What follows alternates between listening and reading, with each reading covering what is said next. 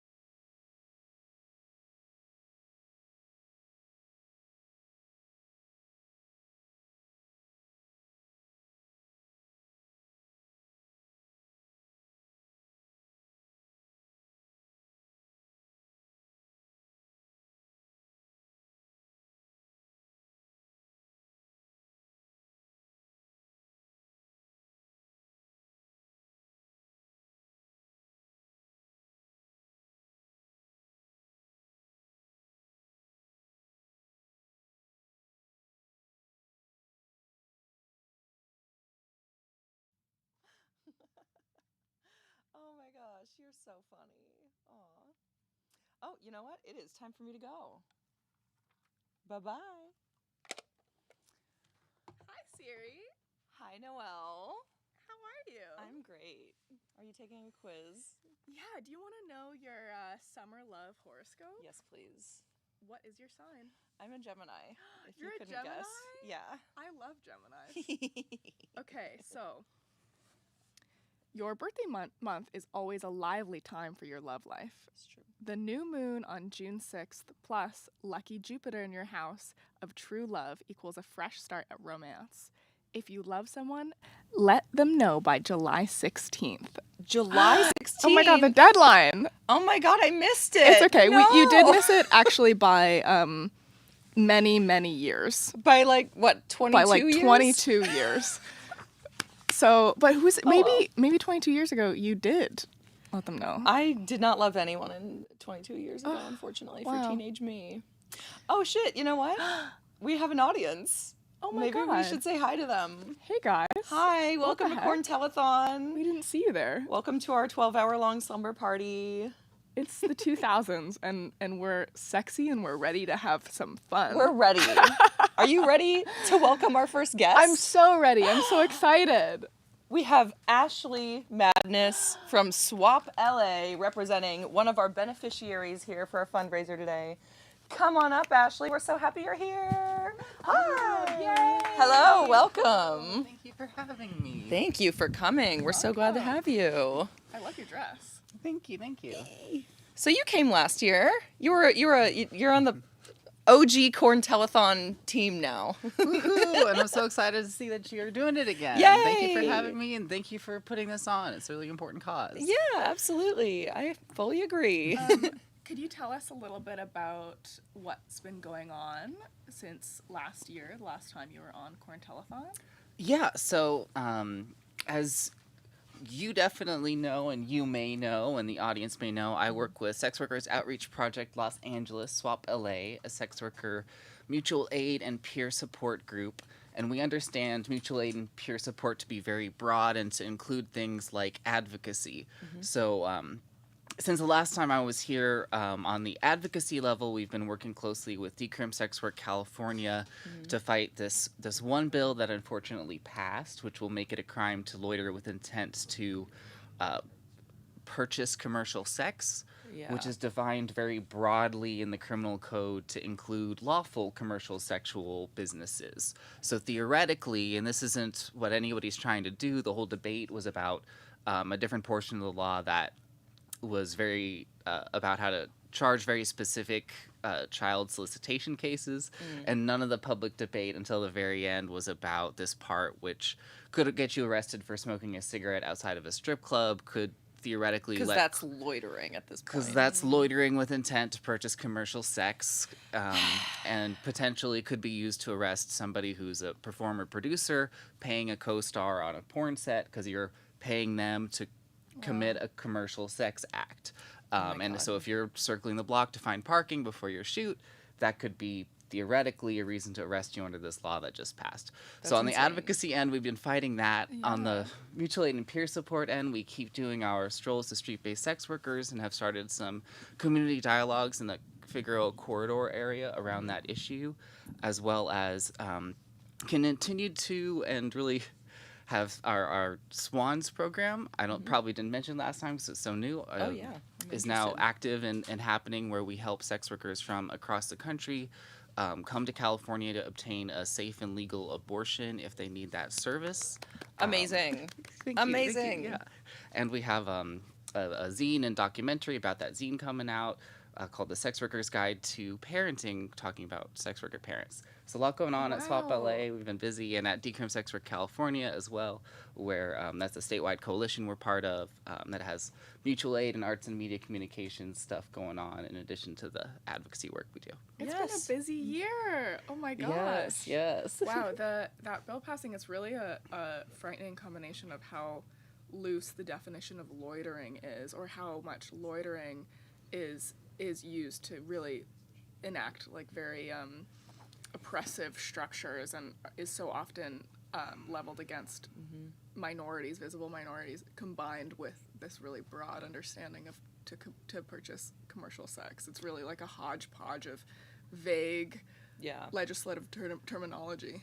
Totally, and a lot of our work comes at this intersection of kind of criminalizing sexuality, obviously, criminalizing poverty, and then criminalizing communities of color, where at the end of the day what you have are these arrest records where somebody was in a certain place at a certain time, maybe wearing something, maybe they waved their hand at somebody, and depending on who the cops want to target and who they don't think can fight back, that's who gets arrested, because it's so subjective. And whenever you're loitering is the criminal act, it should definitely raise a lot of red flags. Yeah. Well, it is just the law against existing in public, really. Absolutely. Obviously, that's going to apply really to only a certain type of person loitering in public who isn't seen as allowed to be there by the state, et cetera, et cetera. Or a type of person that looks a certain type of way. Yes. Or is wearing a certain type of thing. Yes, exactly. Or just in the wrong location. The wrong location. No, it's definitely a wrong place at the wrong time. Is totally why you get charged with this. You know, that could be a bad excuse for, a serious murder evidence or something. Yeah. But the only reason anybody's ever charged with a loitering offense is because they literally were in the wrong place at the wrong time, and they got, profiled for it in some kind of way.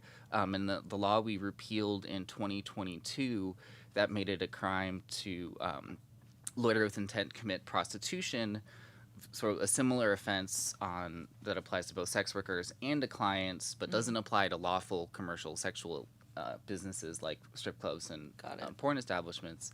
We had evidence that law was used extremely disproportionately along racial lines in Los Angeles.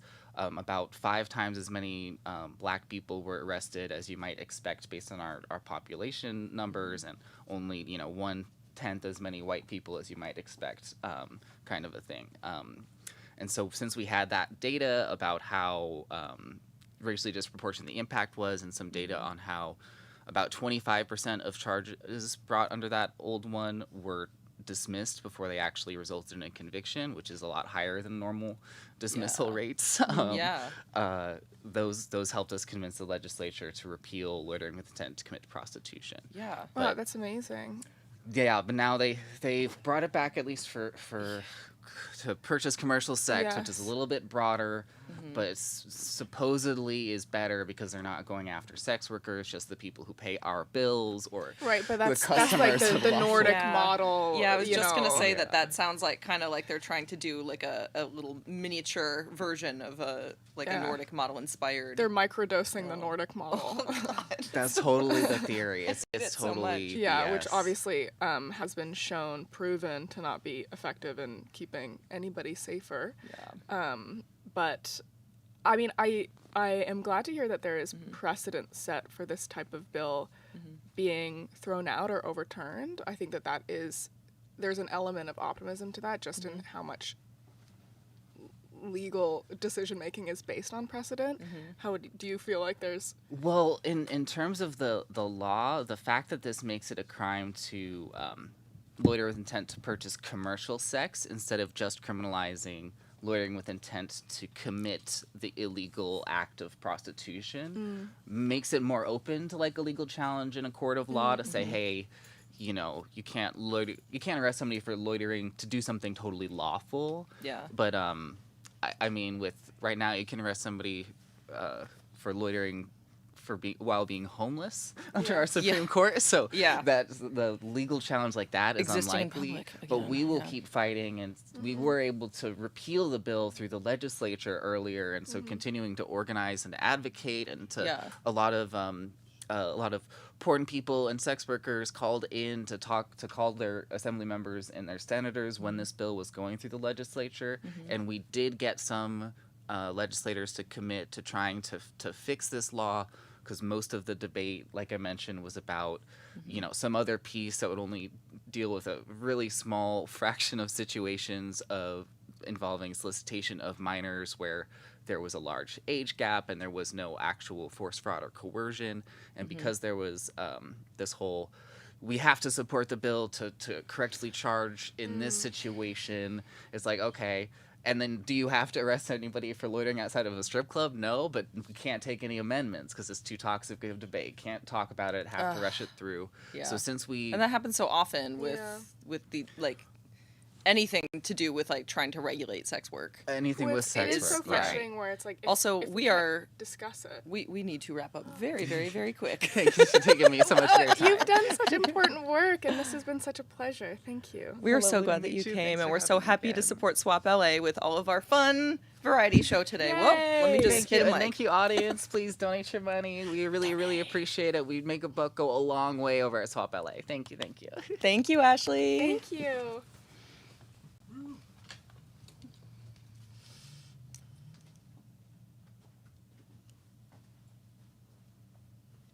Nice shades. Thank you. Hello.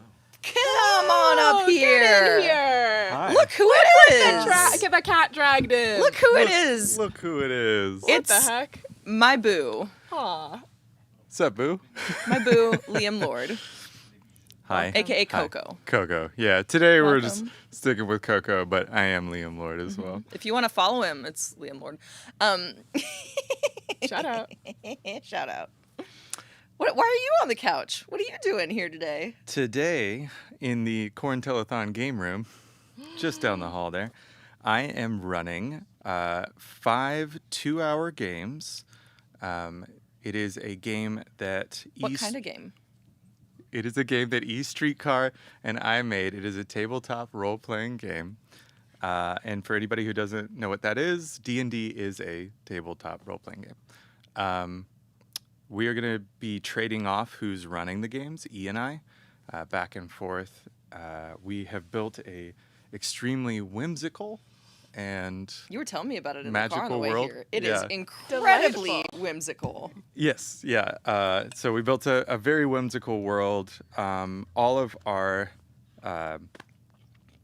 player characters are sex workers or sex work adjacent. We wanted to make something that was destigmatizing and fun and humanizing and just playful When whimsical. and whimsical. Full of I The whimsy. word of the day. I love the Whimsy word and whimsy. magic. It's Yeah. hard. Yeah. We kind of joked that the general like vibe was something along the lines of Adventure Time and Gravity Falls. Oh, I'm so excited. Yeah. Can Very, you very give playful. us like a little preview, like a Little- little teaser little of like teaser? some of the just like you have some really creative names of things. Yeah, so if you who just like would rattle we off meet maybe in some of this the world? So the town that everything's going to take place in is Pussy Willow, and the shop. So there's a bookstore in this town called the Nook and Cranny. Years ago, long time ago, the person who started the Nook and Cranny, Miss Maxwell Marley, disappeared. No. But after she disappeared, the bookstore stayed open. It's just purely run by magic now. And one day, a sex worker came to town. She went in to buy a book, and it made a room for her. Wow. And since then, it has made a room for every traveling sex worker. They're allowed to stay there for as long as they want for free, and all the rooms are made for them. So it feels Wow. like a home bedroom. And I actually knew a place like that in Montreal. What? Really? This exists in? Of course, it would be in Canada. Yeah, We can't yeah. have nice things like that here. No, never. We've got a lube dragon, A lube. A lube L-U-B-E. a lube A dragon. slippery lube dragon? Yeah. What does he do? He shoots lube out instead of fire. Wait, from the mouth? Yeah, I'm pretty sure, actually. This is Sure. E's creation, so I might be getting this one wrong. There is a hole that shoots lube for sure. For sure. Guaranteed. We came up with some Something to shoot lube. like weapons and tools that people can have that are based off of different sex worker jobs, types of sex worker. So we've got things like the rod of sounding, which is a rod that shoots out like thunder. We have a squirt gun full of lube that you can shoot and make the ground slippery. Oh, that's amazing. We have, That would be an effective weapon. yeah. We also have, ooh, Uh-oh. Oh my A god. challenge. What? Approach it. a marshmallow. Amazing. Amazing. Oh my god. You know what that's for? Are we doing it now? No. Okay. Okay. Just a tease. Just Just a asking. tease, just a letting people know that something's happening. I like the idea of a squirt gun that shoots lube. I'm considering it as a potential real life, because I do think that, I mean, it really could turn a stressful situation into sort of a fun, Looney Tunes-esque moment of humor. You can hear the like Yeah. little like Yeah, as the exactly. feet slip. Yeah, you're walking 100%. alone at night, you're feeling a bit nervous. Mm-hmm. Boom. And it is called the Yakety lube. sax. It is called the lube shooter, of course. Of course. That's Of course. perfect. That's perfect. I mean, that is kind of a way to like, you know, if you were trying to like get someone to leave you alone, just Yeah. squirt a slip 'em. puddle of silicone lube on the floor in front of them. Psh, Exactly. better really than a don't- banana peel. Well, that's the thing. I think that we really kind of conceptually explored the potential of banana peels in fiction Yeah. as sort of Yeah. like a counter, like a defensive. Counter defense. Yeah, but I think that it's time for us to maybe consider that in the real world. You know, things are taking turns, and we need to consider what our best options are. More Yeah. banana peeling. Yeah. You hear that? As a form of activism. Leave banana peels out for politicians to slip on, maybe. Yes. Yeah, that sounds good. Yeah. Or just bring a squirt gun full of lube. Yes, or Yeah. the modern tech That's- equivalent. yeah. Yes. This is high tech. We're innovating here. This is Yes, actually I'm this so is a think excited. tank. Yeah. I think the one in the game is like a little handheld, but I do like the idea of the full pump action Yeah, one. like a super shooter. Yeah. Yeah. A Nerf gun of dildos? Different vibe. Oh but my. we're Hey, we're iterating. still making things because we I've want to got make them kind of ideas. individually Butt for plug each Nerf gun. person. Butt plug gun. Nerf guns, pretty good. Uh-huh. Can you imagine? Or maybe it fires like a ball gag, so it like hits and then wraps around and locks onto the person. Yeah, like, do you remember those very 2000s the slap wrist bracelet. bands? Yeah. Bring those back. Those were fun. Those were fun. Yeah, the problem was is they were just like hard metal inside, with and they steel. put soft plastic on the outside. It would so it took like a immediately week become- before it's a weapon For fully. sure. That's very true. Just Did put anyone it else ever cut themselves on it? Because it is metal on the inside. Yes. Like Yeah. eventually the fabric covering would like wear down, and then you just have a fucking thin metal edge, knife. just like perfect, Yeah. like literally a knife. Yes. I know the A rumor slap was knife. that they like caused like real harm, and that's why they went away. But I think they more likely people just realized that I also they think weren't kids that were just interesting. slapping each Yeah. other with them. Like I have a lot of memories schools of being banned like them. 5th grade and like slapping the shit out of my classmates with Yeah. a slap bracelet. I had the little gummy Naturally. hand that you could. Yes. Oh, was- yeah. I loved the little gummy I hand. actually had from- one of those from not too my long ago. School for sure. There were so many of those just like permanently stuck in the ceiling at my school. Yeah. No way to get them Petrified. out. We're almost out of time, but I want to make sure that before you go back to your special corner Zone. My in the special studio, space. that you have an opportunity to tell. So when is the game stream starting, and where can people find it? So it is starting at 11 a.m. Mm-hmm. And we are going to be streaming on E Streetcar's Twitch stream. They can find the link at Corn Telethon. And they can find the link at Corn Telethon, which is great because I Corn wasn't going to Telethon. know what to say for the rest of it. Corntelethon.com. There's a stream button in the navigation thing, and There's a game room specific. the game room stream's up on there. And so we're you can going to find be it right there. We're going to be there all day. Yay! Thank you for Yay. telling us about the game. I'm honestly Thank really you. jealous that I'm not going to be able to play it today I because know. I'm going to be doing this all day. I'm kind of jealous that you're going to meet incredible people all Yeah. day. I'll get to play it later. Yeah, I'll have to watch it later. All right. Well, thank you. Yeah. Okay, bye. Can I have a little smooch on the forehead? A little Aw. smooch. Thank you. Aw. Love You you. want a forehead smooch too? Here. Whoa! Look at this. Do you want to read one of these? Yeah. Thanks. Reminds about Suede too. Yes. All right, so we just had Ashley Madness on as our first guest. She is repping SWOP LA. She's a part of that organization.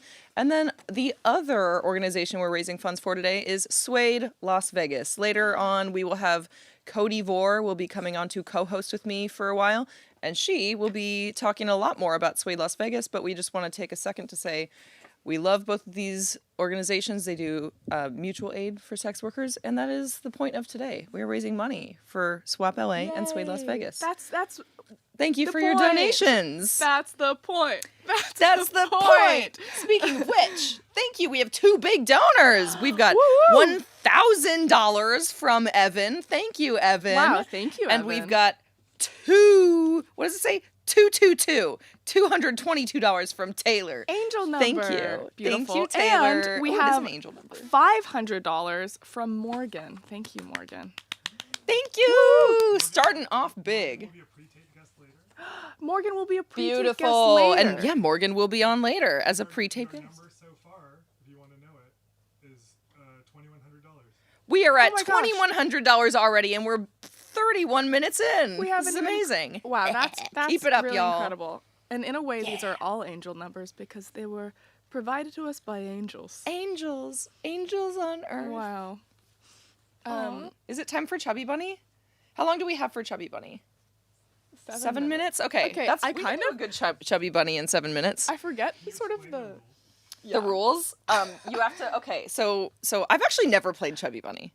I don't. Isn't know that if crazy? I have either. It's like exactly the type of thing I would do. Yes. But I've never played it. Could you do me a favor real quick? Could you hand me that course. star-shaped pillow? Of course I can. This pillow was a little big, but I like having a little go. pillow, kind of like a little comfort pillow little on next to my friend. butt. Thank you. So, so we have to each one at a time put a marshmallow in our mouth and say Chubby Bunny, and then Okay. you put another marshmallow in your mouth and you say Chubby Bunny. I think we Yes. could maybe do it simultaneously instead Until of taking we turns perish? because we only have a couple minutes. What's the? So it's just until you literally can't say it. say the word like Chubby Bunny. Okay, who do you think is gonna win? Let's take. I don't know. A tone check. Your smile's wider than mine, so you might have more room inside your mouth. You might win. That's all I have to go on. I have no idea. Just size of mouth. I Rough don't know. size of mouth. Yeah. Volume But then capacity? again, I can also fit. I can fit some really big stuff in my mouth. Hey, many- and I you don't heard it here know. first. Okay. Who will go first? Okay. I'll go first. Yeah. Chubby Bunny. Beautiful. Articulate. Oh, cool. What do we do? I guess we just spit I them into do- the bucket when we're done. Want to note that this container is labeled granola. Chubby Bunny. Chubby Bunny. Oh my god. Siri, You're you're losing amazing. the plot already. Oh,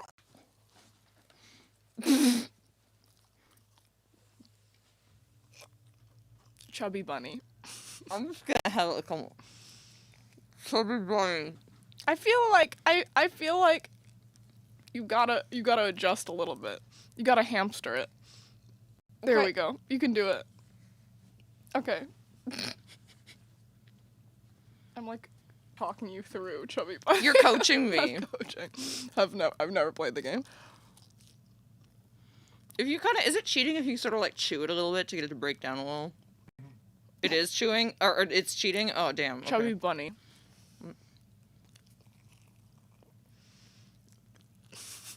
Chubby Bunny. This is like, it's kind of giving Zin. Like, can you imagine you're at dinner, I pull a packet of marshmallows out and tuck one into my gums after dinner?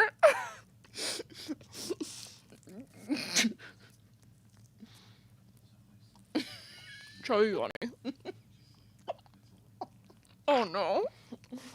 Chubby Bunny. This is getting, Bunny. this is body horror. Never.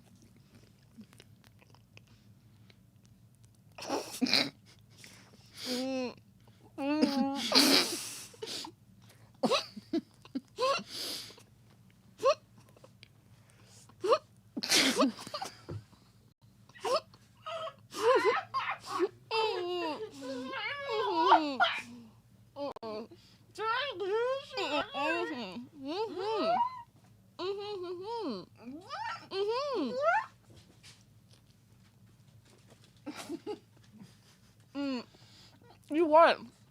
Oh, how? Because that was not Chubby Bunny, what I just said. No, Oh, yeah. I'm Oh, man. Do we have like a wipe, a wet wipe? Perchance? wow, that was like, Yeah, that works. This is a dry wipe. that was quite a We got a dry visceral. wipe, and then we got. Here we go. We got Thank some you. waters. That was visceral. That's incredibly visceral. Um, Can't believe I've never chubby bunnied before. I feel like that could and maybe should be a sex thing. I'm just saying. Who that says the- it's not the already? level of intensity, physically, notable. Do you want to talk about Pornhub's coming up for a sponsor? Yeah. For a community supporter? Yes. Do you want to talk about the conversation we're about to set up? Yes, absolutely. Yeah, so in a minute here, you're gonna get to watch a conversation that I had with the amazing Asa Akira, a Pornhub brand ambassador. And we just, we talk about some of what's going on with censorship online and how that's affecting their platform. But also, very importantly, Pornhub is a huge sponsor of this event. So thank you so much to the Hub. Yay, the 100% hub. of the money that they give is going straight to the organization. Beautiful. Yes, also very notable. 100% of the money that the Hub has given us as a sponsor is going toward SWOP LA and Suede Las Vegas. So thank you so much, Pornhub. Woo! We love you. Yay, the hub. And we'll get to hear more about some of what they're doing on their platform to really increase the safety and the experience of those of us who use that platform, both as creators who upload to it and as viewers who want to make sure that they're consuming stuff that is safe and consensual when they're getting their fun alone time or together time. when You they're don't have to look chubbying at it their alone. bunny. When they're chubbying their bunnies. I still have. It's just easier to just it's just so yeah, I much. think I'm gonna be so sweating sticky. marshmallow for I'm the so rest sticky. of the day. Oh my god. Cut to the video. Got a random hair in my mouth. Cut to the video.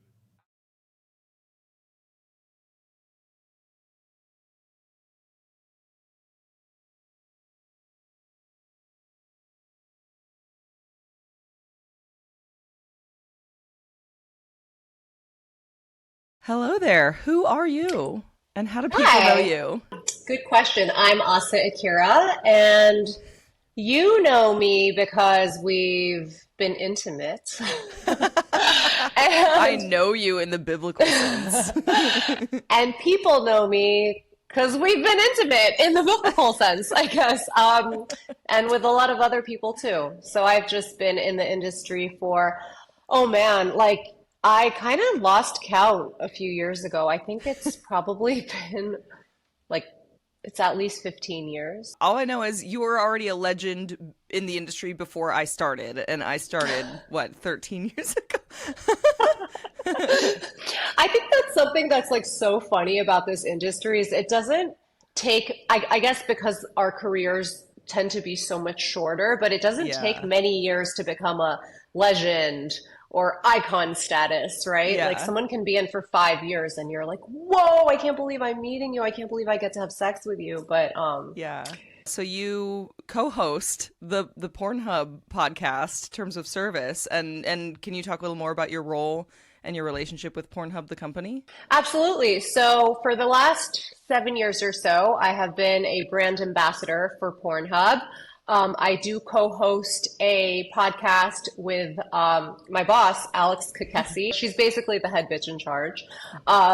Very, very smart woman that I am so happy to be working with. And I'm so happy she's at such a high level at a brand that is probably like the most recognizable brand our industry has seen in a really long time. Maybe since like Playboy even. Yeah. So it's a really like exciting time, I think, to be in the industry. Obviously, many things working against us. Yeah. So happy to be here to be talking about those things. It's so, you know, it's great you're doing this. Like, it's such a important time for us to be like coming together and even having these conversations because nobody else is. Yeah. Well, thank you. So yeah, I am here on behalf of Pornhub today. I think it was especially important and meant a lot to them to be here today because their values are consent, freedom of expression, freedom of sexual expression specifically. So yeah, thanks for having us. So first of all, Pornhub has been taking a proactive role in the emergence of all the age verification laws. We know that there's like 24 across the country and more in the works. So can you tell us a little bit more about what that has looked like? Pornhub has pulled out. Actually, this is like kind of a misconception. A lot of, I know that's the thing with porn. Everything is a pun. It's, yeah. You know, even when it shouldn't be. It's like, guys, we're serious here. We're being serious. Pornhub pulled out. No, but I think a lot of people think that Pornhub has been banned in these states or that porn in general has been banned in these 20-something states across the U.S. But actually what they have done is implemented these age verification laws, which I think on a surface level sound like something that might be good. We hear the term age verification, and obviously, you know, I don't want kids watching my porn, but they've made it so that in order to access an adult site, you need to submit your legal identification in order to access the site and consume any of the content at all. The problem with that, though, is that when someone is trying to get into Pornhub, has to upload their legal ID. You're not really going to do that. What are you going to do? You're not going to not jerk off, right? Yeah. So you're going to go to a much smaller site that maybe you don't need to upload your ID to, and that site is not going to be regulated. They might not even be moderating their content at all. Exactly. And so as of a few months ago, every single person in every piece of content on Pornhub is verified. This ties in, I think, to my next question that I have for you. So let me just go ahead and because my next question is about Pornhub's IDs and Consent for All initiative. Previously, when we uploaded content to Pornhub, only the uploader needed to verify our identity. Moving forward, we need to verify every single person in the video. And not only is that moving forward, Pornhub has retroactively requested all of us performers to submit verification for every single video that we want to remain published on Pornhub. I can say personally, It's that been a I pain in had the when ass. when this happened. It's a pain in the butt, but I'm not like gonna complain about it. It's just like this is what happens when we have to update the standards and like make things better to keep everyone safer. But it is funny because I had like a handful of videos that I shot with my partner who we shoot together regularly delisted. But I keep telling him like, you have to log in and like approve the new settings. It's a real double-edged sword. But that's just in case people are wondering. It's like, that's how locked down it is. It really is. It is. I think that's great news for both performers, obviously, but also consumers. They can rest assured they are watching ethical content. That everyone in the video has gone through like multiple steps to prove their consent and their age and all that. Yeah. In relation to that, they have added a collaborator feature, which is actually, it's a tool that's been requested, I think, number one for a while now, but it's essentially a tagging system. So every time you upload a video to Pornhub, you need to verify the identity and consent of every single person in that video. And with a tagging feature, rather than submitting their paperwork, their documentation, all the selfie stuff, every single time, you can just send them a tagging request and they can approve it or deny it. And as long as they're opted into the collaborators feature. Yeah. It works great. And it simplifies the process. And it's also like, I like it knowing that when I collab with someone and they put up a scene that we did together, or they upload something that I'm in onto their channel, I like knowing that they don't also then have to upload copies of my legal IDs and like my paperwork with personal info. I mean, I don't know about you, but I don't know how many times my identity has been stolen. I still, even to like file my taxes to this day, I still have to go through so many extra steps. Same. And probably you too, because our information is everywhere just from like shooting with so many people. Speaking of all these features and the way that Pornhub is constantly updating community features to make us all safer, I think a lot of what we're talking about in this conversation is going to continue when I'm going to be on a panel for the ALO and Woodhull Freedom Foundation Community Panel, and that's on September 30th. So I'm very excited about that. It is open to the public. I do believe it is like mainly a creators event, but it's digital and you can register on Eventbrite by searching ALO community. Amazing. Are there any other Pornhub products or updates coming up that you're excited about?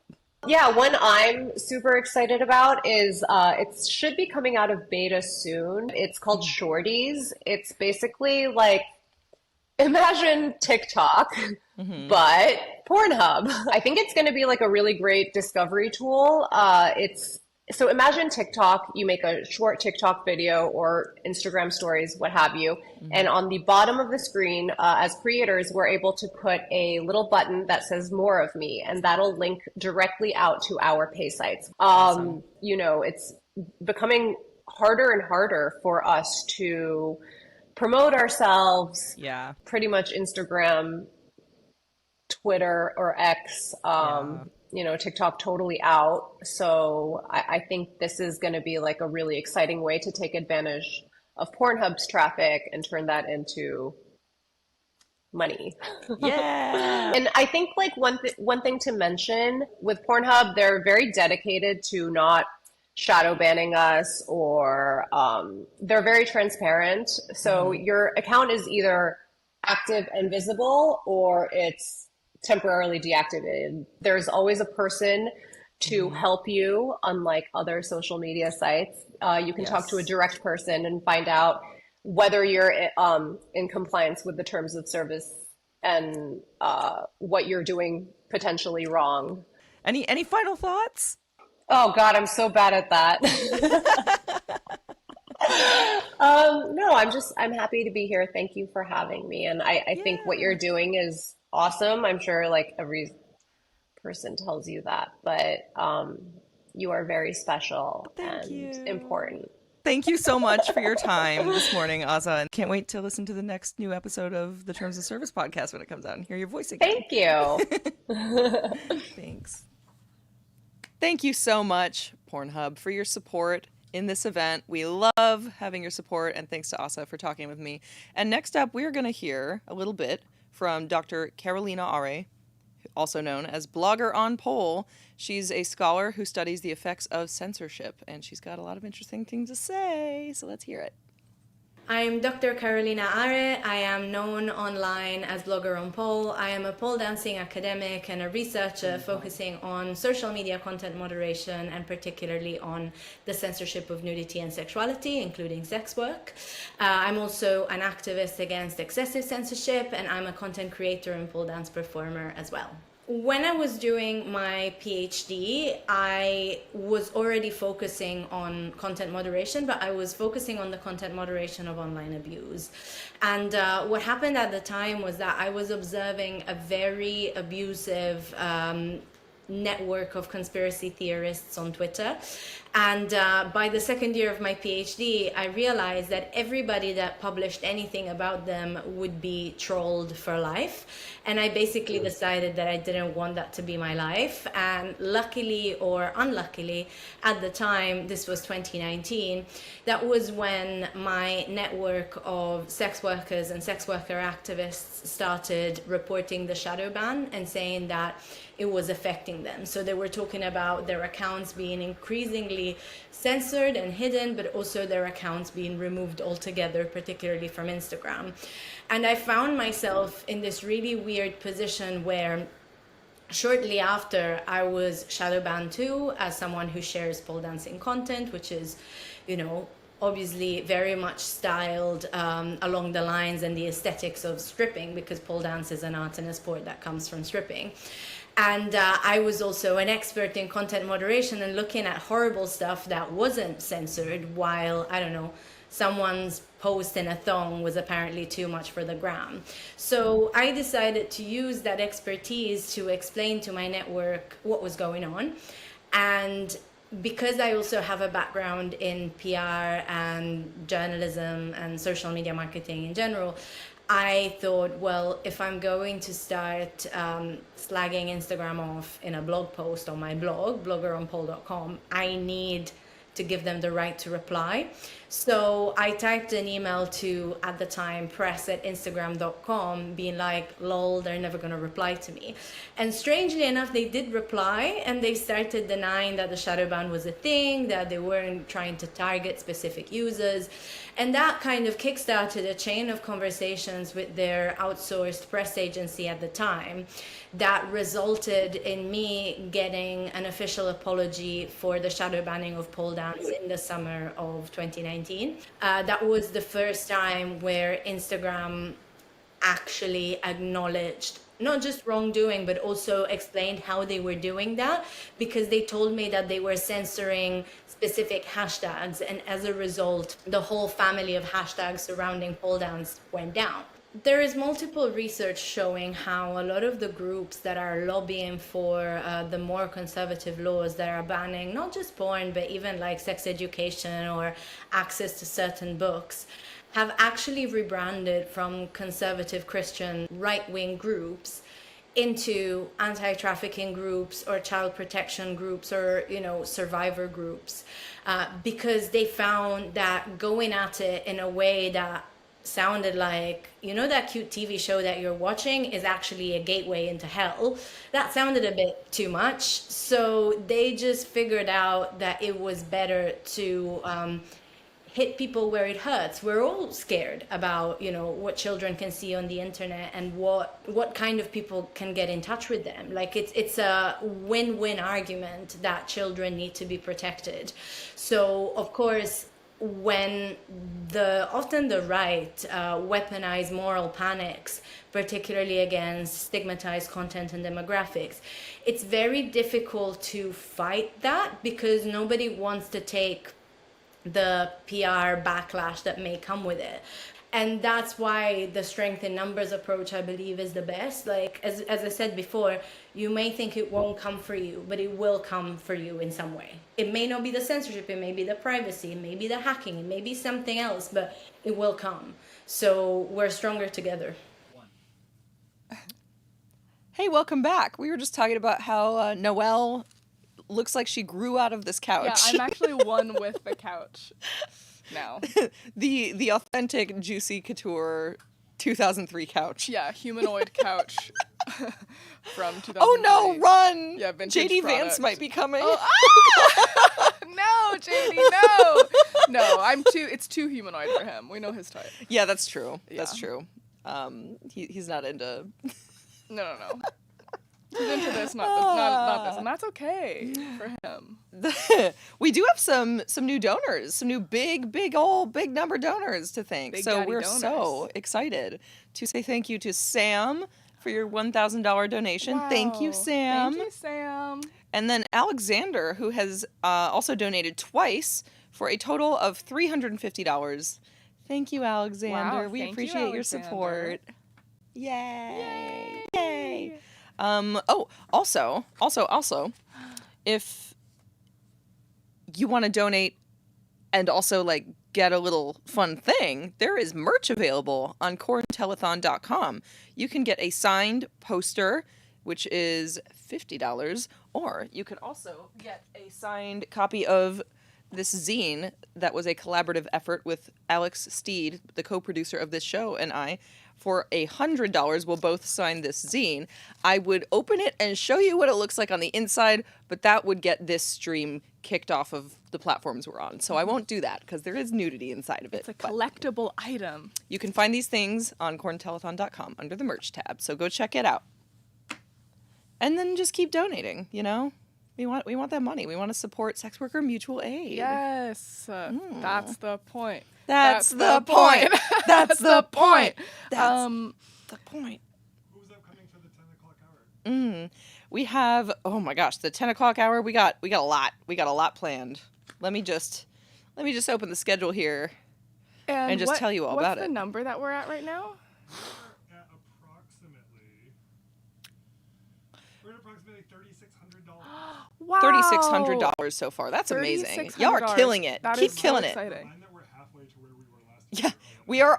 we are not even 1 hour into the event, and we are already about halfway to the total that we made at last year's Corn Telethon. Yeah. So this is And let's actually blow amazing. that total out of the water Like, this year. absolutely obliterate it. Yeah, let's absolutely obliterate it. Absolutely. Destroy it. Destroy Dominate it. it. And you know who's going to help us do that? The guests that are coming up in the next hour, including Cameron Farmer, who's going to do some astrology with us. Then we're going to have Charlie Ford, who's a corn performer, as well as a veterinarian. And then we're going to hear from Maris Kreisman, Colleen Carney Hefner. We're going to have Kaya Chimera on. We're going to have well, I'm reading these out of order. Wow. Okay. This is my brain. We're also going to hear from comedian Josh Gondelman. So excited to hear from him. We're going to have in-person interview in the studio with Alice Wetterland. I'm very excited about that. And then guess what? We're also going to be getting ready for the game room stream at the very end of the 10 o'clock hour, because the game room stream will go live at 11. And we just heard a little bit ago from Coco talking about that. We're just so excited. We have so many cool people. Oh my God. Okay. Stacked. It's legit stacked. It's gonna be a It's big crazy. hour. It's nuts. Do you want to crack this glitter open? Let's crack this glitter open. I feel like yeah. we're not Yeah. glittery Yeah. enough. Yeah. So, can I show you my favorite way to do body glitter? Please, That I show learned when me. I was 12. Yes. Okay. So actually, I need to use my phone as a mirror for this, because there's two specific places it's got to go. Okay. I was one- never a body glitter girl, but I'm like, maybe Well, actually, I it's gotta a get, late like- in life. Let me get it started first. Whoa. You kind of gotta go like this on your hand or whatever to get it, because it'll be too much if you do it like that. And then you put it under your eyes. Wow. I don't know why we did it this way, because we didn't know what highlighter was yet in makeup terms, so we would just put it Oh my God, you here. look beautiful. And it's not as sophisticated as I think the way that we're all used to doing makeup now that we have access to the internet and professional makeup tutorials, but I still like it. I love it. It looks like you have glitter freckles. Thank you. It's On really, top of really my cute. already other fake freckles. Well, I feel like it really blends together. It looks quite natural in a funny way. It looks like you're naturally glittery. and then the other one is just under the collarbones. You know, you got to do it here. Yes. Yeah, that's okay. I'm The not high doing this with a points. mirror, so it might look stupid, but I don't know. No, How's that I look? mean, I think that the magical thing about body Yeah. glitter is that Just do. you can just put it wherever and it looks good because it's glitter. It's so glitter. I feel like I'm like so on my tip of fully my nose. covered in my like couch cosplay, We can but we can do glitter your arms. We can pull it down a little bit. Let's do it. Oh, show some something. Some neck. Some neck. Yeah, show some neck. Hold on, I gotta. Oh yeah, get in here. These pants are very tight. In case anyone was wondering, this is actually a Juicy Couture tracksuit from like 2005 that I bought Very vintage accurate. online, and they're not made for Juicy people at all. This is the So largest sad. size they made them in, and it barely fits me. They're lying. They need to do Juicy Reloaded. Juicy Reload. They're making this is like a newer one, because they make them again now, which is in that? like more normal sizing, which is great. That's great. You just have like a little hint of. I gotta do a little bit. Is this okay? Yeah, no, please. Okay. Just do. Is this helping with the couch? Oh, it's so good. Yeah. Oh, it's so good. We're so sparkly. We're so Yay! sparkly. It's the 2000s and we're sparkly. I love it. Thank you so much. I'm gonna let it dry. It's so good. I like this. I like it that it's gonna be covered, and it's just like a. It's like a secret hint. You know, it kind of looks Yeah. like you like have, like you're one of the Cullens It like, looks like you're one of the Cullens. underneath. I think that we look like the Cullens. I watched Twilight for the first time this year, Really? and that movie's crazy. It is Oh, insane. we gotta introduce our next incredible Is it guest. ready? It's Is it time. ready? It's We're time. ready. We're ready. We're ready. All right, we've got Cameron Farmer coming up. Woo! I'm so excited for this. Yes, hello. Welcome. Hello. Nice to meet you. Welcome to our slumber party. Wow, I love your shorts. Thank you so much. They're fashion brand. Oh, yes. I love fashion. Yeah, absolutely. I love Fashion Brain Company. Hi. Yeah, they're great. You've only watched pants are Twilight so for the first time this year? Yes, and I have to say, the people who Sorry, parody I just- Twilight Yeah. do not go hard enough. No, It's they don't. great. It's a crazy movie. It's an insane film. It's one of my favorites. I think it should be in the Criterion Collection. I mean, I that agree. really- yeah, it really does need to be. I know that's not what I was here to talk about, but I appreciate you kind of. Do you want to see my Edward Cullen impression? yes. That's Can you do it really outward to the? good. That's so good. Thank That's you. Really Thank you. good. Thanks. I was like, Wow. I need to practice that in the mirror for like an hour, and then I did. Man. Anyway, you inspired me. welcome. Thank you.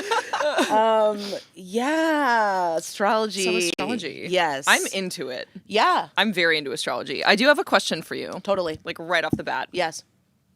Tell me if I'm going too hard. No, But it's do very you good. have any insight as to why so many people under the sign of Aries, is in particular almost every Aries man I've ever met, Yeah. like not only are they not into astrology, they're like actively hostile about it. Yeah, that makes a lot of sense to me. Well, because Aries is ruled by Mars, which is like this planet of like aggression and intensity and desire, but like desire that's proactive. Okay. And passion, but like anger and war.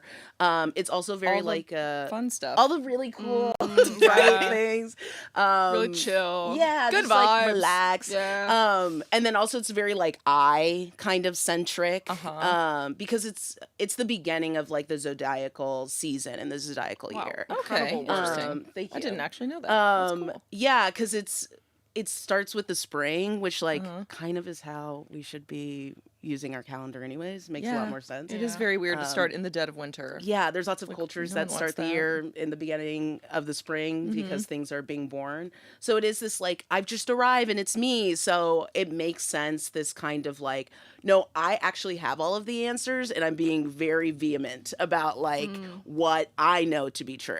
So Got there it. isn't a lot of like, I think astrology is not all of it, but a lot of it is feedback. You're just getting like feedback from the planets. Yes. Especially when we think about it like That's essentially how I've always kind of thought yeah, of it. yeah. And when we're thinking about it, like with, like how it interacts with us as humans, it's like, okay, I'm getting feedback, and I don't think Aries tend to like that.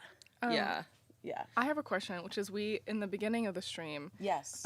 we looked at our summer love forecast. We Oh, have yes. some we have a couple magazines from between 2000 like the year 2000 and 2004. Oh my gosh, this is And amazing. Yeah. this is from 2005. Okay, work. So Cosmo girl. How accurate do you think, or like what can we take from this Let's see. literally 20 years later? Which signs were you looking at?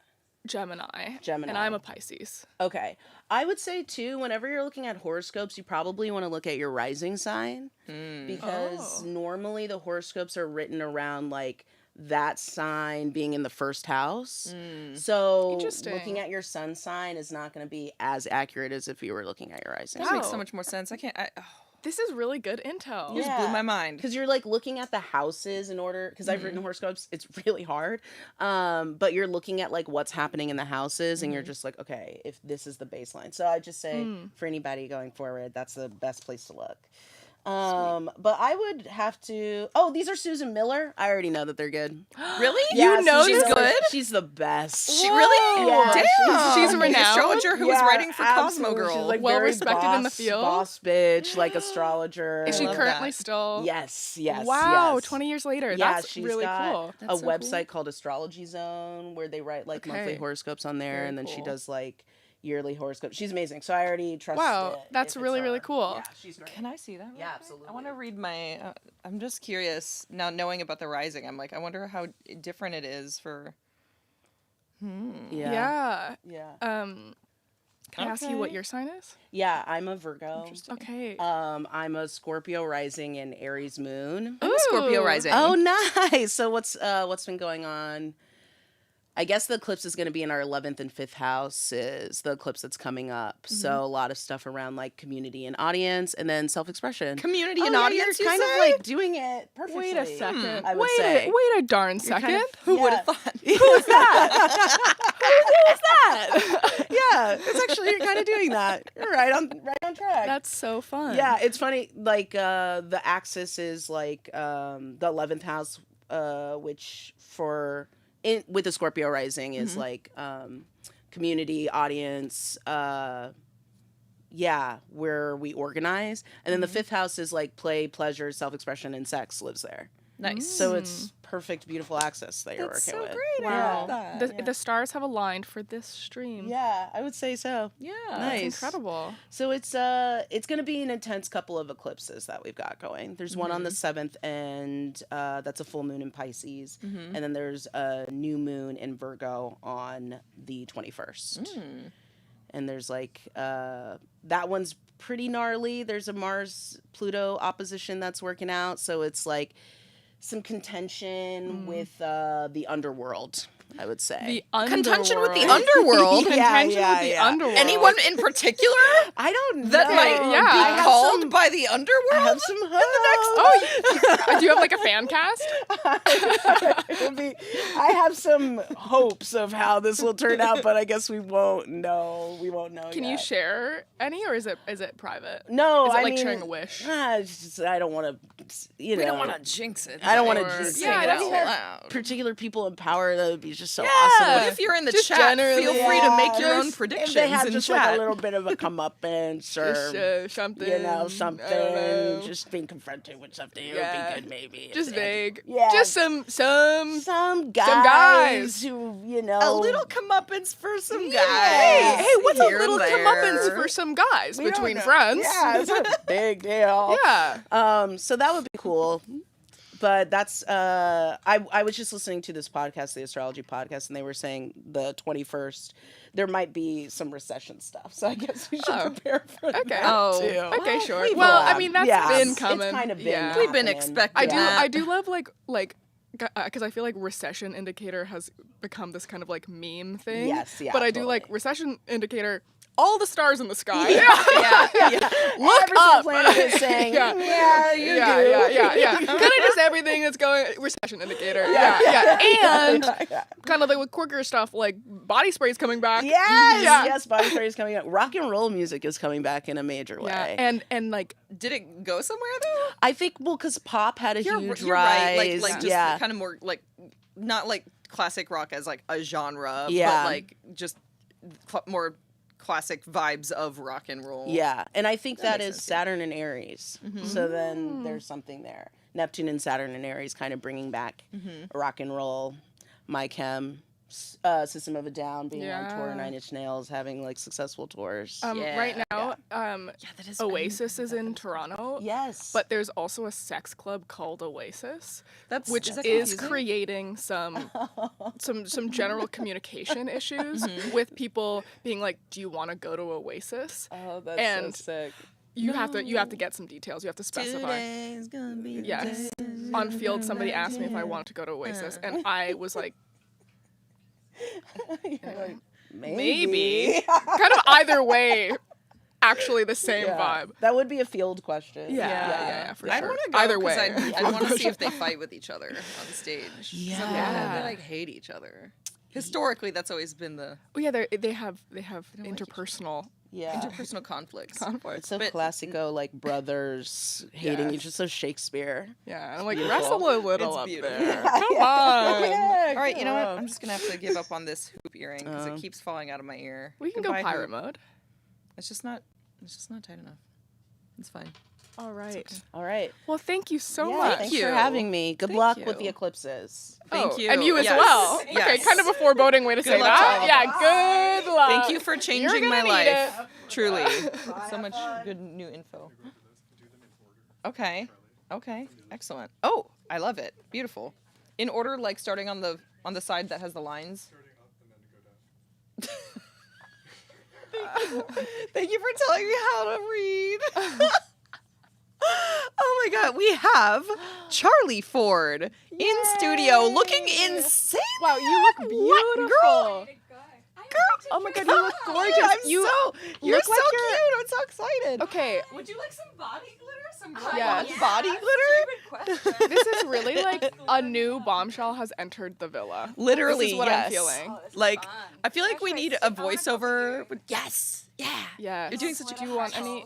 Yeah, go for Okay, it. yeah. So good. Make me sparkly. I'm so happy to You're see you because I love sparkly. you and I'm just happy you're here. I'm really excited to be here. I even brought my stethoscope. You did? Yeah, I didn't bring it. Amazing. It's in my bag if we want to make me look extra profesh, but Yes, I would love this look with a stethoscope. because I There's hear a we're lot going talking on. about animals a little bit. We are. Yeah, I wanted to talk about it because it's like very, very interesting and unique. Once I stop glitter bombing myself. So you're you're a veterinarian Yeah. and a performer. Yeah. That's amazing. Amazing. Yeah, I started Amazing. performing at the end of vet school, and someone suggested it, said they thought I'd be good at it, and they were right. And so I did yeah. both, and then moved here. Wow. Hell yeah. Yeah. That's so cool. So I worked in Yeah. emergency mostly. Yeah. Well, I mean, Oof, that's you're, gotta be you're stressful. caring for animals. Yeah. I don't want to block. Which job is more stressful? Definitely vet. Veterinarian? I feel like Yeah. the stakes are really high when you're like Yeah. caretaking for like a sweet little creature that somebody has put, the probably majority stake of their emotional well-being into. Yeah, 1,000%. And I mean, veterinarians have 6 times the national suicide rate for very good Wow. reasons. Yeah. I mean, if you take out our access to euthanasia drugs, then we actually have a comparable depression rate. So it's not that we are more depressed in our job, but we do have access to lethal drugs.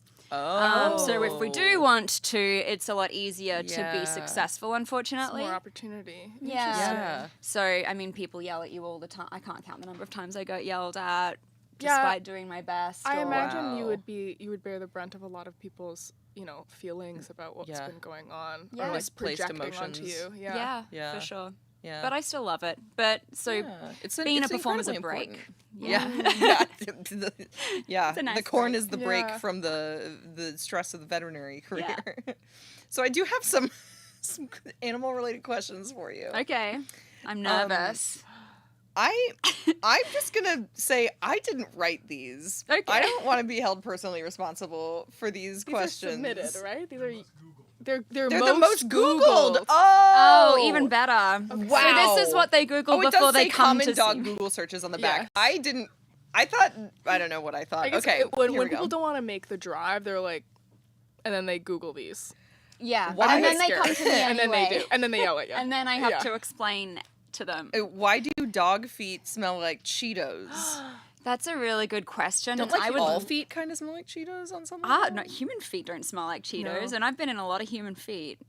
I've I heard a lot of wish. people say that like human feet smell like Fritos or Cheetos. I'm not saying I think that. My feet definitely don't smell that way, but I've heard that as like a refrain like many times before. I heard that it's the yeasts. Oh, I don't know if it's the yeast because there are things that, like nutritional yeast, I don't think smells the same, and Vegemite doesn't smell the same, which is a kind of nutritional yeast. I assume it's just some kind of pheromone, but I don't actually know the answer. I mean, they sweat through their pores, so it's probably kind of like our BO, their BO. It's the similar kind of vibe. Oh, they have Fritos BO. A little foot BO. Aw, between their little paws and their little toe beans and the little fur, and it's all stinky. Yeah. So Stinky. cute. I love when little guys are stinky. My favorite thing is to sniff dog feet. Yeah, oh my god. So cute. I have cats, but I smell them. Okay, Cats, the next they don't question. have a smell though. I don't smell feel them. like. I don't think cat feet have the same smell. They don't really, not the feet, no. If But the anything, top they of just the smell like the head. litter smell. Like, Yes. you know, like just kind of like dusty, whatever. It's clay, like whatever kind of litter you use. You're making it. But cat sound amazing. fur smells like baby fresh. I don't. It's and like it bread. smells so good. Yeah. Like, Smelling the top of a cat's head and just like taking their little head in your head and going is like one of the top 10 experiences of all time. It is. I do it countless times every day. That's Yeah, the shit, that's I the get shit. a lot of cuteness aggression around animals. I think I need to own a cow so that I can let my cuteness aggression out and not hurt You can it. squeeze, Oh, yeah. You just squeeze the shit out of the cow. Yeah, and they won't give a shit. Yeah, I love Yeah, that. they'll like it. Yeah. I think. Okay, another. These are all dog related questions, by the way. Do dogs have belly buttons? they do. I guess. Yeah, it's in the right area. I don't know if you can't really see it on the outside skin, I guess, but when I go to do surgery and you open it up, there is a spot where like the Umbilical cord was? Yeah. Okay. Yeah. Interesting. I've never even thought about that myself. Yeah, I've never Me thought about neither. whether That's any a great question, but animal of course, and mammal yeah. has belly button. I mean, I guess we would, wouldn't we? We would Yeah. have them, but there's something called the linea alba, and so like the umbilical cord kind of was where that is, and it's at its biggest at a spot that would be in the same spot that our belly buttons are, and we have to cut through that when we do surgery because it's much less painful than cutting through muscle. Aww. Yeah. Fascinating. Babies having surgeries. I know tiny surgery. Oh. Can my dog understand me?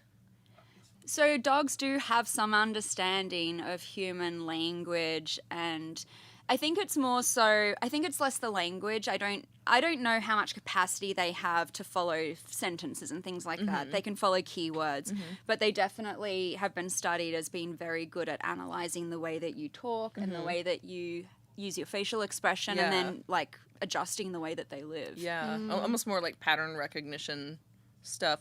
Have you seen the I've thought about getting one of these and I don't have one yet, but I do think I want to get one.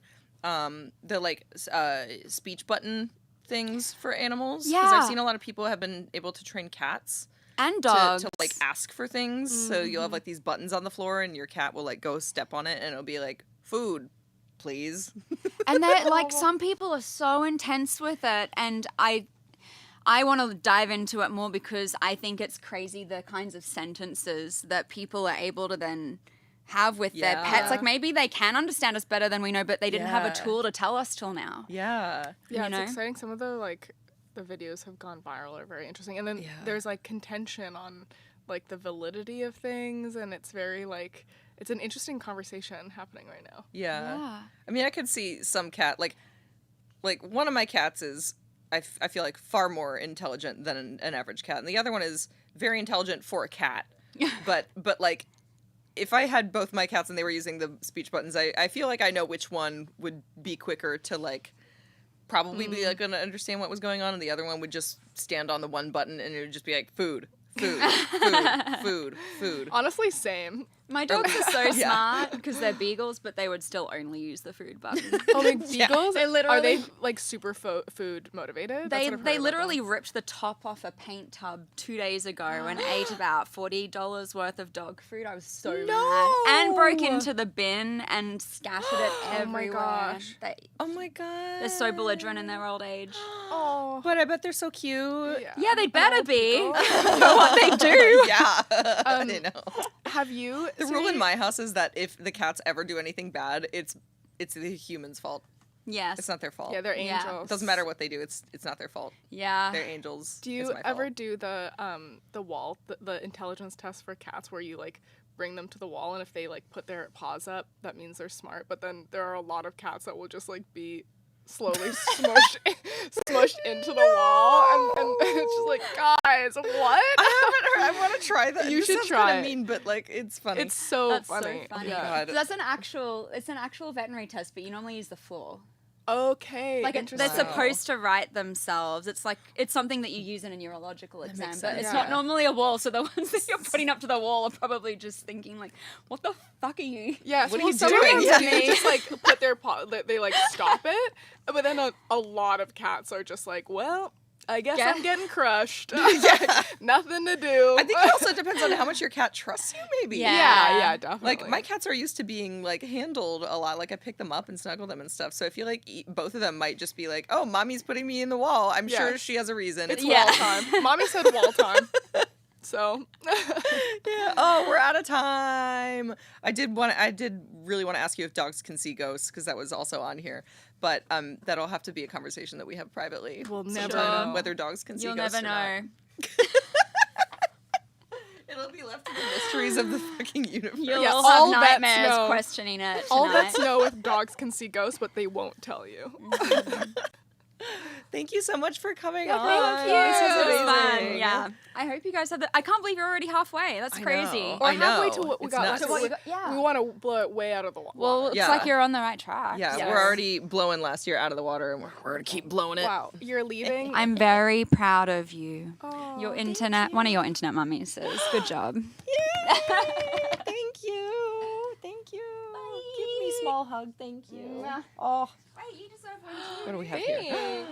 Thank you. Oh yes. There's so much more glitter. We're gonna than go you to a arrived. video from Victoria Malfoy now. Let's see it. Yeah. Hi, I am Victoria Malfoy. Some people might know me from my audio work.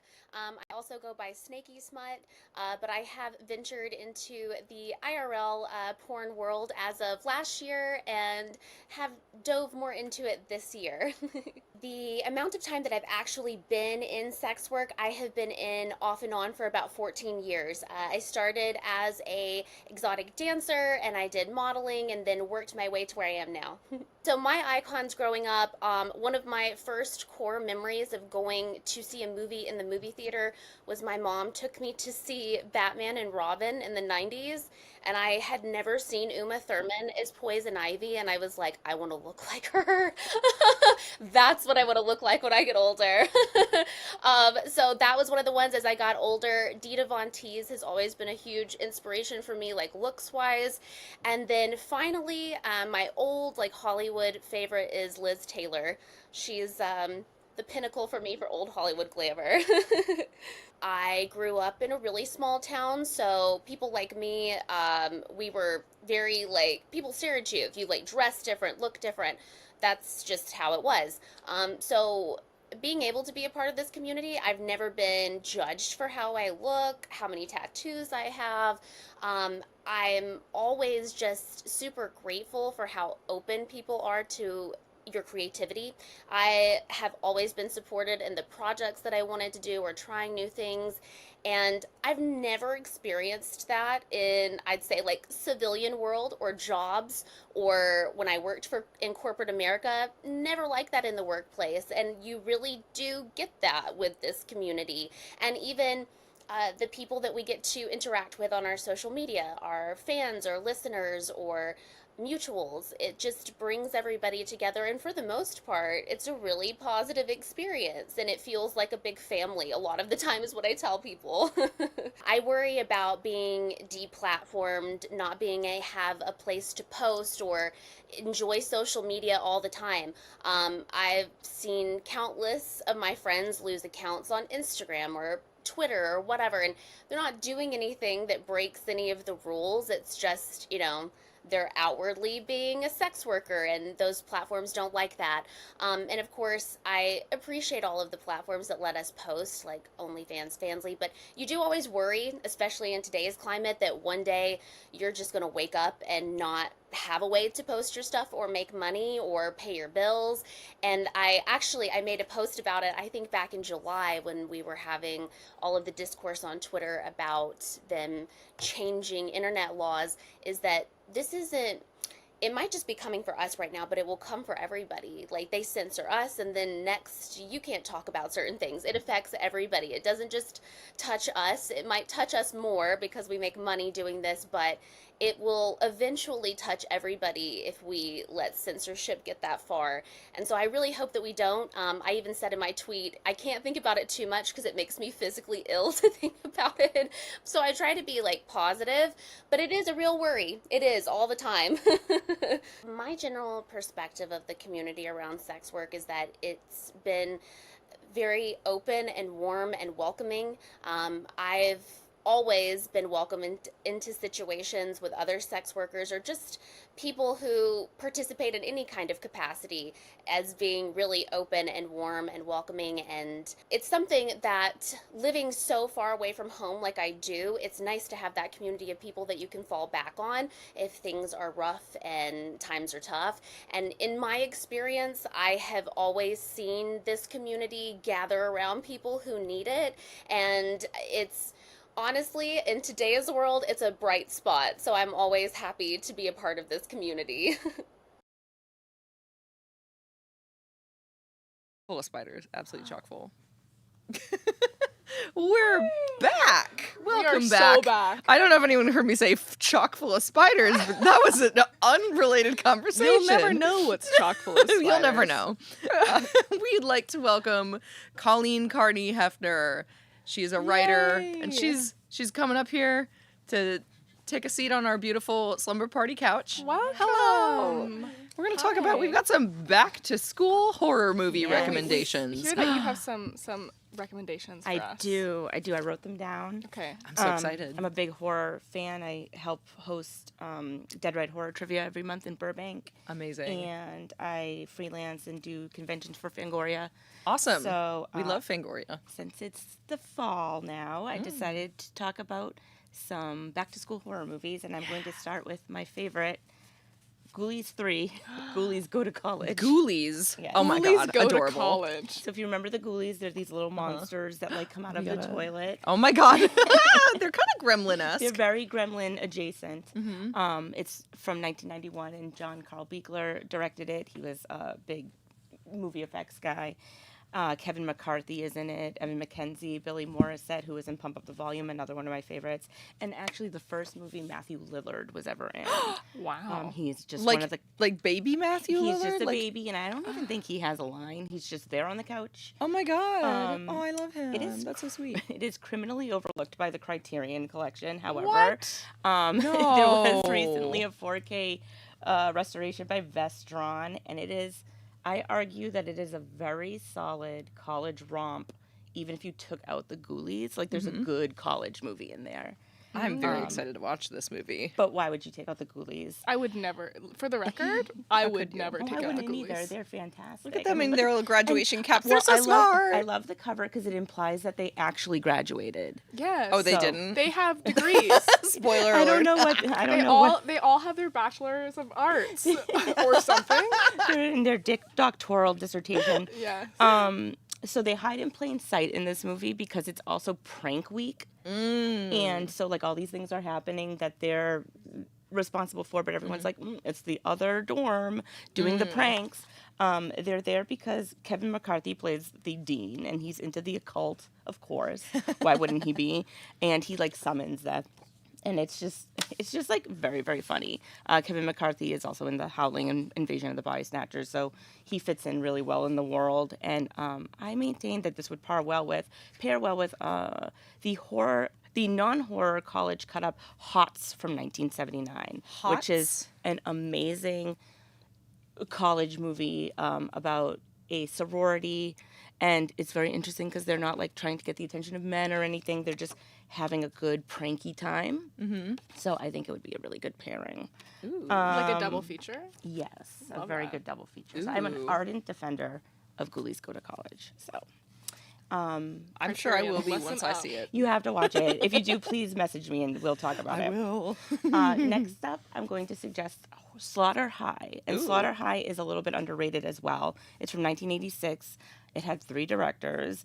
3 directors? Like all the same time? They all wrote it and they all directed it together. And I actually looked to see if there was any gossip as to why, but I think they were just a fun team of friends. They're just besties? They were just besties making a fun I really movie. love directorial teams, like the Coen brothers, or do they both direct or I don't know, whatever. They both They're a direct team. and then they do their and then separate the stuff, Daniels, you know, that's great. You get some weird stuff when people are just we're all friends and we're directing at the same time. Yeah, it's really good. And it was originally called April Fool's Day because it takes place on April Fool's Day, but then Paramount had a movie called April Fool's Day, so they had to change it to Slaughter High. It's about a teen named Marty Ranson who is constantly mocked and bullied by other teens in the high school and ends up being disfigured because they splash nitric acid on him. Oh my God. It's a little dark. And then he slowly and methodically gets revenge on each one of them. Like he makes one guy drink acid-laced beer. It's pretty gruesome, actually. This is kind of intense. Mm-hmm. It was the star of it, I believe his name is Sam Scudamani. It was his only film. He died shortly after the movie. Lionsgate actually released it in 2012 on an 8-movie disc along with Ghoulies 3. So, yeah. I just feel like no one watches Slaughter High. No one talks about it. I remember the cover from when I was a young. That's a pretty scared iconic girl. cover. It's amazing. Yeah, it's amazing. And I just really think it's underrated. It flies under the radar, so it's a very good watch. Awesome. And horror season's coming up with Halloween, so yeah, there's a chill in the air. It's always there's a horror chill season down in my your house. spine. Same, but maybe I can get people to to watch it more. So, and then I'm going to end with a newer one, Freaky. It's from 2020. This was a pandemic movie. So I think a lot of people didn't get to see it because it never had an actual theatrical release. Yeah. I saw it at the Mission Tiki Drive-In. So that was cool. I believe it was part of Beyond Fest. It's a mashup of Freaky Friday and Friday the 13th. Christopher Landon directed it, and it was written by the hilarious Michael Kennedy and Christopher Landon as well. Vince Vaughn and Catherine Newton switch bodies because of a cursed dagger. Of course.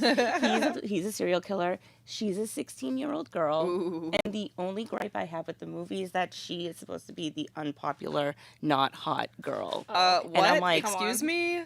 I'm like, look at those Hollywood, eyebrows. I cannot suspend my disbelief for that specifically. I can't I'm not either. willing to. So many That's movies, crazy. and they're like, oh, look at this Uggo. And I'm like, this is the most You mean this beautiful person I've professional ever model? seen. Yeah. Yeah. No, So they that's switched crazy. bodies, and Vince Vaughn should have won an Oscar for how well he portrays a 16-year-old girl. Oh my God. Like he's running around and he's like, guys, it's me. And then he has a moment where he almost kisses his crush, who's also a 16-year-old boy. Oh my God.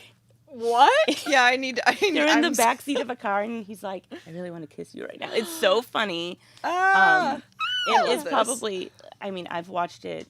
I will watch it anytime it's on, anytime I come across it. I was on a plane once, and the guy next to me, I was like, you should watch that movie. It's really good. And he watched it, and then he was like, that movie was really good. So I was spreading the freaky gospel across the country. I love it. It is very, very good. It's and Vince Vaughn is shockingly tender as a 16-year-old girl. Yeah. Wow. I'm like, no, I felt that way too once. I don't know. He's just really yeah. good in it. It's so funny because he's also this looming. He's 6'7", so he's just looming. I always forget presence. that he's one of the tall ones. Yeah, you know, he's huge. It's So one of it's that group of celebrities where I'm just like, what the hell? He's doing his little cheer to so that they know that it's really her, and it's really funny. So yeah, those are my 3 back to school horror recommendations. I was also going to talk about Black Christmas, but I will be here all day if I do that. So for time, we decided it was better if I didn't. Thank So, you. you're You ran through those. You gave us all the information. I was and you were very so concise. prepared. I know we're like already like slightly behind schedule. I fine. am We're not doing our usually best. this prepared, but when it comes to horror movies, Well, that's when I we shine. I hope that somebody from the Criterion Collection is listening I and taking note. I actually went to the Criterion van when it was here a few months back, and I was like, "Look, guys, Look, Hey, hey, where is I'm gonna Ghoulies level 3? with you. Yeah. I mean, I will." And I will, Twilight. Yeah, As we were talking I'm about. actually Yeah, really it's surprised true. Twilight doesn't have a Criterion. Like that seems like something they would do. Yeah. Yes. Ghoulies 3, it's gonna take a lot of convincing, I think. but hopefully. We have some feedback. Well, maybe Yeah. now, maybe like the word will get out. I am The people Victoria will watch it. Malfoy. They will rise up in the streets Yeah. outside of the Criterion van. direct demand. action. Rise up in the Criterion van Yeah. for That's Ghoulies. direct, like on the street. Yes. Like, Well, thank you so You're much. so This was welcome. wonderful. Thank you for having me. I really appreciate it. I cannot wait to watch these. back to Please school do, and then movies. message me, and we'll talk about it for about 5 more hours. I absolutely will. Thank you. Thank you. Thanks, Colleen. During Kaya's segment, Pornhub will match $500 in donations. Hell yeah. Hell yeah. Kaya Chimera! Welcome up. I love that dress. I have the Wow, you same look dress in gorgeous. green. It's so cute. It looks so good on you. Hello, how are you? I'm so good. It's so good to see you. Hi. I saw you at Jade's birthday party not too long Yes, ago. yes. Jade is, y'all might accidentally see Jade in the room at some point, but she's running BTS stuff for us today. Yes. Jade is right Hi. there. She recently had a birthday party. We love Jade. Happy belated birthday to Jade. We love you. Yay. So, Kaya, I'm so excited you're here. You were at Telethon last year, so you're one of the OGs. Yeah, that was really cool. I met so many good people, and honestly, like many of those people have become good friends. I've worked with them. Well, 'tis the season for community, as Yeah. our It was in the astrologer just horoscope. said. Yeah. Yes. Community and audience. And community and audience. So how have you been? What you been working on lately? The last year has been a whirlwind of success and good things for me. That's Yeah, amazing. that's amazing. Congratulations. Thank you. Thank Yeah, you. congrats. Yeah, I'm now under agency with Cox and working with the Awesome. Rub PR, and things have really been taking off for me. So Yeah. Love Yeah, that. in case the audience didn't know, it is actually pretty common in the adult industry for performers to not only have an agent that represents them, but also to have a PR yeah, agent There's a- representing them and doing PR and writing press releases and stuff. It's I'm very really fun. successful in my independent creations, Mm-hmm. and I've always been an independent model and pride myself on just doing everything alone. But the therapists say, chronic independence is actually a coping mechanism from trauma, and so They're not wrong. That's rough. It's rough to hear. like, independent queen needs help. But it's nice when you Ooh, kind of. I have a quick announcement. Sorry to interrupt. Oh, yeah. Pornhub is matching donations for the next 10 minutes. So we want to get $500 in the next 10 minutes, Yay. and Yeah. the hub.com will match it. So please So donate. get that, All get my those subs. donations in. Out there watching, all my little good Open those subbies and wallets. servants, open those wallets and let's get those time. donations matched. It's time. I'm so glad to hear that you took what sounds like a bit of a risk or a big step for you in collaborating and letting people into your practice, and it's been paying off. Yeah, I've brought new people into my business, which has always been, successful enough to support me and my family and provide me a very comfortable lifestyle, to really take things to that next level, because I feel like my independent creations deserve to be seen by millions. I make really awesome, queer, kinky art, and I want that to be seen by more people. And it's hard to get seen. It's very hard. The way to do that is having PR, having an agent, working for mainstream companies. And then I start to find I fucking love just showing up on set, not having to direct and do lighting and do everything and perform and manage a submissive, which is a whole safety thing. And just relax, being on set. Yeah. have pleasure for my body, have a bunch of really cool creatives who all support me, really shining as a performer, and that performing is actually really where my passion's at. All the creation is great, and being somebody with 30 hats and doing all these different jobs is really cool that I can do that, but God, if I don't love just turning up and performing. Yeah, well, it's It is nice that fun. you can really just be an artist in that moment. That's what I mean. I like putting all of my energy into the performance, into my body, into my energy and the relationship I'm having with my coworkers and just Yeah. getting into it. Yeah. Is there like a scene that you've done recently that you felt really happy with? Actually, recently, and I've done a few scenes for the Love Her network Mm-hmm. recently, and they have like Love Her Feet, Love Her Boobs, all these different Love Her sites. And they were talking about wanting to start doing some femdom. Ooh. And they invited me to create a goddess-themed femdom. They're like, well, you're goddess Kaya, so let's elevate that. And I mean, I love that. there's like a huge stone temple in this like place that was rented with smoke machines and cloths so everywhere. cool. There's BTS on my but I'm dressed in all white with like gold jewelry and like gold glitter. And I've got a hunky submissive on his knees, and I give him a foot job and a hand job and then ride his ass while the setting sun is glowing behind me and there's like smoke machines. This is outdoors. It's so cinematic. That's amazing. And I had a whole team of people supporting me. Yeah. This is a dream scene that I have dreamt of making since I got into doing adult work. Yeah. And I told them about it, and they made it happen. That's amazing. That's really awesome. Yeah. They let me take as much BTS as I wanted to put on my fan club. That's one of my favorite things about doing. I don't do that much studio work anymore. I mean, I'm also mainly an independent content creator these days, but when I do studio work, that's like my favorite element is that like for me it provides me the opportunity to do like more like maybe more advanced setups or like more complicated I could have stuff never with the set all on my design that I'm own. like yeah, it's like in a way I'm like I could do self-produce if I wanted that level of thing. The but, amount like, of money it would have taken to have all those people on set. You know, I've got a guy reflecting the setting sunlight into my face, so even though the setting sun's behind me, I have the glow of it on my face. Yeah. I've got Just somebody the else. raw, like That's like human effort. 40 chess. There's somebody else off on the side, like pressing the smoke machine, so a little more smoke comes out every single time I say my name. So I'm like, you worship goddess Kaya, and then there's like, whoa. Oh my god! Every time, every time I that didn't is even tell amazing. him to do that, That's but like so afterwards, he's good. like, "Did you notice?" I was like, "Oh, I noticed." I think that you need somebody following you all the time that does that. Like every time a I'm smoke like, machine. Yeah. every time I Ideal. say my name, I think so. God, I want that. I want that to be the thing. We need. Well, honestly, like we just need more smoke machine. Like fog machine opportunities. When in I was life, young, I think. always thought my favorite Yeah. superpower would be the ability to instantly make everyone see me like with an anime background. You know, like an anime character will like have a strong emotion. Suddenly there's like bananas swirling around behind them or something.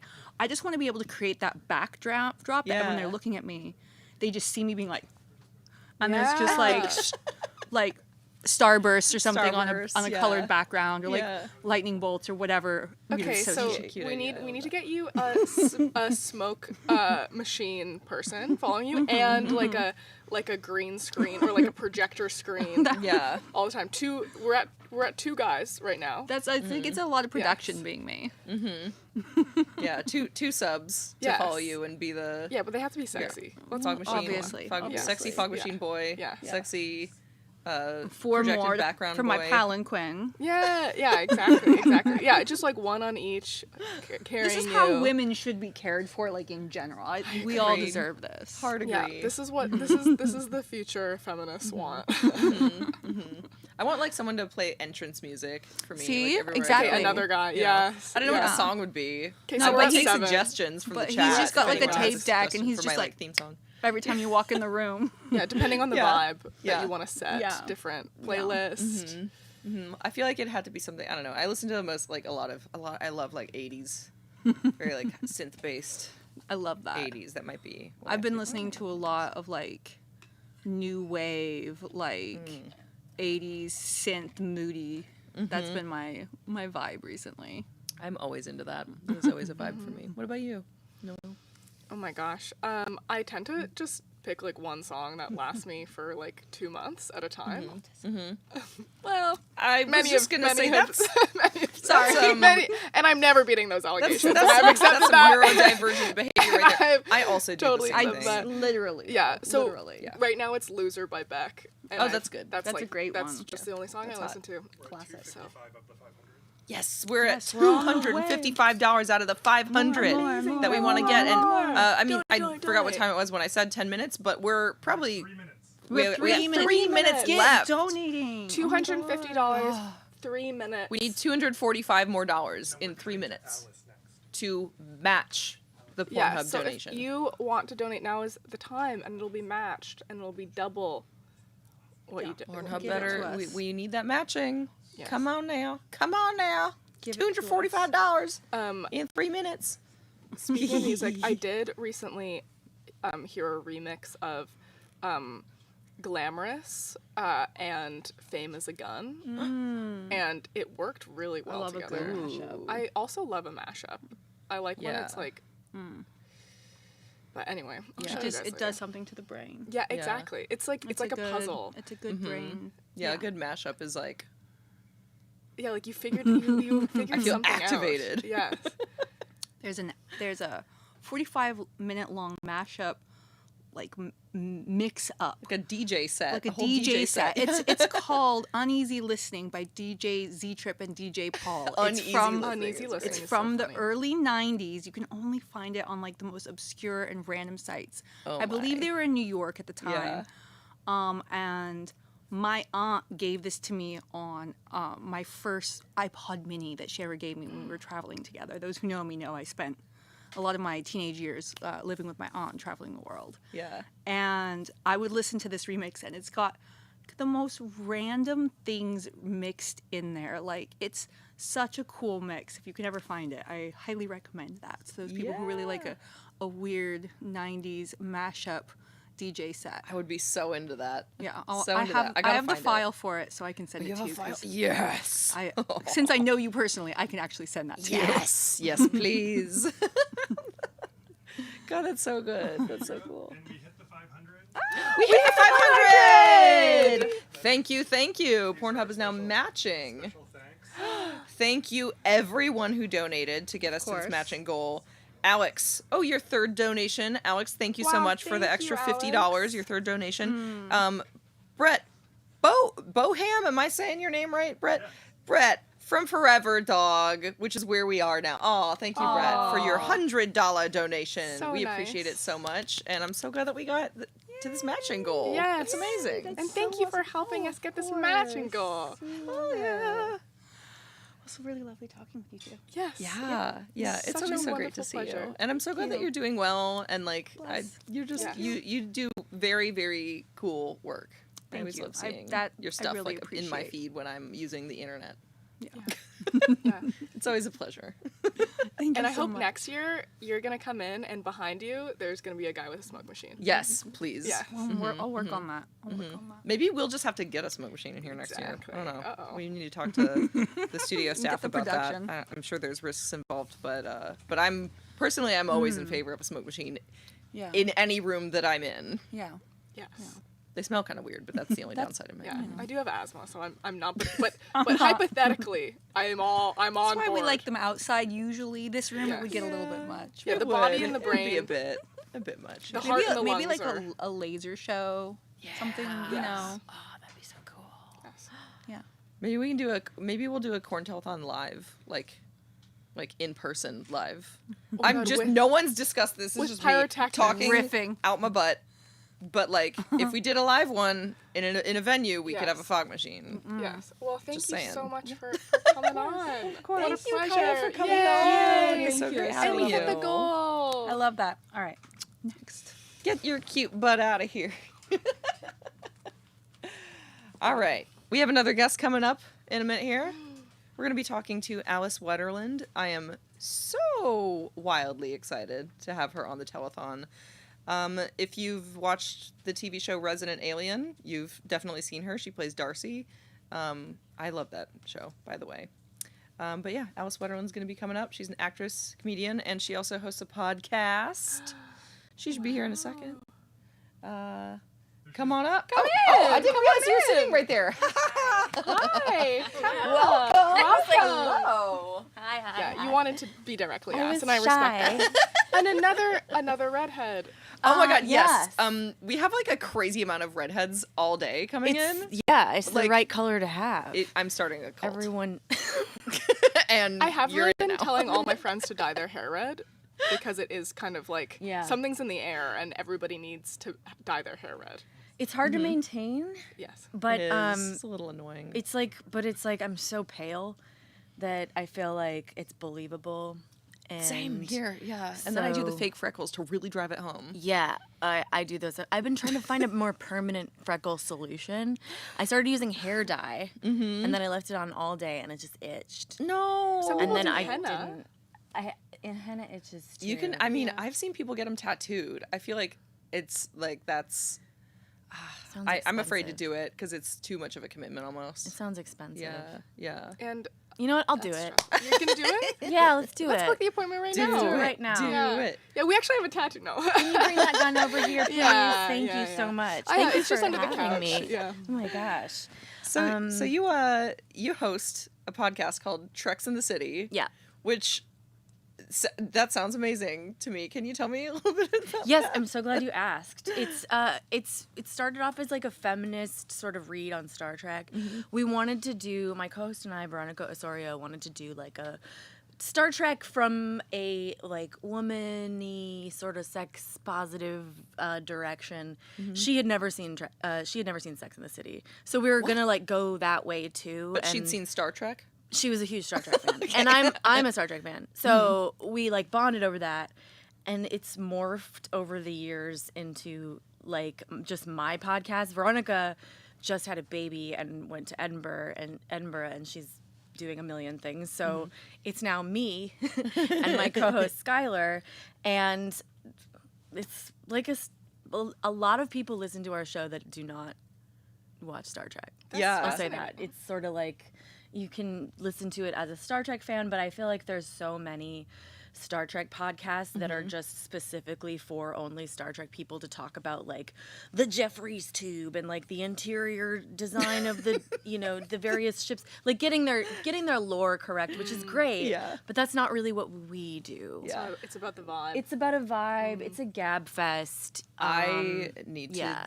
I need to listen to Please it. listen. Because I also I'm begging you. I'm low-key, like, I've been looking for an excuse to, like, delve into Star Trek. It's Okay. I Like, feel like it's I've for seen, us, like, it's a couple the episodes perfect here and way. there, but Like it's I am a Star Trek fan. Oh really? Yes, and I want to talk about my favorite episode of Star Trek. Oh, with come you, on. because it is also relevant to this stream. It's Tell. It's Star Trek TNG. Yes. It's the second episode that they ever did. Yes. And it's when they go on the ship and then they get poisoned with horny. Horny. They go they like yes. It's actually one of the craziest episodes of television, I believe, of all time, simply because it was the second episode they ever did. It was like pilot, and then they're like, it's the horny poison. You should listen to our episode about that, because it's I just like will. this really shows you what Star Trek really is about. It's about like just getting in it. Like it's like, well, here are the characters. Now they're gonna. Yes. Let me watch them tell you, fuck for each people that other. aren't familiar with this specific episode of Star Trek, they board a ship. It's like there's nobody on the ship. They're like, something happened. It's been abandoned. Like, what's going on? Or, yeah. And there's dead bodies. There's dead everywhere. bodies. Yeah, everybody's Oh, dead. no. Yeah, it's not abandoned. They're dead. They horny And- to death? Well, they were like, what happened on the ship? Like, we can't tell. And then they go back to their own ship, and then everyone starts getting really horny. interested. And Yeah. they fuck each other. And Data, at one point, they have this, he has this conversation with Lieutenant, what's her name? Tashiar. Yes. So yeah, you know character Data? Mm-hmm. Yeah, so he's like android. He's like one of the first android characters ever on TV, film and television. So he is like, I am just a robot. Like his whole thing is like, He doesn't feel is emotion. he human or does he Yes. feel emotion? And so this ensues. Well, so Data also gets horny. And he has this interaction where he says that he has 17 different pleasure modes, which is a crazy lore drop. Yeah. That, like, they just drop it again. Second episode, first season. Yeah. They were like, yeah, and the android is like fully equipped vibrator. Like, yeah, so they want you to know that going forward, and there are 7 seasons of this television show with like 27 episodes per season in which they go on various adventures. All sorts of things happen. They never really mention the sex thing again. They never mention it again. But you should know the whole time. Yes, that he fucks. Data fucks 17 different ways from Sunday, and he's equipped with pleasure modes. And there's other lore drops like that in the very beginning of the season. But he's they like did a human. No, well, an android, like sex toy. He's like a full sex doll. He's like an equipped sex doll. Yeah, he's a pleasure bot. And they also they drop it, and then it's like really not part of his character ever again. Oh my god! Ever again. It just happens to be something that he is able to do at all times. There he is. What? In the episode, and that's Tasha Yar's outfit. That's what she dresses so in hot. when she's she looks horny. So hot. That's amazing. Also, she I is love like my read is that she's so gay. So this was like I had to perfect. Suspend my disbelief, but She's I'm like the at perfect least lesbian. yes. Mm-hmm. Anyway, thank you for humoring me because like obviously very few people. We haven't done we did that episode when we started, which was like 5 or 6 years ago or something. Mm-hmm. So maybe more, maybe Brett. How long ago was it? He'll say. And so 8 maybe. And so you should just come on and we'll watch that episode again. I would love to do rehash it. that because I think about this happening, like the fact that that was the second episode that they ever did, and technically the first, because obviously the pilot they shot and whatever wrote so like probably years before, and then the moment they got like the go ahead, they're like, we're doing the horny episode. Yeah, it really feels It's like the that. horny It feels like a bunch of Star Trek writers were just like it's go keeping time. it under wraps Yeah. for like like a decade, and then they finally were like, okay, I'm sorry. Yeah, quick. They all fuck each other they get poisoned. They got poisoned with horny. And then it was out of their system, and then they're like, and then now like, we can okay, just good. make normal TV. They all like cleared their throats, and they're like, anyway, space travel, like fantastic. I genuinely think about this like probably once a week. Yes, it's so good. Yeah. Also, Jordy, played by LeVar Burton, has this. He's the guy who has this those visor on. Mm-hmm. He describes, I think, in the pilot episode that he is under constant pain. He's in constant pain because of this. He's like, there's nothing you can really do. Never mention that again. Jordy's just in amazing pain all the time. Oh my god! And he's the chillest dude. Just wow, so crazy. Yeah. God, the first like 5 wonderful. episodes is like gold line. They established so much. But we're on we're covering DS9 right now, which is sort of like West Wing in space. Political thriller, but I love the West Wing. Right now, like finally the main Klingon character Worf is finally getting like a really meaningful like love relationship established, and it's with a Trill who is like basically the equivalent of like a pansexual transgender alien, and it's just hot. Love it. So wonderful. It's That's just so amazing. wonderful. And this is TV from the late 80s and 90s. It's you know? it's so progressive. I love it. We need more of it. Come Yeah. back. Yeah. So we don't have to continuously go back and watch. I Well, they are know. making more Star Trek, which is good. Yeah. Thank you for Yeah. making more Star Trek. Thank you. Cast keep me. making more Star Okay. Yes. Cast me before it's too late. We're out of time. We gotta hop along to a video. Oh, I see the clock. I know. Thanks It's for having me in this pink environment. Thank you so much for coming on. I wore my kitten pants for you. So They're so cute. I I'm noticed incredibly that. honored. I love Resident Alien. I love your character Darcy. Thank you. It was absolutely a pleasure, and I'm definitely going to be listening to Treks in the City now. Okay, amazing. And I'm gonna But however more long than it takes that, me to catch up with give Star money. Trek lore. Give your money. Yes. Give us your money. Alice Wetterland, thank you. Thank you so much for much. coming Guys. on. Oh, can I leave everything over there? No, I didn't. It's over Oh, there. you're good. You're good. I love your outfit, by the way. We have a video from Josh Gondelman. He's a comedian, and he wants to tell you some interesting stuff. Watch it right now. Hi, I'm Josh Gondelman. That is my name. I'm a writer and comedian. I think as much as people know me ever, they know me for my appearances on Wait, Wait, Don't Tell Me. And I was a staff writer for Last Week's Night with John Oliver. I was a writer and producer on Jesus and Marrow. And occasionally, the other day, I guess this is where people know me from. The other day, a guy was riding his bike on the opposite direction I was walking, and he stopped. And he said, "Hey, man, did you work for Jesus and Marrow?" And I said, "Yes." And he said, "I saw you taking a shit on that show one time." And I said, "That was definitely me." My work and my general vibe maintains kind of a gentleness and a warmth. Nobody's offered me enough money to not do that. But really, I mean, like, I'm goofing, but really the answer is, like, that's kind of naturally the kind of work that I produce. It's like the stuff that I do that resonates the most with people, and it feels like good and like true, like coming off the fingertips like a jump shot. So like I'm not the most tuned in person to every like 4-degree tightening of the screw of censorship.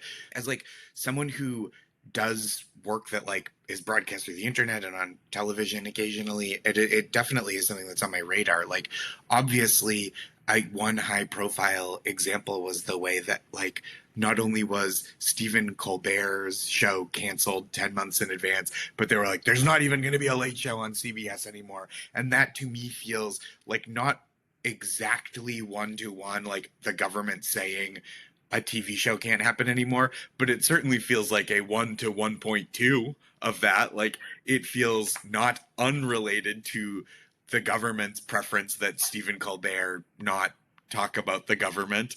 And then, you know, there's the stuff like the age verification laws that feel like they're kind of a turning up of that boiling water to mix a physical metaphor and like cut down on who is able to communicate and what people are allowed to talk about, right, under the auspices of like keeping children safe, which like so often so much sinister shit is done like for the children, which is like, obviously I use scare quotes not because I think we should imperil children, but because I think it's like such a convenient blanket to like smuggle in all sorts of treacherous nonsense.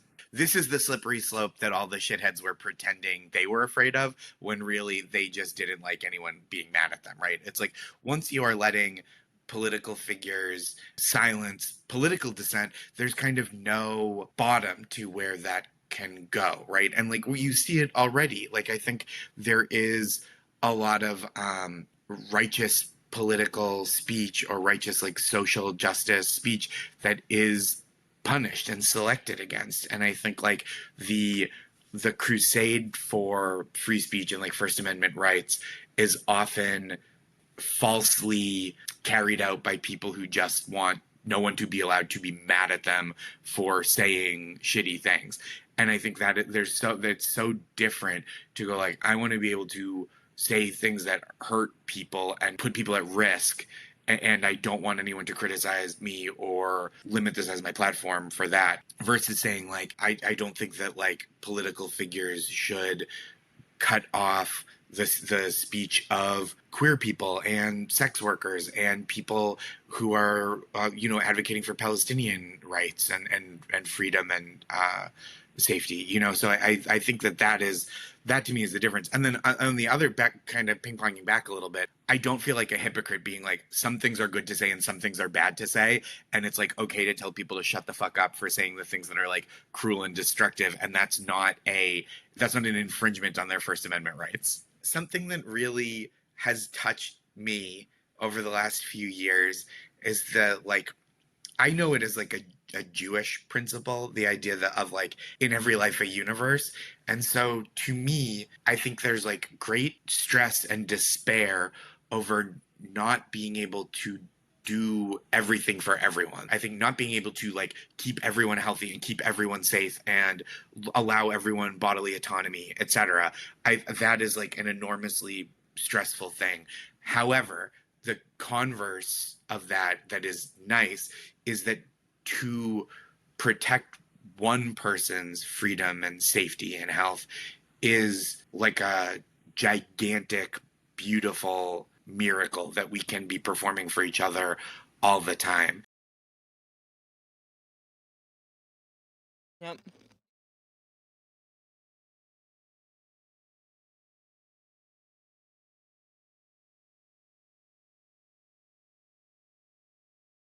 Brand Executions today.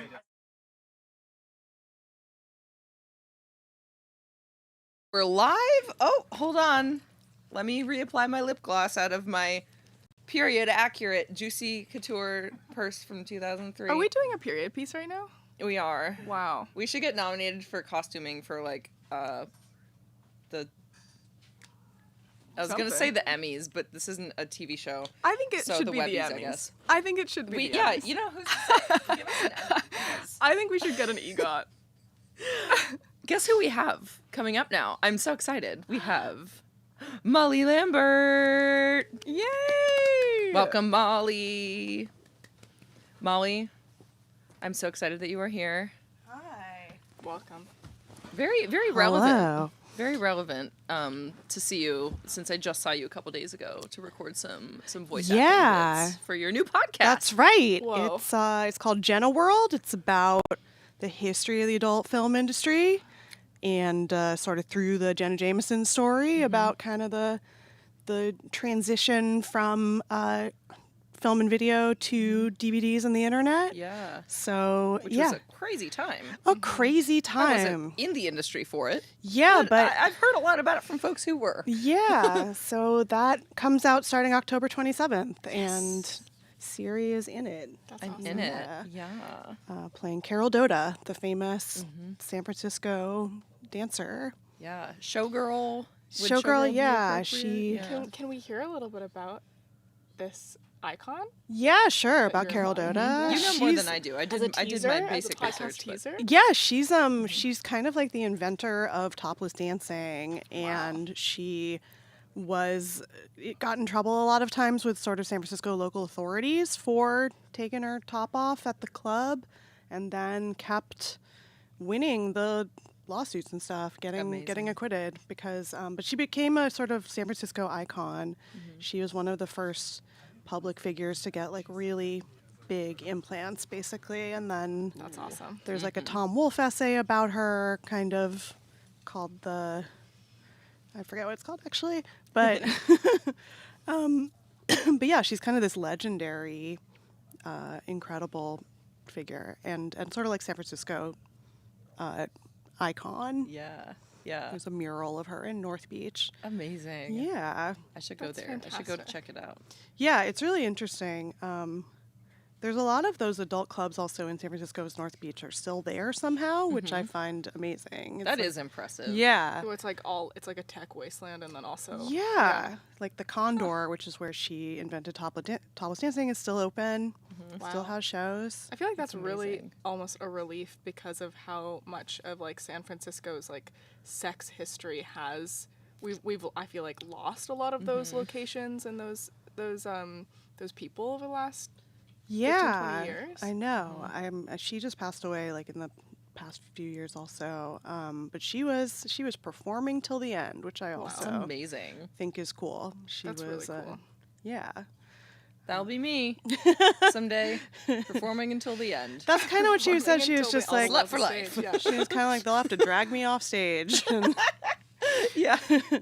That was one of the lines I read. Yeah. That's really awesome. Perfect. yeah, so I'm really excited. But yeah, it's about kind of all the stuff you've been talking about a lot, about the kind of free speech protection history and all the sort of legal attempts to shut down the adult industry after it was legalized to make movies with nudity in them in like 1969.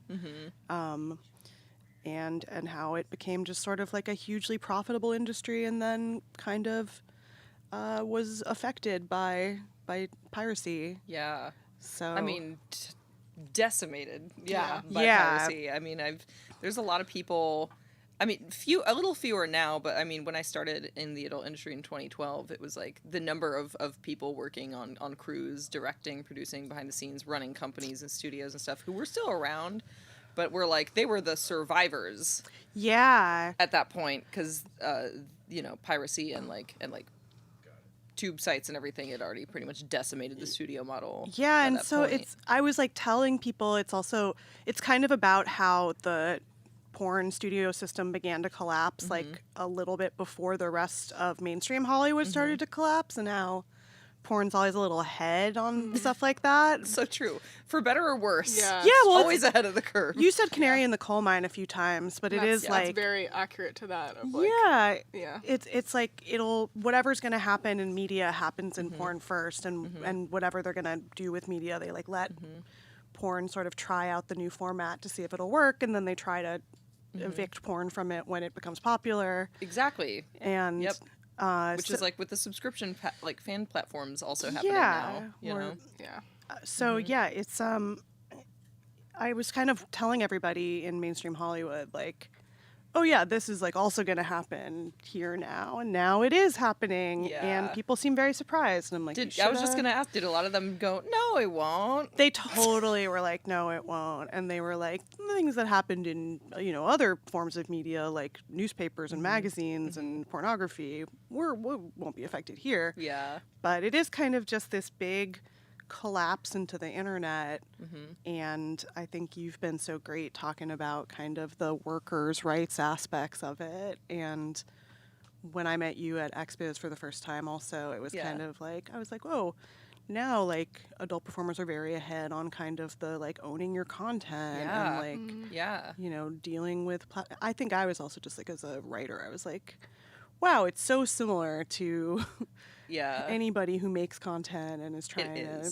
It really is, yeah. I mean, a lot of people just don't realize that, or I don't know. I feel like there's people who don't realize it, and then sometimes, being on the internet as much as I am and reading comment sections as much as I do, sometimes I'm like, it's not that y'all don't realize, you just don't want to accept it. Yeah. Because you, I don't know, you got some of your own like shame about sexuality or something that you need to work through. Yeah, or they just are like, I think there's a thing about porn being this kind of like lowbrow film industry. Yes, and I'm from the Valley, so I also just was always really interested in it as kind of this like alternative film industry that's more kind of blue collar and has, everybody knows each other. Yeah. And yeah, I think people also just don't think about the logistics of making adult content and how many mundane things go into making the kind of fantasy. So true. Yeah. So true. Yeah. I feel like I just actually wrote a piece on that about step family porn because I've written a lot of step family porn, and I think as a scriptwriter. And it's funny to like. Kind of there are scriptwriters in porn, everyone. Yeah. I feel like I always need to like disclaim and be like, yeah, that's a job. But it's like, it's so funny peeking into the kind of discourse around step family content and how controversial it is. And then I feel like there's some things where it's like we need somebody to blame, or like who's the villain in this, and then privately I'm like, I guess that's me. Like, I guess I'm the villain. I'm the and then the reality of it being like, actually I just like need to justify why all these people are in this house, and I'm like feeling kind of lazy that day, so like step family it is. And it's like always like, the banality of it all. And of like, the it's justification of why, like, because that's a good point. A lot of people don't realize that. They're like, why do I see this trope in porn all the time? I'm like, if you're trying to write a story with like some kind of introductory plot line that's very like basic, but why are they in the house? Why would these people all be in this room at the same time and decide to have sex? And why? I don't want to like I don't want to order like a UPS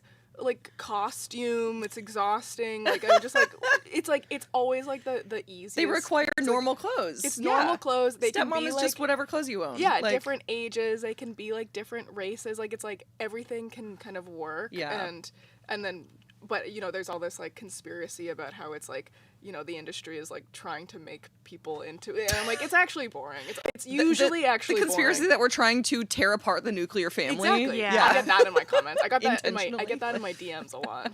Because the nuclear family works so great. Yeah, and it's never everyone's had a chill problem. with it. No other problems. I think now also, like, as I've been working on Jenna World, I realized I was kind of like, well, everything I've been writing is about how it's kind of porn predicts the future of the rest of media and is always like a little ahead. So then I was kind of like, well, what does that mean for now? And then as I've been working on it, it's like this kind of free speech challenge has really become the thing where it's like, oh, they're trying to censor porn. They're trying to ban porn, essentially. Yep.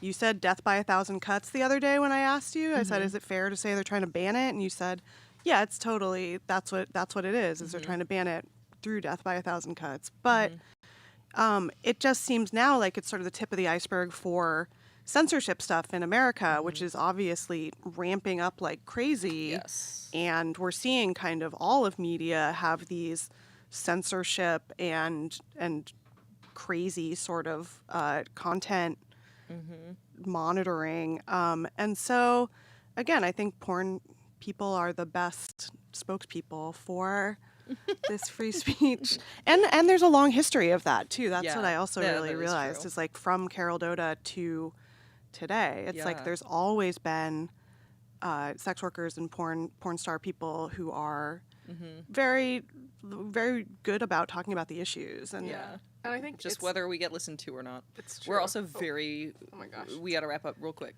Okay. Yep. Yeah, we could talk about. Sorry to be the. People don't know how to look and also listen to somebody. I think that's the real issue. They're like, well, if I'm looking at you, how can I be listening? Yeah, I'm using one of my senses. And I'm sucking Welcome on to a my lollipop. Instagram That's comment two. section. Why are you talking again? Yeah, why are you talking and being all smart?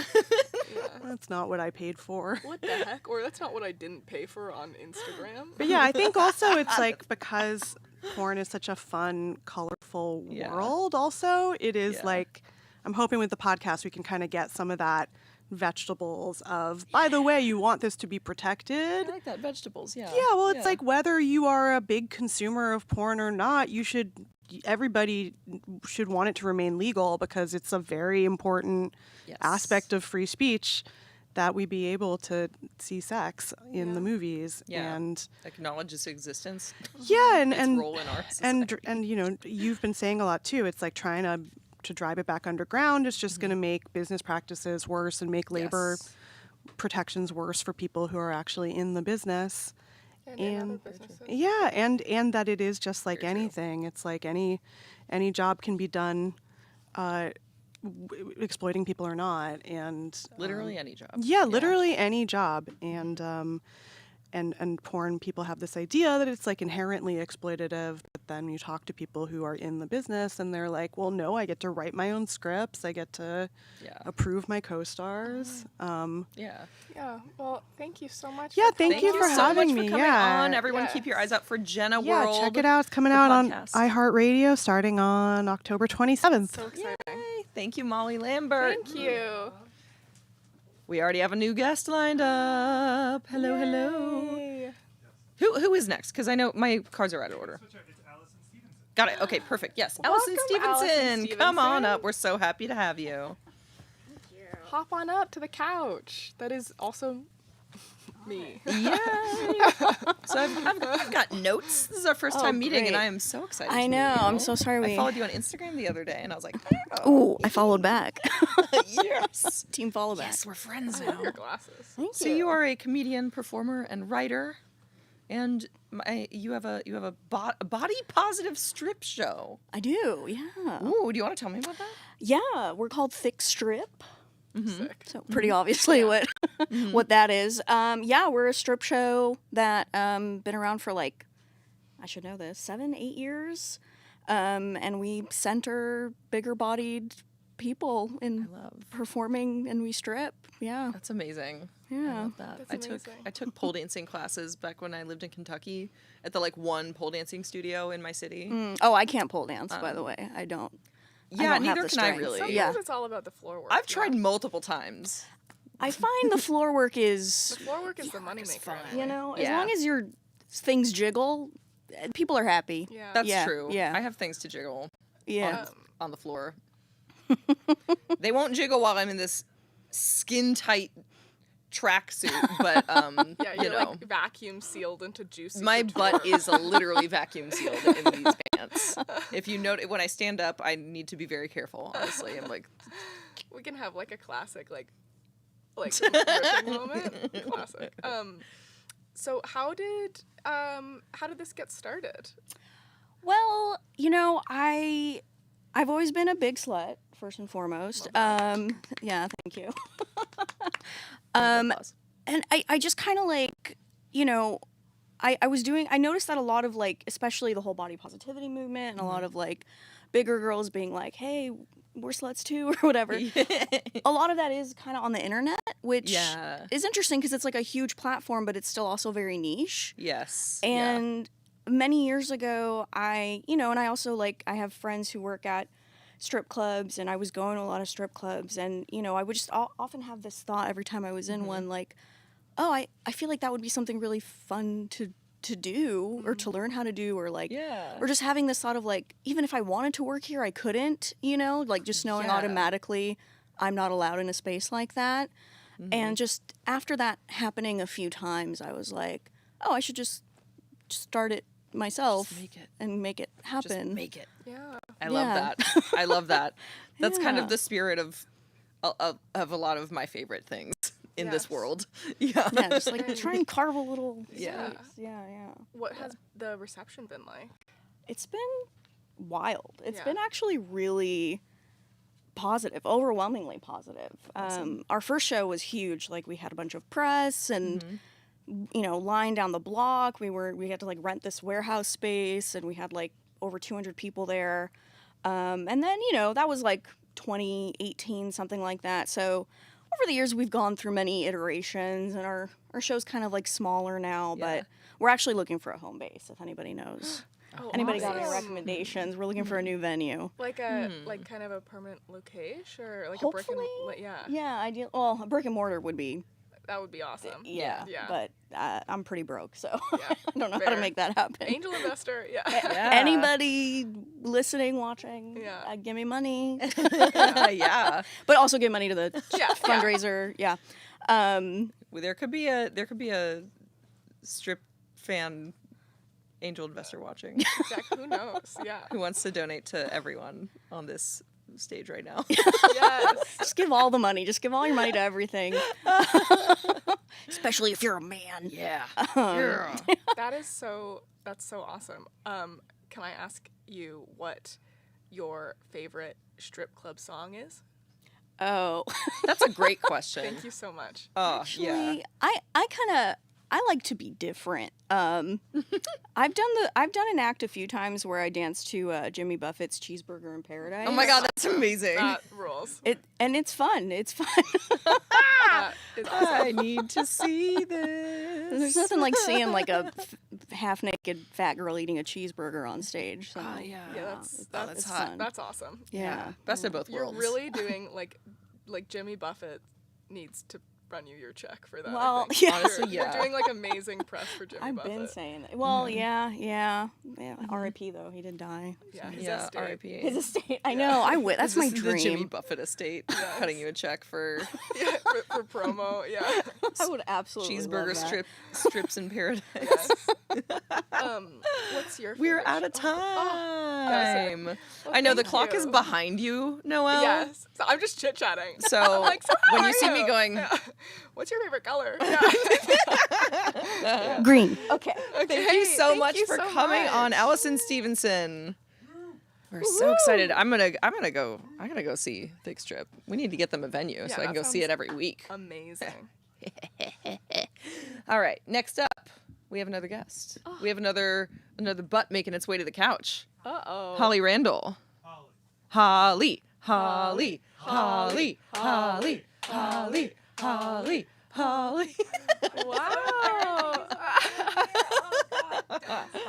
Welcome. You guys can stop cheering now. You can stop Settle cheering down, now. settle down. The chat is all Holly. I can't see the chat, I assume. How are you? I'm good. How are you? Welcome. Thank I'm you. great. Thank you for coming on today. Yeah, of So happy course. to have you here. Yeah. For audience, if you're not familiar with Holly Randall, you're a photographer. You're a sometimes creator as well, as I've heard you say about yourself. I know, it's because it still feels like that's not really who I am, but it's of course where I make the majority of my income these days because like life has done a weird turn. Yeah. But And the platform situation is crazy too. Yeah. It's like, it's just, yep. I know how that be. And you also podcaster. direct. Yeah, and podcaster. An Holly Randall, iconic Unfiltered. podcast, yeah. Thank you. Yeah. Thank you. It's kind of strange. Like I actually quit shooting about 2 years ago for brands. Like, I used to shoot a lot for Twisties and Brazzers and Playboy and stuff. But yeah, I stopped that a couple of years ago. And so it's kind of strange to like now people are like, oh, you're a photographer, director. I'm like, well, yes, I still am. But like I so rarely pick up a camera anymore. Yeah. Yeah, it does. I feel like your podcast has really, like, it is iconic, and it is. How long has it been going on for now? I mean, I know, like, I've been listening to it for a while, but yeah, it has been 8 years. Wow. which is so crazy. That is actually, that's an amazing runtime. Yeah. Yeah. For podcasting. Also, podcasting has obviously become so popular in the last few years. But Yeah. 8 years ago, you were kind of ahead of the curve on And podcasting. it's funny too, because 8 years ago, I kind of thought I was like coming in late. Really? Yeah, Wow, I was like, yeah. oh, everyone's doing it. Everyone's doing a podcast now. I guess I'll just try. Little did we know. Yeah, little did we Now, know. now literally everybody- everyone is doing a podcast, including me. Yeah. And But we you love should. First thirst. But you should. I mean, that's the thing. Like sometimes people will say that to me, almost just like, "Oh, I'm doing a podcast." But I think that it's a great way for you to reach people and to show a side of yourself that they don't Yeah. necessarily see. Yeah. And it's storytelling. I mean, when I started, yes, like I said, I felt like I was kind of late to the podcasting game. Mhm. But what I didn't see was any podcasts that were really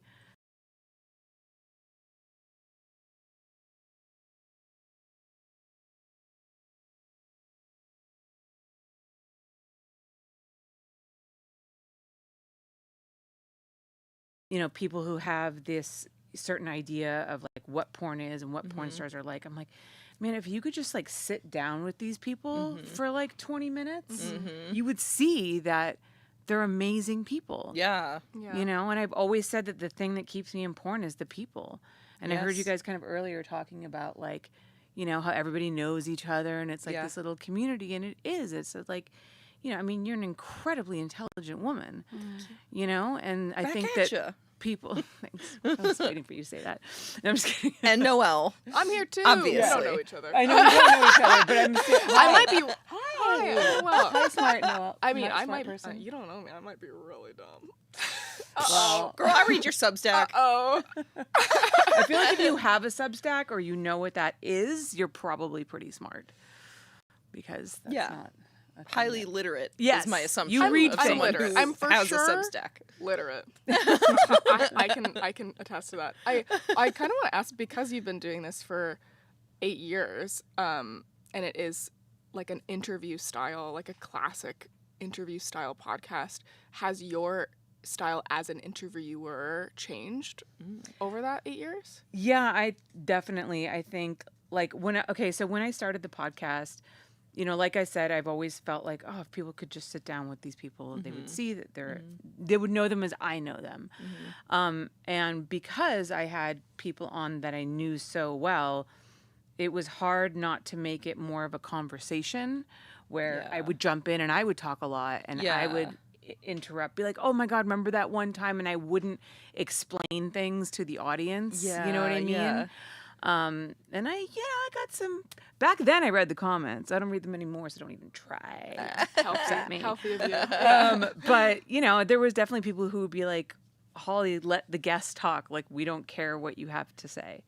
Which was like a little humbling. So I learned how to be a better listener. Yeah. I actually started preparing for my interviews because I used to not. I'd just show up and I'd be like, let's talk about shit. Just wing it. Yeah. I feel like that if you know every guest so intimately, that makes sense. That's what it felt like. But Yeah. now I actually have someone who researches the guests for me and gives me questions. And they do a great job, because when I went on a couple years ago, I was very impressed. I was like, oh, y'all like did your research. Yeah, no, Lily's really. And that is honestly pretty rare. Yeah, shout out to Lily. She's very good. So now I come prepared with questions. Imagine that. And I do feel like, even though I never get to all of them. And a lot of times, sometimes I don't even use the questions. Sometimes the conversation just goes down a road and I don't need them. But it's just good to have, in case I have something to go back to. Because there's nothing worse than when you're interviewing somebody and they've answered, you've exhausted a topic, and then you're like, so... You know what I mean? Like, dead air is the worst. It's also like takes quite a lot of mental gymnastics that I feel like I'm better at, but I'm definitely no master by any means, because you have to listen to the person and absorb what they're saying and maybe have a response to something that they're saying, or you want to follow up. but you also have to think about the question that you're going to ask them next. Yes. Because you don't want that dead air, right? So it's Yeah. like you have to do two things at once, which is not easy. It is not. Yeah. At all. You do a great job. Thanks.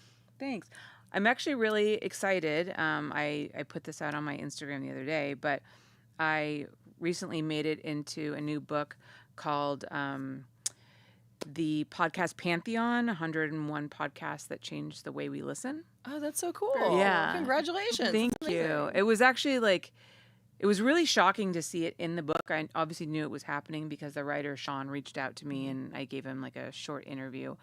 But to look at this book and, this is like the biggest podcasts in the world are on this book, like This American Life, Serial, like My Favorite Murder, like all of these, across every genre. Yeah. And with the exception of The Last Days of August, which was really just like a one-off, more of like a audio book story, I don't know. Yeah. By John Ronson. Yeah. I'm the only adult related Wow. show in there. What a high honor. And which is also, crazy. I love your podcast as sort of a counterweight almost to The Last Days of August potentially being otherwise the only adult industry representation. Yes. Yeah, and that's absolutely. really important. But you're there too. Yeah. Well, it was interesting because when he was interviewing me, he didn't tell me that podcast was in there, but he asked me about the beginning and like, was there a moment when it shifted and it became something else? And it was the episode with August Ames, but it wasn't her death. It wasn't that. It was the conversation with her that changed it for me. Yeah. So it was really interesting that, he said that show was in there because it was that conversation with her that made me realize that the show could be more than just like sitting around and like talking and laughing about gangbangs, which was initially like what I thought I was going to do. We were just going to talk about stuff on set and we were going to laugh about shit. Yeah. And then when she came on, and I remember I had like casually said to her, I was like, I know that you talk about on social media, like your mental health struggles. Do you think that that's something that you might want to discuss? Because I always give my guests like, what do you want to talk about? What do you want me to avoid? Like, I don't want to make you uncomfortable. And she said that she did. And she said things that I was not expecting her to say at all. And I just remember kind of being there and like holding my chair and being like, she is not going to let me publish this. Like after this interview, she's going to be like, no, I don't want any of that out there. 'Cause she really like opened up in a way that I wasn't expecting. And then after the episode, I was like, okay, so what do you want me to take out? And she was like, none of it. And I was like, are you sure? Because you said a lot of shit in there. Yeah. And I'm like, it's going to get out. Everyone's going to know. She's like, no. She's like, I feel so much better having unburdened myself. I feel like I told my truth and I want it to stay in there. And I followed up with her 2 more times before I released it because I was like, she's going to change her mind. Like, she's going to go home and think about it. Yeah. And then it came out, and the feedback that she got and that I got about how people just like, they loved it because there were so many things that she said that they related to. Yeah. And then it just kind of made you realize like whatever you're struggling with, like whatever you're holding inside, whatever dark thoughts you have, like other people have that too. Yeah. We all have that. And I think talking about mental health struggles is important. And that was something that I never expected anybody to do. And I think even at the time, people didn't really do it that much. Yeah. And pretty rare. Yeah. Yeah. And so, and people loved it, and it resonated with a lot of people. And that's when I was like, oh, this show can be more than just like talking about gangbangs. It's fantastic. Yeah. Like we can talk about like human stuff that has nothing to do with porn. So I was that really like shifted things for me. And then obviously, we lost her, which was devastating. But yeah, I mean, thank you, August, for like you changed my mind about, I don't know, what the show could be, and it meant a lot to me. Yeah, that's so amazing. That's Thank you really for sharing beautiful. that story. Yeah. That's really beautiful. Yeah. Thank you. Yeah. And congratulations. I'm excited to check out that book. Yeah, me Yeah. too. I need Yeah, to know that the sounds 100 really podcasts interesting. that are going to change my listening? 101. 101. I'm the one. They were like, we're gonna put in 100, and then they're like, oh, there's this. Should we put a porn podcast in there? Okay. 101. 101. That sounds good. Oh, I love it. Oh, we're out of time. Well, Yeah. thank you so much. Yeah, no worries. Thank you guys. Thank you so much for coming on. Of course. Y'all got to listen to Holly Randall Unfiltered if you haven't yet. And or sub to your page. Yeah. Well, I'm very excited about who's coming on next because she's a good friend of mine, and I was so excited to run into her. So you guys enjoy your time with your next guest, who I shall not reveal because it is not my place. All right. Still Bye, surprised. everybody. All right. Bailey, hello. Come on up. Hi there. I love what you're wearing. I know. I'm obsessed with this. This is amazing. Where is this from? I'm obsessed with it. It looks so cute. I got it off Amazon, but It's so cute. I just came from a fitness class. Oh, what kind of You fitness look so class? fit. Also, Bailey Rain, hello. I know Hi, your name's on guys. screen, but I'm like, ugh. And thank you, Holly. That was really sweet. She loves putting me on the spot. Did you notice that? Yeah, it's cute. I like it.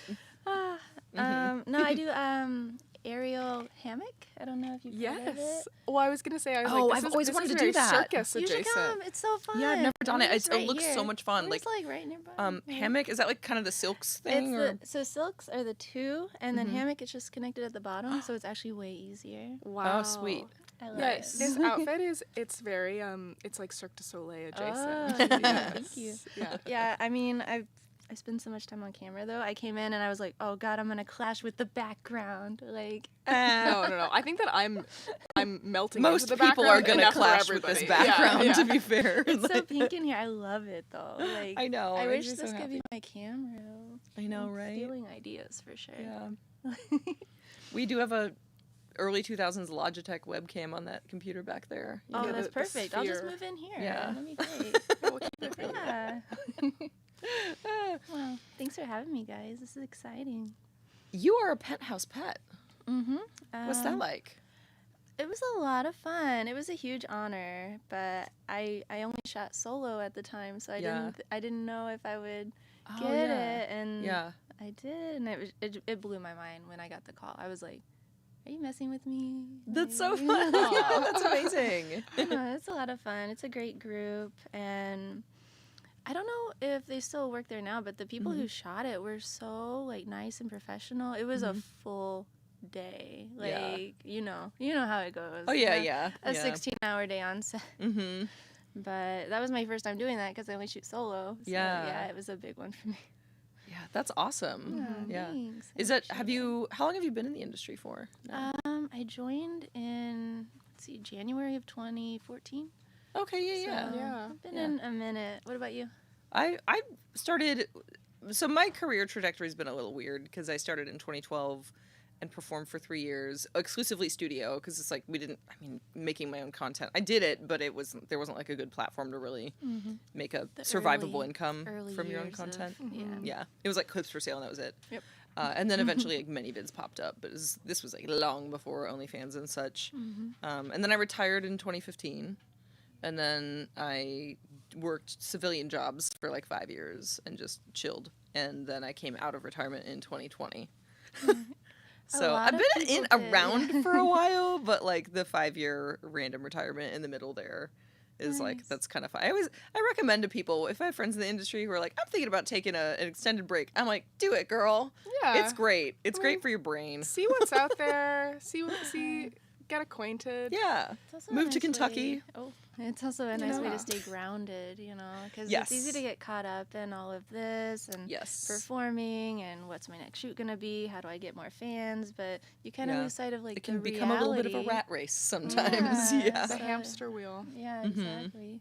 What It's about you? true. How long have you been in the industry? I feel like similarly it's kind of like a mess. Mostly I've been writing in the industry, and I guess started writing generally industry stuff on like a smaller scale in like 2013. I was writing for mostly like sugar dating websites and things like that, and then I was doing script writing full time 2016, I think 2017, and I've been doing like writing or production adjacent stuff kind of since then. I took like 1 year and I left kind of, and I worked as an illustrator briefly. I love that. And did like a bunch of like random other stuff that's like was more just mainstream. And I was like, this kind of sucks. and I was like, I miss porn so much. Yep, that's how I felt like by the time I came back. I was just like, I miss it. It's kind of like Holly was saying when she was up here, like the community and like, you know, everyone, like, not literally everyone. Like, yeah, there's a couple folks here and there. It's like in any job, you're gonna have the few who ruffle feathers. Yeah. They're gonna happen, but by and large, I really love all the people in this industry. Me too. It's like Yeah, it's like we're in a fun club. It was so funny coming to XBiz in January, and I hadn't been to an XBiz since 2019, and I thought that I wouldn't know anybody, and I was like so nervous about it because I hadn't been like at events for so long, and I showed up and I was like, oh, it's all the same people from 2019. It's actually just it was so funny. Yeah. And like, what a relief. Everyone showed up thinking the exact same thing. Yeah. And it's just like, it's just you guys still. That's how I felt when I because I retired and like, and I mean, my life changed so much just being away for 5 years. It was like, I was like so different. Like so many things changed for me.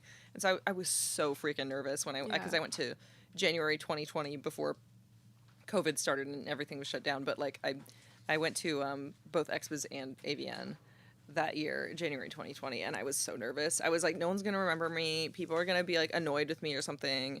Like I had an incredible amount of anxiety about it, and right off the bat, it was just like, hey Siri, like people were just being like really nice and like remembered me, and I was like, what? Like it's really the best, and I think that people do have a lot of room for people being like kind of in and out and exploring what they want to do. And it kind of makes sense because most people get to that. Like, it can be a lot to be like, especially just being very publicly visible too in the industry. And like, it can take a toll for like any number of reasons over time. So I feel like everyone, you know, eventually gets to a point where they at least want like, you know, a month away, if not longer. Yeah, or 5 years. Or 5 years, 5 yeah. years. What else do you have coming up, Bailey, that you're excited about? For the most part, I just cam on myfreecams.com, but I just revamped my OnlyFans, so I'm like on it constantly, and I know it's so spicy. I'm gonna start shooting girl. It's kind of a big deal. Oh, nice! I know, I'm so excited, but that's about it. I mean, I'm just getting ready for award season, like everyone else. I know it's gonna be here before we know it. Like it's true. It always is that way. I'm always like, it's fine, it's chill. Like it's, you know, September, I'm getting ready for Halloween, and then that happens, and I'm like, it's the you know, we got holidays, and then bam, you're in Vegas. Like, how'd that happen? Then bam, you're in Vegas. Then bam, you're in Vegas. Yep.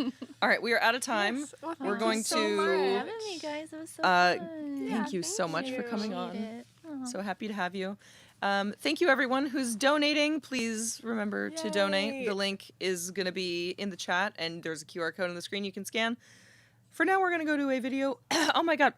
My throat.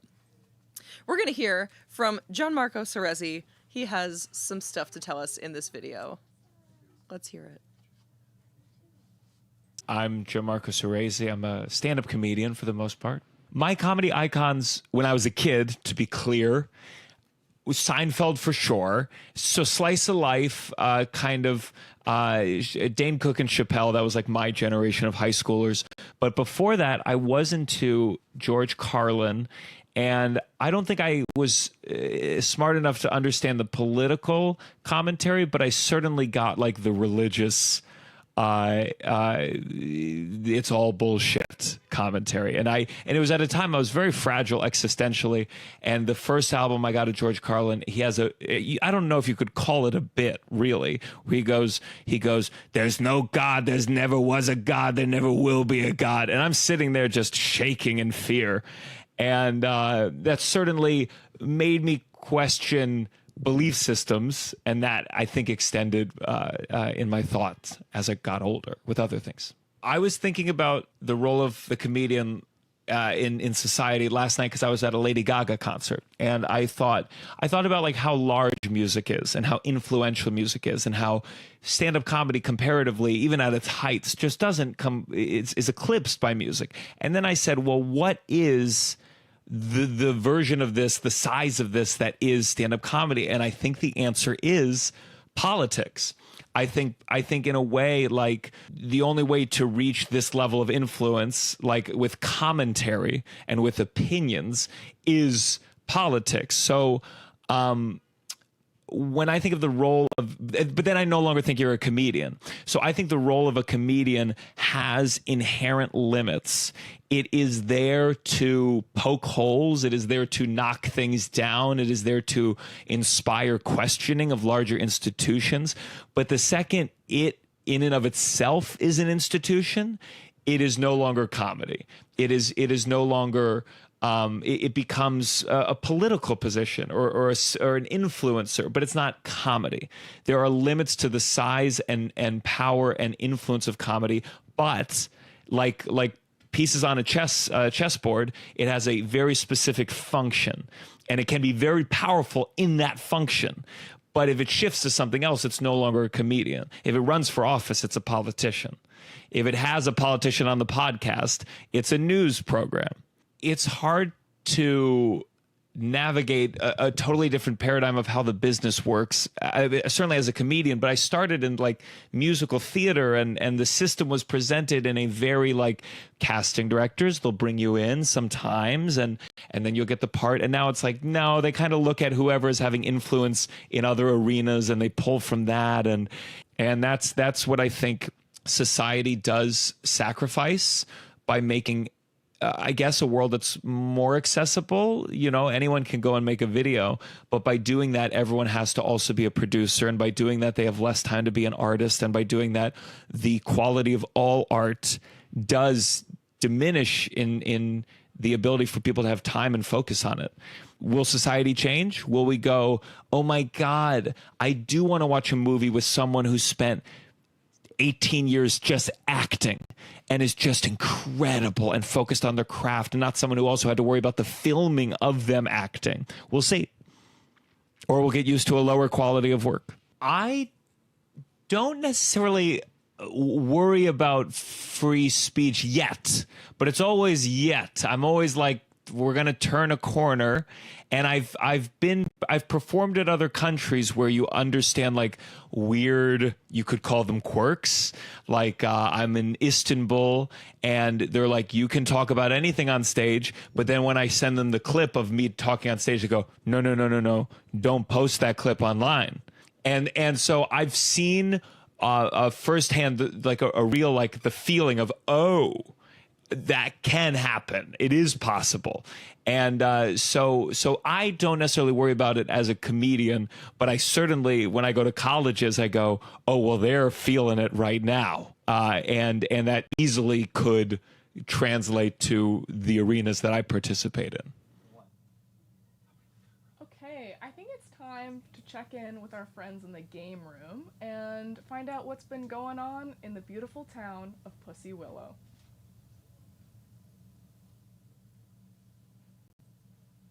Behind the desk is, maybe I will hold it. Ha! You'll have to wait. I'm just opening up the stream. It is. All right, stand at the entrance to the library with our eyes closed. Manifesting a demon, manifesting a really sexy demon. I think you're on. I don't have any volume. Sexy big up dick here. demon. Oh, yeah. Oh, we are on, which is great. And I have no idea what's going on. Hello. Anyway, hi, my name is Coco. I need to turn the sound off on that. That's too much. Anyway, my name is Coco. This is the Corn Telethon game room where we are playing the game Folly. It is a game that myself and E Streetcar made together. It has been specialized for today for our guests. And I will go around the room and introduce who we're playing with. We have Hayden Johnson. Hi, hello. Do you want to say just a quick what your character is? It's always fun. My character is a centaur. She's a southern belle. Her name's Carrie on Top of Wood, and she's a bull rider. Sweet. We also have Amanda Riley. Hi, I'm Amanda Riley. My character's name is I'm a Slut, and I'm a for short, and I'm a sexy siren. So I'm swimming around being sexy, doing my thing. Damn straight. And we have Big Toys. Hi, I'm Katie Big Toys. You can find me at katiebigtoys.com. Smart. And today I'm playing Katie Big Toys. Yes. A humanoid dragon trainer with an ever-expanding hole that can fit all creatures. That's right. Do your handles as well, real quick, so everybody knows. That's going to be _Hayden_Johnson on Instagram and at Hayden with 3 H's and 2 N's on TikTok. Sweet. It's going to be Amanda_X Riley on Instagram, and then it's going to be Amanda Riley XXX on Twitter. Fantastic. And mine is at Liam Lord on Instagram, and Lord ends in an E. So a game that we're playing takes place in the town of Pussy Willow, and we are currently investigating a fire and may have just figured out that it has a connection to demons. Our town is magical and whimsical, and we have all sorts of fun things going on. And the goal of our game today is we're playing as sex workers. We are working on destigmatizing sex work, and we're wrapping it up. And we're going to be going back to the other team. Thank you all for checking in, and we'll see you later today. If you want to check us out, you can come see our stream. Go to corntelethon.com, and you can see the game room on the streaming link. Thank God you guys got to hear our handles, though. Yes. Fantastic. Come on, plug. Still on. And I was told we're done.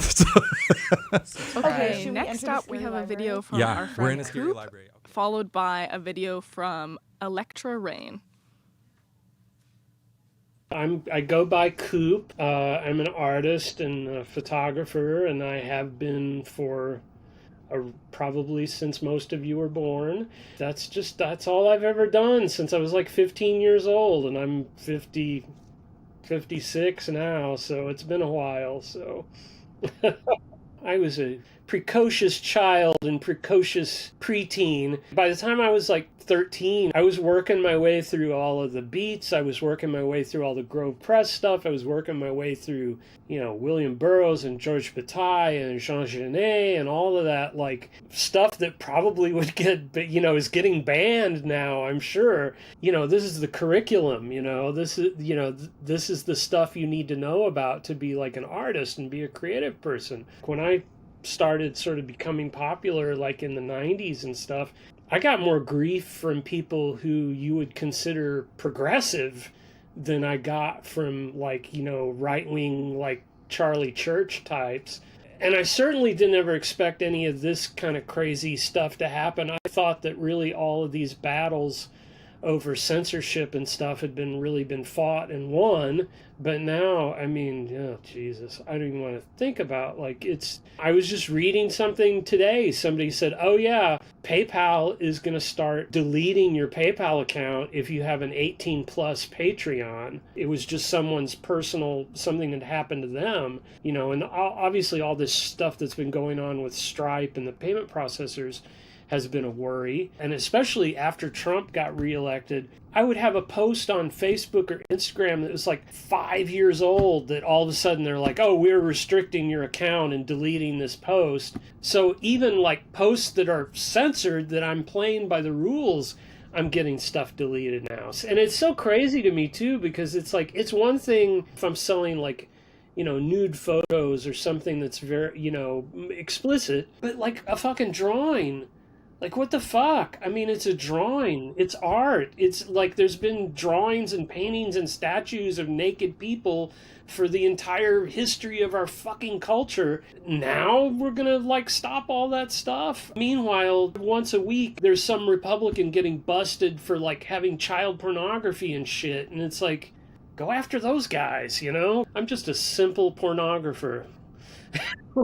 One of the things I really love about, photographing, working with models, and particularly working with sex workers, is they're just the coolest fucking people. Politically, they're usually very cool, and just they're just interesting, captivating people beyond the fact that they're like, hot or whatever. I mean, they're cool people that you want to hang out with, and I enjoy their company.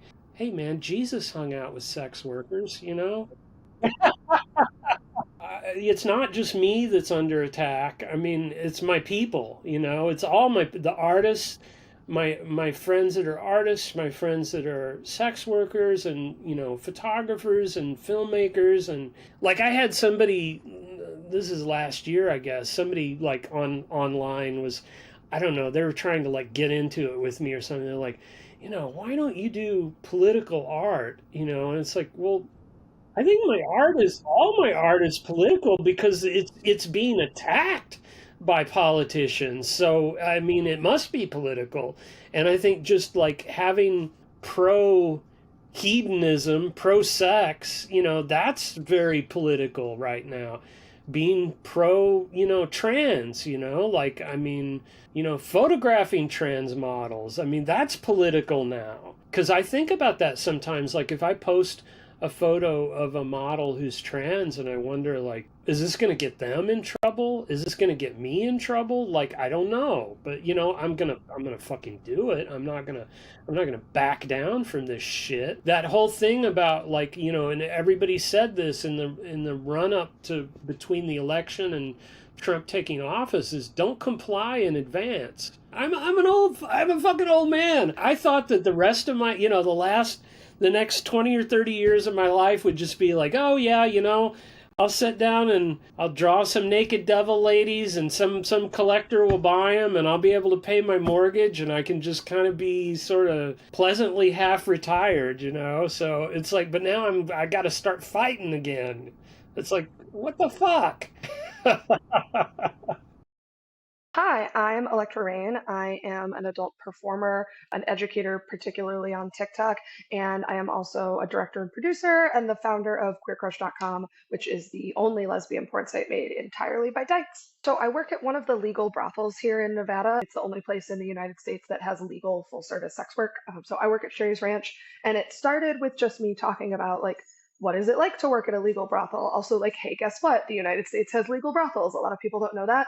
But through there, it has sort of broadened into a lot of like general sex education, sexual wellness, better relationship stuff. So I talk a lot about like how to use a condom correctly, like, which a lot of people, like, they know the basics, but they actually don't know the details, which are really important. Or what are internal condoms, which are a total game-changing piece of safety gear, how to use protection if like two people who have vulvas are getting intimate, how to do kinks safely, how to talk to people about kinks, how to talk to your partner about going to a brothel as a couple or having a threesome or things like that. I get a lot of questions on TikTok and a lot of curiosity on the internet because I am married to a woman. I'm married to a lesbian who is not a sex worker. She knows everything I do, but she is not personally involved in any way, shape, or form. But then when I work at the brothel, I not exclusively, but largely see male clients and people that people really can't. I mean, I'm bisexual also, though, like, I know plenty of sex workers who are lesbians and see male clients because it's work, not like a personal connection. I kind of feel like gay Robin Hood a lot of the time because my production company, Queer Crush, is a pretty new studio. We're not a profitable business yet. So I sleep with mostly men for like exorbitant sums of money. And then I take that money and I use it to fund my gay little business. And I'm married to a lesbian. And so people ask a lot about that.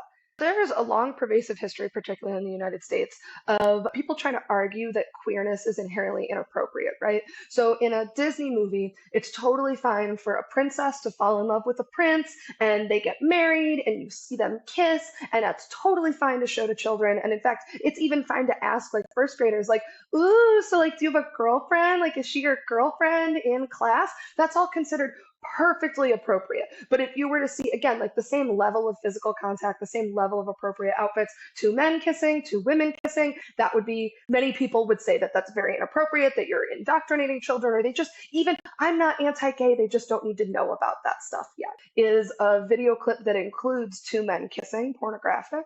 is a video clip that includes a trans person talking about their transition and their journey. Is that pornographic? I certainly don't think either of those things as described are pornographic, but it's very easy for the government to say so. It's sort of like how we talk about like how, oh, and during the Holocaust, they burned a lot of books. They got rid of books that they considered were harmful. And you don't often hear about the fact that those books included like gay love stories, medical journals about gender transition, like all kinds of things. We just hear like, oh, they burned a lot of books. So when we're talking about policing of pornography, cracking down on pornography, or just adult content broadly, it becomes very easy with that precedent to say, well, anything pertaining to queerness, anything pertaining to being transgender or being queer is not appropriate for children and therefore needs to be censored in the same way, even when it isn't necessarily pornographic. And I think that like relationships between straight people and the existence of cisgendered folks is just not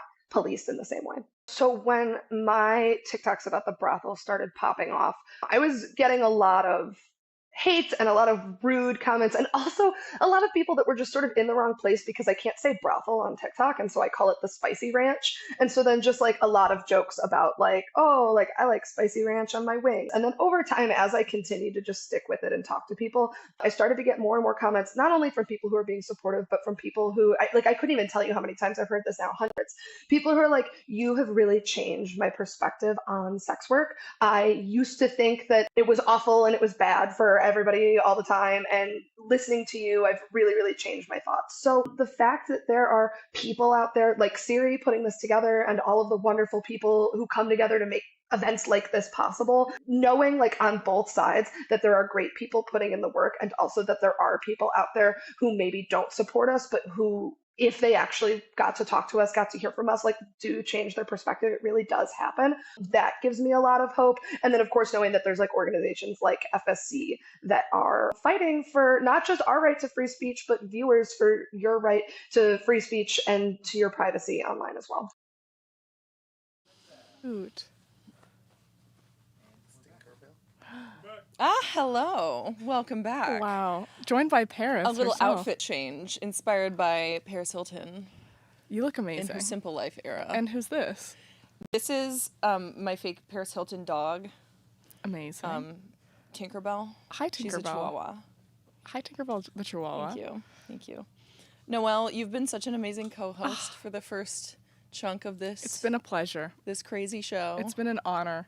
I'm so happy that you came. I am delighted to be part of this, and I'm so excited for us to continue raising so much money. That's the point. That's the point. That's the point. Yeah. And I think that I maybe see somebody on the horizon that looks to be... I think you do. Do you see someone dressed in a way that coordinates with me? Perhaps I see somebody that might be wearing an outfit that complements and references the same iconic 2000s media. Yes. We should bring that person up. Yes. Yes. Cody Vore. Cody Vore. Get your butt on up here. The Nikki to my Paris. I must present you with these sunglasses. Thank you. Yes. Thank you. I also for the bright lights in this have studio. something for you, my Paris. We're making these in the lobby, so I heart corn. It says I heart corn. Thank you. Okay, Look how cute it is. You can make one in the lobby. I left a bunch of beads. Go make a friendship bracelet. Bye, Noelle. Hi. Hi. Welcome. Good to see you. Good to see you. You look so good. You look so good. A bra that's like almost identical to the one that she wears in the show. I already had it. That's crazy. Yeah, I didn't have to buy Fortunate. anything. Yeah, really fortunate. You look fantastic. I did not own any of this stuff. I had to source all this. The only thing I already owned out of this was my underwear. We got to take that picture with the pitchfork. We do. Last year we literally had a pitchfork on set. I don't know if we have Where's one. the pitchfork? We'll have to find one. Okay.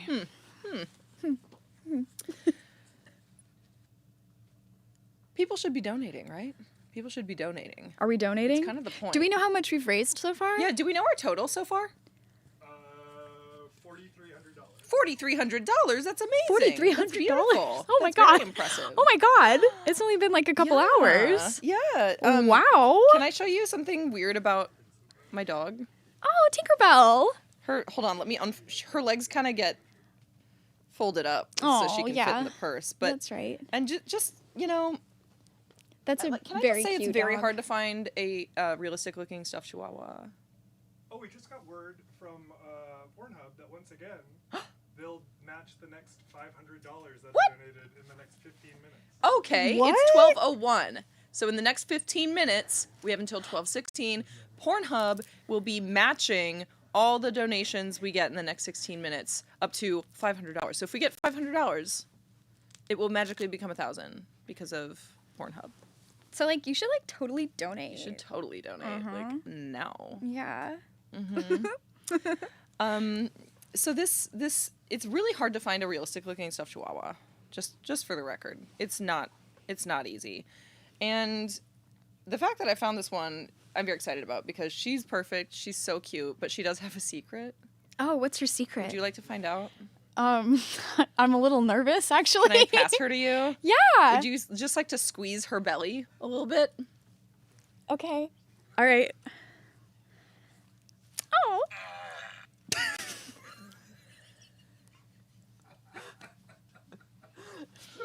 For some reason, I don't know why. I do not know why. The only realistic, semi-realistic, truly, most of them are just dumb looking, but the only Tinkerbell. somewhat realistic one I could find has a fart noise effect. So there we are. But she's a part of the set now. Like, she lives with us. She's here all day. Yeah. Yeah. She's a really She's just our a emotional sweetie, support just girl. an absolute sweetie. Mm-hmm. Wow. I know. Oh. Oh. I love her. For free? Aw. Okay. Yeah, I know. She's so sweet. She's gonna be with you. She's so sweet. She's just, she's going to sit here. She doesn't have to live inside of the purse all day long. I don't want to do that to her, you know. You couldn't find any other Chihuahua? know. No? There were A other ones, non- but they were like the wrong size, or like they just didn't even have, I don't know, like the faces weren't right, you know. It didn't really look convincing enough. Like a Chihuahua. Not that this is Yeah. incredibly convincing, but it's better than the other options were. Yeah. Oh, So, yeah. That's great. I know. Yeah. Okay. Can we talk about Suede? Yes, let's talk about Suede. I want to talk about Suede. Yes, I would love to talk about Suede. So, Suede Vegas, or Suede Collective, is an organization that was started by sex workers in 2020 during the pandemic. There was all this fuss online about how people need to start stepping up for each other, and especially when it comes to sex workers. Like, you know, we've got all these models that make good money, that have a lot of clout, that, you know, can pull their weight, and we need to start, you know, supporting our less fortunate sex worker siblings. Yes. And so a lot of talk back and forth about it, but in the meantime, a group of us in Vegas started a mutual aid fund. You did the thing. Yeah, we did it. So we started a mutual aid fund, and the way that the mutual aid fund works is we don't have a ton of overhead to have to deal with because it's simple. We take money and then we give it back in micro grants to sex workers that need it. So we get requests from sex workers that are having trouble with housing, that are having trouble with formula, that or just like bills, things that they need, disability. There's so many different reasons why somebody would need that, especially somebody that works in the industry. And so we do micro grants of $100 for people who need those things. And then we also have a pretty robust harm reduction space. So we send out a bunch of harm reduction supplies to people that need them. We will send them to people over the mail. We will hand them out at AVN. We will hand them out at different I was handing events. Plan B. Me and Gwenadora at AVN, we handed out, I don't know how many we got, like, was it 250 Plan Bs or something? There is like no better feeling than handing out Plan B at AVN. Dude, it's, can I just, as an aside, I just want to go off about that for a second because it was so much fun. It was amazing. And the overwhelming majority of everyone was like, oh my God, thank you. Like, very, very excited about just getting handed a free Plan B. But there were like kind of a weird, there was like a couple weirdos who like I'll just never forget this one particular woman that I was like, did you just show up here not knowing what this was? Like, cause you're a tourist in Vegas and you just like are staying at the hotel, like, because she gave me such a look You're at when I was like, ADN. would you like a free plan B? And she looked at me like, We're at 235. we're at 235 out of the 500. And we have 10 minutes left. I know, we can definitely get that other Oh, yeah. chunk. Yay! Hello! Oh, we get you again! Haha, my pretty. Oh, is this for me to say? Oh, thank you. Thank you, because I would forget otherwise. I thought I got rid of you. I thought I replaced you. Sorry. Noelle's Sorry, back. I'm back. In less Nice to period meet you. clothing Nice to now. meet you. Hi. No, I was like joking earlier where I'm like, I need like Groucho Marx glasses to like mark the demarcation of the two characters, but I just put on a slightly different shirt. Yeah, more. It's very cute. Yeah. I have a little bit that I need to run through real quick. I just want to inform everyone that you can join me for the ALO and Woodhull Freedom Foundation community panel, which is where, wait, hold on.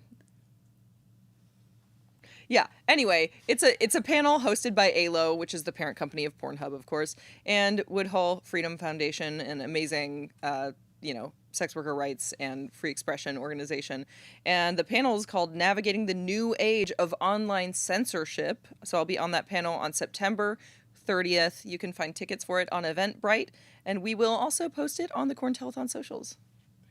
Yeah. Okay. Back to Noelle. Hey, I'm Hello, back. milady. As a guest. You're as a guest now. I'm a guest now. Welcome Did you guys to our forget about show. me?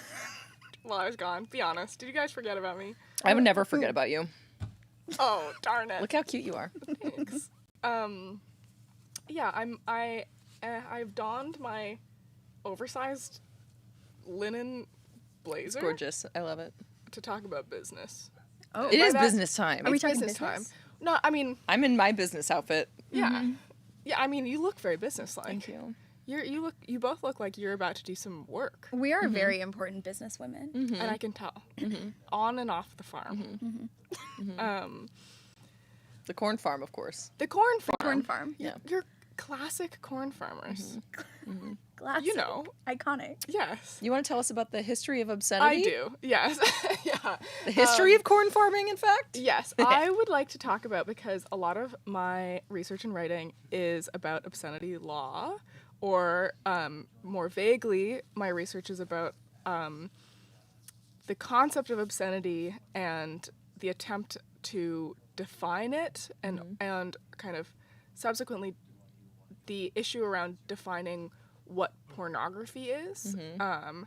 And there are so many ways that this attempt at kind of binarizing what is and is not obscenity has resulted in a lot of confusion and turmoil, I would say, in so many different industries and areas, within legislation, within technology.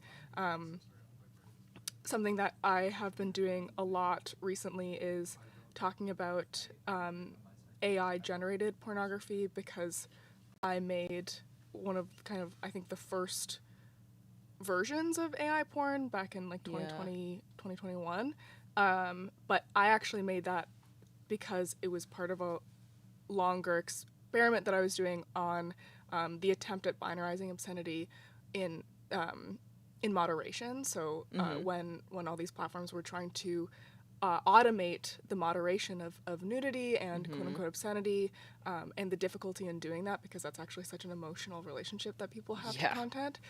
Famously. As both of you I mean, know in so the history well. of Supreme Court cases for obscenity, it's like you see this over and over again. Exactly. And so what I did in... it's kind of hard to see through them, sunglasses. You are inside.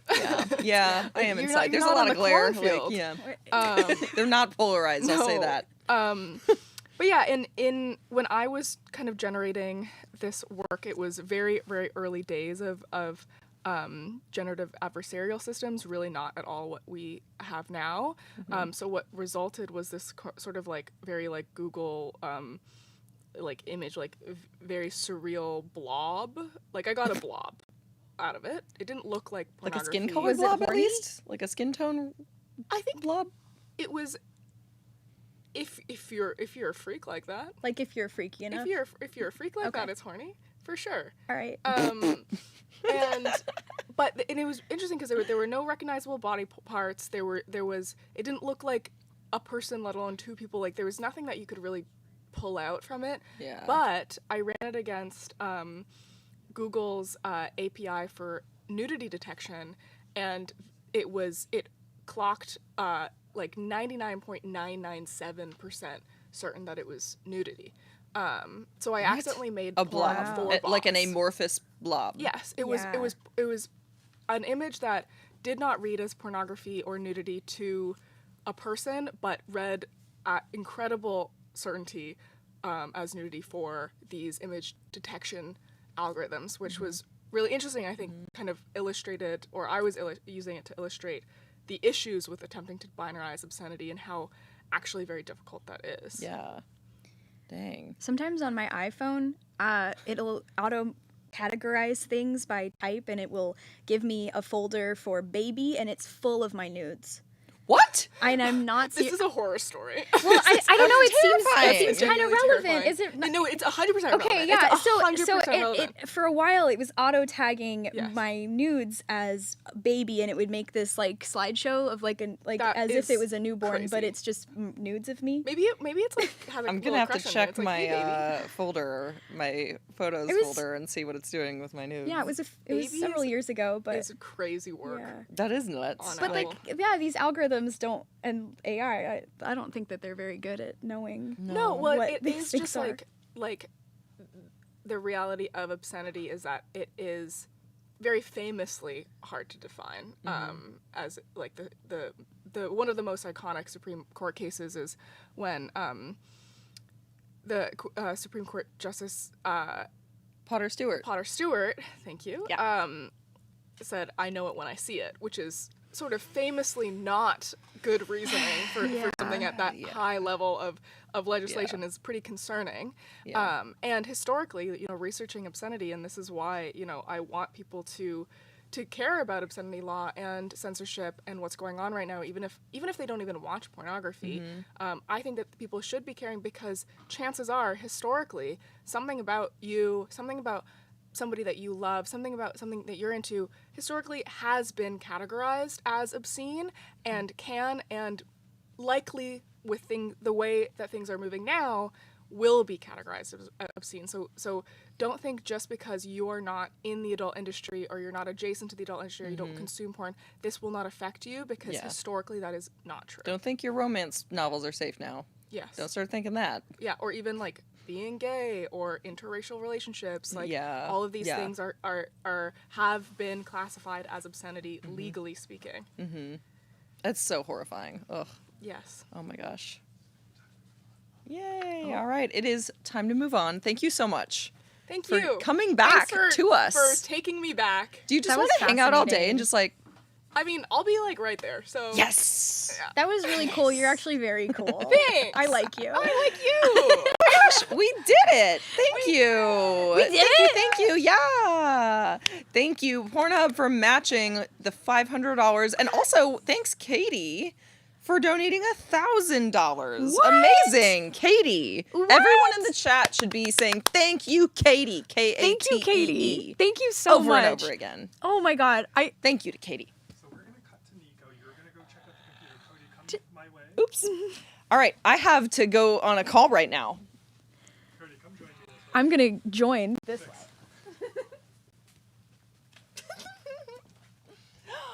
Oh my gosh. Oh my gosh. This is amazing.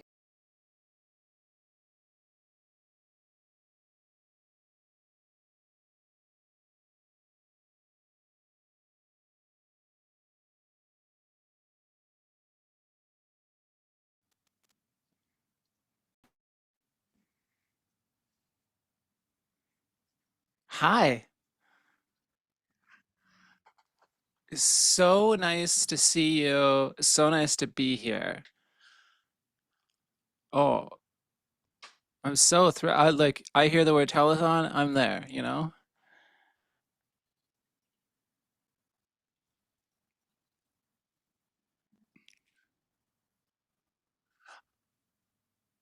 I think the words corn and the word telethon really do something for me in a way where I'm just like, I don't need to know anymore. You just tell me when to show up. I'm there.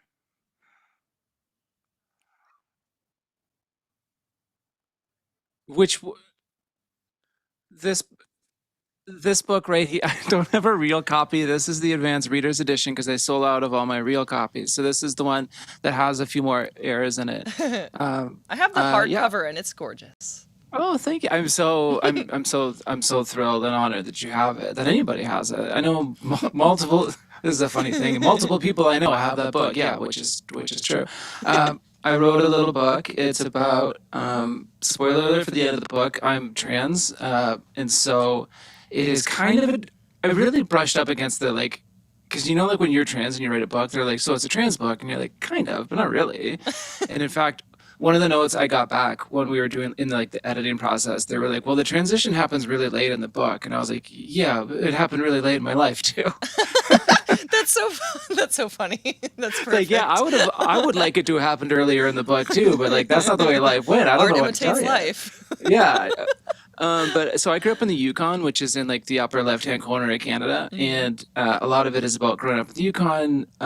This very masculine environment. I was a former trades worker, so it's a lot of it is about like labor and addiction and death, and transition and being closeted, and then it's all told through dad rock, which is a genre of music that has no real definition, that I like sort of turned into the Zodiac Killer and made like my own, like I had like all these like scraps and notes of like this is what I think it is, which probably like bonkers from the outside, I think a lot of my own taste probably could be described as dad rock as well. So if I say dad rock to you and you knowing, having at least seen the book, like what, like give me an example of what you would choose as like from your catalog. Okay, the very first band that comes to mind for me that kind of gives me a vibe that sounds like dad rock is Weezer, and that they were I was like absolutely obsessed with Weezer when I was a teenager. My partner, who was on the other side of the fake wall, we live in a loft, so I have like a fake wall separating my office from the rest of the apartment. But my partner, when we met, was in an all-female Weezer cover band called Sheezer. What? Yeah, because she's cool as hell. And so she was in Sheezer when we met, and they were like the coolest cover band in the world. Oh, that's amazing. Oh Yeah. boy, I need to check that out. That's amazing. Yeah, I still have because they made merch, because they only ever did the first two Weezer albums, and I still have my Sheezer shirt, which I is think that's black all you with- really need to do. Just do the first two. We don't need to. We can ignore the others. No, you can cut it off there and you're fine. Yeah, exactly. So I should have put Weezer in the book. I'm sad that they're not there. I'll do a special edition for you, and I'll put Weezer in there. Who else is in the book? Now I'm extra curious. Who else is in the book? Let's flip through. This is telethon magic. Well, off the top of my head, we've got the Wallflowers, we've got Sheryl Crow, we've got Wilco, Yeah. Okay. we've got Julian Baker, we've got Fleetwood Mac, we've got The National, we've got God, what else do we have in there? So many other bands. Pearl Jam, which I snuck in there. Oh hell yeah. Yeah. And I have a lot of bands in there that people have emailed me to say like, that's not real dad rock, and I'm just like, That's not a real genre either. So this isn't a real email. Go outside, do something productive with your life. I don't know, give people some money, do something to be better. Go watch the Corn Telethon and donate. Jeez. Yeah, go donate. Look, if you're gonna email me pedantic emails about what's in my book, donate some money to Corn Telethon instead. That is much more worth your time. That's beautiful. That's beautiful. Where can people find you and your book? I'm on the internet in all the bad places under my own name at Nico Stratus, and all the places where you can have your own name. My book is for sale in most stores. I've seen it in airports, which if you're ever in an airport and you see my book, take a photo and tag me in it. I love seeing my book in airports. Somebody was in LAX and they texted me a photo of my book, and I was like, this is the fucking coolest. I will never feel as cool as I do right now. Yeah. I'm gonna look for it now. I don't fly as often anymore, but I'm gonna look for it every time. Please do. Yeah, let me know. Next time, if you see it in an airport, please do tell me, because I'm just like, I'm obsessed with seeing my book in airports. Yeah, that's just so cool. Are there any other projects you're working on, or any other features about the book, or any like anecdotes that come up in the book that you want to talk? We have like a couple minutes minute and a half left, I think. I also have I'm the co-editor at a small indie all-trans press called Girl Dad Press that I started with my friend Tuck Woodstock. And our first book that we put out was a book called Too Trans Too Furious, which was all trans people writing about the Fast and Furious movies. And our next project upcoming is called Sex Change in the City. Oh my God. Can you please stop with these amazing puns? I think it's kind of one of those like pun first, idea afterwards. But yeah. When we landed on Sex Change in the City, we were like, oh, we have to do this on Name Alone. And that's that's our next book we've got coming out the pipe. And it's all queer writers writing about Sex and City. And we're so excited about it. I love that. That is so exciting. I got to check that out. And Too Trans Too Furious is very funny. And we have inspired multiple people who don't care about cars to watch. We had somebody email us the other day that was like, I had no interest in this franchise, and I'm on the 7th movie now after reading the book. So there you go. We're inspiring a lot of gearheads. Would you recommend? Because I've never watched any of the Fast and Furious movies. Do you? I'm taking from this a recommendation. I think that I should read that first, and then. I think once you understand them as camp, they're a lot more fun to watch. Once you you know that you're supposed to yell "kiss" at the screen because no two men talk to each other without being within kissing distance. So you really just spend the whole time yelling "kiss" at the screen, and it's pretty great. That's kind of amazing. I'm very excited it's pretty about fun. This. It's very fun. Thank you so much for coming on. We're going to move along to our next segment now. Thank you so much, Nico Stratus. I appreciate Thank you so much for having me. Really appreciate being here. Thanks so much. Bye. Bye-bye. Time to hang up my 2002 webcam. Who, what, huh? I'm your next guest. You're the next guest. Oh, yeah. Heck yes. Alex Steed. I feel like this skirt barely covers my butt. Yeah. Alex Steed, welcome to the couch. Hello. Alex Steed. Hello. You're so many things. I'm such a big person next to You're so many things in addition to being a very tall man. How are you? I'm good. It's funny seeing you up here after doing this. I know. You've been in this room for as long as I have, since very early this morning. Yeah, we never left after October 19th last year. We just stayed. We live in the studio now. I thought so. I've never seen either of you anywhere else, so. We just inhabit this room. Alex is a co-producer of this event. Yeah, so for those who weren't aware. I was explaining this to someone earlier who was saying, I love how generous, sort of, if you have an audience, sometimes your audience will be very generous, and give you larger donations or, contributions. And I remember, I think I learned from you that there were some people who are very, generous in what they give. And I was like, has someone found a way to make sure some of that money is going to charity? And you were like, let's do it. Yeah. So I'm so glad that we were both crazy enough to make it happen. And I'm glad you were crazy enough to come help us make it happen. I was really glad I could make it this year. I mean, not only are you doing it, but you're doing it in style. So that's and you're making funny stuff. You're being funny. You're making it cool. It's a lot of fun. We try to be funny. We have a whole nerd game room. It's really perfect. I should be. I'm open to feedback from the chat and other folks about this, but I should be funnier this year because I did just recently graduate from improv class. Yeah, 8 weeks ago, Siri texted me and was like, "Good news! I have an 8-week improv class. Good news! I'm about to become an even more sufferable person who's formally trained in improv." Well, I requested to be a guest. Mm-hmm. And I typically that's not a thing I want to do. Mm-hmm. Although I do, as you know, I have a podcast with Nico, who you just talked with, called The OC Again. Which I love. And I love. Thank you. We have a costume coming up. I tonight do. I will be dressed by like a character from The OC later tonight. And I have a podcast called You Are Good, a feelings podcast about movies, which you have been on. You were on this week.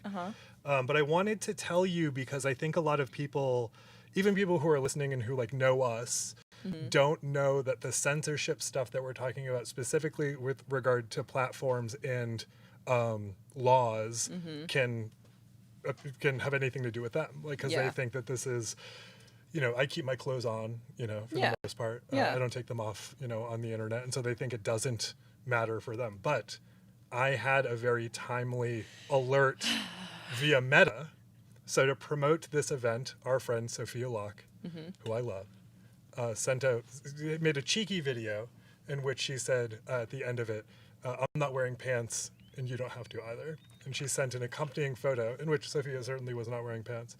and I censored. She's clothed. She's just not wearing pants. She's clothed, but in the photo there was no pants. Yeah. But I covered the, what would have to be covered and more. And I posted it as a story. And this is the flag that I got for this, which is the most like Philip K. Dick surreal flag I've gotten about anything I've ever done. Especially when you know me, it's especially funny. It says, "You're seeing this because we removed one of your stories." They spelled story. It's robots. I don't even understand. STORYS. No. They couldn't even spell the plural of the word story correctly. "You're seeing this because we removed one of your stories that related to," and I quote, "encouraging sexual activities."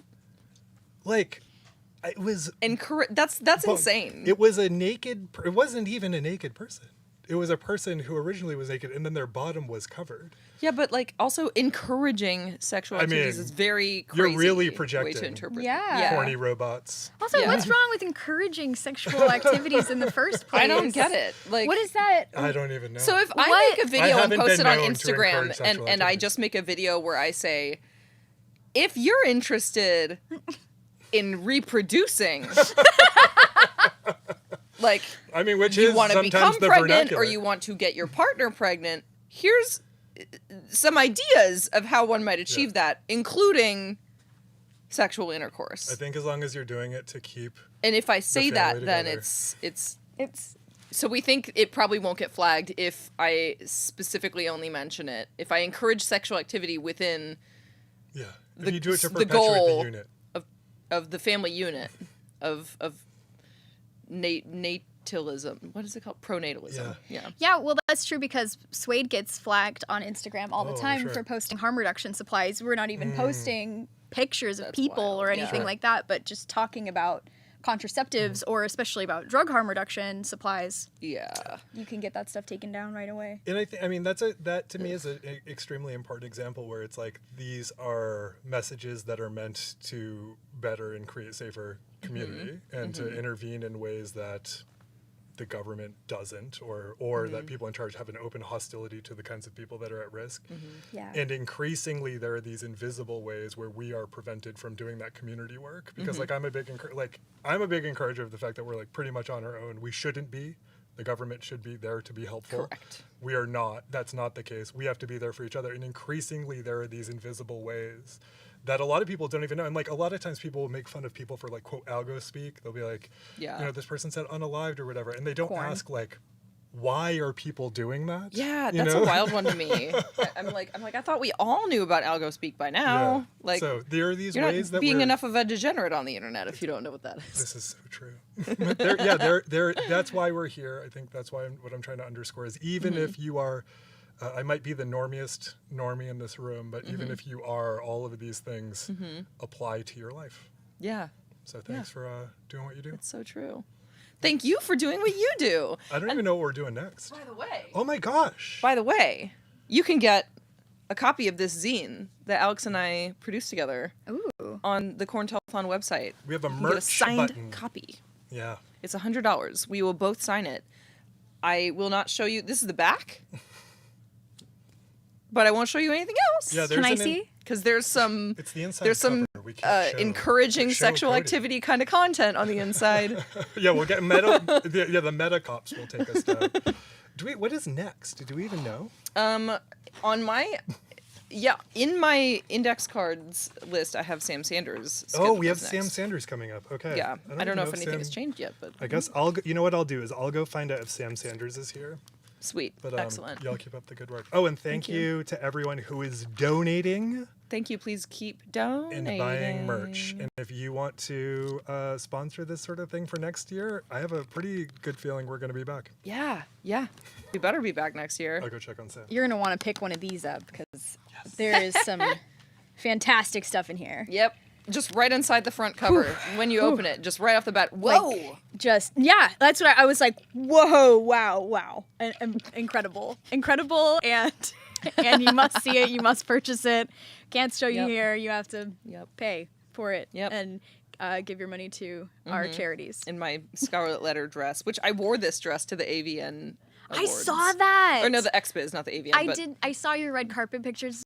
Fantastic. My favorite part was like because you know the red carpet line gets really long, and like when I arrived and there was already a bunch of people lined up, and I was just like kind of walking by. First of all, no one recognized me because I had a freaking like this on, you know. Oh, sweet.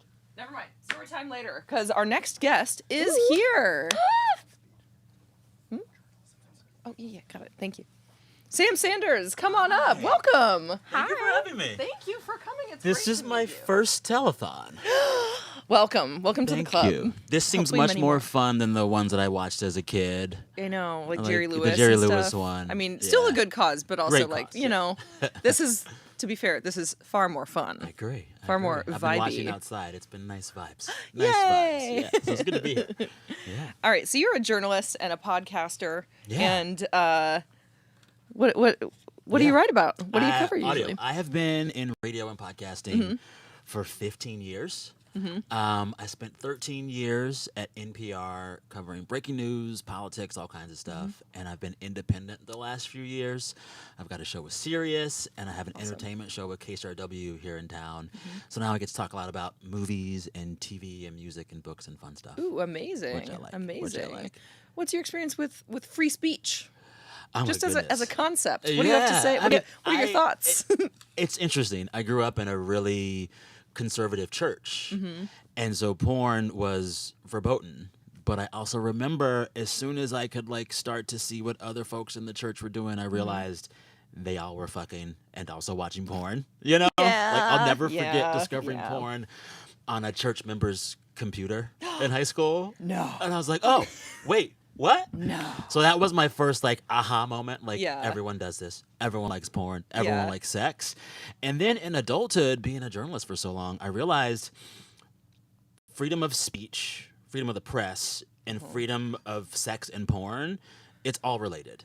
They're all so deeply tied. I wish Right? more people realized. Yeah. this. Well, like you'll notice in the same moment that the White House is cracking down on porn, they're also cracking down on journalism. Mhm. These are two things that are fundamental to a free society and one that can push back against a government that's being mean.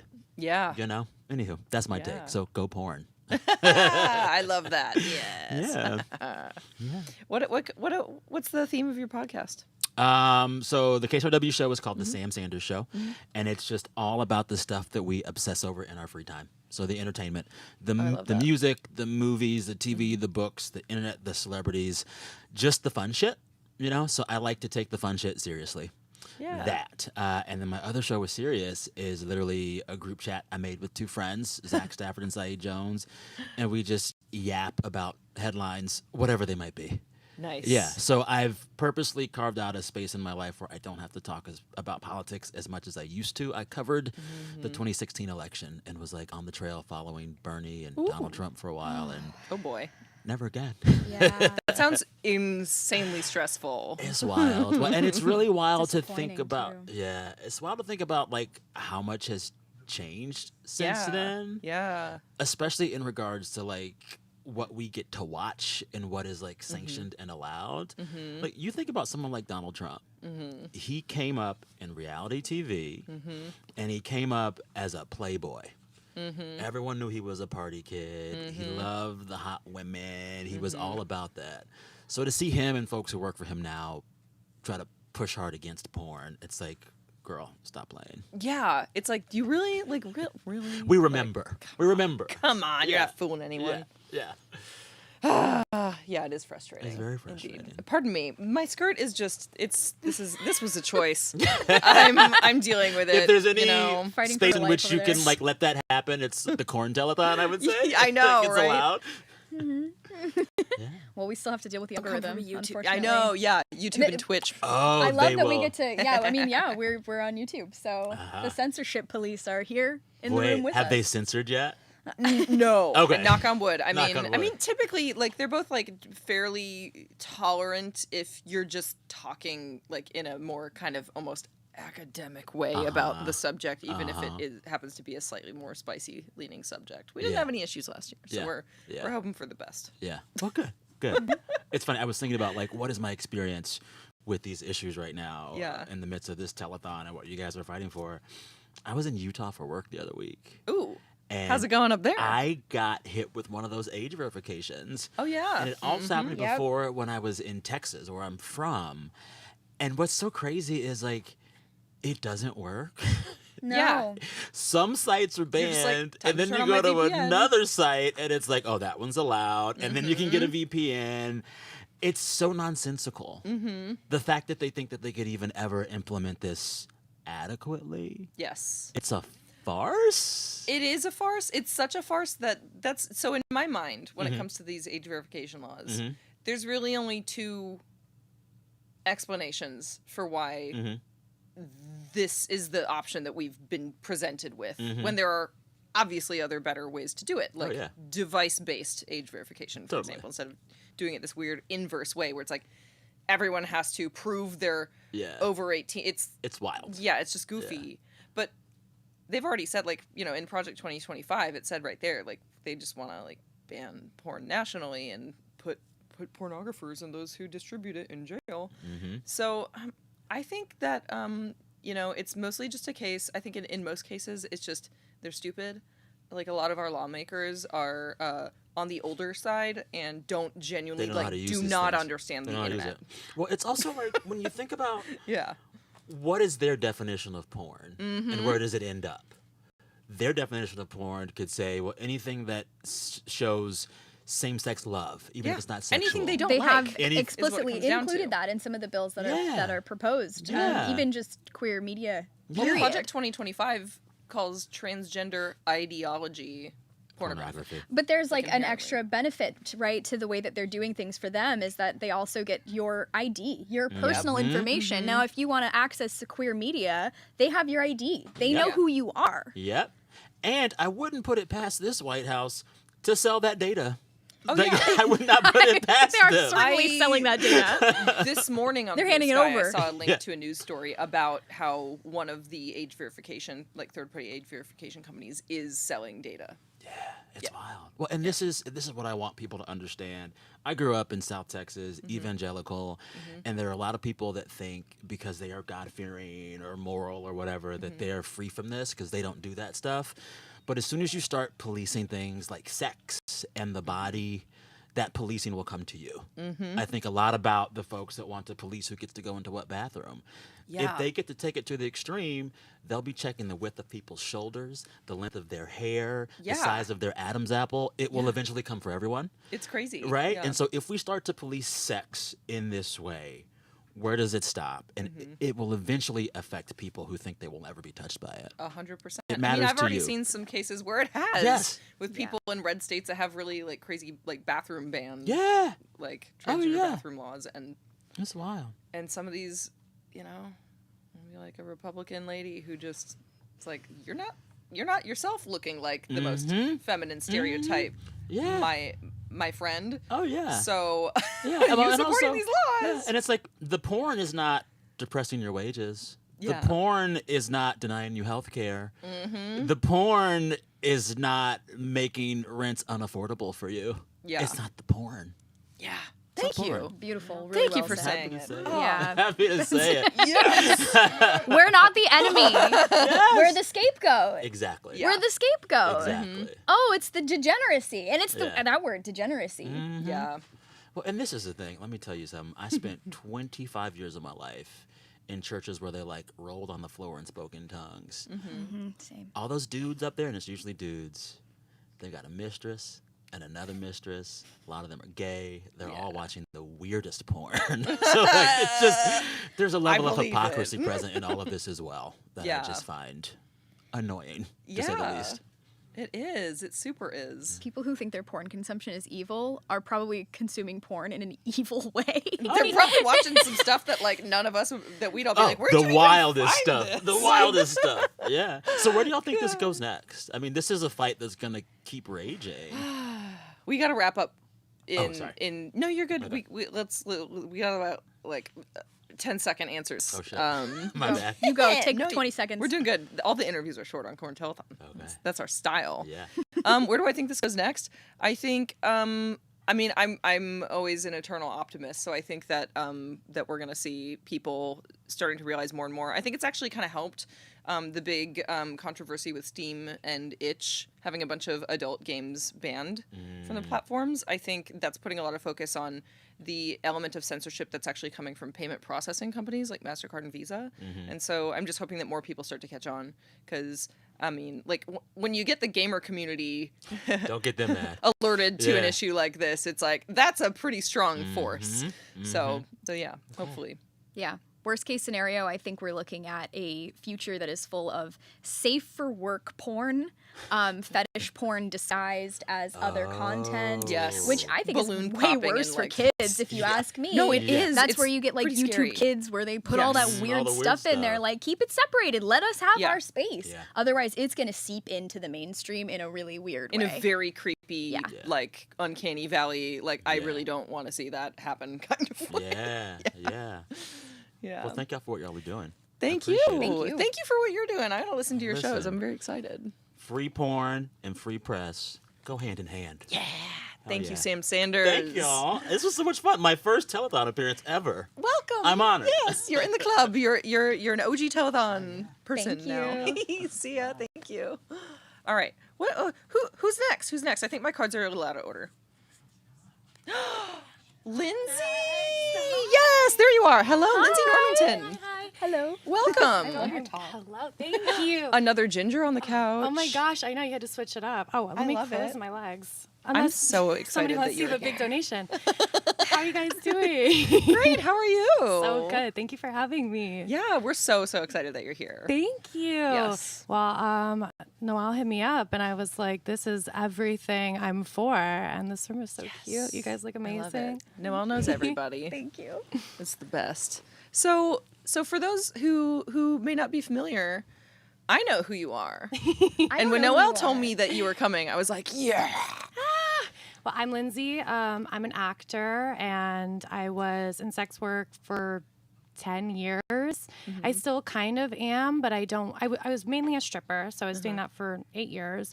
Now I'm not in clubs anymore. I am a worker owner of the stripper co-op, that's kind of like where my focus is now. That's so cool. Thank you. So yeah, we're a cooperative strip club. Right now we're a pop-up show, seeking a brick and mortar space and lots of money to operate. We do pop-up shows. It's all every member owner is an owner, and we like share all the responsibilities, duties, admin, and then we also pool all profits and tips, so everybody is like making the same amount. We're seizing the means of seduction.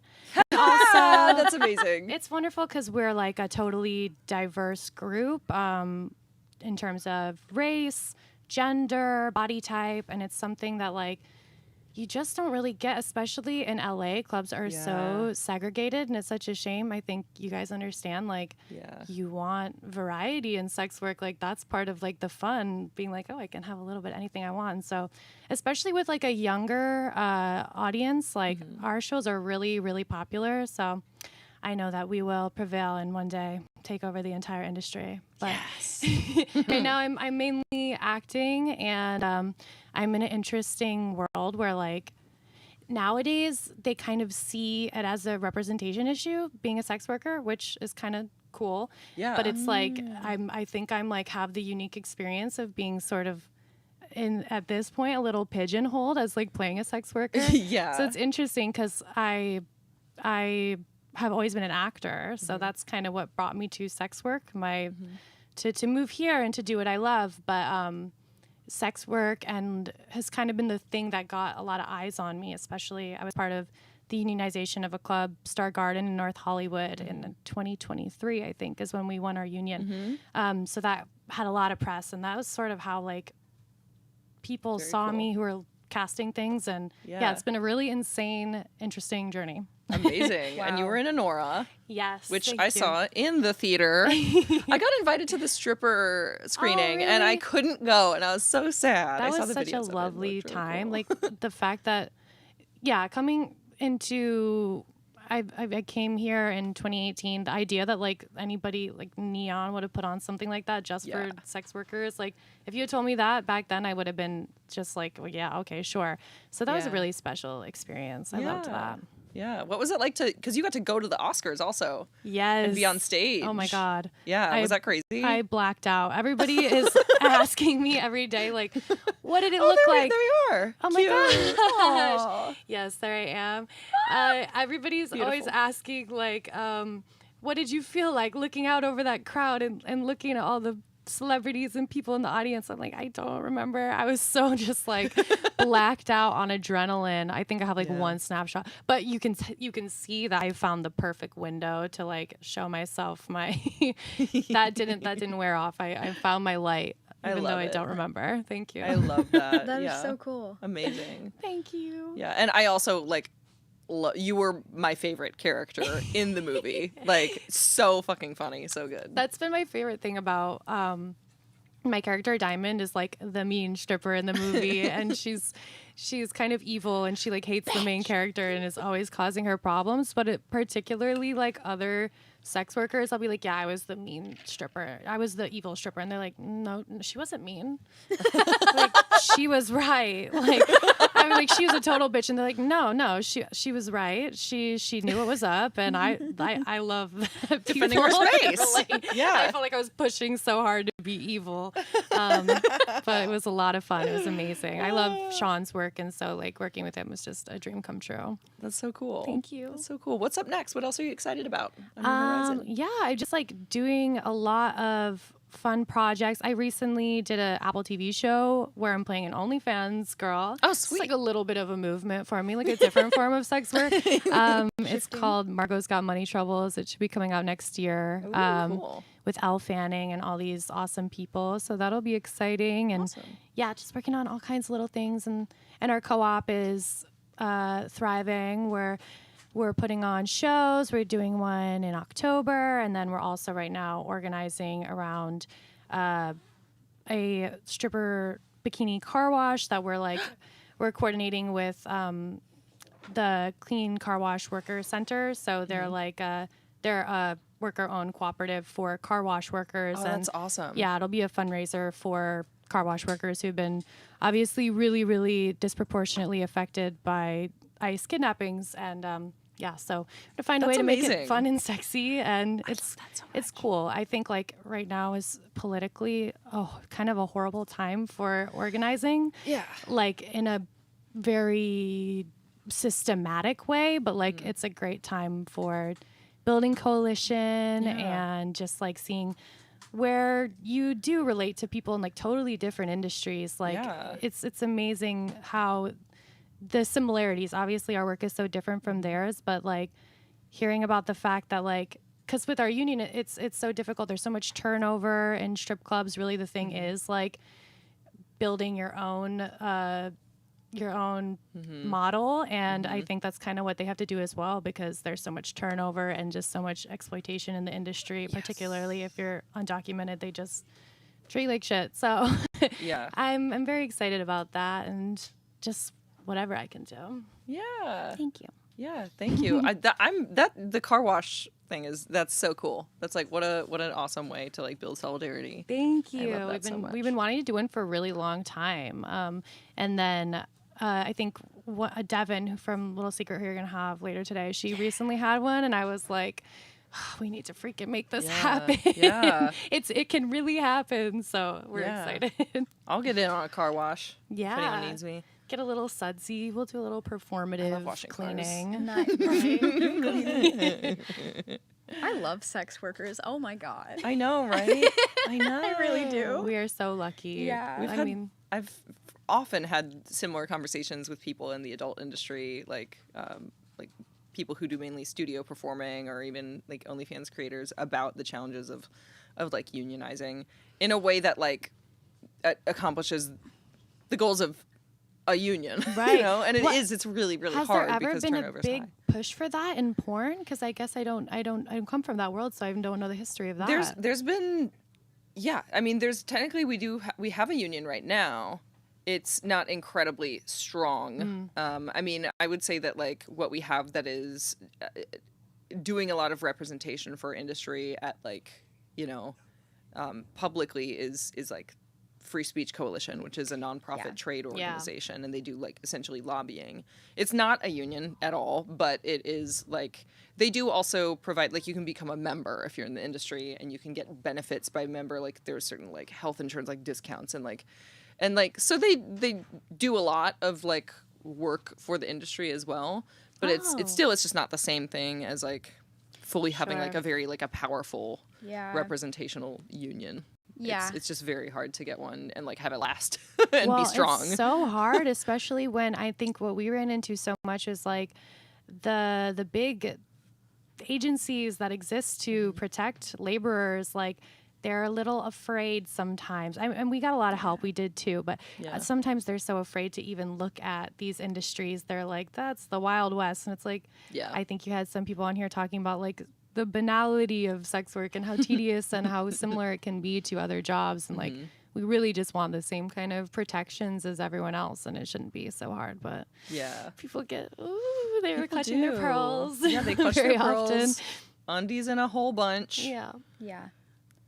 Puritan stuff firing off in their brains. Yeah, like, and it's so hard with sex workers because we're marginalized institutionally and systemically, and so there's like it's really hard to get sex workers to have solidarity because we are just by our nature like in a situation where we are in survival. A lot of sex workers are in a survival mode. It's not really a question of, oh, should I join a union to improve my situation? It's like, I need to work tomorrow. Especially in the club where like I feel like I see it so much, just it thrives on competition and employers really foster that, and they want to keep you feeling that towards each other so that you don't look up and look at who really holds the power. It's us. Yeah, it's us.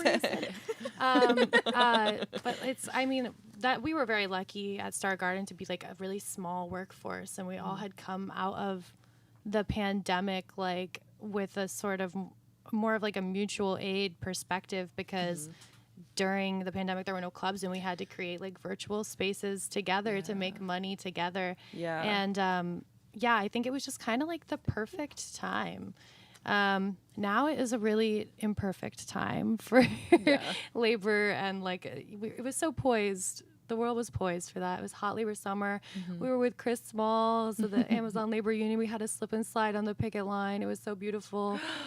But you know, more different beautiful things happening now. So and we'll keep building it. Yes, exactly. Thank you so much for coming on, Lindsay. We really appreciate being here. You are so cool. Thank you. you. You are Really cool and really hot, and I'm excited to keep watching and to blow my load, a big stack of money on this. Just everybody's gonna get really generous. I feel it. Okay. You better do it. Bye. Everyone, thank you. Thank you. Next up, we're gonna listen to some music from Sun Kin. We're so excited. Music. I got to pee. Me too.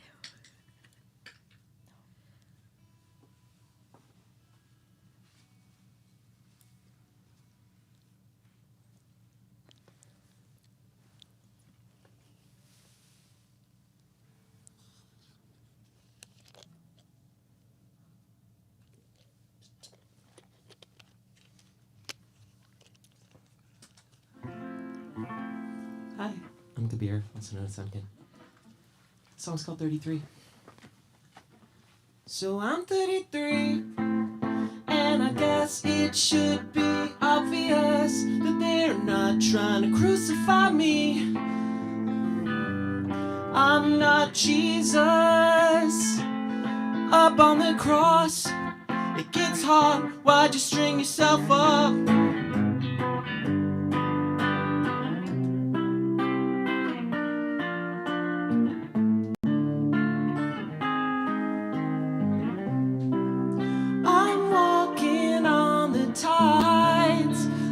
Falling through the waves, I'm coming back to life.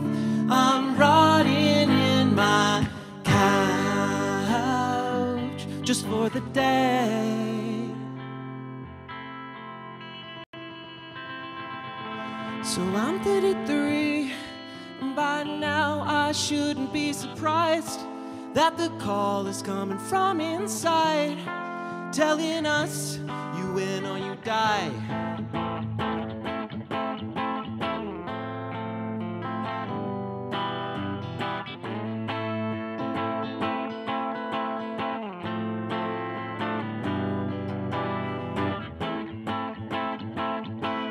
Killing my darlings, framing my hate mail, setting my business up. So I'm 33, and at least I'm glad to be alive.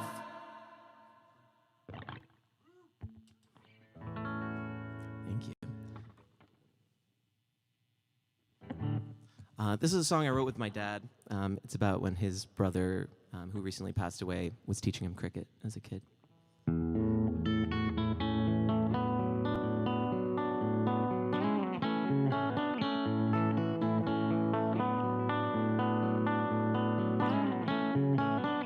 Let's switch it up, could do. I'll keep wicket and you bowl, so I know what you're going to do. Let's work out a brother's code. If you turn and look down the street, I will know it's a leg spin. A brush on your left cheek means that I should stand close in, me and I, then all others, you and I, against the world, you and I, the Kumar brothers, you and I, impressing the girls.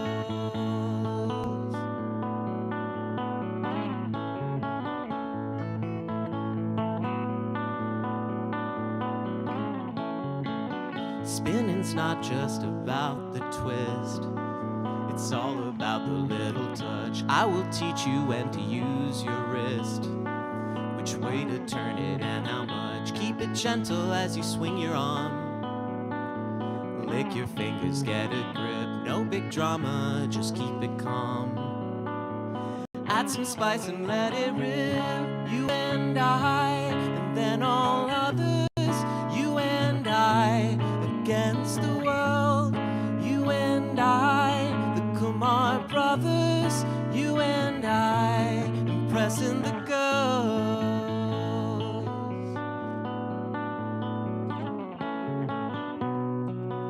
Someday this game will be a haze. This park, these Giddiagar streets. You and I in places far away, thinking of this lesson and this heat.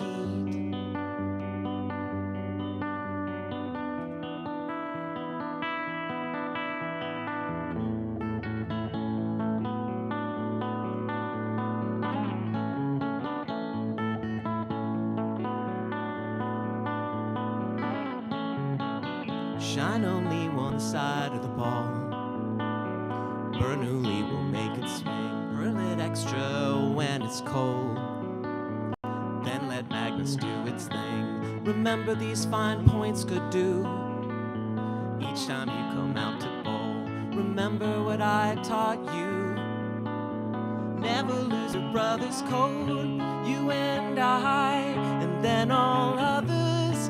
You and I, against the world, you and I, the Kumar brothers, you and I,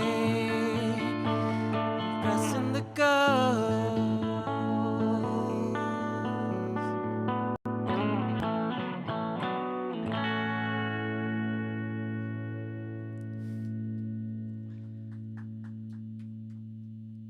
Time for one more? Let's do it. Song's called Dreams Die.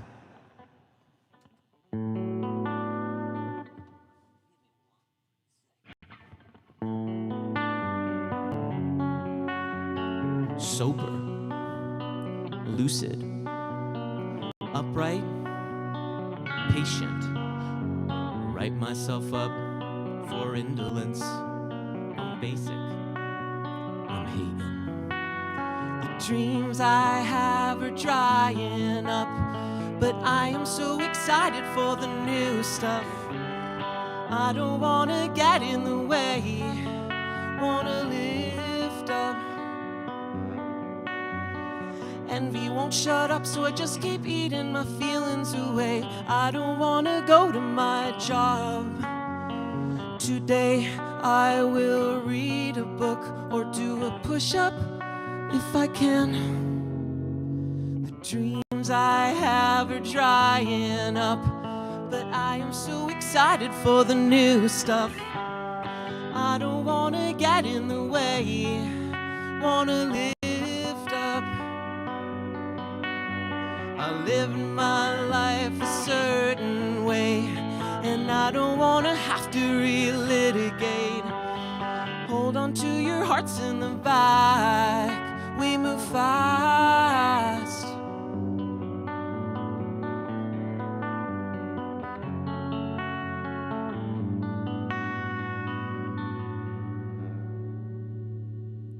Thank you. Thank you so much, Sunkin. Thank we love it. you. We love it. We love it. We have a new guest who's going to make her way on up to the stage right now. And we're so excited to welcome Natalya Reagan. Come on up. You brought the puppet. I brought Dolores. Oh my God. Dolores. Dolores is very mighty. She is. Yeah, this is Dolores the clitoris. Dolores. I love her already. Look at how gorgeous she is. Hello. Hi. How are you guys doing? You look gorgeous. I love a hot blonde. And you're like a strawberry blonde. Thank you. I love that. You're a redhead. Am I? I count Nobody's you as a ever said redhead. that. I say yes. I'm Yeah. a redhead under the wig. Oh, are you? Oh my God! Consider me won over. I'm smitten like a kitten. How are you guys doing? We're doing great. Really good. Yeah. Really Did you good. enjoy the music? I loved it. I mean, I loved it. It was fantastic. Wait, is he single? Because I actually don't. You know, I don't know how they swing, but anything goes. Yeah, I feel like I just keep falling in love. Yeah. On this. It's You know, we've got a lot of love to give, right? You know. Yeah. Yeah. Yeah. I'm in love with everyone. Oh, Everyone that comes to the telethon. everyone and everyone who donates. And at the everyone who telethon. donates as well. I'm also very in love with. Give us your money. Do it now. Look at me. Deep into my eyes. Give me your fucking money. Can I say fuck? Yes, you can. Give me your fucking money. I Damn. love Did you. you hear Yeah. that? Yeah. Dolores the clitoris. Let me take off her hood. Opinions. There we go. Oh my. I got my lashes done last night. Oh, they look so good. A hot glue gun. Yeah. It was painful, but you know, beauty is pain. Yeah. That's true. I'd say it was worth it. They look great. Thank you. Yeah. They look natural. Oh, totally. We matched. Did you notice? Yeah. They're so good. Yeah. We try to Same coordinate. lashes. Mm-hmm. Sharing is caring. Yes, exactly. Especially when it comes to a clit. I love Dolores so much. Oh my God. She's a little ripped Wait, up. so what are her bottom? So that's a great question. I'm gonna talk for her a little bit, only Can you because just- sometimes that voice kills me. Not that I'm just Understandable. Not that, yeah. No. So the clitoris is one of those organs that has been misunderstood for eons. Aside from being Dolores's best friend, I'm also a biological anthropologist, so I talk about this quite a bit. That for years it was thought that little nubbin was the entirety of the clit. But still waters run deep, ladies. That's just the tip of the This is very iceberg. true. It's about 9 to 11 centimeters deep. And so these arms and these bulbs sort of wrap around the vagine. And that's why for years it was thought that there was a clitoral orgasm and a vaginal or a G-spot orgasm. And now it looks like the G-spot orgasm might just be hitting the clitoris from a different angle. Amazing. We all know about angles, right? Amazing. You gotta work those angles. You gotta work her angle. As someone who's experienced all the above on a pretty regular basis, I can say that sounds about right to me. Right? Because it's just like kind of like a shallow versus a more depth of feeling kind of version. I'm deep, ladies. I'm real deep. Yeah. Yeah. Like her voice, you know. So is the G spot that pink part underneath there, right there? It sort of wraps around, so it's kind of, I think it varies on each person. Yeah. This is not my specific area of expertise. I just know a metric crap ton about the clit, because I also study specifically spider monkeys. Ooh. Which, yeah, fun fact, spider monkey females have what is called a hypertrophied clitoris, meaning it's a dangler. It looks like a peen. Wow. It's called a pseudopenis. That's so wild. Yeah, so it's I about love this that. long. Like the very first time I saw a female spider monkey, I turned to my advisor and I said, "That gentleman's spider monkey is very well hung." And she said, "No, Natalya, she is from the big clit family." Oh my God. And I was like, I picked the right profession. That's This is- amazing. yeah. So yeah, that's the way we can tell them apart, males and females, from a distance. That's amazing. She's got bottom growth. Yeah, exactly. Got a real, and they're not 100% sure why. It might be to be draggy. They kind of drag it along tree branches, as you can imagine. It could be spreading pheromones, which is a way to communicate. Oh yeah. Yeah. Hey, That's so I'm wild. over here. Do you know anything about do snakes Yes. have a? Would you like to know? I'm asking this because very specifically, my mom, when I was like visiting my parents at Christmas, my mom's pretty prude, okay, and like I was in my parents have a hot tub, and I was like chilling out in their hot tub, and my mom just like. She came out, she's like, "Mind if I join you in the hot tub?" I was like, "No, it's cool." She gets in the hot tub and she goes, "Did you know that snakes have clitorises?" Yes! Out of nowhere. Your like, mom out of is nowhere. so And I was rad. like, "Mother, I clutched my pearls." No, that's great. Well, so this is the crazy thing. In 2022, they finally counted all the nerve fibers on the human clitoris. And they found that there are 10,281 nerve fibers just on that gland, that little nubbin, right? Amazing. Yeah, exactly. Like, you can't find it, you're doing it wrong.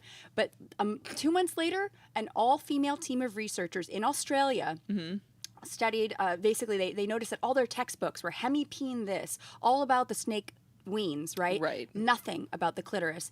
And they actually discovered that snakes not only have one clitoris, they've got 2 devil's doorbells. And that puppy is forked. So it's actually like a forked, Wait, like clitoris. their tongue? Yes, Wait, exactly. whoa, The carpets, whoa. the carpet matches the drapes. Whoa. Yeah, so it's pretty great. Yeah.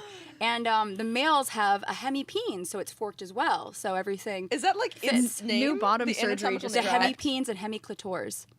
That's I know. amazing. I just- It sounds like a, I don't know, like a I bet something I'd name my D&D character or I bet- something. Like, I bet you could get that done. Yeah. Like I bet a surgeon could fork your clit. I mean, right? That would be any wild. benefactors out there want to anyone mad scientists anyone that want into body mods? right, get in on this. Well, Forked tongue. yeah, exactly. Forked That's clit. that's all. That's I don't know, awesome. but yeah, so that came out, and that again, like that's the scary part is when 51% of the population, females, their genitalia is ignored. That is a huge problem because the clitoris was actually taken out of Grey's Anatomy when Sigmund Freud, that schmuck, said that the clitoral orgasm was immature and infantile, and only a vaginal orgasm mattered. So this was an organ that was not. Yeah, not idiot is right. Sorry, Real Dolores. shitbag. But your mom, I'm just. We need to have her on the. How did she? Okay, I'm very She excited. reads. She's retired. She loves to read. Yeah, that's it. I just Snake know she slits. was reading up. She's reading, Yeah. She was like, "What's new in science today?" Oh, they learned about snake clitorises. Yeah, I mean, it's important stuff, though. Like now these lady snakes need to get theirs, right? Yeah. Yeah. With the forked tongues. With the maybe. forked tongues, I don't know. Like that's just two-pronged for her pleasure, right? Does your stuff get censored? Do you have to deal with censorship? When on Instagram, it's funny. The bifurcated possum penis is one of my best view videos, but there's a ton of other videos that are about the clitoris or other penises that get. Yeah. Oh, and by the way, you'll appreciate this plural term for clitoris, clitorides, which also sounds like a D&D character. Wow. Yeah. I love My that. name is Clitorides. I think that will be the name of my Clitorides. next D&D character. Yeah. I think that's. Wow. I think this is a great idea. That's so good. I love you, ladies. Natalya, do you have any upcoming projects you're excited to share with us? I do. Well, tonight I'm actually leading a queer ecology hike in Elysian Park with Jason Journeyman of Instagram fame. So 6 to 8 p.m. tonight at Elysian Park. And then I'm also doing a science burlesque show. I do burlesque as Professor Evolution next Wednesday at the Good Night in North Hollywood, just down the street. Oh, I love the Good Night. Yeah. Ooh, okay, I gotta come to that. Yeah, it's going to be fun. There's going to be a dinosaur themed routine. Yes. Yeah. Think asteroid, putting the ass in Jurassic and asteroid. I love it. I love it. Yeah. Thank you so much. Thank you so much for coming on. Thank you. It was nice to meet you. Oh, Thank nice you, to meet Dolores. It was nice to meet you as well, Dolores. Yeah. Oh, and I'll give you stickers, but off screen. Oh, I love Goodbye. stickers. Yes. Oh, Yes, please. Mwah. Thank you so much. Thank you. Thank you. We have another very exciting guest coming on up right now. Who? What? I have a special Oh, okay, cool. prize. BJ Colangelo. Hello. Hello. I love seeing you. I love It makes me seeing so you. happy. I decided that I needed to dress appropriately to match the background. You are with so. all Look at today. you. You're perfect. Had You to make match the sure. pillows. You match the carpet. It's great. I have a little announcement. Your hair to matches the make. green screen that no one else can see but us. Oh. Beautiful. I have a little announcement. So for the next 20 minutes, I will be matching donations up to $1,000. So You amazing. yes, Personally? me, Cody will be Vore. matching donations yeah. up to $1,000. So if you've just been watching at home and you're thinking about supporting us, supporting sex workers, supporting the work we do, now's the time to donate. If we can get up to $1,000 in the next 20 minutes, then I will go ahead and match it. So this is a really, really good time to send your money in. Send it. Yeah. What time would that mean? I'll watch it for you. It's like 1:30. Awesome. Yeah. Okay. It's 1:01. So yeah. Sorry. Amazing. Wonderful. Thank you, Cody. BJ, welcome. Yes. Thank you for having me once again. Yes, I'm so excited to talk about corn movies. Specifically, movies. literal corn horror movies. We are Whoa. entering the fall season. Ideal. And I know when you think corn horror movies, you're probably thinking Children of the Corn, or if you've been paying attention to movies that came out this year, Clown in a Cornfield. But I specifically want to talk about 3 of my all-time favorite movies that happen to use corn in very interesting ways. Ooh. The first one being at 1973's The Wicker Man. Not to be confused with the Nicolas Cage one, and also my don't first confuse them, thirst, my God. Lily Sobieski, also in that movie. But the 1973 version of The Wicker Man is very much centered around corn god myths, Yes. which are present in so many different cultures across the world, which is very interesting. I think it's actually kind of beautiful that there's like this unifying myth, but the entire movie is about repression. It's about somebody coming and investigating a community and thinking, these people are weird. There's something wrong with them. They're fucking in fields They're teaching openly. their children this? Exactly. They're not believing in the Christian God. And all of it is paying homage to the harvest. And so many corn gods, harvest gods throughout history are also related to fertility, because feasting and fucking have a lot in common. It satisfies a very similar need. It's nourishment for all of us. And so I felt that one was very perfect to bring up for the fall season. It's also one of my favorite movies of all time. Oh, It's really? in my short list, yes. Oh, that's Top 5. fantastic. Have you ever done like booty dance the way that Britt Eklund's body double does in that movie? No, I should. You should. Yeah. Let's add that to the it's holiday never, list. honestly, as soon as you asked me that, I was like, I feel immediate deep regret that my answer is no. And that is a sex worker that was hired to be her body double, because they needed somebody who could just shake that ass better than anyone, and who else is going to do it than a dancer, and she's So amazing good. in it. It's so good. Absolutely iconic. The second film, are you somebody who was scarred by watching the birthday scene in Signs? M. Night Shyamalan's Signs. I've seen Signs many times. Not since I was a kid. But it my has, it's been God. like over 2 years since the time I most recently watched it. I notoriously have a terrible memory for movies. Like, truly. So I am a staunch M. Night Shyamalan defender. I know he's got a lot of haters out there. Couldn't be me. I'm definitely a shooter for M. Night Shyamalan. But Signs is having this really interesting resurgence right now online, because a lot of people who watch Signs as children are revisiting it and now remembering that there's this scene where Joaquin Phoenix is watching footage of an alien showing up in a child's birthday party, and it is just scaring the crap out of them, because so many of them are like, I don't remember seeing this scene, but now I'm seeing it as an adult, and that's where it's from. That's what that movie is. Oh, that's so funny. And that rewatch. I do actually vaguely remember the scene. Yeah, You kind of described like the context in the movie where it happens. Yeah. Definitely. And so why this is an interesting corn movie is because it takes place on a farm surrounded by cornfield. It's using the elements of isolation. What happens when you keep people away from their community is when they are isolated, they're vulnerable, they're easier to take advantage of, which is why it's bad to let people isolate you and shut you off from information. And so that's kind of the thing simmering underneath. Yes, it's an alien invasion movie, but ultimately it's about people being put in isolation. And I think that that's really, really fascinating. And very relevant to a lot of things happening. It sure is. Societally, culturally. Yeah. This is a running theme that I found in coming up with these movies, because the other one that I really wanted to shout out, I even brought her with me today, is my girl Pearl. Yes, I love Pearl. Mia Goth in Pearl. Because Pearl is also a story about isolation and what happens when somebody is so repressed, when they're not able to express what they're really feeling. It manifests in really weird ways, like fucking a scarecrow in the middle of a cornfield. That's what happens when you don't allow people the outlet to really get out those big emotions that they're feeling, those natural urges that so many of us have. And it is terrifying, but also I feel for Pearl. I have a lot of empathy for Pearl, and I rewatched it recently. I think it's fantastic. I think it's even better now that Superman is out, because everyone forgets David Cornsweet, our new Superman, is who shows Pearl pornography for the first time. I love it. I love that we live in a world where Superman showed me a goth porn. I think that is so fantastic, but there are so I'm many... happy we're in this world, in this particular timeline where that happened. Exactly. Like, what an honor for all of us. But there are so many great horror movies that incorporate corn. There's this great one on Netflix I love called There's Someone Inside Your House. It's a very much like a Gen Z slasher. This was just mentioned like last night, and I have not seen really? this yet. Yeah, I need to watch this. The gimmick that really got me is that, you know, what is a slasher movie if not, you know, The Mask? Like, that's what everybody looks at, the slasher mask.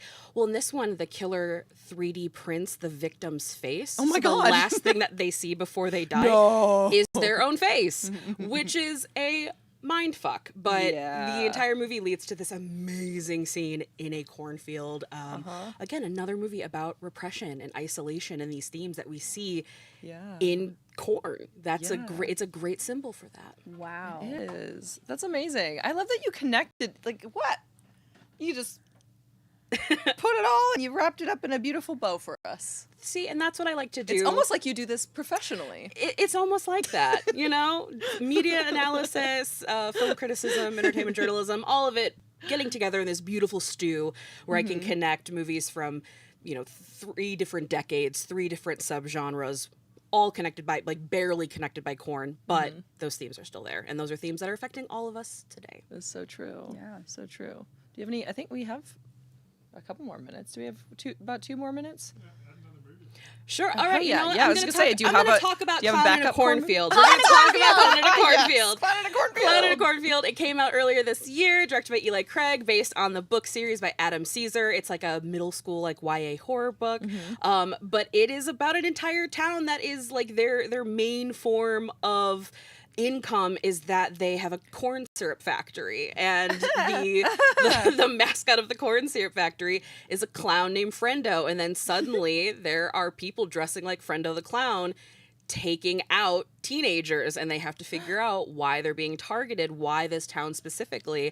And just the visual of a clown in a cornfield, far more unsettling than you think it's going to be. It's I think it's going to be pretty unsettling right off the top. Like, but like the best part though too is that this movie is also very fun. It has like a great sense of humor. It is a newer release, but it's a fun movie to watch with a group of friends because you can hoot and holler with it, and like that's the kind of communal thing that I love horror movies for. I do love that too. I need to honestly go see more horror movies in the theater, like when they do have a theatrical release, because I can be a little bit of a homebody, you know. Yeah, but I like watching horror movies on like Tubi. Yeah, that's true. Tubi It is has fun, yeah. like the greatest library because it's like, what's this weird piece of shit movie from 1974 no one's ever heard of? Tubi has it. Like, that's the best. Yeah, they've got like crazy random stuff too, new stuff that's just low budget. I love low budget films. Same. I'm a big fan. Also same. We have 10 more minutes for Cody's matching challenge. Yes. And we're at 485. So Oh my announce God. it and then encourage it. Yeah. Okay, so if you just heard that, there's been $480 donated in my matching challenge. I will match up to $1,000. So we have 10 minutes left. Thanks, Daniel, for 250. And thanks, Daniel, for $250. Thank you so much. Okay, so we're almost there. We're halfway there and halfway there. So we need to bring that extra 500 in so that I can match it, or 520. Sorry. All right. Yes, that's perfect. Yes, Oh my God. That's so exciting. I'm And so you are excited. doing such a service by doing the donation match. Like, good for you. Hell yeah. Oh. A little offset jump scare there while we're talking about the horror movies. Setting the mood, setting the tone, and this beautiful Y2K bedroom you've got going on here. Do you remember, this is like an aside because now I'm thinking about clowns. Do you remember like 10 years ago where there was like a thing where like people just started dressing like clowns? Did you know that and they wandering still streets? don't have an answer for why a bunch of people spontaneously decided to just be clowns terrorizing people I think for it's 'cause 2016? it's funny. I think so Like- too. I think a lot of I people like love this is a that. good bit, and we're all just going to commit to it and say nothing about it. Yeah. Yeah, that was great. If anyone wanted to Sometimes like do it people really again, pop I wouldn't off. be mad about it, Like maybe like do it to scare away like ice dudes when you Yes. see. Oh my Yeah, God, like, that's what harass we should ice be by doing doing. that. People should be dressing like scary clowns Yeah. and chasing ice. Like, just treat your entire city like it's Halloween Horror Nights. Yeah, practice your cackle, Yeah. Like instead of a vigilante superhero, you're just a vigilante clown. Yes. Yes. I guess Vigilante that- horror clowns. I guess that would just kind of be the Joker. Like, be the Joker for good. Be the Yeah. good Joker you wish to see in the, The Joker world. for good. That's what we need. Yeah. Am I gonna go visit with your wife in a minute? I we're think not, you we're not quite are. fully set up for that yet. I Okay, think you I'm are very going to be excited for that, visiting though. my wife in a minute, which is wonderful. I will say I got to be the guinea pig for drink science for you, so I can attest she's going to make you something very, very delicious. Yay! I still remember the one from last year. We were talking last year that Yeah. you got to light something on fire last year. I don't think you get to light something this year. The but- orange peel, like doing the Mhm. little on the orange peel thing. Oh yeah, that's cool. Which I like to make a cocktail at home. I like to get nerdy about it. I did go to bartending school at one point in my life. I feel like you've lived like 100 lives. I kind of have done a lot of weird and random shit. Yes, that's true. Bartending school is hilarious because it's like, if I say this knowing, because like I had a lot of friends when I lived in Louisville because it's a big like food industry, like Mhm. bar culture city. Most of my friends at one point were a bartender at like a very busy like bourbon bar kind of place. None of them went to bartending school. That is not what anyone want. Like, Yeah, on the job training. That's all you need. going to bartending school is the dumbest thing in the world. It's very funny that I went, and also I kind of went because I was like, I like want an activity. I want to like learn a new skill this summer, and it was like pretty affordable to go. So I was like, I just want to learn how to make like every cocktail, like all the classic stuff, Oh, and I learned yeah. a lot. And like, and I use it at home, but like I never intended to like actually work full time as a bartender. You were going to be a anywhere. Like, mixologist. yeah. I Just would. went for I'm a fun. home mixologist. That's it. Mm. You know. Perfect. Yeah. Are we ready? Yes, Harmony Colangelo. Keep bringing those Come along. donos in. All right. Should I come? Am I? Yeah. Yeah. Of course. I can. Should I just sit here? Hello. Welcome. Thank you. Thank you for coming on. How's it been today? Great. It's been so much fun. I've been yapping. It's gonna be better with a drink. Yes, it will be. Marvelous. Yeah. No, you don't get to light something on fire this year. So, unlike that, let me ask you something. Mm-hmm. Do you know what a shrub is, in a bartending sense? I know it's like an additive. It's like usually like made. I don't know like what the process is for making it, but I always imagine it's like a homemade syrup kind of situation or something. Sort of. So I made one. It's been reacting. It's been doing its thing. Ooh. A shrub is, in its essence, fruit. It is sugar and it is vinegar. Ooh. I know that, you are a proud pickle slut. I love vinegar. Anything So, vinegar. There we go. So I figured this would be a good fit. The one we have today is going to be cranberry, apple cider vinegar, and then the sugar. Blend it up, remove the pulp, and then you get this little ingredient. So we're going to make a drink together today. Yes. Boom. God, that sounds good. It's going to be so good. All right. I'm going to make my own shrub soon. Got to get on that. Yes, it's so nice. Also, what's really good is the sugar wants to turn into alcohol. The sugar doesn't turn into alcohol because there's a bunch of vinegar. So essentially, it's just constantly changing and being bold and being a little different. You can keep it for like months and months and months. Oh, yeah. So great. I'm going to make it, and then I'll let you kind of go ahead and do that. We'll do that. Yay. Cool. So I'm going to take a scoop of the ice here and not knock over this table that apparently spins. Oh, it's running away from me. Thank you for your assistance. Cool. We have a lazy Susan table to make drinks on. It is active. It is not what lazy. you want when you're pouring liquor is the surface to Something constantly to be move. moving. Yes, of course. All right. So I am a fan of a hearty Midwest pour. We're gonna do 2 ounces of rye whiskey. It's like my mom. Yeah, I have done drinks in LA. And people go, 2 ounces of just like the base liquor. You're trying to kill people? I'm like, that's standard You're where I'm clearly from. not from, well, I'm from Minnesota. So, Yeah, a so you hearty get it. Midwest pour, yes. Yeah, like, it's normal for a drink in a rocks glass to have like 3 ounces of something in it. Yeah. You know, not like, oh, well, that's a lot for a pint glass. No, it's a normal amount. So we're going to add that to our shaker. We're going to work on our bartending shoulders, which I do miss because I don't have them as good as they used to be. The shaken shoulders.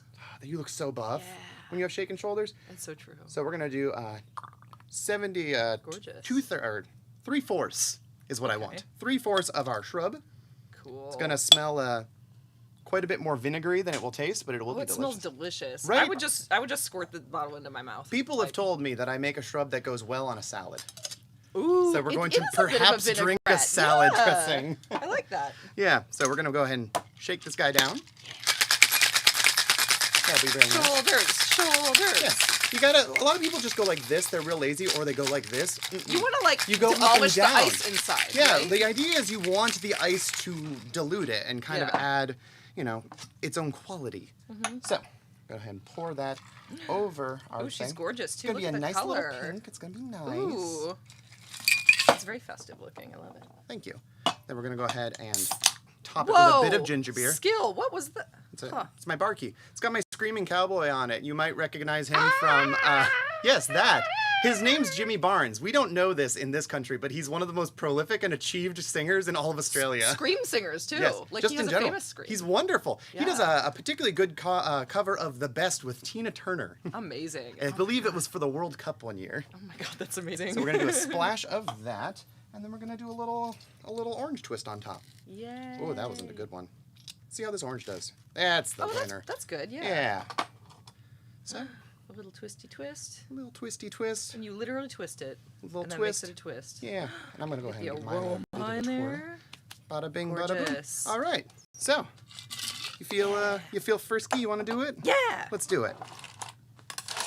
I will hold the table now. This is my job. Your turn. All right. We got a scoop. More ice? Yeah, More? as much as you feel like you want. Yeah, I like to do a good amount of ice. Good. Yeah. Today is a marathon, not a race. And then the liquor. Yes. Good choice. Bullet. Bullet rye whiskey. Yeah. Bullet is like the standard as far as I'm concerned. Like that's your control. Everything goes up and down from there. 3. I mean, you can Where's go the 3. ounce measurement? It's on one of them sides. There you go. Oh, that. Wait, how much did you put? I did 2. You can do 3. Oh no, I'll do 2. I'll Okay, do 2. 2's good. I mean, that you said 3. We were I talking. was and like, then you can we do were talking 3. about how like some places if you will want do a 3. you want to remix, go ahead. All right, and then what would 3/4 of 2 be? Just between the half and the 1 on there, on the brain. ounce guy. Okay, got it. There's not an official mark for that one. I experimented. So we were doing drink science when BJ was trying it last night, and she doesn't like vinegar, by the way, but it kind of just makes it have a sour quality. Yeah. Which is nice. It was just a matter of getting the right ratio, because this is it's a potent ingredient, you know? There you go. All right, and then now I get to practice my what I learned at bartending school. All right. Apparently not practicing it. Sorry. You're fine. I didn't think I was going to be squirting on anyone today, but...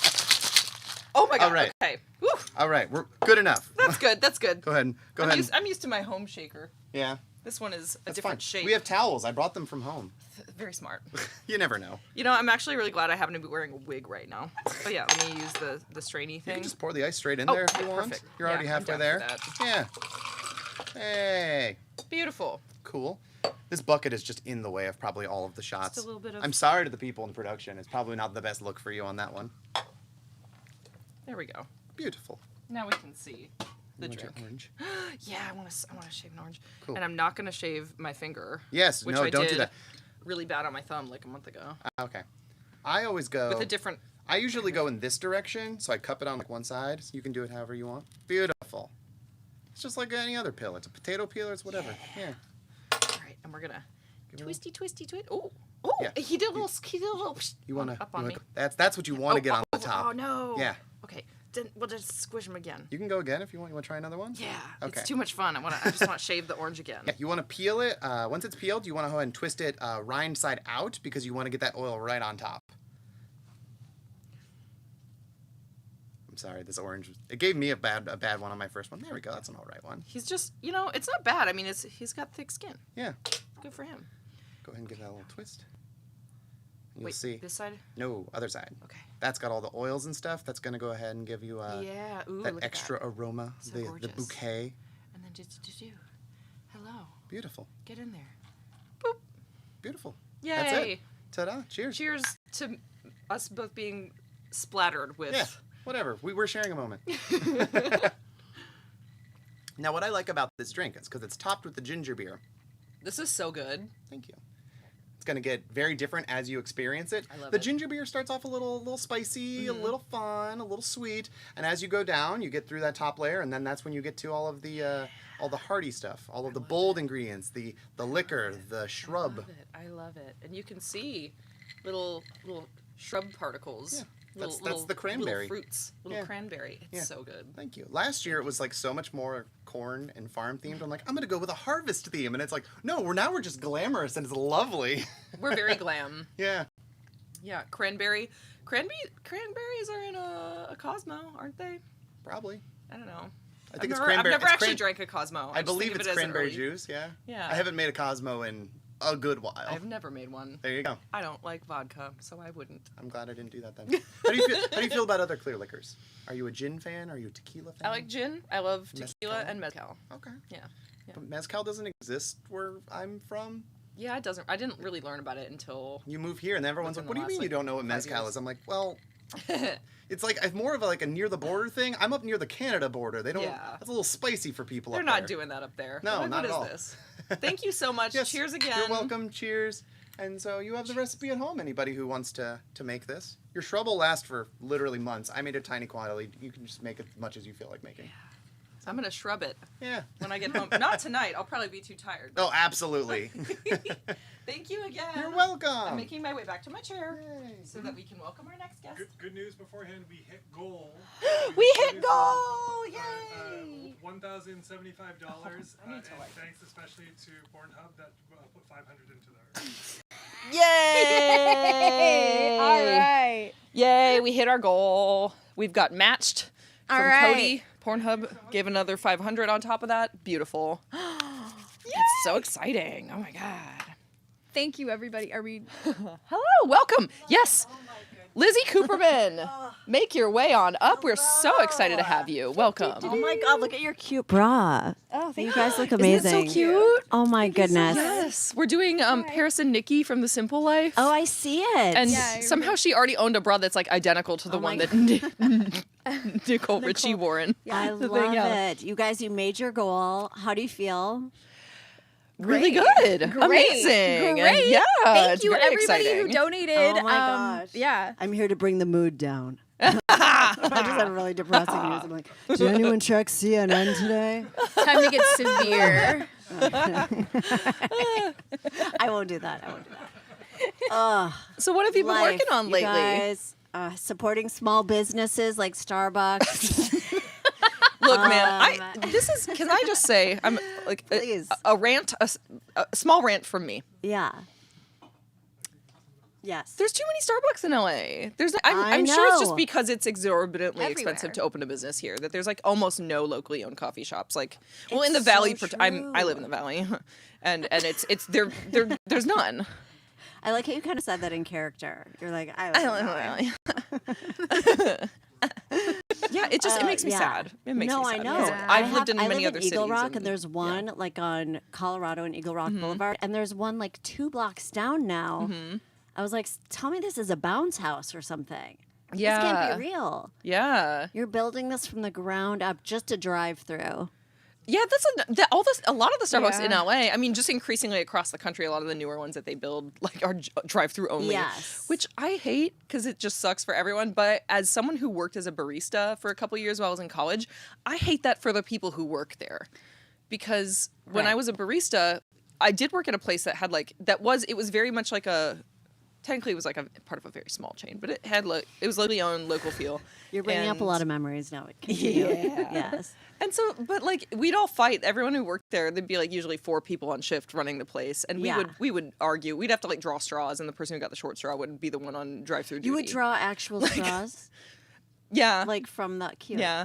I've never been we had actual straws. Straws available. Yeah, you could just cut those. That's so funny. I was a barista. I had a job once where I slowly got demoted.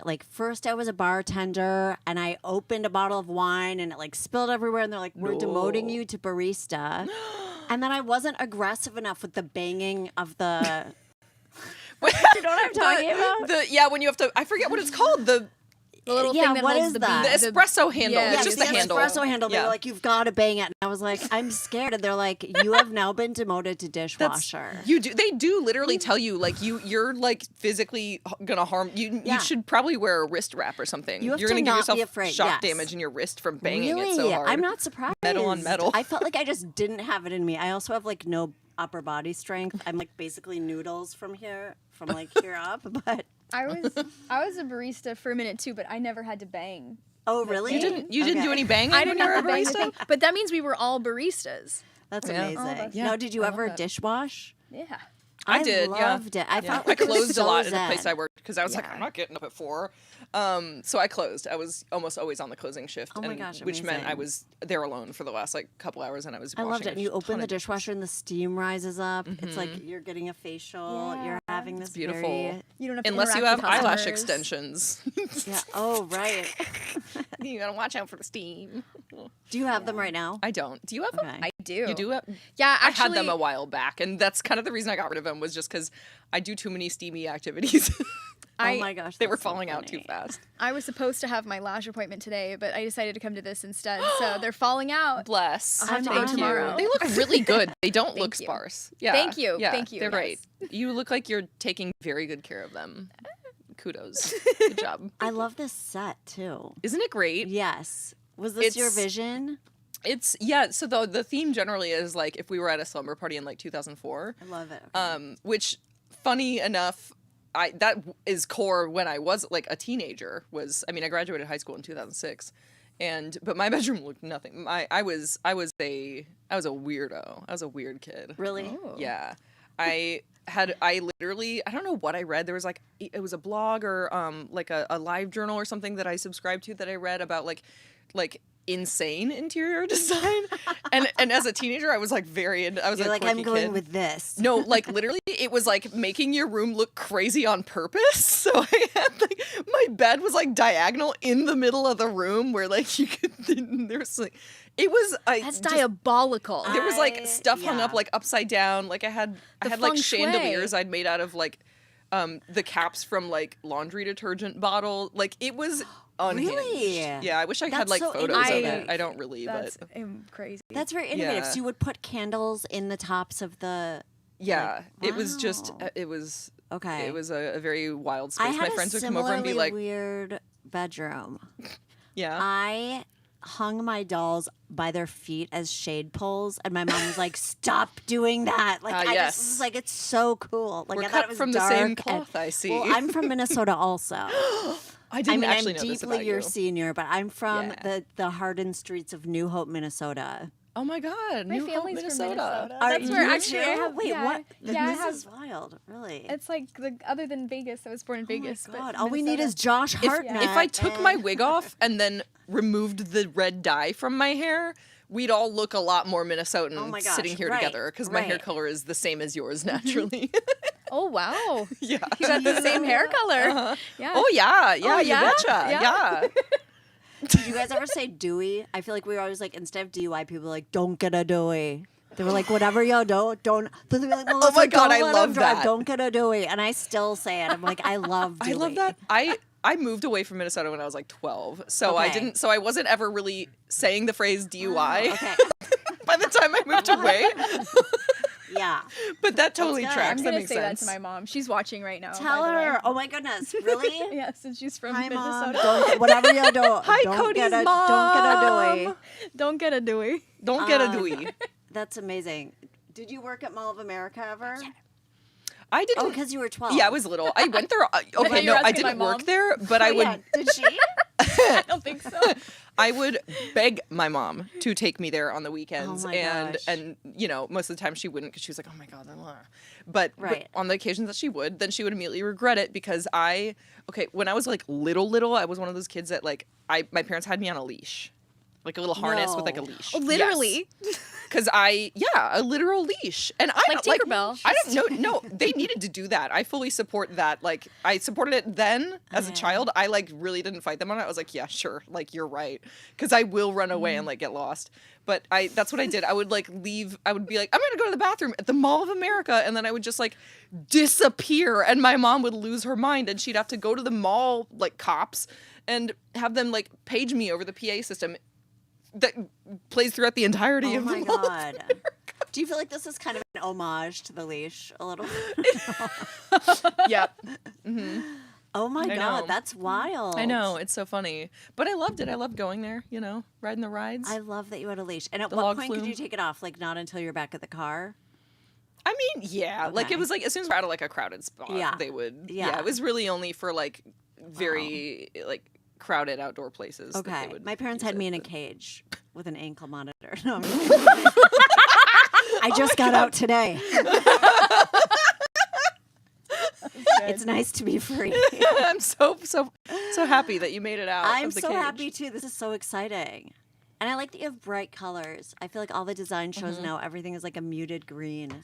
I know. I'm tired of Right. beige. I am too. Stop. I don't like the beige. I don't like the Kanye aesthetic. I like pink and Yeah, purple. that house. I Kardashian know that aesthetic. when the photos of their house came Yeah. out like years ago, and I was like, this looks like a nightmare. Yeah, it looks sad. The Yeah. sinks scary. that don't right, sink. they're flat. The sinks that don't sink. Yes.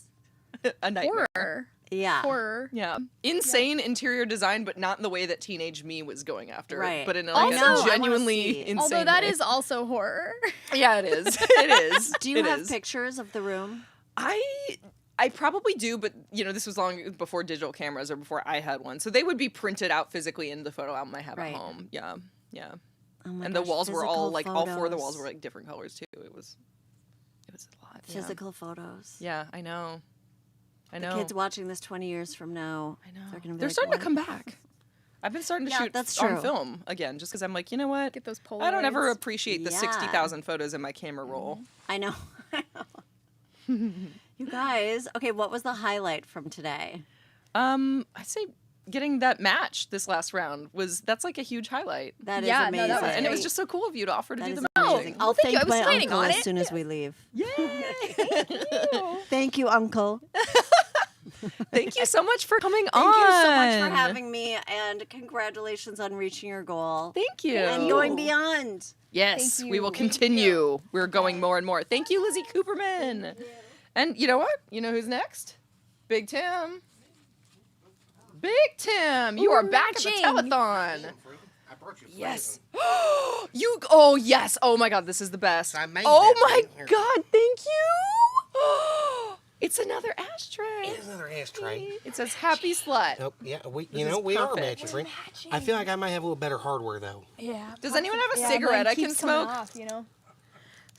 No. Okay, fine. But it makes Tell it me I special. can't smoke in the studio. Yeah, it's more for trinkets. I'm really. renting it. I can do what I want. There's a piece of windshield from Old Blue in there to make it special. Yes, there is? Mm-hmm. Yes. Oh, I also got another one for you, but I don't know if you can show it on camera. I brought you a jar with mammary glands on it, so maybe don't show it on the camera. That's a friend of mine. Yeah. I think if we go like 2 fingers right over where the nips would be, we can. That's a friend of mine. Yep. She's well aware of that, but I make ashtrays involving her and send her a cut and all, but I made that jar, and I made that for you. You can sort of see it. That's That's Cabana without Macabre. the offensive bits. She's a burlesque singer, dominatrix, mortician, opera gorgeous. singer out of Florida. Oh my god, that's awesome. That's so cool. Sex workers I are love so it. cool. She does burlesque. Okay, as I'm an just gonna set alligator. this down, but sideways, so the boobies don't show. And it should glow in the dark. Even better. Yes. And it's got a piece of windshield in it too. I didn't know you'd be here, friend, or else I mean, I got something out in the bag for you, but I No, it's fine. I only have so much pockets. I understand. It's all good. You seem to have a lot of pockets. I do have a lot of pockets, actually. but I'm mostly here security and all, so I got other things in the pocket. I didn't want to put too many trinkets in there, Yeah, you're very good at security. I try, friend. It's because I used to work at the Wild Wild West in Honky Tonk Saloon in Sanford, Florida. Where I That watched- sounds like a crazy place. It I've was, never friend. been there, but oh my. I've seen the movie Roadhouse 200 times. I love that movie. I love that movie so much. But you've Do you seen it love like that movie? IRL in front of your face. Yeah, huh? You love that movie? Oh God, it's great. Pain don't hurt. After 200 times? Well, yeah, I mean, I didn't pay that much attention after about the first 50 or so. It's kind of on the background and all. But it's got a great scene. The remake apparently didn't include the wet T-shirt contest scene. What? Which, it sets up that the Sam Elliott Why character would is they do great. that? Because if you remember correctly, friends, maybe y'all have not seen Roadhouse so many times, Sam Elliott diffuses a situation involving a wet T-shirt contest in a Marine, and he shows how he can do it, It's about the only time a wet T-shirt contest was a plot point in a movie, and it made sense. It wasn't gratuitous. But they don't have that in the remake. Okay, look. As a proud degenerate and happy slut, referencing Ashtray, I just feel like there should be more wet T-shirt contests in movies I'm and not in gonna all lie, media. It is one of my life goals to judge a wet T-shirt contest before I die. I've judged bikini contests. I will make this happen. That sounds so See, and I doable. will. My birthday's coming up. Okay. November 6th. Be a little cold for that, but We're in LA. All the that's better. true. It is the desert. It's fine. Cold is good for a wet T-shirt contest. Actually, a little good cold. point. A yeah. little cold is good for a wet Yeah, T-shirt. and you're not wrong, friends. I guess I didn't really think about the logistics of it. I was just worried about the dream, and then you don't think. It's like, if you want a pony and then you get a pony, it's like, well, what am I going to do with this little small horse? Yeah. Yeah. I've never actually interacted directly with a pony. I don't know how small they actually are. But I feel like it would be, like, if I had one, I'd be like, but what? Now I think about it, I don't think I've ever actually interacted with a pony either. Has anyone? Certainly Pony? somebody Anyone? has. I thought they were like unicorns, like Say something in the chat if you've interacted in real life with a physical pony. I don't believe they're real. They are real. They're just they're not baby horses. They're a different type of horse, right? Fake news. Fake news. I mean, It's a maybe. I might- conspiracy. I believe they they want are. us to believe in ponies. I believe they are like a certain kind of small horse. Yeah. I mean, one time I went on local news and said frying turkeys was substantially more dangerous than fireworks, which is not true. So I have done fake news. This might be the second time I'm doing fake news. But is it actually like? Oh, it's magnitudes more dangerous. Fireworks do like 16,000 something injuries a year, and feel like that turkeys just- only burn down a couple houses a year. But like you have to look at it like per capita. Yeah, 'cause like not right out everybody's of all the burning. people who attempt to fry a turkey, how many are incredibly injured? both of them should be done responsibly and not inside your house. Yeah. Yeah. That's the key, Yeah. Have Yeah. you fried a Respons- turkey? Neither No. safe. Would you? Yeah, I think I probably would, but at the same time, I was sponsored by a fireworks tent at this time, so I was doing a little. That's why I was out there. And they got local yokel, and I gave them just what they wanted. Oh, you that's know? good. It was some real propaganda. That's good. It was, but then we looked it up after the fact. Yeah, it was fireworks. Real dangerous. Yeah, fireworks are pretty dangerous. People blow their hands off like They every do, year. and Like the secret tons. is when you don't go check to see if it's dead, friends. Yeah. You just leave No. it be. It's kind of nuts. I have to say, like, I lived in Kentucky for 10 years up until I moved to LA like a year ago. There was one point I was an ex-boyfriend of mine that I was Right. dating, like his whole family, very Kentucky. We all make mistakes. And they were the way they do their family July 4th is fireworks in the backyard, but their backyard, it was a large backyard, but then it backed up to a creek that was like very, very tree lined, dry at this point in the year, and then also they had the power lines that went through their backyard that were not very high up, and they were launching big fireworks back there, and I was like on the edge of like, I'm just gonna leave like all evening, because people were getting drunk. You know, it was a night. No one actually did hurt themselves, but I was just clenching my teeth waiting for it to happen. When I was a little kid, my dad shot a Roman candle. We were at the Pepsi 400.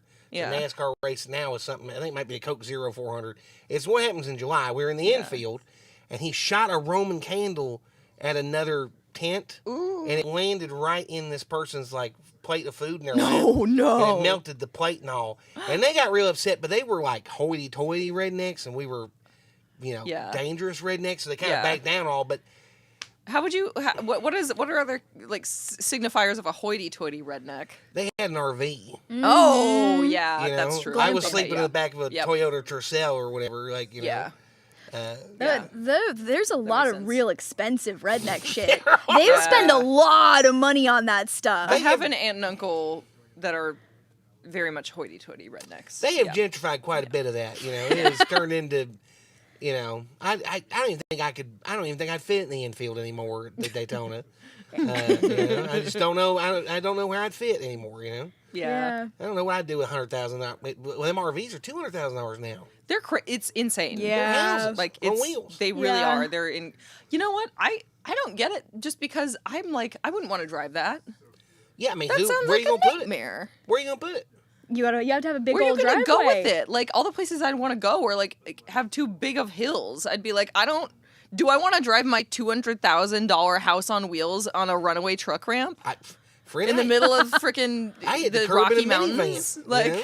Those paper curbs and Hondas. What am I gonna do with, you know, something 14 feet long or even longer? They're bigger than that too, I think, right? I don't know. They're pretty big. Yeah, man. Oh man. Like, look, just hot girls do hit curbs. I stand by this. I have a bumper sticker that I won't put on my car, but I do own a bumper sticker that someone gave me that says this. I'm one of, but I the might hit curbs I've hit, I'm curbs. per capita about the hottest girl up here right now. I don't know. I have jumped some curbs, friends. Yep, it's fun. you know, it gives you a thrill. I'm very familiar with the curb, so I used to play something when I was in high school. I was kind of a shithead before I got religion and all, and I used to play. It was we call it trash can bowling. So I go to rich neighborhoods on trash day, and I drive up in my car, and I take out their trash cans and try to launch them. And the goal was to hit the house with a trash can. Oh, nice. So I'd have to hit the curb pretty fast to get up there in my old Crown Vic. You were doing it on purpose. Yeah. But I've hit them on the side too many times with old Cadillacs, things like that. You go wide and slow, and the next thing you know, you're waiting on a mechanic. And you take. One time I lost my whole muffler over a curb. Yeah, I'm a hot girl. Okay, yeah, you are. You win. I scraped on the side. Yeah, you beat me. I was leaving a Captain D's, a seafood restaurant, fast food that's not around anymore, but unfortunately. It was in LA though. No, friend, that was in Florida. Back in Florida. I've only hit a couple curbs in LA. LA's got all this elevation change. I'm not, Yeah. these hills everywhere. Yeah. I don't know how these people do it. It's honestly insane. When I first had moved to LA back in 2012, I had a Fiat, like the little guy, like right after they first came out. It was like my first car I bought with my own money, like a big girl, like that wasn't used, Right. And there was a couple, because like there's a lot of shoot houses in the porn industry that are, they're mansions like in the hills and stuff. And so I mean there were multiple times that I went to work and I was like, about to be late. Based on, like, my call time would be 9 a.m. and I'd be, like, pulling up in the driveway, and I'd get to the bottom of the driveway, and it'd be, like, a 45-degree incline of a driveway, and I'd be like, my car won't make it up this driveway. Like, I'm going to have to back up, like, 100 feet and gun it to get a running start. Yeah, can you come get me? I'm down the bottom of the hill. The good thing is that you could probably have, like, somebody pull it up. Yeah, 'Cause someone it's so in small. a truck tow me, like the lighting guy, because they always have a the truck or a person who van, has to just can hold tow me up the hill. The boom. They're strong enough. I think they could drag a honestly, Fiat. my 50-pound Fiat. Yeah. I was gonna say, friend, I've been in them and people thought I was just wearing a new coat. It's like, where'd you get that jacket, Big Tim? It's a Fiat. Yeah. I've been doing that joke for so long. I've been doing that joke That's a good for one. 20 years, man. Since I was like high school, I was telling that joke. It was originally about a Honda Fit. Well, it was real That's a good one natural, too. really here. Thank you, Yeah, friend. yeah. Thank you so much, Big Oh, Tim, for thanks for coming having me, on. Fritz. We're gonna now go to a video of Suze Kempner. She's got words for us, and we're excited to hear them. Let's hear it. Let's hear it. Suze, Suze, Suze, Suze, Suze, Suze, Suze, Suze. Suze, Suze, Suze, Suze, Suze, I Suze. always say that the biggest victim in my stand-up is me, and so people can feel very safe coming along to see it because they'll always walk away feeling better about themselves. I don't see myself as a brave comedian. I think the reason that I wouldn't ever punch, the reason I would never punch down is because, I don't think it's because I'm a good person. I think that there's always the worry someone will go, excuse me, aren't you one of the biggest pieces of shit that's ever lived? And then I'd have to go, yes, that's true. So just keep going up, keep punching up, and then no one can really go for you over it. I'm constantly worried about someone finding me out as just a terrible comedian who's also not very kind. I'm constantly worried about that. So I don't really care if some Nazi or transphobe, same thing. If they are coming after me for do you know what terrible human being she is? Do you know how unsuccessful at comedy she is? Do you know how she doesn't even own a house? Do you know how she's still not married? When they start with all this, I've sort of just bounces off. What am I supposed to be feeling here? Oh no. This awful human being thinks I'm not a success. But it's often a good benchmark to set yourself if you think to yourself, okay, I'm pissing off the right people. Although you do see people who go, the left and the right are all angry. I must be doing something right. So if everyone's annoyed with me, I don't just assume, I'm smashing this.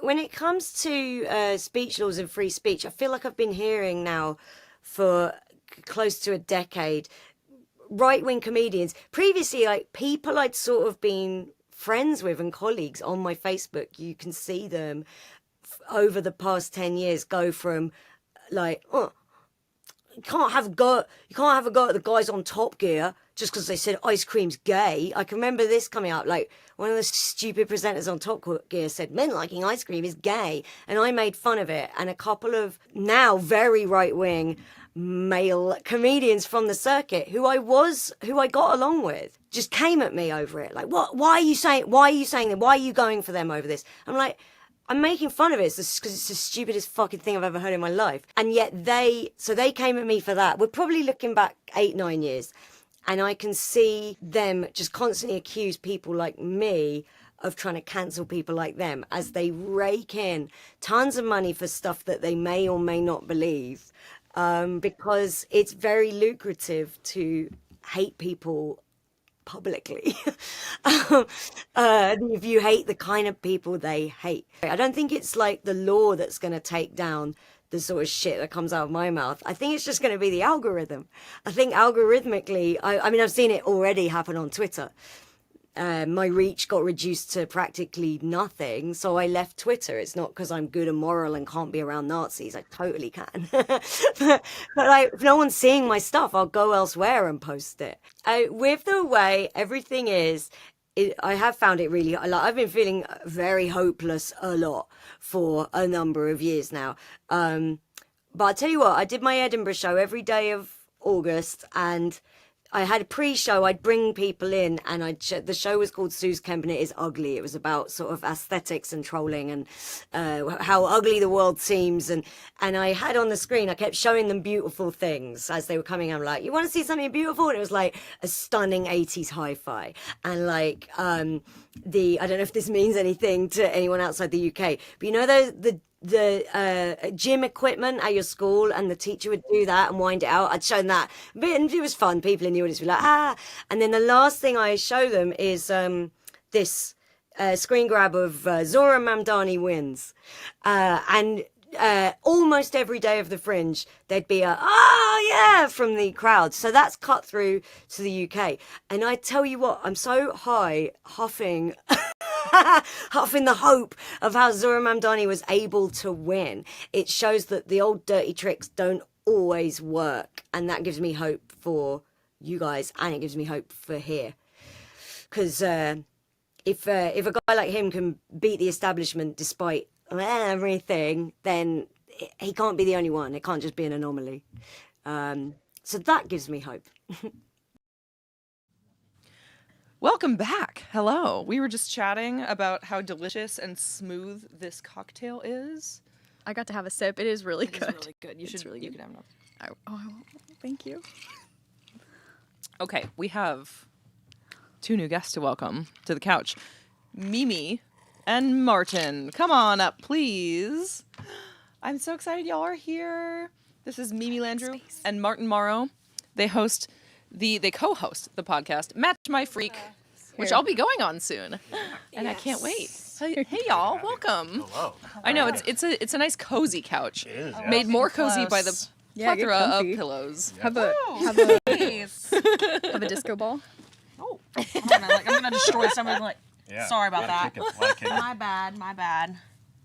So how's it going?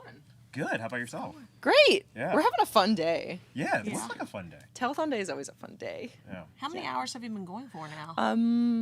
This 2, we started at 9. So math is hard, however many hours that is. 5. 5 hours. Thank you. 5. Thank 5. you. Yes. That actually wasn't that hard of math. My brain just doesn't want to do that kind of thing right now. What's I'm in been the yap hardest mode. part? Like bathroom breaks or?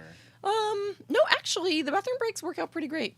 Yeah, because whenever we roll like a video, we have guests who like live across the country, so they can't be here in person. So we'll have like a 5-minute video we play, and then I'm like, then I get to run and pee. Yeah. Because I do have the world's tiniest bladder. That is a fact. Staying hydrated. Yeah, I It's do. important. I stay very hydrated. It has to be in the Guinness World Record, right? Maybe. Yeah.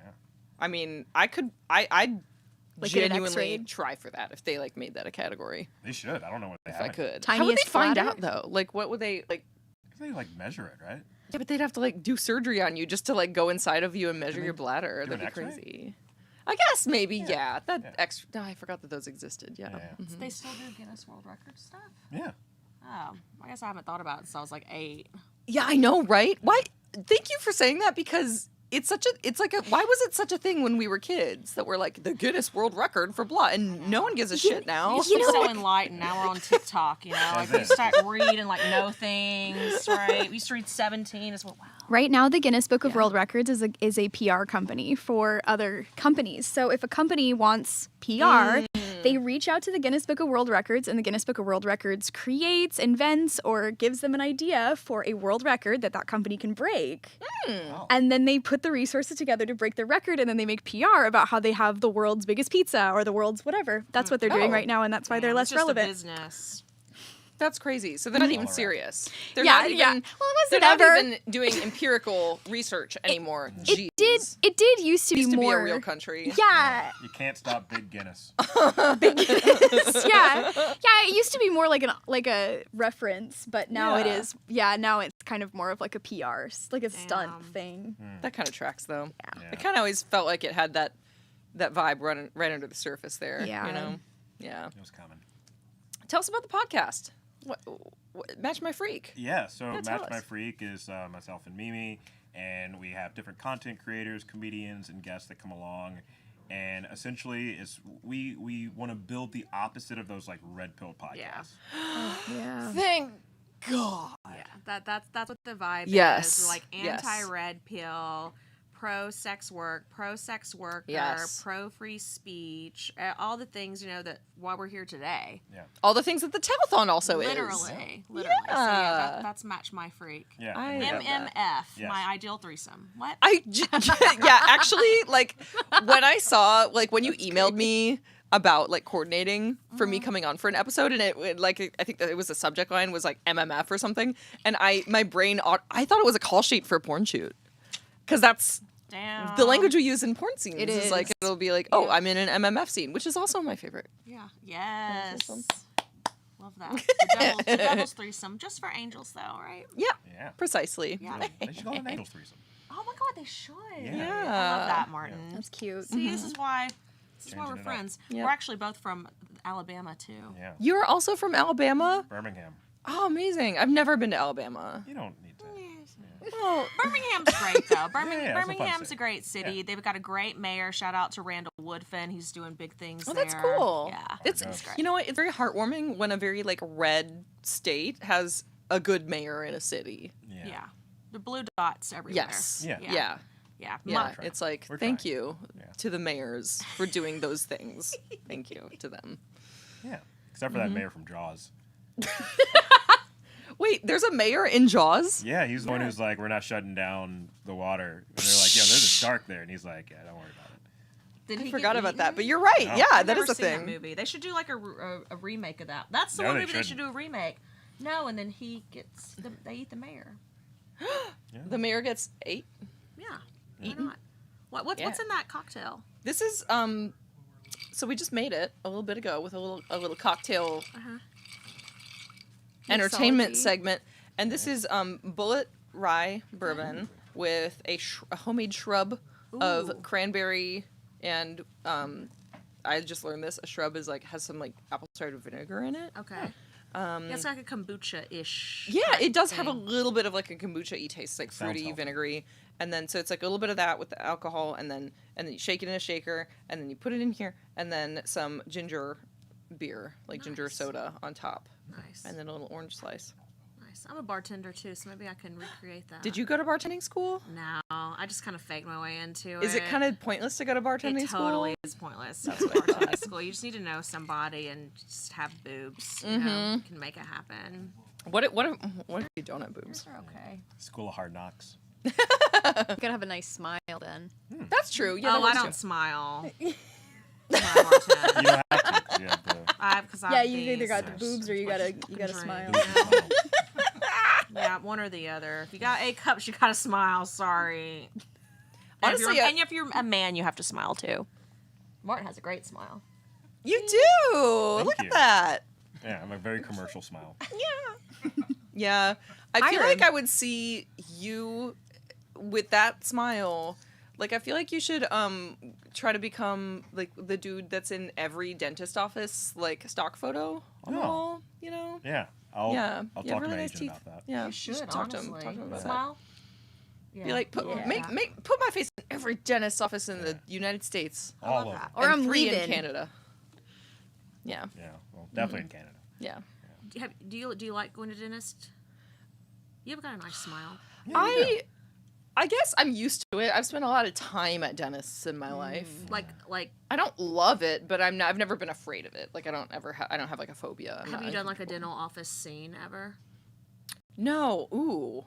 That'd be wild. So something we do on Match My Freak is we'll write a scene. So maybe that'll be the one we write for you. Yeah, that's great. Yeah. I mean, I can give you content too because two things. Okay, so my dentist, I haven't actually found a new one now that I live in LA. Oh, I need to go. I'm overdue. But back when I was living in Kentucky, I had the same dentist for like 10 years when I lived there. And he was Mormon, which I guess is actually pretty common. There's a lot of Mormons who just Really? go to dental school. Yeah. Interesting. Not a large Mormon You community look Mormon in right Louisville. now. Thanks. Secret Lives of Mormon Wives. Thanks. Just giving that. Which makes sense because they kind of like modeled their whole aesthetic after Paris Hilton in the 2000s. True. Yeah. So your dentist was Mormon. He's Mormon and like, well, that just is what it is. It's fine. He was a chill dude. But it did make me feel real weird after I learned that your dentist can tell if you like do a lot of deep throating. Like your throat is like if you do a lot of like hardcore like deep throating. Like, I'm actually a little bit scared to say this term on Twitch and YouTube, but face fucking. Like if you do that a lot, it like bruises the back of your throat in a way that like they can just tell. So I just had this realization one day that I was like, oh my God, my Mormon dentist, every time I go in there, he's looking down at my throat going, pfft. Well, I know what she's doing. Can I reveal a secret? I actually hooked up with my dentist. Can I reveal a secret? My dentist actually knows I did that because I dated him. So. Oh. Damn, I didn't know. Hell Yeah, yeah. look at us. It's not Dr. Farzan, is it? No, it's not. Okay, I'm so glad we have different dentists. That would be weird. I do not want to be, Yeah. you know. Yeah, we're not cross-pollinating. Yeah. Yeah, where are we at? Where are we at on our money? What are we making? What's the donations looking like? Show me the money. Show Do Siri we the have money. Show us I want the to see money. that little corn meter. What's up? It's $8,000. We're at 8,000? Yeah. Hell yeah! Hell yeah! Keep soliciting though. We're not even halfway there yet. Yeah, no, we're soliciting today. Oh, I love soliciting. Yeah. Keep pumping up those Salacious numbers. soliciting. Salacious solicitors. Yes. We're also ready to transition to our next scene. We're ready to transition. Thank you. Thank you. Oh my gosh. Okay, thank you so much for coming on. Thank you for having us. I can't wait to go on Match My Freak, Hell and yeah. I can't wait to listen to all of the episodes that are to come. Y'all are both great. Thank you. Thank Mimi you. Landrew and Martin Morrow. Yes. It was great to meet y'all. Thank you guys. You're meeting you as well. Thank you. All right. We're going to now swap out to Liam Sullivan is going to come on as Kelly. So let's transition into this. Thank you. Thank you so much. I love y'all. Hello. Welcome. It's Kelly. Hi. How are you? Great. How are you? I'm good. Thank you for coming. Thanks for having me. Thank you. This is such a pleasure. Oh my God. This is actual Kelly, y'all. Shoes. Do we know? Shoes. Yeah. Yes. It is an absolute pleasure to have you on. By the way, your shoes are... I didn't even know they made Crocs like that. Yeah, they're platform Crocs. They're And super they're- comfortable. With like the chunky heel. They're so cute. Yeah. Such a good color too. You can see. Can you see? Ah, It's they're the so stockings good. that really do it though. The stockings are thanks. amazing. Yeah. Did you know that our set was all pink and black? I didn't. This is beautiful. No. You match perfectly. I love it. Got dressed like 10 minutes ago and didn't even see the set before. Beautiful. Lucky. Beautiful. Thank you for coming on. I am so excited to have you. You're a legend. Thank like, you know. Thank you. Liam, should I address you as Kelly or Liam? What's your You preference? can say Kelly, but I can go back, You're back you're and forth. in character as Kelly, but you are also Liam. I could be Liam Sullivan. if you need. I don't really have that deep a voice. But. So I saw a couple months ago. I saw your solo show.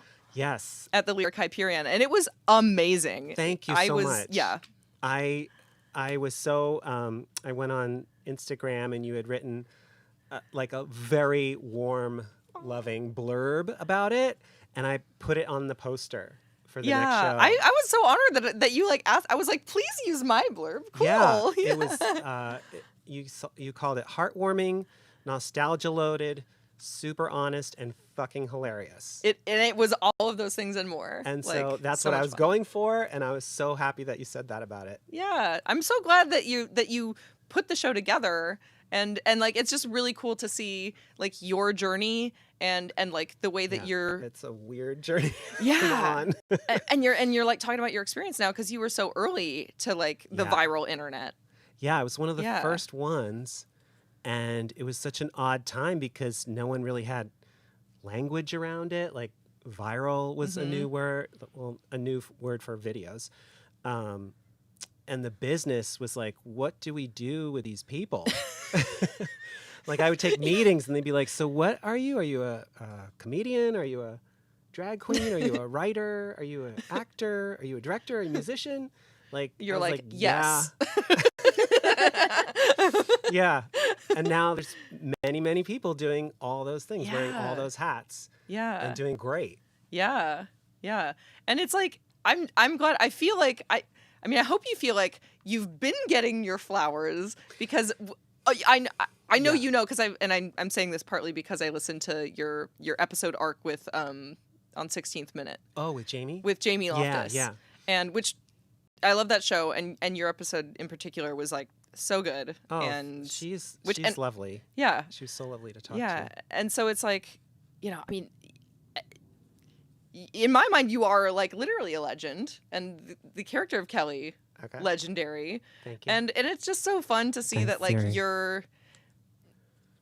you're like having fun with that as well. Yeah. And that it's still you're still doing it because I see I follow you on Instagram and you're posting like when you do events, you'll do like pride events and stuff. So if you want Yeah. to talk more about that or like your experience with Yeah, I love it now because I'm kind of like in this new era of my life where I'm much older than 20 years ago, and I have this new perspective on life, and I'm like, if people are digging this character still, then what the fuck? Like, get out there and do it. Like, I got this email. I talk about it in my show. I got an email from a drag queen, Vera Particula. Hi, Vera, if you're watching. I love you. And she said, come on, go do this. Come do the show at Precinct downtown LA. And I was like, my initial response was no, because I hadn't done it in like 10 years. I hadn't performed live as Kelly in like 10 years. And I didn't even know if I could do it again. I was all like doubting myself. And I was like, really? I don't think so. I don't know. But she persisted. And she said, well, you don't even have to be good. Like, you could suck. You could be you could fall on your face. We just want to see you again. Oh. And I said, okay, what time's the show? And he was like, 11 o'clock. And I was like, okay, I'll take a nap and then I'll show up. I know. Oh my God, 11 o'clock. Wow. So late. Oh, yeah. But that is also drag culture. Okay, I'm talking as Liam. I have 2 children, and it's a whole different life with 2 kids. Yeah. My oldest is 12. My other is 6. And my wife and I are really trying to, be good parents and have some consistent life stuff like bedtimes and things like that. Yeah. So it's a long day sometimes, and that's why I needed a nap on a Saturday. But I went and I forgot how to use a microphone. Like, I didn't realize I had to turn it on. That's incredibly funny. And Also- everybody thought it was a bit. Like, everybody in the crowd was like, perfect. look at Kelly It playing with the was. mic. I was like, it's not a bit. I forget. And then I turned it on. I was like, oh, hey. And everyone went, yay. And I just did shoes. Like, I just did the one song shoes. so good. And here's another thing. I saw all these phones up in the air, like recording. And so in that moment, I was like, oh, wow.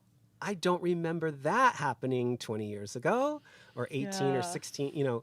The last time I performed was, I guess, 10 years ago. Yeah. But even then, it was like, you didn't see it that much. Yeah. But definitely, I have a picture of me performing at LA Detour downtown in LA in 2006. Yeah. And you see the crowd, no one has a phone up because they didn't exist. Yeah. I mean, they and were. Betsy had a flip phone and the camera on that was shitty. No reason Yeah. to lift Yeah. that. Yeah, and it was also kind of like a little like, oh, people don't do that. Yeah. Like, you don't, that's rude or something back then. Yeah. You saw cameras, like still cameras, but you didn't, there was everyone's just like this. Oh. And now it's like this. Yeah. It's wild. Yeah, it is I wild. know. how I felt stuff like changes. I had time traveled, which I had, but in real time. And you're back in time now because our set is like basically 2004 themed. So. Oh yes. I Yep, love here we it. go. I got some issues of 17 magazine and Teen Girl magazines from approximately 2003. Teen Vogue. So as like an internet, somebody who's really experienced all of that the internet has to offer in the last, how do you see things going, and like good, bad thoughts? I think it's, well, social media, virality, that kind of thing. okay, I'm reading Malcolm Gladwell's latest book. And he has a chapter on that, like how we don't have shared stories as much anymore. He said, people were getting Super Bowl numbers. Like the Super Bowl now might be the most shared experience that Americans have, sitting down and watching the Super Bowl. But you compare that to 1970, blah, blah, blah, the MASH finale, the show MASH, had like 100 million viewers. And you think about that and like, that's like so many people. It's and crazy. Nothing gets that much now. Yeah. And he showed like how, I think it was The Big Bang Theory in 2019 had a series finale, and they had maybe 20 million people watching versus 100 million of the most popular show back in the 70s. That's wild. So that's where that's gone. And so things have kind of splintered out. Yeah. And it has a great part of it. There's great parts of that. Like there's more voices to be heard, which is definitely a plus. But you might look at it as, well, but everybody's in their little bubble. Yeah. Yeah, there's not really a lot of media that we all collectively enjoy. I guess the last time I remember that feeling like a thing was a Game of Thrones.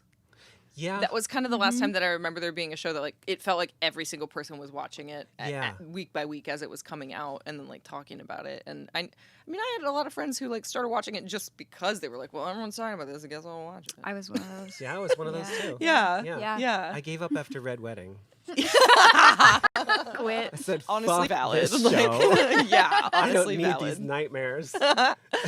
All right, we're gonna move along. Thank you Okay. so Yeah, much thank for you, coming Siri. on. Thank We you. really Nice to appreciate meet you you. being Cody. here. Cody, nice to meet you. Nice to meet you too. It was so great to see you again. Yeah, and thank you again for coming to my show and saying such nice Thank you. I would love to come to all of your future shows as well. Thank you. Appreciate it so much. I'm in Denver.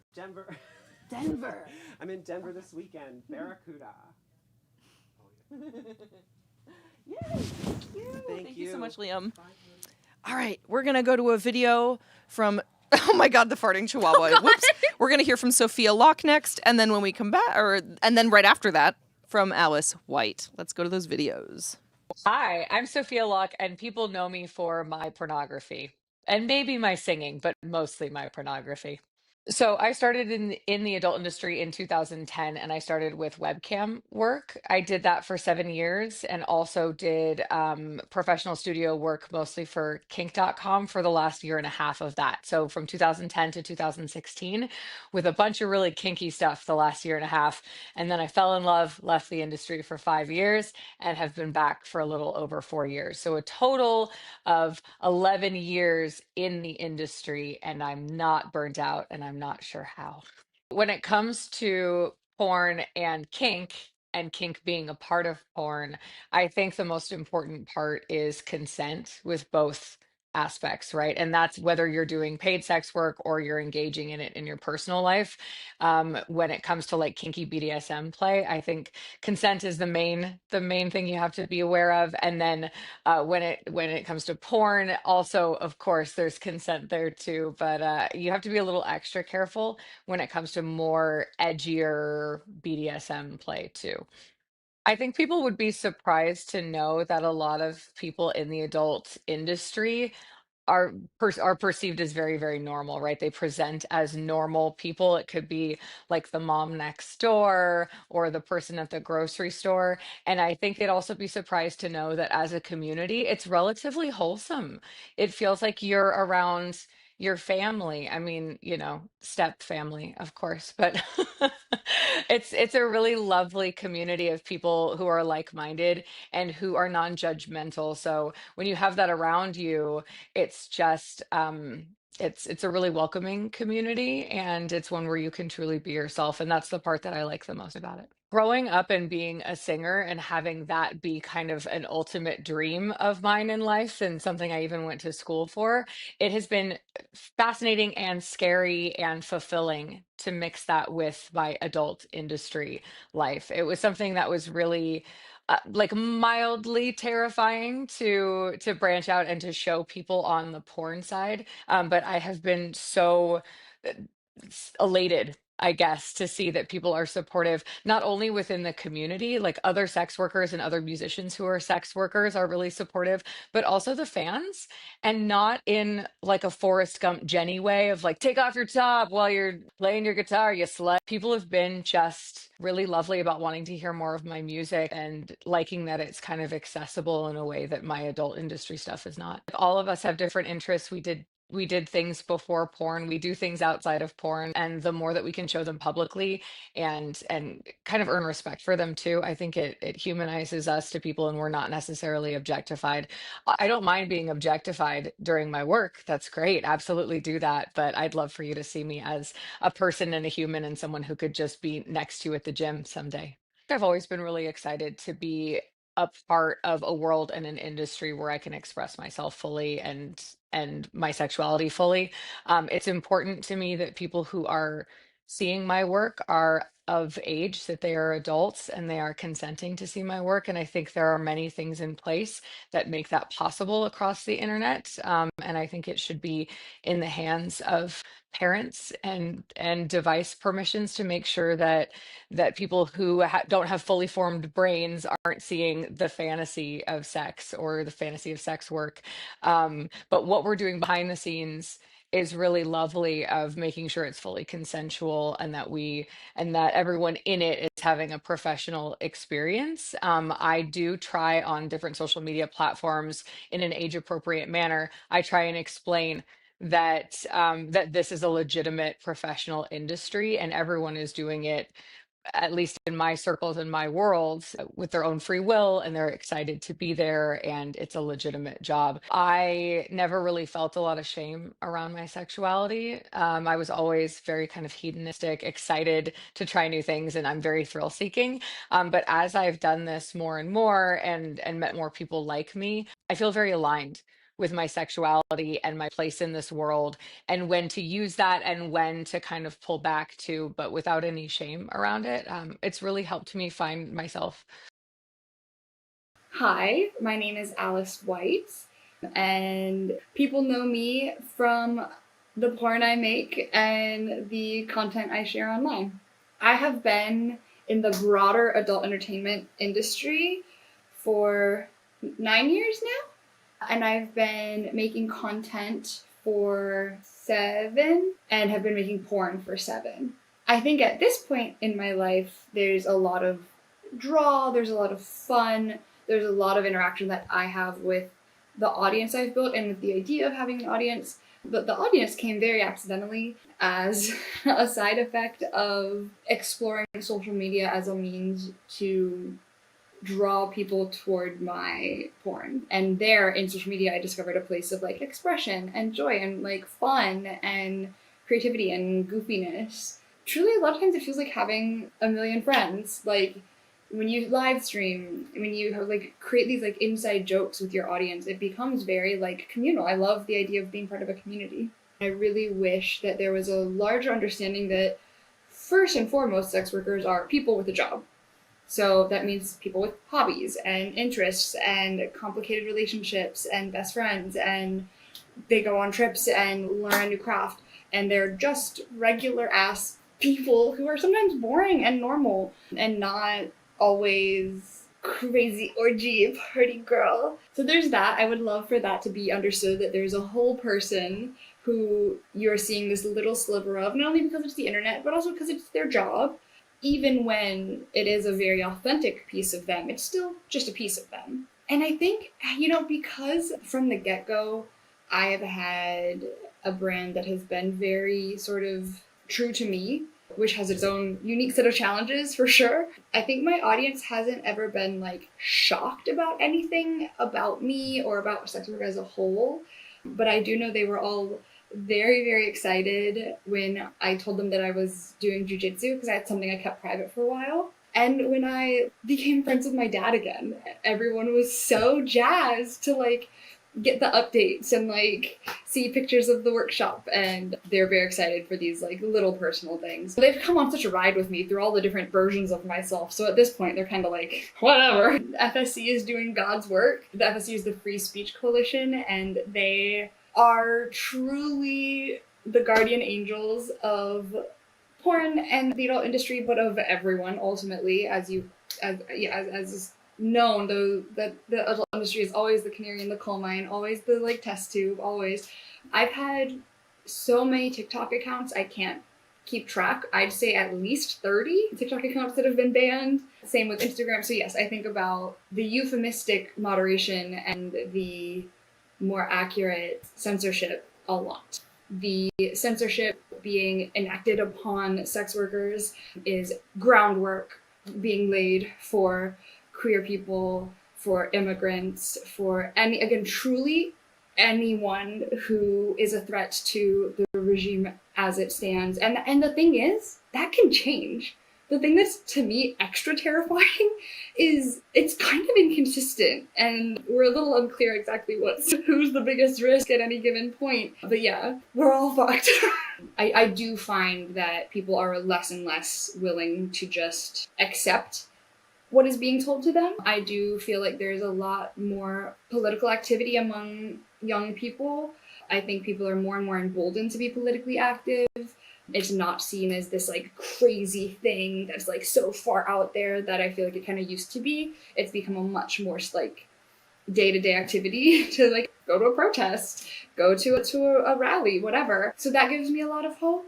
Also, the gays and the whores have always existed and always will, and the artists too. They're like both looking forward and also looking back. Like I look at so many of the people who set the groundwork for me to exist safely now, today, for so many of my colleagues to exist safely. We have Signal now. How much easier is it for us to organize and to like resist and to stay active and stay in community? So like, you know, I think of and I thank all of the people who fought and efforted and labored and suffered and died so that I can be here. And then I look at the kids who are so much more critical of authority, and that gives me a lot of hope.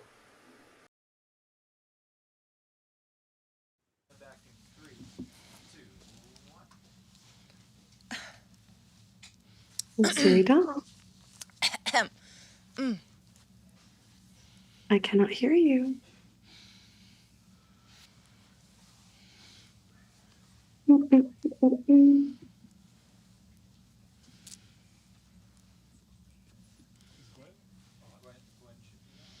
Oh, hello. I'm just waiting. Gwen! Wait, my headphones. Gwen, hello. Hi, I can't hear you. You can't? Gwen can't Can you hear at me. all? Help. Hello. I can hear you. Can you hear me now? No. Gwen, you cannot hear me now. No. Gwen, Adora. But you look great. Thank you. And I hope the live stream has been going well. Yes, it has been going so good. Oh, can you still not hear me, Gwen? Can not hear me. Can anyone hear me for that matter, actually? Let me check if this is my problem.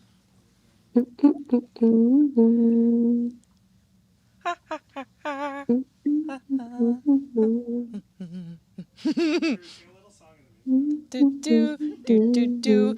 Ooh, it's like improv. We're gonna sing the same song even though we cannot I'm hear gonna each other. exit and try to come back Into the chat. Yeah, Yeah, you're doing I'll be it. right back. Coming back in the chat. Just Alex Steed. Minor technical difficulty. You should donate money right now because look at this. There's a rhinestone missing from my mouse. If you donate, maybe, I mean, it'll go to the nonprofits we're raising money for, but also maybe it'll inspire me to glue a new rhinestone onto my mouse from 2003. We're working on the technical difficulties. We're having a little bit of a sound issue. I mean, inconvenient, yes, but that is just maybe what happens when you set up a 2000s PC to do a Zoom call on with a webcam that's like the literal old-timey Logitech webcam. I still cannot hear you.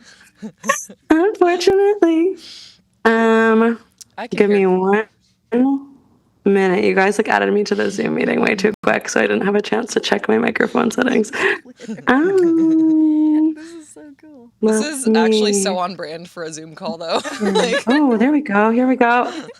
I got it. We did it. Can you hear? Yeah. Yay! Hi, Gwen.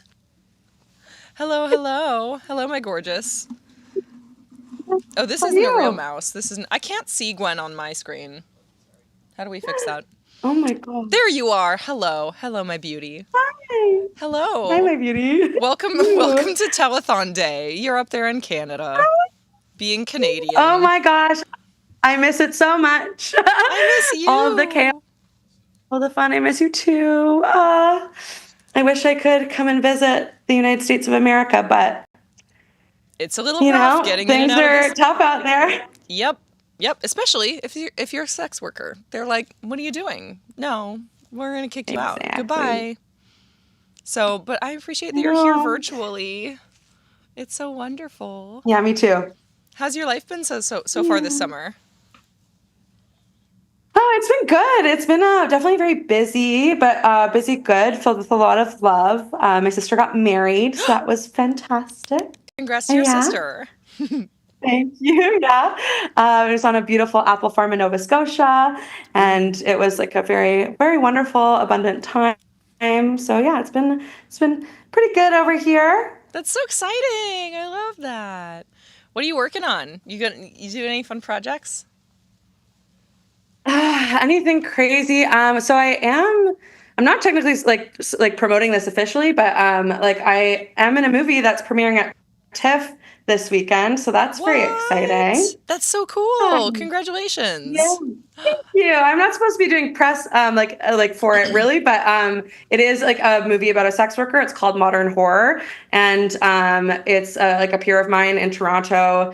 Andrea Werhan is an amazing writer. She wrote a book, turned that book into a short film, turned that short film into a movie with her creative partner, Nicole. Amazing. And yeah, it's premiering at TIFF. So that's very exciting. I play a very small role in it, but I'm really excited to get to see it tomorrow. So that's kind of the big thing. That's so cool. That's so exciting.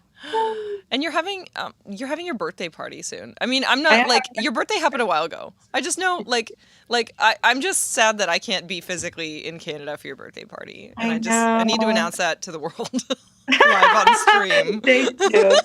Yeah, I was July birthdays are really tough. It's like very tough. I get it because June birthday, so it's like the summer babies neglected in the birthday party department. Get ignored sometimes.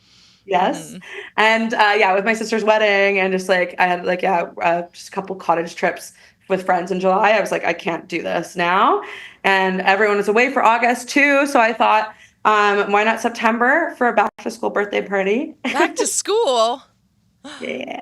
Are there gonna be like composition notebooks involved? And a little bit. Maybe not physically, emotionally, perhaps. I have like a bunch of like classic like snacks prepared of like things that you'd go like put in your school lunch, like Gushers, like fruit Gushers, Dunkaroos, a couple other things, some animal crackers, and we're gonna be doing a show and tell.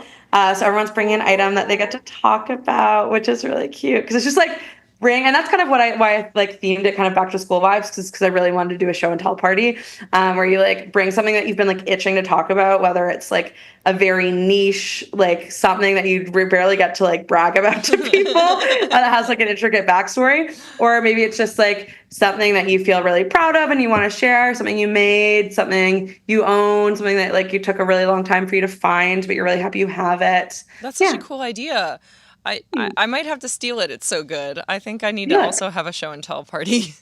Yeah, I think the world would be better with more show and tell parties. I know. It's a little too far. Actually, Cody Vore is just barely off camera. Could you actually hand me my Tinkerbell, my dog? I'll do a show and tell with you right now. Please do. So since I'm dressed like Paris Hilton from The Simple Life, I also have her dog. Okay. And is that official merch? No, this is just the best looking fake Chihuahua I could find on the internet. But also, it came with this one caveat, which is that it does this. Oh. It has a fart sound effect inside it's farting. Of it. I thought it was like moving backwards or something. No, it just has this very odd random feature where it makes farting sounds. And I really don't understand why. But you know what? I'm down. It's cute. Yeah. I'm into it. It is cute. It's great. Mm-hmm. Perfect. And she's going to live in my house forever from now on and scare the crap out of my cats. I was just going to say, I was like, Lenny and Georgia are not going to be pleased at that little guy. Yeah, they're really too easily tricked by stuffed animals. It's kind of hilarious because they're both pretty smart, but if a stuffed animal is in their face, they're very dumb. Yeah. Who is this? I don't understand that guy. And they're like, it's close enough to a real dog. I do not want that around. Exactly. My favorite is the Halloween. You might have seen it because I feel like you've been to my house, but I don't know if you've been out I think I had it out probably when you came to town for Telethon last year. It's like a black cat, that looks so realistic that my cats like run away from it, and it's very you're funny. fake Georgia. Yeah. You're Georgia taxidermy. Oh, that's not for me. Okay, never mind. I saw Alex approaching, and I was like, "Is that for me?" No. Okay. Right. Let Alex do his job. I know. Oh, sweet. Yeah. You're wearing my favorite leggings too. I love them. Yes, With yeah. the sea creatures on them. Yeah. Is it like anemones? Yeah, or there's something? some things. Yeah, there's anemones, there's some dolphins. They're so good. A couple pictures of like, I don't know, like various like sunsets and like fire and like waterfalls, I think. So, okay, we have a little bit of time left, and I mean, we kind of hinted at like this the challenge of like the reason that you haven't been back to the U.S. for Yes. a very long time, and you don't plan on visiting. Would you like to expand on that? I feel like maybe some of our viewers might be interested in what it's like to be a Canadian who Sure. you know. So yeah, I don't. I mean, I know has that. spent more time here. Yes, yeah. So, I know that most people watching this will probably understand that it's very bad times right now, but I think that you might not understand how bad it is in comparison to the world. Because, and I say that because I still get DMs from other porn performers that are like, when you come back to the US, messaging me, knowing that like I live up in Canada. So I don't think they understand how bad it's been to cross the border. Not just even as someone in our industry, because like all of the tips, like they have been putting out tips to Canadians and to people around the world of how to enter the US without your phone getting searched or how to clear your phone, et cetera, et cetera. But those are all things that sex workers have been doing to cross the border for a while now. And so they're literally taking those tips and they're telling it to like the average Canadian person. The average, which to be honest, the majority of Canadians live very close to the US border because that's just, where resources is. And it's like, as you go up in Canada, it gets colder and it's a lot more remote. So the majority of our city or gigantic cities and towns are all along the border. So it's like common for people to take a day trip down to the States. It's common for people to go shopping. People love going to Target because we don't have Target anymore. So even like the average person crossing to go get their groceries for the day, even though they live like 10 minutes from the border stop, is needing to get scared and is getting hassled because they're giving people extra power. Because they don't want people coming in. They're for hostile. Like whatever. Even if it's tourism, they're like, we don't want you. Gosh, that's crazy. Yes. That's crazy. Thank you for expanding on that. It's really scary. Yeah, of course. Yeah, it's so I think like, maybe like just for people who are watching her from the US, like it's worse than you might think it is of what's going on with you guys. Like it's really like impacting the way the global politics are moving right now, and like Canadians and US citizens can't be as good of friends as we used to be before, which is really sad for those of us who've got like family and friends down there. It's like they don't understand. I'm like, we all share the same land, and that land is certainly not ours. So it's like very, very frustrating that it's like they keep us separated. Yeah. So unfortunate. Oh, thank you so much for talking to me, Gwen. I wish you could be here in person, but you just explained in a very beautiful way why that is not the case. But I'm so happy that I got to see your beautiful face today, and I'm going to say goodbye, and we'll move along to our next segment. Bye-bye. Bye. We love you. Bye. Okay. Oh my God. Wait. We're going for a costume change, and then Cody's going to welcome Noella. Okay, perfect. I'm saying that though, right? Yeah, you can say. Okay, cool. Ooh. I'm gonna go ahead and do a costume change. I'm gonna change. I'm gonna miss you, Paris. I'm gonna miss you. I know. Oh, my Nikki, my Cody Nikki, Cody Vore Nikki. When I'm back, we're gonna have a new co-host, 2 new co-hosts, in fact. We're gonna be doing a little swapsy. I love a little these swapperoonie, co-hosts. and we're gonna have Noelle back as well. So we'll see you in a few minutes. And yeah, you can leave, Noelle. You want to come by? Yay! I'm gonna entertain y'all for a little bit, while Siri does her change. Whew. Back again. Back again. Okay. So I thought that I'd switch it up a little bit. Oh, okay. Because you have been doing such a good job hosting. Oh, thank you.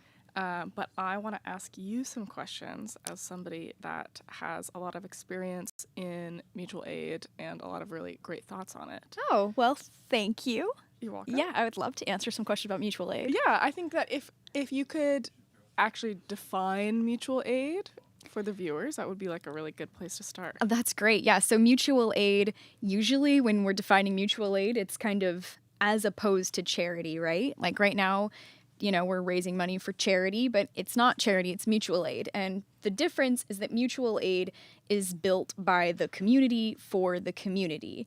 Anybody can contribute and anybody can benefit. So it's kind of a philosophy that it's different from charity in that charity has a winner, a chooser, somebody who is blessed and gives to the less fortunate. There's an otherness to that, right? There's this view that there's a hierarchy almost. Yeah, there's a there's a hierarchy. There's I have this thing, I am choosing who I give it to you because you're the most deserving of it. Whereas mutual aid is about community and building a community that can take care of each other whenever we need it. Because the truth is that we all need help. And we all can give help in different ways. So a lot of what mutual aid is, maybe you don't have funds to give, but you can give your friends, your neighbors rides. You can, watch their house. You can do all kinds of different things to help people out in different ways. You can cook for people. You can give people supplies, or you can give people money. But mutual aid is all about that community building, that building a safety net out of the people in your community for your community. Mm-hmm. And today we're raising money for sex worker-led and prioritized mutual aid groups. And sex worker-led and prioritized mutual aid groups are something that I think it's really important. And maybe we could talk a little bit about why, the mutual aid model is so much more appealing for sex workers than the charity model. There's so much to say about this. I know. There's so much to say about this because, well, first of all, sex workers are very isolated. One of the things that sex workers, they don't have a lot of community connections. They don't have a lot of ability to reach out into the community. There's such a big, turnover. People come in, people leave, people are already disenfranchised. So mutual aid kind of helps build networks, bonds, right? So that people have somewhere to turn. But also because of, like you said, what the difference between that and the charity is that there are a lot of organizations that claim to help sex workers, and they sometimes do, but that help comes at a cost. That help comes from a person that views sex workers as these oh, I just got to get you out of that business. Oh, I just have to do this and that for you. Or like sex work is the issue instead of the systemic oppression of sex workers and dehumanization of sex workers. Yes, and this kind of comes back into a conversation about trafficking, which is really a touchy subject, obviously, but has been co-opted by a lot of right-wing groups to refer to all kinds of sex work. And in addressing sex trafficking, they're not really addressing sex trafficking. They're just trying to eliminate sex work. And a lot of the things that they are doing do not help sex trafficking victims. They actually harm them pretty badly. I know people who have been in these sorts of situations on different levels. And there are women's shelters, for example, that will, take in sex workers or trafficking victims, abuse survivors, whatever. And I have heard that they will do a panty check to make sure that you are not wearing a thong because they don't want you to do sex work outside of that space. So they will look at your underwear. I don't need to explain why that's inappropriate to put as a barrier for somebody to receive aid that they need, life-saving aid. I think that's crazy. And that's just really scratching the surface, Yeah, I think my thinking also with mutual aid is really the philosophy that people know what they need best. Yes.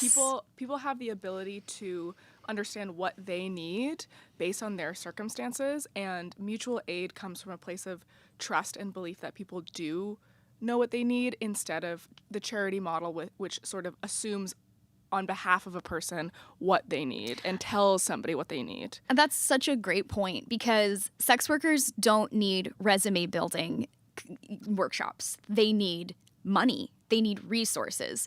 They need those things, because that's what will help them escape abusers. That's what will help them find stability. And maybe that stability means they're going to keep doing sex work. Maybe it means they're going to leave sex work, but it should be up to them, because they ultimately know what's best for them in their life.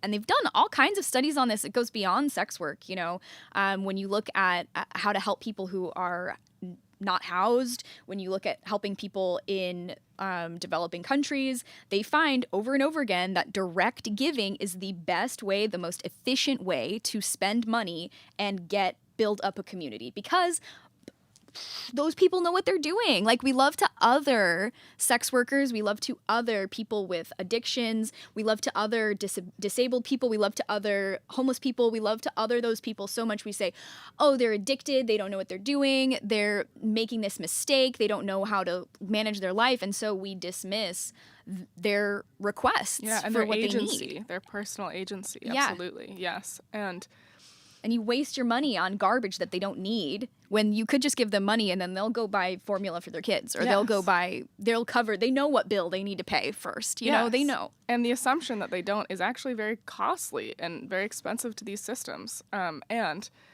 it is just about time for us to go back to some of our friends, which I'll let you introduce. Yeah, so we're going to cut to some messages from Morgan Gold, and then we're going to hear from Kate Sloan. Also, donate. Mutual aid is important.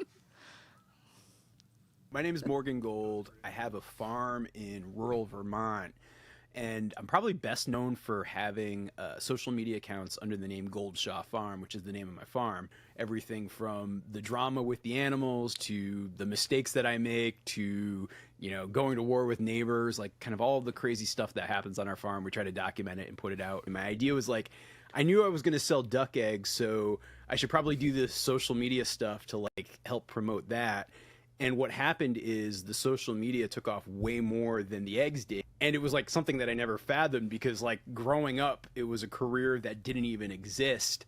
And now when you look at kids these days, I think it's the most popular career choice for Gen Alpha. And so I worry about where content moderation and speech laws are heading in the trajectory we've been on. One, just, recognizing that it makes our society feel just that much less free.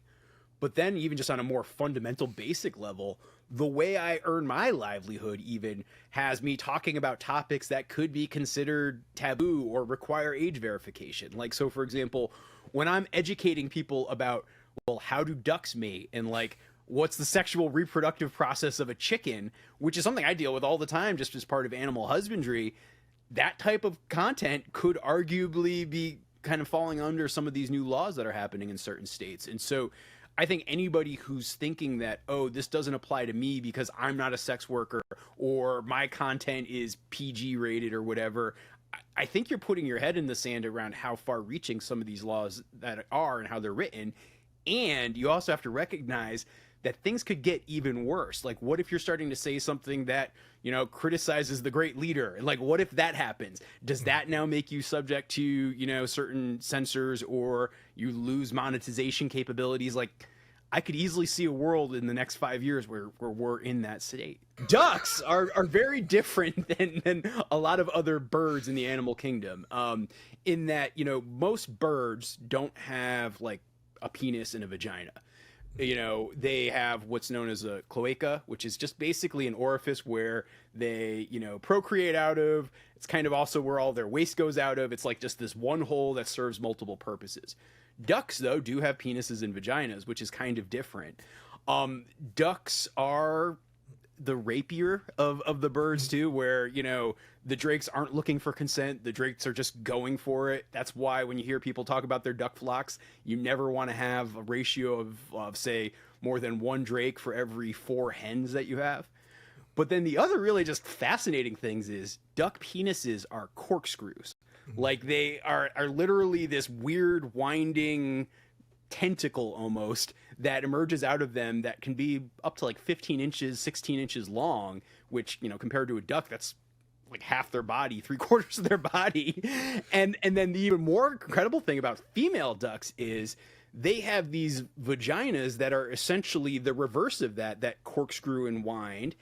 And even though the female duck doesn't consent to be mated with, they have the ability to channel and route the male duck penis into different orifices and essentially dead end them so they don't have to reproduce with them. They can actually make that choice, which this was actually some stuff that really came out of some studies from Yale, like, I don't know, about 10, 15 years ago. And when you start to realize just how intricate duck mating is, it's a fascinating topic. And, you know, I've talked about it in videos before online. And again, that could be considered obscene at this point. I think there is something incredibly soul-bearing when it comes to creating content. And I know so much of like what people will talk about is how soul-sucking being a content creator can be, and you feel like you're a slave to the algorithm, and yada yada. And there is truth to that, so I don't mean to dismiss it. But the magic to me, and this is how when I was a kid, I started making mini comics and zines, and then as I got older, it got into making like animated films, to even to the point today when I make videos about my farm. It's that ability to express yourself and that ability to communicate that is so core to what makes humans so different than like pretty much any other animal out there. That's why we are the way we are. And so when you're out there limiting those types of things, I think it's almost anti-human. My name is Kate Sloan. I'm a sex journalist and a sex podcaster. You might know me from my podcasts, The Dildorks and Question Box, as well as my miniseries Making Magic about the magic wand vibrator. I'm also the author of 101 Kinky Things Even You Can Do. I was drawn to do sex and kink education because I feel like a lot of people carry around sexual shame, and it affects the way that they live their life and the way that they're able to feel about themselves and the people around them. And it's really important to me to eradicate sexual shame in any way possible, because I think that makes the world better. And the way that I do that is by teaching people about sex and kink. I think one of the biggest things I've learned from doing sex and kink education is empathy for people who have experiences and preferences that are different from mine. Because what you learn very quickly when you start looking into sexuality at all is that human sexuality is really broad, really widely varied. And the thing is, as long as people are doing things consensually and in a risk-aware way, it's fine. And I think that when you learn about other people's preferences that are so different from your own, and you're able to be like, no, that's fine. That should be allowed. There should even be allowed to be porn about that helps foster empathy for all sorts of different people and different experiences. In my line of work, I've been banned from Instagram. I've been banned from Facebook. I've had my PayPal account suspended a few times. So doing this line of work has really affected what income I'm able to make, and also whether I'm able to stay connected with my friends and family, because these things are social infrastructure, but you can still be banned from them for working in the sex and kink fields. And so I think anytime that there starts to be censorship imposed externally on the ways that we talk about sex and kink, inevitably there ends up being limitations that are homophobic, transphobic, kinkphobic, even acephobic. And that's really not cool, but that's kind of the way it shakes out, because a lot of times queer and trans issues are equated with pornography and with obscenity, and none of those things should be illegal in my view. I think that anyone who's interested in exploring their sexuality and learning more about what they like can start by reading books. There's a ton of really great books out there, and some of them are from small presses, but some of them are from mainstream presses as well. My book, 101 Kinky Things Even You Can Do, is an introduction to kink and BDSM that I hope people can flip through and learn a little bit about themselves. But there's so many great books out there, and you can even go to bookstores that have a sexuality section and just flip through and see what interests you, and that'll be telling in and of itself. I was initially sent down this path of learning about sexuality by listening to sex podcasts. I listened to a show called Sex is Fun and a different show called Open Source Sex by Violet Blue. And those shows really opened up the ways that I thought about sexuality and really allowed me to envision a sex-positive future for myself, building this life of joy and connection. And I really hope that my work helps people imagine those types of futures too. And I think that this is a really important thing that sex media can do for people. Yeah, well, I hear from people a lot that they used to watch Sex with Dr. Sue or Dr. Ruth stuff or just whatever they could catch on late night TV. It's always so funny to me when people think that sex nerds and sex workers, etc., are like these depraved, evil, sadistic weirdos or whatever they think about us, because when you actually meet us, a lot of the time we're just like delightful, funny dorks, and we think of sex as a hobby, like any other hobby in some ways. Like it's just a fun way to connect with your friends and learn more about yourself and spend some time and have some fun. And I think that it's weird that we silo sex into this whole other area of our lives when it really is just another hobby. For some of give me us. that chihuahua. Welcome back. Hello. Cody, it's been so wonderful. It's been nice to be here. It's been so wonderful Thank you for having you having here. me. Thank you for coming, flying in all the way from incredibly far away Las Vegas. Yeah, it's a long journey. I journeyed. You did journey, you know? I did. It's not the worst. It's a long day. Do I have a present? Thank you. I don't know. I didn't see them. I assume they're in the building. My new co-hosts. Ooh. Does that mean that I can talk about Suede for a second more? Please do. Please talk about Suede. Okay. We I was really in the jam there with Noelle, but I wanted to add to that about mutual aid is that Suede is built on that mutual aid foundation. So when we give money to people, we try to prevent there being barriers. We do it with dignity. We don't ask too many questions. We don't check people's underwear, like I said. We're not doing anything.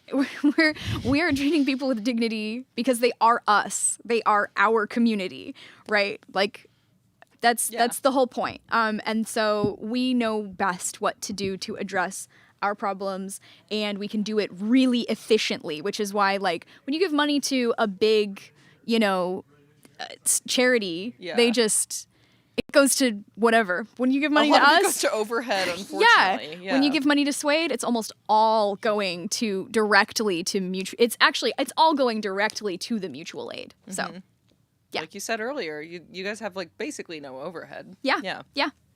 So it's all going to a great cause. Mm-hmm. So excited. So please donate now.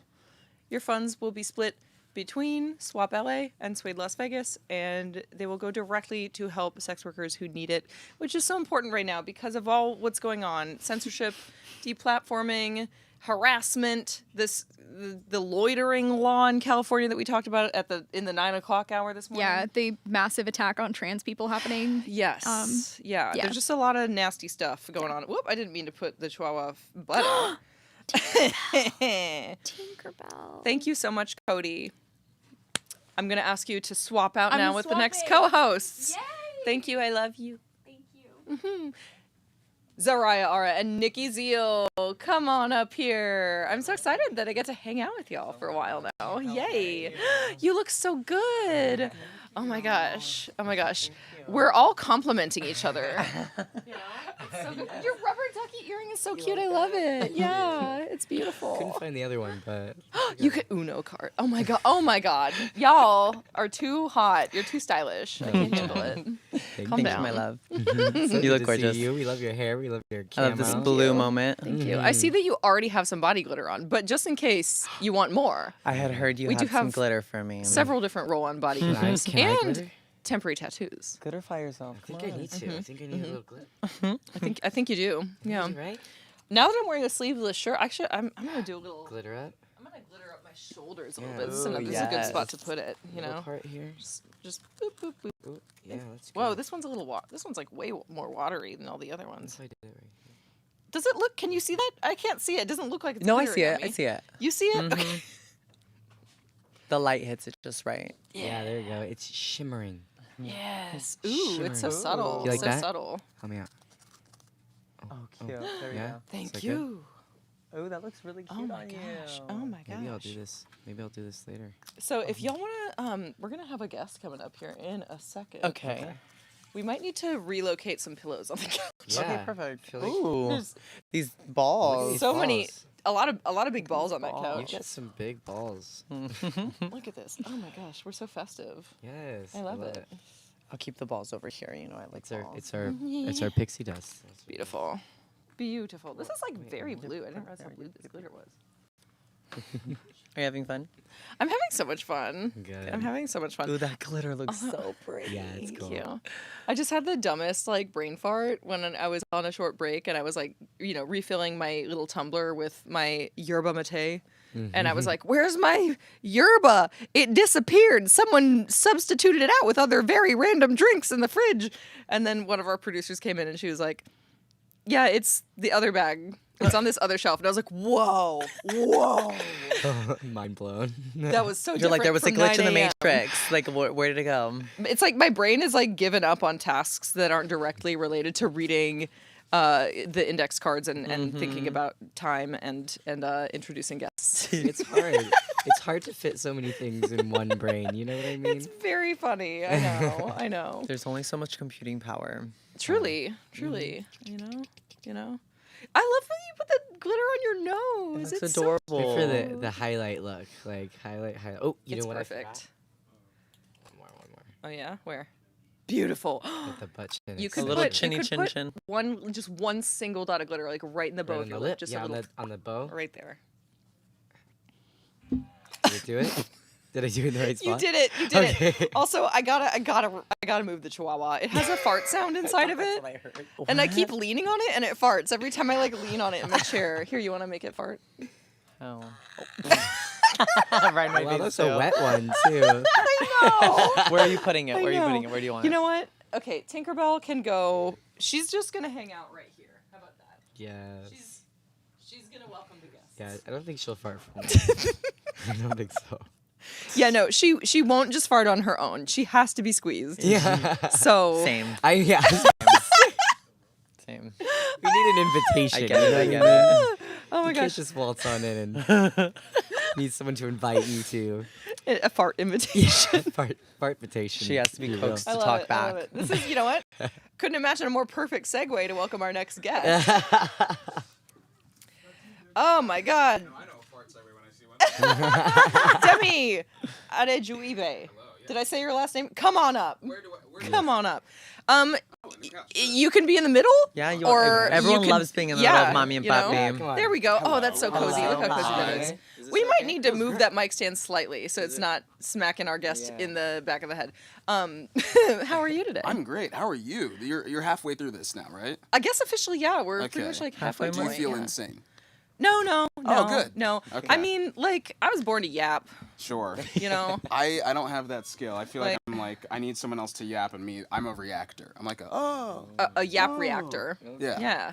It's a symbiotic relationship. We both got to exist. I'm obsessed with your overalls. I know. These Aren't they are so cute? So good. I feel like in the pandemic, I committed to overalls, and people were like, "That's good, a good look for you." And I was like, "Great, then I don't have to figure out anything new Yeah. ever again." Yeah. I love an How overall many moment. pairs do you have then? I genuinely think like 10 or 11. Oh my God, really? And Okay, I it need was to go there. It was a lot of me going like, which one do I wear for today? And now someone else just walked in overalls. I feel like someone's stealing my swag. These would look so Mm. cute with these. Like, They really would. Oh my God. All right. give Where me do the you shoes. source your overalls, may I ask? Or is it like a secret? No, could you imagine? Like, I actually don't tell people that. No, I feel like there's so many different places I get them. I'm like, where did these come from? I want to say I bought these when I was trying to do like a rugged Santa Claus look. So I think these are just from like Amazon. Beautiful. And I don't want to, they need my help, but I don't want to shout out Amazon. But I get, like, just like thrift store. Oh, great store. You got to check them out. No. Like thrift stores and Big Bud, I feel like I always... Oh, Big Bud is great. I love their jumpsuits. They're so good. Yeah, I need to get actually a pair of I've like, never just gotten overalls. more compliments on anything I own than like the mustard colored jumpsuit I bought from them. It's I have the mustard colored jumpsuit. it's a good one. Do you get complimented on it a lot? I do. There you go. I do. Yeah, now this is an As you should. That's so great. Yeah. Oh, yeah. Big Bud. Big we Bud. love you. What's your favorite color? Ooh, actually, I was thinking about this the other day because I feel like... Like in life, favorite color? Favorite. Oh, okay. Favorite I was color thinking of We're still on the overalls. But if you We're were still on the overalls. I mean, I guess. But I feel like when you're a kid, favorite color is one of those things that you pick when you're a kid and then you don't rethink about it. And as an adult, you're like, is it still? No. Yeah, I do think red is my favorite color. Like, it's the thing that I think just a red outfit in general, people are like, whoa, who's that? What's that about? So I'm on fire. It is, yeah. Yeah, exactly. It stands Yeah. out, passionate. Yeah. I get it. I had a so- red hoodie that I wore every single day from like middle school to the end of high school. Yeah. Yeah. I'd have my outfit and then my red hoodie red on. It was like hoodie a on top of jacket, you know? Yeah.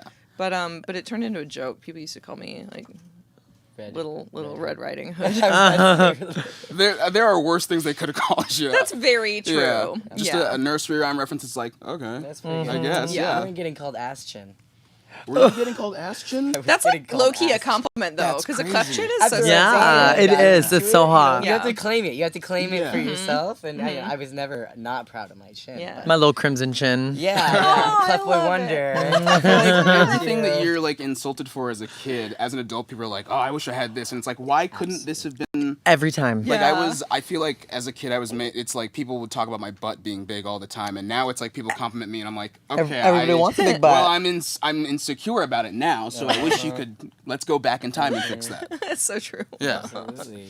It's the opposite. It's because they want you to have the insecurity because they're seeing that and they don't have that. Yeah. You know? Yeah. They want to be able to get you. Yeah. That you shouldn't have that. They're like, I don't When stand really down it's anyway, and quality. that's good. And then as an adult, they're like, I don't stand down anyway. Oh, fuck. Yeah. Demi, you're a writer. I You're a am. comedian.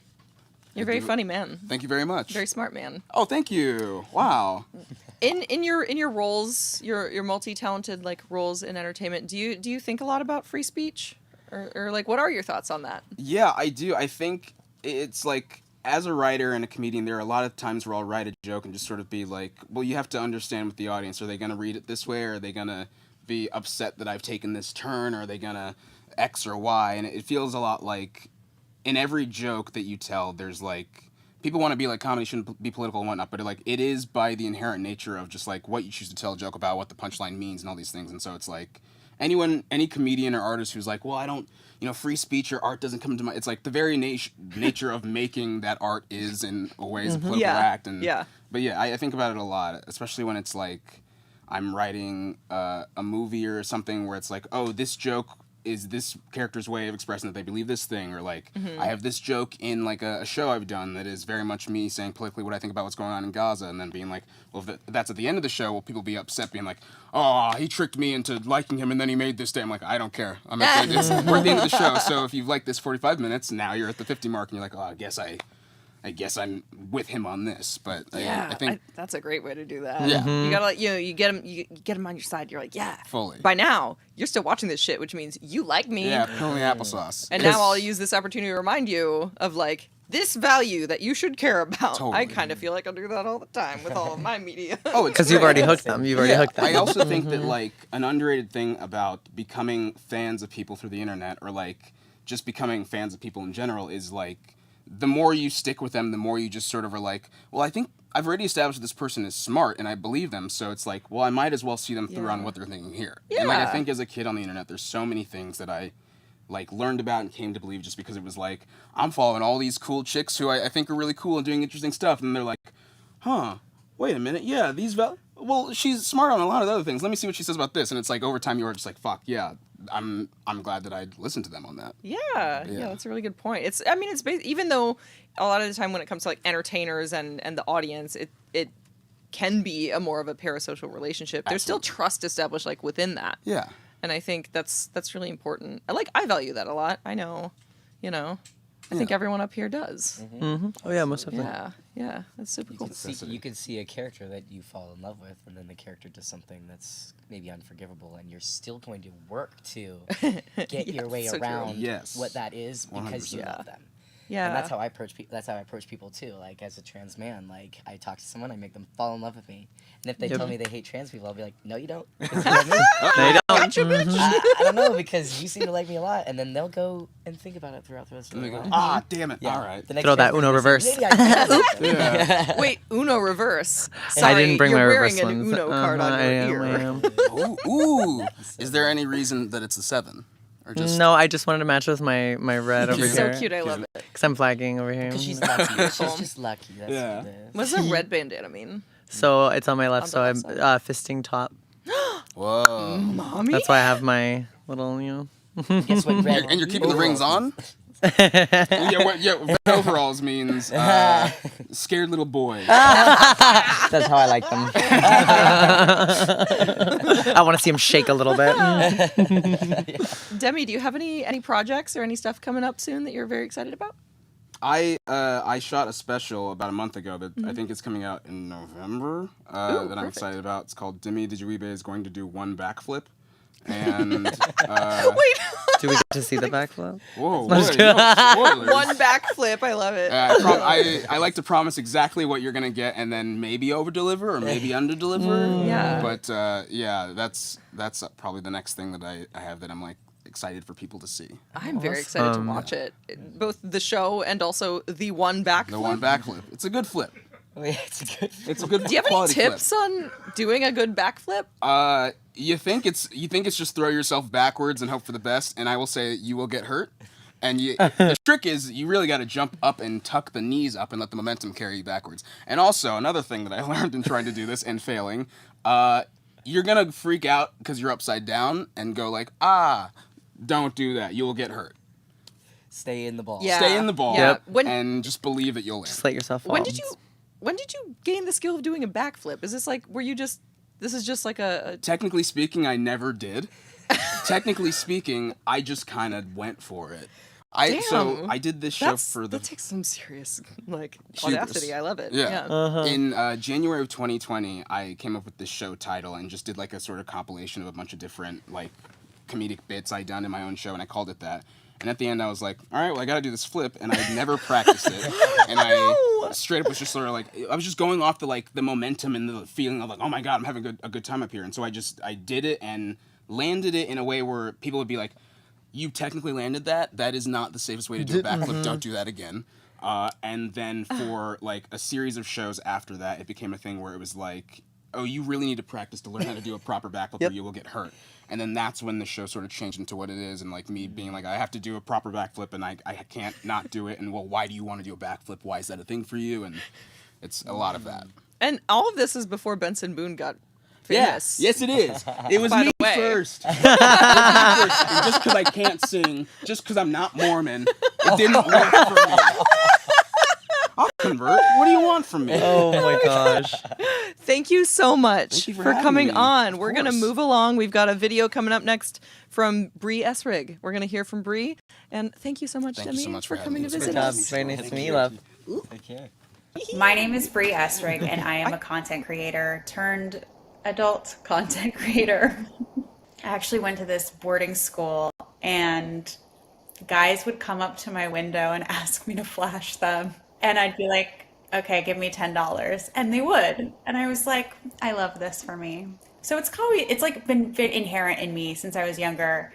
And I think after being just a regular content creator for a long time, the demand was there. And so I decided to feed into it. I've been creating adult content since 2017.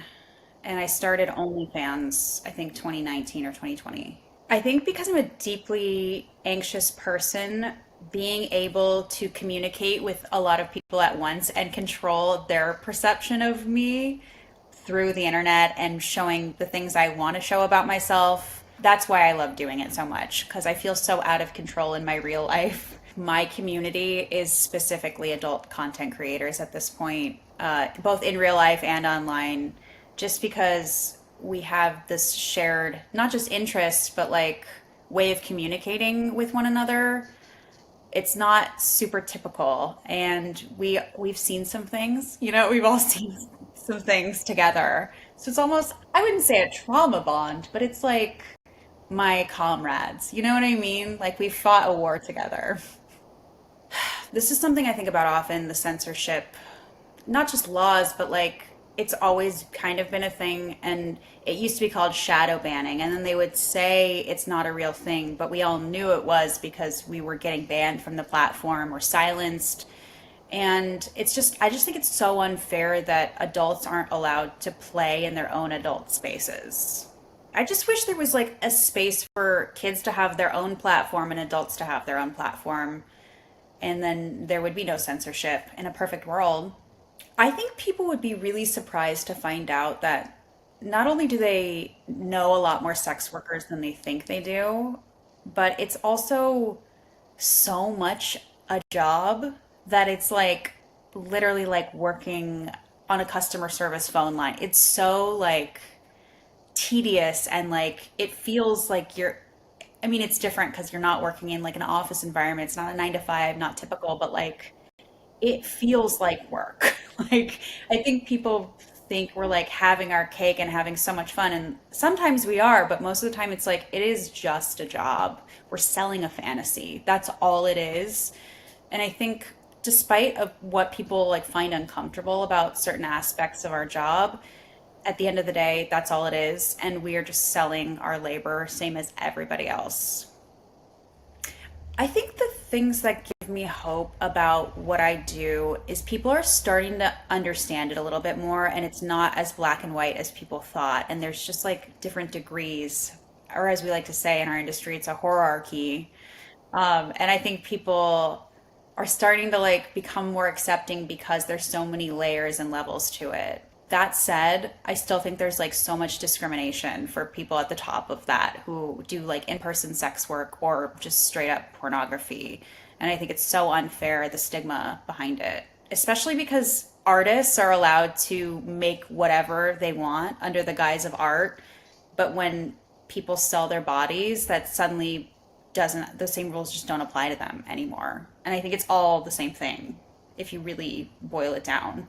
Like we're still making like R-rated or X-rated content that you would see in a movie directed by Scorsese. You know what I mean? And for me, for example, I do like R-rated, not NC-17 content, but like Emma Stone has done more. She won an Oscar for doing more sex on camera than I've done. And yet I'll be banned, stigmatized, brands won't want to work with me. And she'll go on to win an Oscar and everyone will want to work with her. And it's interesting. We're all doing the same thing at the end of the day. I want to say stay positive, but it's such a bleak time in the world right now. And I think our work is always going to be important. No matter how you feel, how anyone else feels about it, there's always going to be a place for us. And what we do is really valid and really important. And people need to get off straight up, and that's okay. I like it. I like what I do, and I love contributing to it. I have never wanted to fuck anything more than censorship. Fuck censorship. Welcome back. We're so excited for our next guest and also the thing we're about to do with that next guest. Derek Cage, come on up. If you can finagle your way into this couch here. Between these two gorgeous humans. So We'll do all the finagling. And we do want to talk to you, but we're also going to force you to help us bedazzle these Von Dutch hats. We want to play with Okay. While we chat. Excellent. It's going to be boys versus girls. So. I am going to let you know that I'm so sorry that we are going to lose this challenge with me involved. Don't worry. Oh. It's always going to be a win. So we've got bedazzling tools. Okay. You have a, here you go. This is like a little wax stick that helps you pick up the rhinestones. You also have a pair of tiny tweezers. Yes. Okay. Do you want the tweezers or this? Yeah, you know what? Let's just roll with the tweezers. Okay. And then you can put the glue directly on the hat and just stick a rhinestone on top of it, or if you want to dip the rhinestone, like the bigger ones you might want to dip, it's a little easier. You can dip it with the tweezer and then place it wherever you want it to go on the hat. What do we want to do? Do we have a plan? I was thinking go around borders. Borders is going to be prettiest. So if we go like around this or underneath it and the inside, like anything on top would be cool. I will trust your judgment. Let's start with trying to get a circle around here. Cool. I don't care Can about... the mics hear us? It's like facing completely away. I have full faith in you. Yeah, let's do it. Do we dip it with... Oh, you're putting it on with the adhesive. Okay. Yeah, Okay, I'm so just... start just pulling out some Yeah. guys really quick. We're starting with this, right? Yeah, you sure? That's a lot of adhesive. Hope that works. Oh, that's perfect. Ooh. It's so precise. Yes. It's such a tiny little needle. You know what? Let's start. Okay. With that. This is gonna be good. Do you like pink, Derek? I love pink. And little ones around it. I'm just gonna end up getting glue all over my hands. All right, go for it. I like all the colors. Yes. Oh, these are gonna be so cute. Okay. I can't tell which is like. Have you worn a Von Dutch hat before? I have not. You missed the era of the early 2000s? I definitely did. I grew up in Alabama, and anything that was like popular in the rest of the country generally was not popular in Alabama. That makes sense. Yeah. You're the, Sounds about right. as far as I know, and it might be more, but you are the third guest we've had on today from Alabama. Oh, what? So Yeah. we've all escaped. Is what happened. You've all fled to Los Angeles. Yeah, exactly. I love it. There wasn't, especially for our industry, there was no real reason to stay. That's fair. That's fair. I lived in Kentucky for a long time. Well, my parents live in Kentucky. Yeah, we talked about that before, and it, Yeah. I loved it. I was in Louisville and I loved it, but I will also admit, no one's really making porn in Louisville, Kentucky. It was just you. It was Yeah. There was one time I went to go get tested at like one of the network of testing centers, and this is probably a HIPAA violation, but the lady who was like the phlebotomist was like, "Oh, we had someone in for talent testing earlier today." Oh. And I was like, who? I know you can't tell me, because that literally would be a HIPAA violation, but Yeah. also, like, I want to know. Yeah. Because that means someone else in this city is doing hoe stuff. Like, Stuff. I should be friends with them. Give me the hose. Give me, please. Have some community, please. Yeah, it's kind of what happened when I lived in Utah. It was. Oh, you lived in Utah? Yeah. So I used to work for the Department of Defense. Ooh. And Wow. Zora was like, ooh. Would you like to defend some pussy? Pussy. Our time is coming.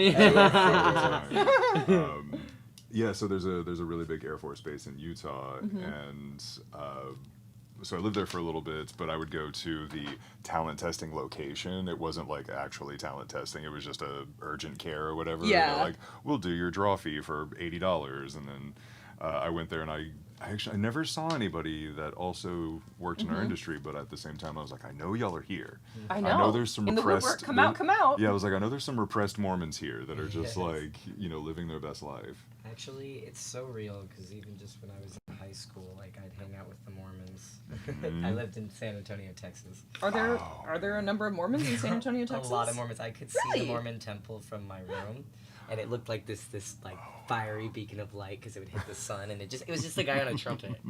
A guy on a trumpet. Or on a trumpet, playing a trumpet on top of the building. That's Moroni. Oh, okay. So you. I learned. I did my best to kind of he's the integrate. angel, right? Or Yeah, that's something? the angel Moroni that actually Yeah. like told Joseph Smith, "Oh, here's where these plates that only you can see are." And you're the only one that can, stick your head in a hat with a seeing stone and decipher these tablets, and then they're just going to disappear. Amazing. So nobody else can see them. That was Moroni. Came and was like, "Hey, that's going to be in the mountains of New York." Oh. Wait, they started in New York? Yeah. Damn, they went a long way. Yeah. Well, because according Mormons love to walk. Yeah, according to Mormonism, when I think it was after Jesus was crucified, he somehow found himself in upstate New York. Oh. That makes so much sense. Naturally. Yeah, that's what Of I would course. do if I were Jesus. Yeah, you're just like, upstate New York, this is the place to be. We're making it big. That's so wild. Yeah, I learned a lot from the Mormons that had come out, and actually, it's kind of sad. A lot of the Mormons that come out, especially in Utah, they're disowned by their families. Yeah. And so I, of course, found very good friendships with a lot of the the Mormons that have been kicked out of their families. And Yeah. So, Creating community. Yeah, And like yeah, found exactly. family. Yeah. Very important. Mm-hmm. That's an overlap with people who do porn as well, regardless of where they are on the sexuality spectrum. Mm-hmm. A lot of people's families are not down with the hoeing, unfortunately. My family wasn't. They wanted me to stay at my Department of Defense job, Yeah. even though I hated every second of it, and because it was an acceptable, Right. job to be in. Now I'm like, oh, I'm more successful. I'm much happier. I Yeah. get to live on. I destroyed that. I get to live on my own terms, and I get to be around my people. It's perfect. Yeah, but Yeah. of course, the people that don't understand, they're like, oh no, that's just you. It's unacceptable. You can't be in that kind of. The devil's in your ear, honey. Yeah. Yeah. Exactly. Yeah. What will people think? It's always about what others think. That's at the end of the day. That's what a lot of families, It really is, base their, value of you is how other people value you. And when they don't feel like, you're representing them in the right way, they do everything they can to stop you from doing the things that they feel are wrong. And it's so sad because at the end of the day, sometimes they really don't even believe it themselves. They're going, you know what, it really isn't that big of a deal to me, but your grandma says, or but my neighbor says, oh, but it's, what about what you think? People at church, though. Yeah. I'm like, Mom, what made you think I care a shit about the people at church? I'm like, Miss Mary's out there doing the same thing, and you just don't know. Miss Mary. She shows up on Sundays. She shows up on Sunday acting like nothing's going on, but she's at the preacher's desk, Yup. Well, one of the guests we had on earlier was talking about how, he grew up going to, it was Sam Sanders was talking about how he grew up going to really, conservative churches, and, it's like a lot of the people at those same churches were, consuming the solicit funding, the weirdest porn. Yeah. Oh. Not just porn, sure. but the weirdest porn. Oh yeah. Like when Pornhub releases their this is the most searched term. Yep. It's always the weirdest stuff in the small states that you would think that the ones that would be the most likely to do something like ban porn, Utah, for example. Yeah, exactly. Exactly. Ask for money. Yay! We need money. We should get some donations.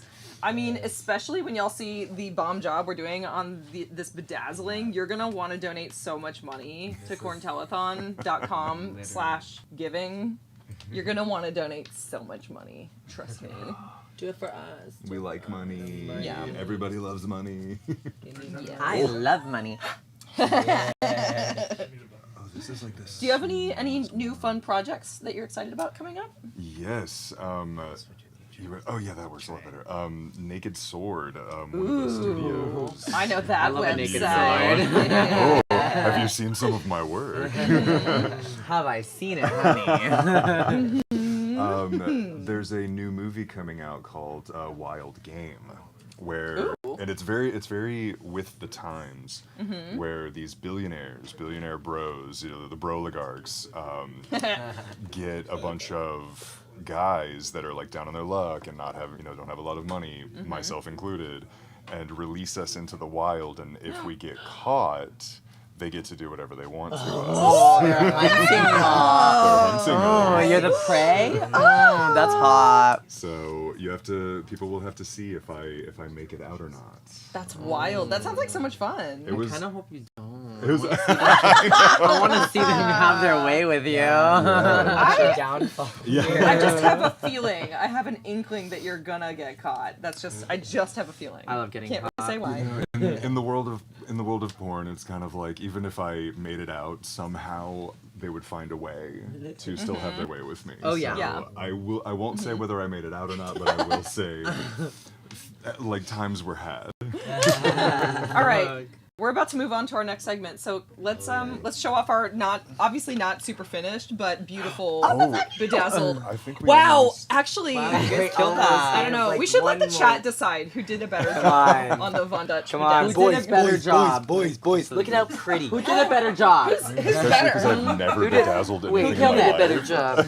Wait, show some tits. Yeah. Who did a Come better on, look at how job? pretty. If only I was a boy. I wish I was born a Dang boy. it, free the nipple, dang it. Maybe I could show my titties if I was born a boy. Donate. We'll just clean this up later. All right. We're going to move along and welcome our next guest. So we'll say goodbye to you for now, Derek. Thank you so much for coming on Oh, you're looking and so lovely. crafting with us. It was so good to see you. Oh, yeah. You own this hat now. It's your hat. You get to wear it with It pride. fit my giant You should head. just wear that. Just that. Yeah. Take everything else off. Just wear that. Oh, my God. I love it. Off camera, I will. Do Bye, I get to give you honey. hugs? Siri. Yes, please. I would love a So hug. good to see you. Thank you so much. So good to see you. Knock that out. Damn. I was Happy laser Telethon focused. Day to you, sir. And we've got Yeevee coming up now. Come on up here, girl. He is. We're so excited to have you. Where do I go? Hi. You're gonna get in between right mommy in and the middle papi. of our cozy couch. Right here. Hi, baby. Hi. How are you? How you doing? I don't know how you. Are you getting flashbacks? Yeah, trust me. It's really difficult. I wake up every morning and I go, what? What the? Hello. Hi. It's also great to see you. Oh, thank you. Sorry about It is so good to see you. Hi. I also saw you most recently at Jade's birthday party. Shout out Jade. Shout out Jade. We love Jade. Jade. Tell us about yourself, Evie. You're a performer. You're a content Yes. creator. Totally. Yeah. Do you consider yourself as having like a niche or just generally, I guess, like what's your favorite kind of content to make? Favorite kind of content. I really like the range of types. Like I think it just depends on the day and the chemistry and like the flow. Different scene partners. I think we have like different dynamics that we can work off of, and I think there's different formats that work better or not as well for those different dynamics. Yeah, so true. it really just depends. Like I feel like I'm pretty what's the word? Flexible. I do really You love are my flexible. We've seen. Have I seen? Hashtag Stop making me blush. Jesus Christ. I don't know. I really love all. I worked on a feature recently for the first time in a while, and that was a lot of fun. I really love gonzo stuff. I really love, studio shoots that are, have narrative, but I also really love, content collabs that are a little bit more casual. I don't know. It's hard for me to choose. It really just depends on my mood. That's kind of the beauty of like the way that the industry is structured now compared to like, in years past is like you don't have to choose. You can do it all. Especially if you live in LA, you have access to the studio system. Like everything is shot in and around LA and like so true. I definitely live in LA. Me too. Yeah, I'm from here. I didn't for so long. You're from here. I'm from Los Angeles. Yeah. You are? You're like a unicorn. Red. That's so rare. Not to brag, a couple generations deep. Oh, do you have an accent that you hide? I don't know. I feel like I have a particular way of speaking, but I don't know if it's LA. Yeah, like what is even it? is an LA accent I other think than you like the stereotypical Valley Valley girl? Valley girl. Maybe like drawing out, which I kind of do, out my vowels a lot. Question at the end of a statement? Yeah, okay.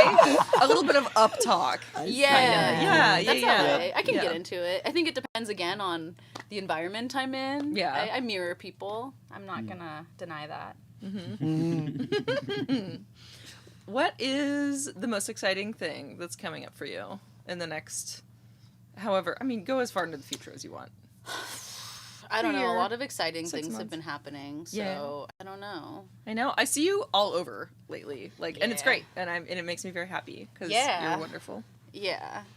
I don't know. I feel so nervous right now. You're also. Well, you are between two insanely hot folks on this couch over here, so it's so hot. Why are you so nervous? Well, you're not totally chill. Why? What's going on? I'm sorry. Now I'm looking at this going, casting couch scene. Oh yeah. Oh hey. Casting what? Right now. So what are your special? What are your special skills, baby? Platform. Let's go. I'm just kidding.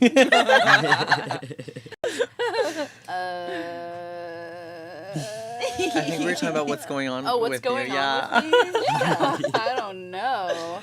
Yeah, I don't know. What can you talk about? Yeah, what can I talk about?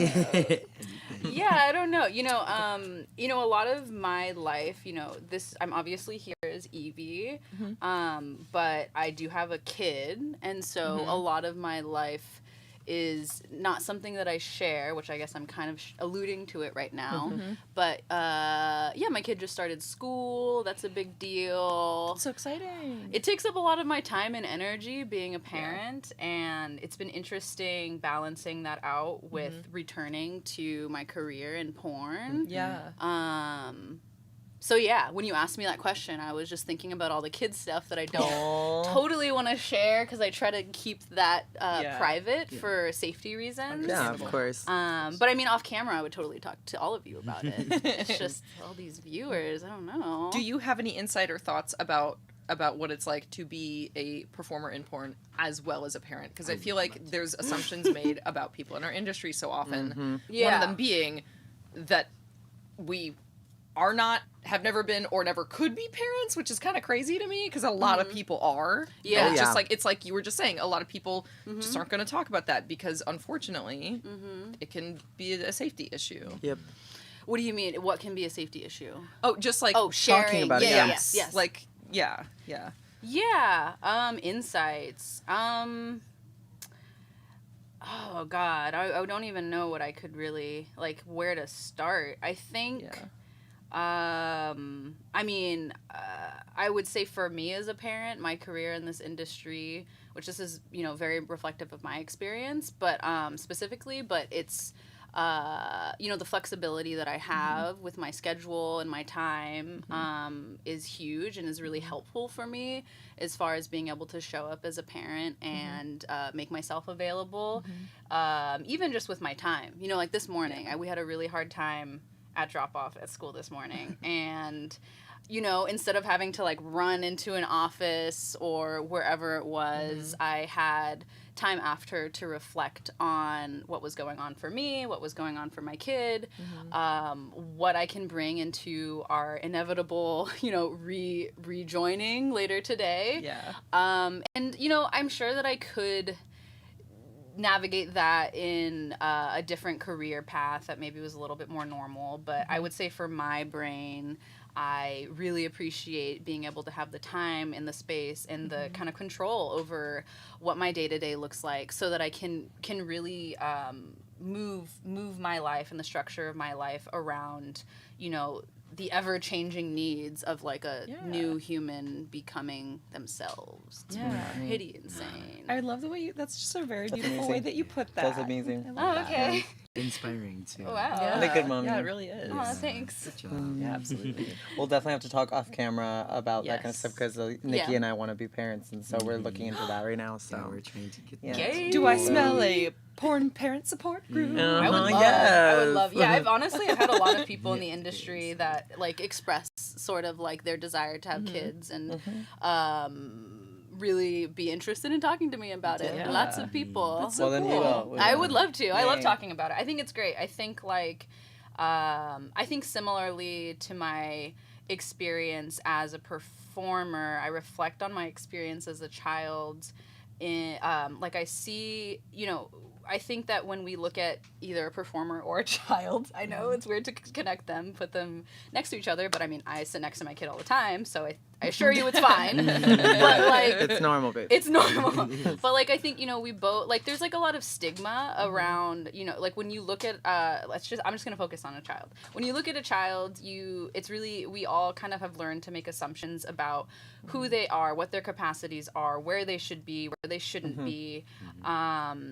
And I think that there's a lot of connections as far as the ways that we kind of like undermine or undervalue the role of a performer in our society. You know, I'm not going to say that every performer or every child is here to like, you know, I don't know, make some big splash. But I mean, we all are our own, you know, we're all like multidimensional and we all have a lot to offer if only the people around us are able and willing to see that. And so like I don't know, I think that a lot of the sort of like the care and the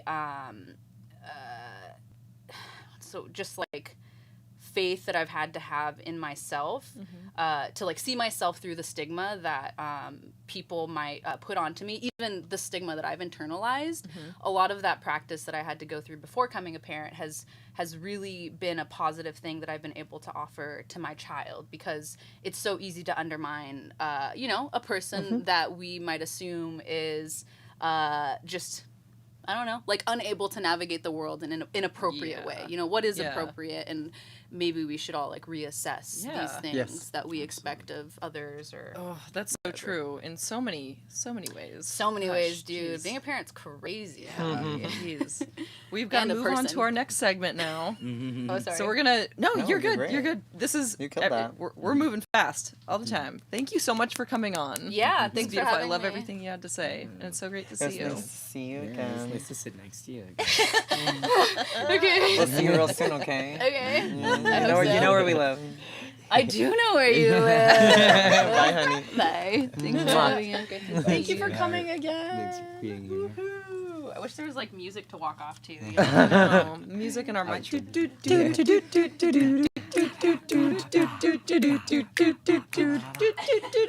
Austin Archer, come on up here. Come on down. I see you sitting over there in your cup of noodles right. shirt. Is the To the price. Hello, hi. Hi. How are you? Hello. Hi. Hello, hello. I'm gonna give you a Welcome. hug. Welcome. Hello. I'm so glad you were No, it's okay. But my knee more. How's it No, going? the flirtiness in the last one, I was like, oh no, what am I gonna do? You just gotta take a deep breath and just, let it happen. Just let it happen. Yeah, you really just gotta Okay. go with the flow. Yeah, There we you go. There we go. So much better I now, feel huh? very safe. Yeah. This is good. Would anyone like to donate? Anyone watching this Money. gorgeous show of gorgeous people? Would anyone like to donate?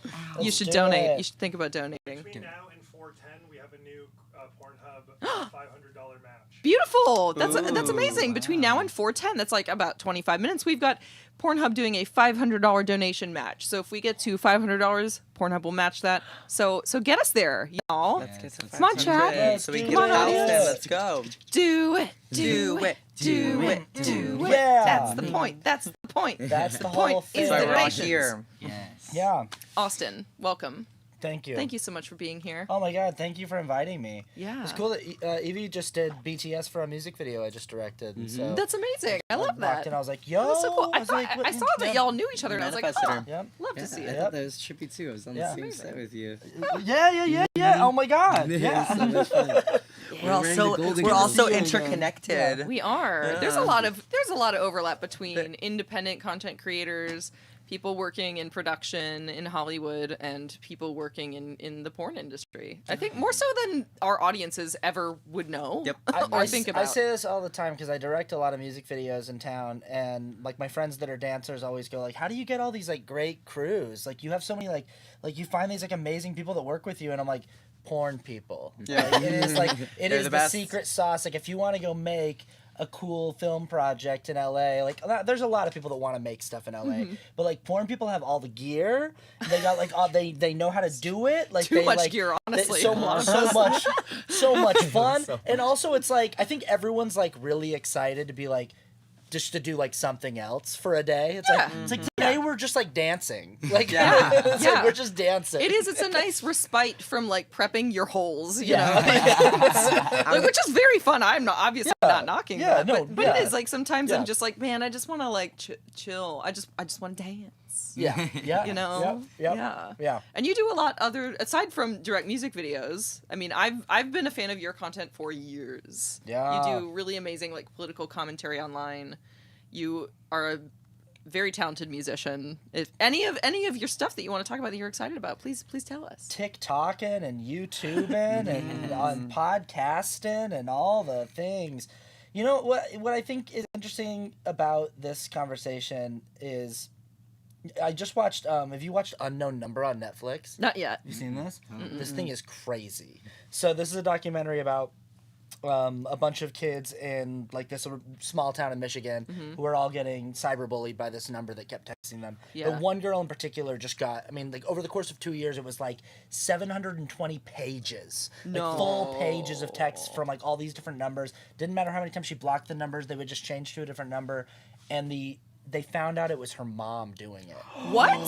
So it was like this case of like like digital Munchausen, where she was like she was like making her daughter like the victim of this cyberbullying. Ew. So but like it like That's crazy. yeah, and like but when they interview the mom and they try to like get her explanation of like what were you like what's wrong with you, she's like, well, I was trying to like protect her from the world, and I thought if I could like control the narrative of like how this was going to play out, if I could be the one who was like dictating the end game, I could keep my daughter safe. I think, you know, there's a whole other psychological thing going on with people who have Munchausen and like, who, you know, like there's a whole, but I think what's interesting is that like in the name of keeping kids safe, all of the different things that parents and figures will like do, that it's like sending your kid to church camp is not keeping them safe. Like we know this. Like, Have you been to church camp? Oh sure, yeah. It's like, but it's like we have the receipts. It's like your youth pastor is not safe. You know, like like there's all these things that like people do in the name of like safety for my kid. Protect the kids, save the children. That have the exact opposite effect, and it's like that are almost like fully nefarious and evil in some you know in some instances. Yeah.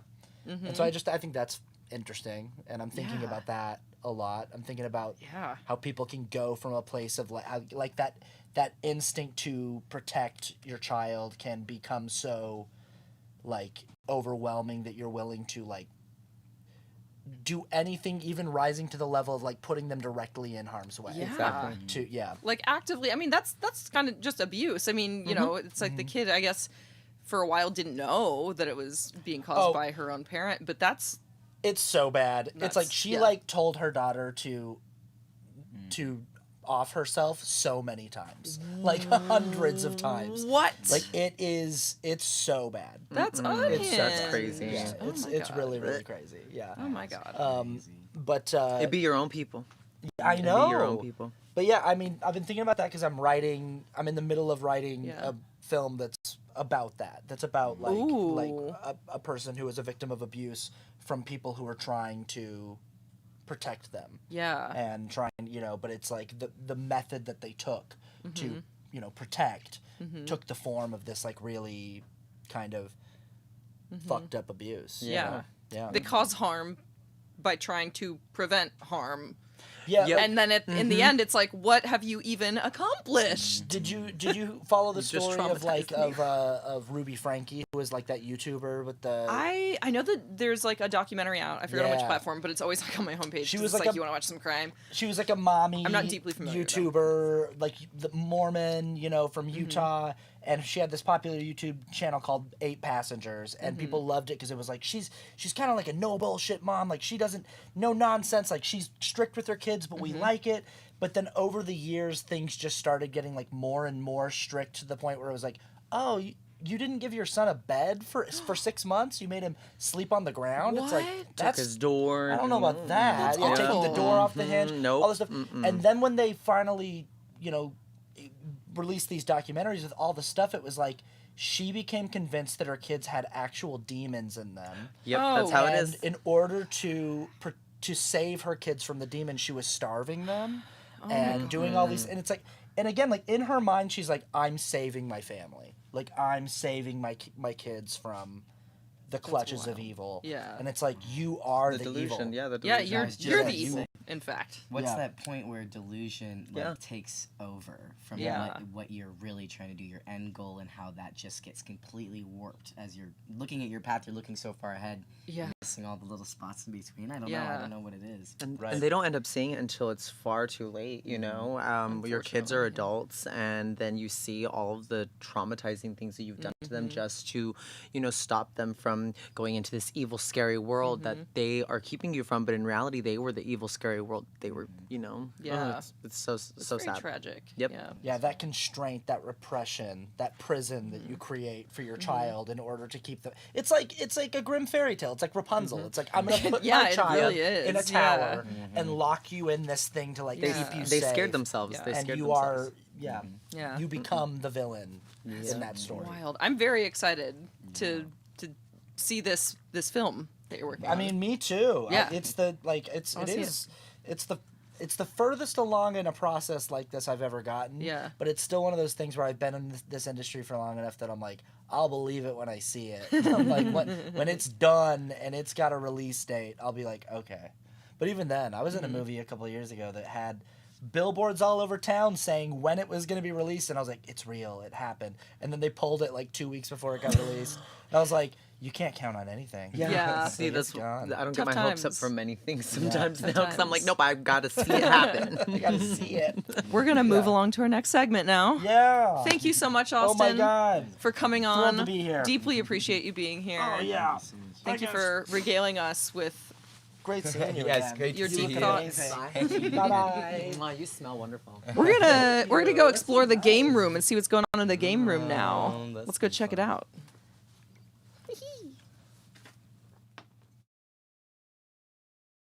Idea. Yeah. So you flip on inside, coming in hot. Okay, they're about to come to us. That's a really good cliffhanger. It is. It's delayed, so I'm probably gonna be on talking about how we're about to be on and not know we're on for a second. Coming in.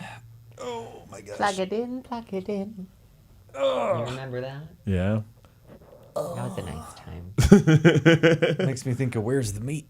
Yeah. Where's the beef? Well, still not here. I love these. One day we'll figure out how to do this in a really smooth way. I don't mind. I like your hat. It is a really It good looks- everything. Yeah. Thank you. I You're do what just I can. the Is best that real person. fur? It looks like real. I don't. I always go. I don't know, but yeah, it is. It's vintage. It's vintage. Yeah. I Yeah. did not do anything to animals. But it's just so pretty. Well, I love animals. Yes, me too. I love animals. This is a mink. Okay, This good. is gorgeous. It's beautiful, and it has such movement. The movement is Yeah. beautiful. Thank you It- so much. Like You the look lighting on it shifts You- so well. It's gorgeous. There's a gerbil. Hey. You're back. Gerbil. Everybody else is stuck in the Gribble? mirror too. What's the name again? Gerbil. Dale Gerbil. Greeble. Dang it. Greeble and Gargle. Well, Greeble, we're all Gargle, sex workers. We Deidre. know what a gargle is. Yeah. And that's why they call me that. Mm-hmm. Hey. Gargle the I Goblin. earned this name. I've been in my mirror prison. Mm-hmm. They've all, We all they figured it got out. mad, Well- fought the mirrors, and then all got into the mirrors as well. So, We all broke in them. We mirrors. could have been fine, but then I got a little too saucy. They're supposed to be cutting to us, but I don't like. They said coming in, and then that was minutes ago. So anyway, at some point, I'll look down and realize we're live on their stream. You all are inside the Mirrorverse. I'm having a great time. And as you're going, you are like making your way through the other section of the funhouse. Essentially, everything's backwards, but it's still the funhouse. And you come to spinning, brilliant light tunnel. It's like a little fun tunnel, one of those ones where you walk through and you kind of fall down as you're trying to do it. This is a fucking nightmare. Yeah. Hate it. Won't go in. But it's your only way forward. So I'm just waiting for it to rattle me around until I get to the other side. I'm not standing anymore. I've just given Just up full, and let like, the roll. universe you're take like a care. piece of lint. I end up on the other side, but I don't remember how I got there. As you all, The game The room other side. looks so much fun. Honestly, I would love to go in there, but I'm busy, obviously. So next up, we're going to have a little video from Raven Alexa. She's a performer. I love her. Let's hear from her.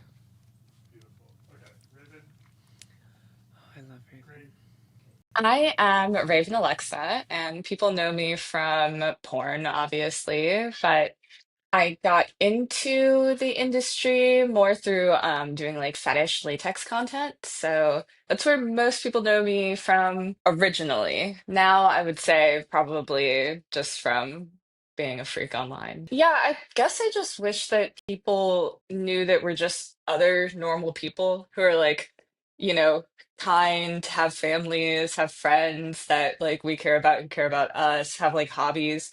I feel like there's like this sense of us that we're like these sexual vampires trying to like suck everyone off all the time, you know?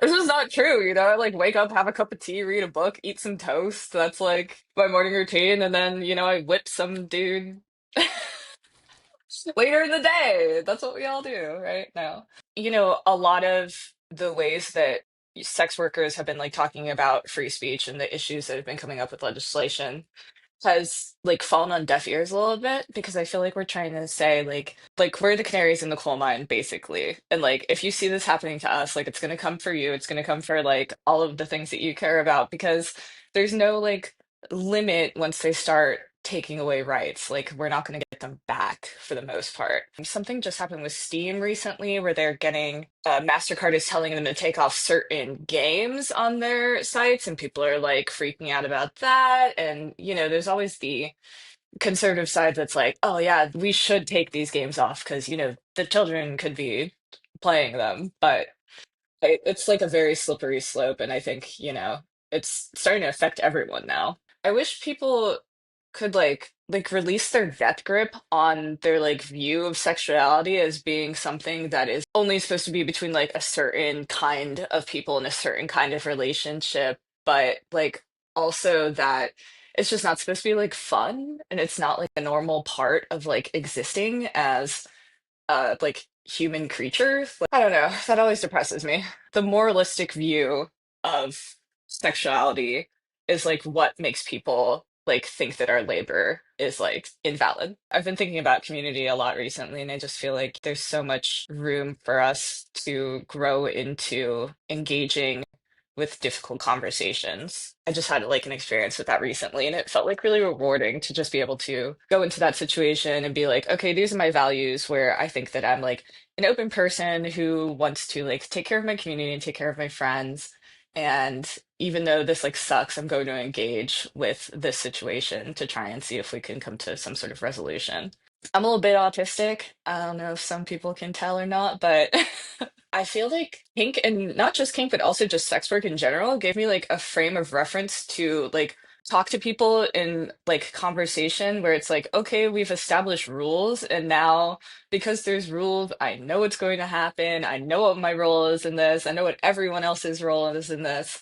And that makes me like so much more comfortable to have like interactions with people. So I feel like that has been one major reward in my life just from doing kink and sex work.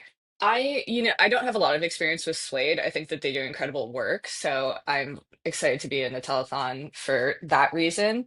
But like even, you know, I've used pineapple support in the past, and I feel like it saved me in a lot of ways because I just felt like so like lost and so just like afraid, I guess, to like be myself, and like having that resource where, you know, they gave those discounted therapy sessions, like totally put me on a track to be who I am today. And I feel like we should all be given the opportunity to be held by our community in that way. So I think this is like an incredible thing that you guys are doing. I'm like getting emotional. I think it's an incredible thing that you guys are doing, and I'm like so happy to be a part of it. Yeah. Hello. I have Rax King on the Hello, call with I me. unmuted myself. Hello, welcome. Thank you for having me. Welcome to the telethon. Look, you're also wearing a Y2K tattoo necklace. Only every day of my life. I love these so much. You know, Yeah. there was a time before these came back that I missed them and was trying to find them, and I could literally not find them. Yeah, now they're everywhere, and just kids don't know how lucky they are. They don't know. They don't know. They don't have to look that hard. I bought a whole multi-pack, and it was Yeah, so cheap. same. I only wear this one, though. I don't wear, like, the rainbow one or the one with little, like, danglers. Yeah, danglers. Ooh, I need to get one with danglers. You don't want the danglers. It's impossible to put over your head. It's horrible. Oh, no, like ripping your hair out and stuff. Yeah, danglers. Anti. Anti-danglers here on Yeah. Corn Telethon. Damn it. That's right. How have you been doing? I feel like I've been getting to see a lot of you lately, which is beautiful, and I love that Yeah. for me because we've been doing Yeah. some podcast episodes together. But what else is going on in your life? What else are you up to? Yeah, it's been great. Like, I went 33 years without seeing you ever, and then I've seen you 3 times in the past month. It's so much better this way. I'm a fan. good. Yeah, I'm just, my husband and I are watching Straight Outta Compton, but like in 20-minute chunks in between me doing work. Not a good movie, but a very, like, enjoyable to watch movie, regardless. I have not watched it yet, and to be honest, that's how I kind of watch almost all movies because I have ADHD. Right. And I watch things in usually 20-minute chunks with like a 5-minute break in between at least, you know? Yeah. I kind of miss commercial breaks, you know? I feel like that made it so, I mean, not like watching TV is difficult in any way, but it did give me these moments to, you know, naturally stand up and go fix myself a snack or get a seltzer or just walk around the way I constantly have to do. Now I'm locked in. I got to be there till it's over. Yeah. Yeah. You got to have a leg stretch and a bathroom break, a snack break. Yeah. So you've got a new book coming out. I do. It actually came out around about a month ago. It's called Sloppy. And if any of the Corn Telethon heads out there feel like reading a memoir about sobriety / alcoholism / shoplifting, then look no further. That's perfect. Do you have a favorite, like, and something that is mentioned in the book that you want to tease for us? So my favorite essay in there that I worked the hardest on is about Wolf of Wall Street. And I keep, this question comes up once in a while, and I keep saying that is the answer because in order to write it, I had to read that guy's memoirs, both of them.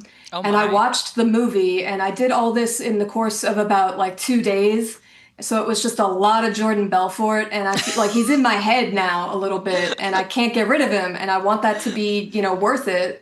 Yeah, I mean, I've seen the movie Wolf of Wall Street. That's the end of my familiarity, and for me, I'm like, I feel like that's a good amount of Jordan Belfort for me. Oh, that's as far. Yeah, the book. My favorite detail about it is that he refers to his wife's loamy loins 4 separate times. I'm sorry, loamy. Loamy, like the sediment. Yeah. Like Yeah. silty, like almost like sandy soil. What is As that? I even- understand it, yes.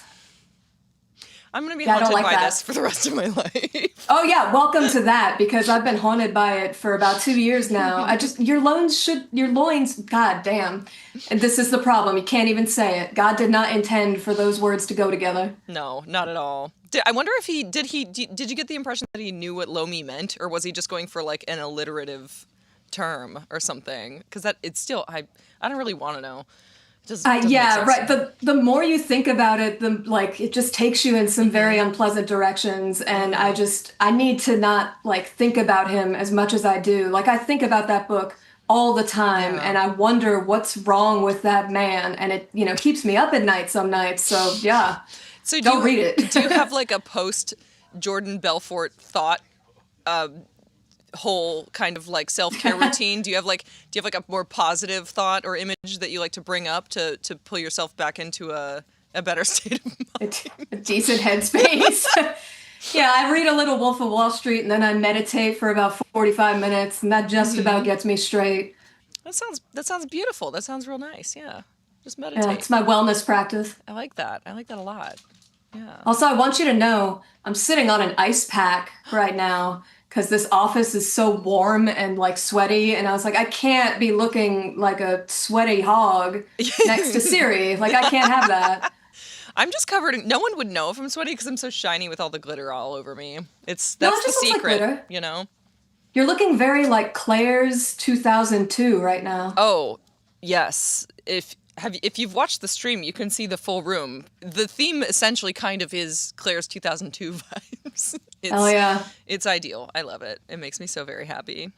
Everything is Yeah, pink it's a and strong black. theme. Yeah. Pink and black, yeah, those colors go so good together. They are, and they just don't, I think it's so associated with teen girldom that it's avoided in any other scenario really.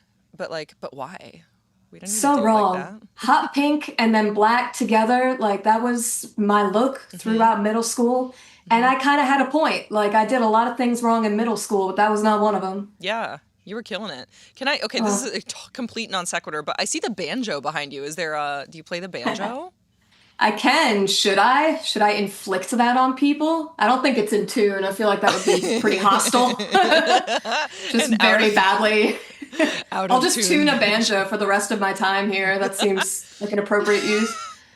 I'm just excited to see it because I call myself, I say I'm a banjo owner. I can't claim that I'm a player because I still haven't really learned it yet. It's really hard. I underestimated how hard it is. Oh my god, it's so fun though. Wait, we should play together. We should. I played guitar for a long time, so I can the fret work, straightforward enough. Like it's mechanics are the same, but it's the picking. That's where I can't. I'm just like I have the little pick thing they wear like, and it's so weird. And there's a style of banjo where you don't have to do that at all. There's finger picking, which is like really hard, which I don't do, and then there's what's called claw hammer style, and then you just like strike with your hand shaped like a claw. Oh, okay, yeah. So claw. That's probably what I need to do. Is it like this? Or like this? Yeah, like you get your claw going, and this is the claw, and you strike with that finger, and then your thumb is the hammer, and you pick the high string with that finger. Yeah, just go around doing like this kind of action. It looks really cool. Yeah. I have like that's why I have one long nail. That's great. Yeah, I can. Oh man. Yeah, I should do that. Also, my finger's like broken on this end, so it's like extra claw shape. I wonder if that's gonna like assist even more with the technique. Whoa, it really is. Wait, what happened? I was auditioning for a play in high school, and in my like fugue state of like adrenaline rush from the nerves of auditioning for a play, I do not remember why in the moment I did this, but I poked my own butt really, really hard. And it just the tendon snapped on the end, so the tendon is no longer connected to the end. It just so your ass killed your finger. My ass killed my finger in like 10th grade. That's beautiful. That's such that's an asset in this line of work. I feel like that should go on your resume. I really feel like it should. You know what? I'm gonna add it to my resume. Yeah. Ass so powerful it can break a finger. Yeah. It'll if I ever write a memoir, if I ever have enough interesting things to say that is something I try to do, I'll probably have to put a chapter in about breaking my finger on my own butt. Yeah, a whole chapter. That could be a book, honestly. Yeah, absolutely. Oh, I just remembered what the play I was auditioning for was, which somehow makes it even more unhinged. It was Seussical the Musical. Why? The stakes were high. Oh my! Why did every high school do Seussical the Musical? And I didn't get a part in it. No, they should have given you one. Come on, you sacrificed so much. It was like Showgirls. I know. Well, I'm showing them now. Yeah. I'm showing them now. They know who's boss. They're like, dang, that girl does porn now. Oh, dang, she could have been so good in Seussical the Musical. Do you? Okay, so is there anything else you're super excited for the audience to know about Sloppy? I'm so excited. I haven't gotten my copy yet, but I cannot wait to read it. I'm so excited because you're such a fantastic writer. I am a fantastic writer. What should people know? I don't know. The cover has a lady with like giant jugs on it. Ooh. And I do want people to know that. I mean, it's obvious when you look at the book, the jugs are right there. But I bring that up because my editor really had to fight hard for me to get the jugs cover. She apparently so here's my lady. She's got tig old jugs. And then they're literal jugs. Sorry. Yeah. There's jugs and there's jugs. There's two kinds of jugs on one cover, which is like very economical. But yeah, at one point the beer jugs said like XXX on them, like in a cartoon. Yeah. That was ixnayed, too explicit. And then her cleavage used to be like bigger and deeper, and that too they had to walk back a little. Wait, this is oh my gosh! See, we're the theme of what we're talking about today is free speech and the effects of censorship, and there it is right there. Just simple jugs on a book cover. I could have had a bust of your titty lady with like more explicit jugs. Yeah. I've suffered the most under Sesta Fosta for that reason. I agree. I'm so excited to read Sloppy. Thank you for joining us on the telethon. We're going to move along to our next segment. Thank you, Rex. See you next time. Bye. Bye. Pornhub match. Yeah, okay. Just say it. Okay, cool. All right. You can do that. Ooh. Would anyone like sunglasses? Would anyone like to? Oh wait, those look just too good on you. They're really cute, aren't they? Yeah. Wait, let me see. Oh, let me see. Yeah. Go for it. Just for the play. That would look really cute. I found my cards. Here we go. All right. Yeah. And how are we doing with that Pornhub match? I know we were How trying are to we match doing? 500. We have about 10 more minutes on the match. Mhm. We're about $325. So We're- we need about 175 Okay, Ooh, okay. that's really Dang, good. we're so close to the Pornhub match. Come on, guys, let's match that. Yeah, 500. so we've definitely do that, y'all. You said we've got about 10 minutes left to get another $175 to meet our goal for the Pornhub $500 matching. So please, I know some of y'all are ready to donate that amount. Give us You should some do that so we can money. get that extra money in from Pornhub's matching. Thank you so much That's to Pornhub. so sweet. Yeah, that's Pornhub. Yeah, awesome. Thank you, amazing. Pornhub. Let's welcome up our next guest. We're so excited for Adam Conover. Come on up. Come on Welcome down. to the Telethon couch. Yep, Yeah. right Yep, here. in the you're middle of Mommy sandwiched and in Poppy. there. Hi, how are you? Hi there. Hello. Oh, you're fine. I'm so sorry. I can't. I love a big booty. You like me. It's also a very like low and very cushiony, sinky couch. Yeah. It's like Yeah. like, you know, Ooh, and your there's a uncle's spring basement digging kind of into couch. my bank. Yeah. That's great. Yeah, It's a We great added that time. feature just for you, actually. Thank you so much. I'm ready to watch ET on VHS. Let's do it. That is the activity we have planned for after hours here at the Telethon. Everything shuts down in the whole Forever Dog studio. Everyone gets together and we're going to watch E.T. I love it. Someone's going to cry, for sure. It's probably me. I cry whenever This I watch is a sad E.T. movie. I Same, mean, when know. the guys in the suits come in and the house is what's happening?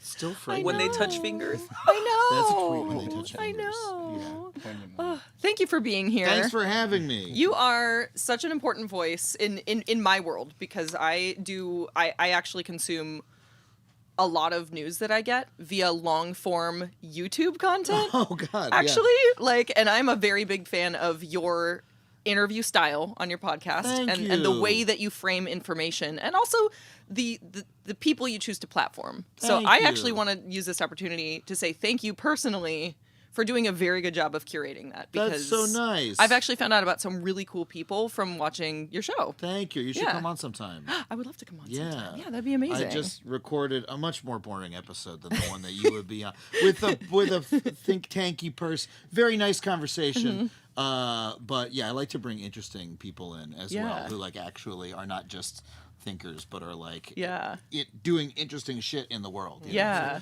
So thank you for saying so. It can be a grind doing a podcast every week. So when someone's like, I like it, it's like, oh, okay. All right, it's worth it. Yeah, a big grind. But when when everything goes right, it's like a very rewarding grind. Yeah. In the best case scenario, yeah. Yeah. Anything involving Siri is always worth it. Oh, thank you. Yeah. You're also touring a lot. Yeah, yes, I'm on the road. Yeah. If you want to, I'll be in Tulsa, Oklahoma, and Oklahoma City Nice. next Thursday through Sunday. If folks want to come see stand-up comedy, Lodge Room in LA on October 5th. I love the Lodge Room. The Lodge Room is like my favorite venue. I haven't in LA. ever I'm so actually excited to do it. been in there. I've gone to the restaurant next door when band, and I always happen to go to that restaurant when a band that I really like is playing, and I'm like, what? How did I not know? And It's I one of the best rock room. I've been to a bunch of great jazz shows there. Yeah. And it's my first time doing a comedy show in that place. So I'm Very cool. Yeah. How exciting. Is it sold out? Can I get a ticket? There are still Can I go? tickets. Oh, There are still I'm gonna tickets, go. yeah. I'm gonna go. It is Sunday, October 5th, I believe. Beautiful. Yeah. Perfect. Yeah. Oh, I'm gonna be in there. like a month. Yeah. Yes. Very exciting. We should do it. Hell Please yeah. come.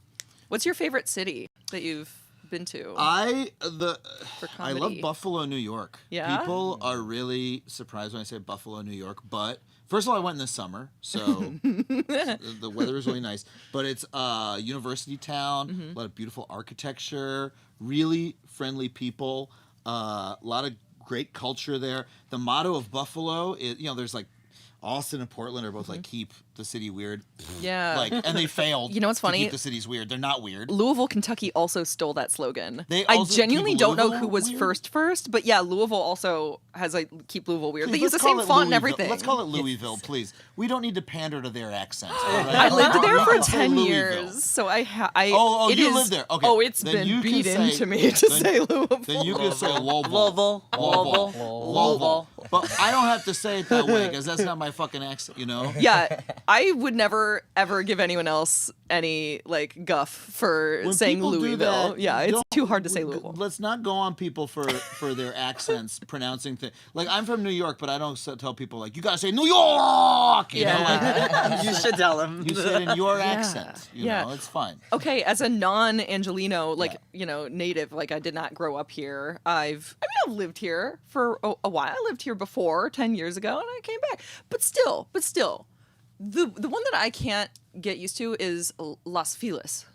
Oh, yeah, I don't say that. And I live in Los Feliz, and I say Los Feliz. You do? Yeah, I say Los Feliz. Oh my God, that makes me feel, I feel like I have... Yeah. Okay, good. Oh, I think thank she God. knew Okay. that too, because isn't it Spanish, right? Los Is Feliz, that- Yeah, that's and why, you, because you're a Spanish speaker, and you say Los Feliz. Yep. See, this Okay, is what good. because every single person, when I moved here 10 years ago, they would say, no, we say Las Feliz. That's how people in LA say it. Every single person, white person, said this to me. And a white person who had moved there from somewhere else. And I was like, first of all, I respect the order vowels come in. I know, I think, I took 7th grade Spanish. I think I have a general sense of how I think it might be pronounced in Spanish. And also, so many pronunciations in LA where what happened is there was an influx of Midwesterners, like people from Minnesota, white people from Minnesota who came to LA in like the 40s and 50s, and they showed up and they were like, "Oh, Las Feliz, is that what we call it?" And those pronunciations stick, and like we don't need to pronounce it like those people. That is a way to pronounce it. Someone wants to pronounce it that way, that's fine. That's not the way you have to pronounce it. Yeah. Someone is saying something very specific about who they think we are when they say all of us pronounce it that way. That is a very good point. Thank And you also, very much. like, I can say this as someone who's originally from Minnesota, they be pronouncing everything goofy. Yeah. Just because of the accent. Yeah. So, there's a middle don't ground. rely on that. There's a middle ground when you're about a loan word in English, and to me, changing the vowel order. Yeah, we can move on. This is too LA local. vowels. Thank you. I really appreciate the backup. For real. Of course. But sometimes when I get in a cab, I will say Las Feliz because otherwise the cabbies are confused. Yeah. So. Yeah, that's fair. That's fair. So I also want to ask you, as a comedian and a writer and all the hats that you wear, how do you think about free speech, and what does that mean to you? And how does censorship, especially increasing censorship online, impact, if it does, what you do? Well, I think I grew up with the internet, right? I got cable internet to my room.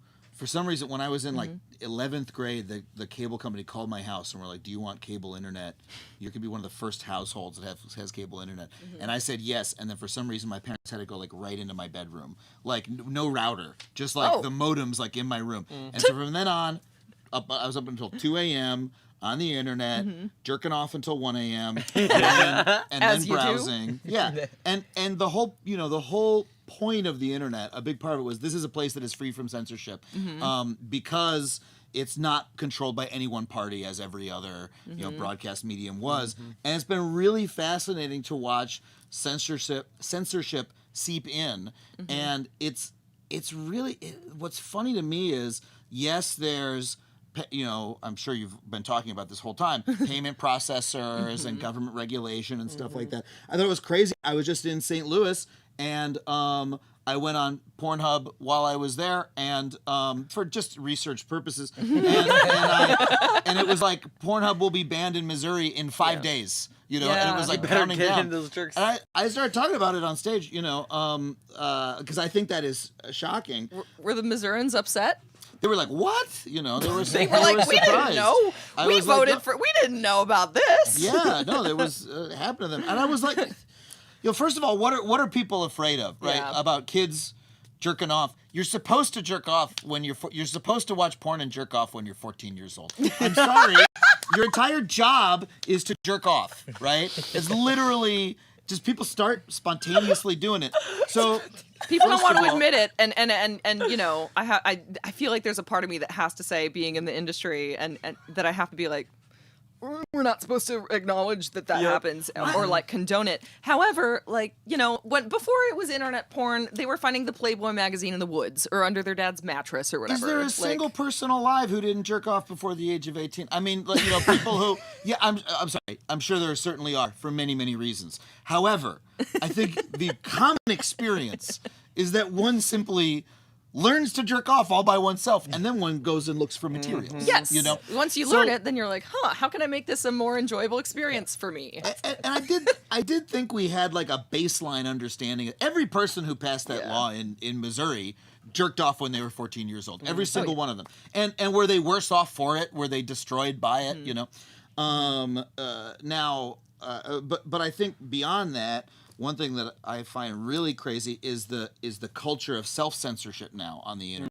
Where, you know, I mean, you're saying this is the corn telethon. Corn telethon, thank you. Yeah, because we can't call it the porn telethon. You're using that tongue-in-cheek, but like, you know, the degree to which people I first noticed on TikTok where people would be like, you know, segs or whatever, in like, I'm like, what's so strange about it is like, pretty sure the TikTok algorithm is not actually running your speech through a voice to text filter and then like, you know, deprioritizing it because you said the word sex, which is not a pornographic word. Yeah. But the way that people have started using these, you know, these euphemisms. And on my podcast a while back, I had a professor on. I forget which episode or what she was a professor of, but she said she used the euphemism unalive rather than say suicide.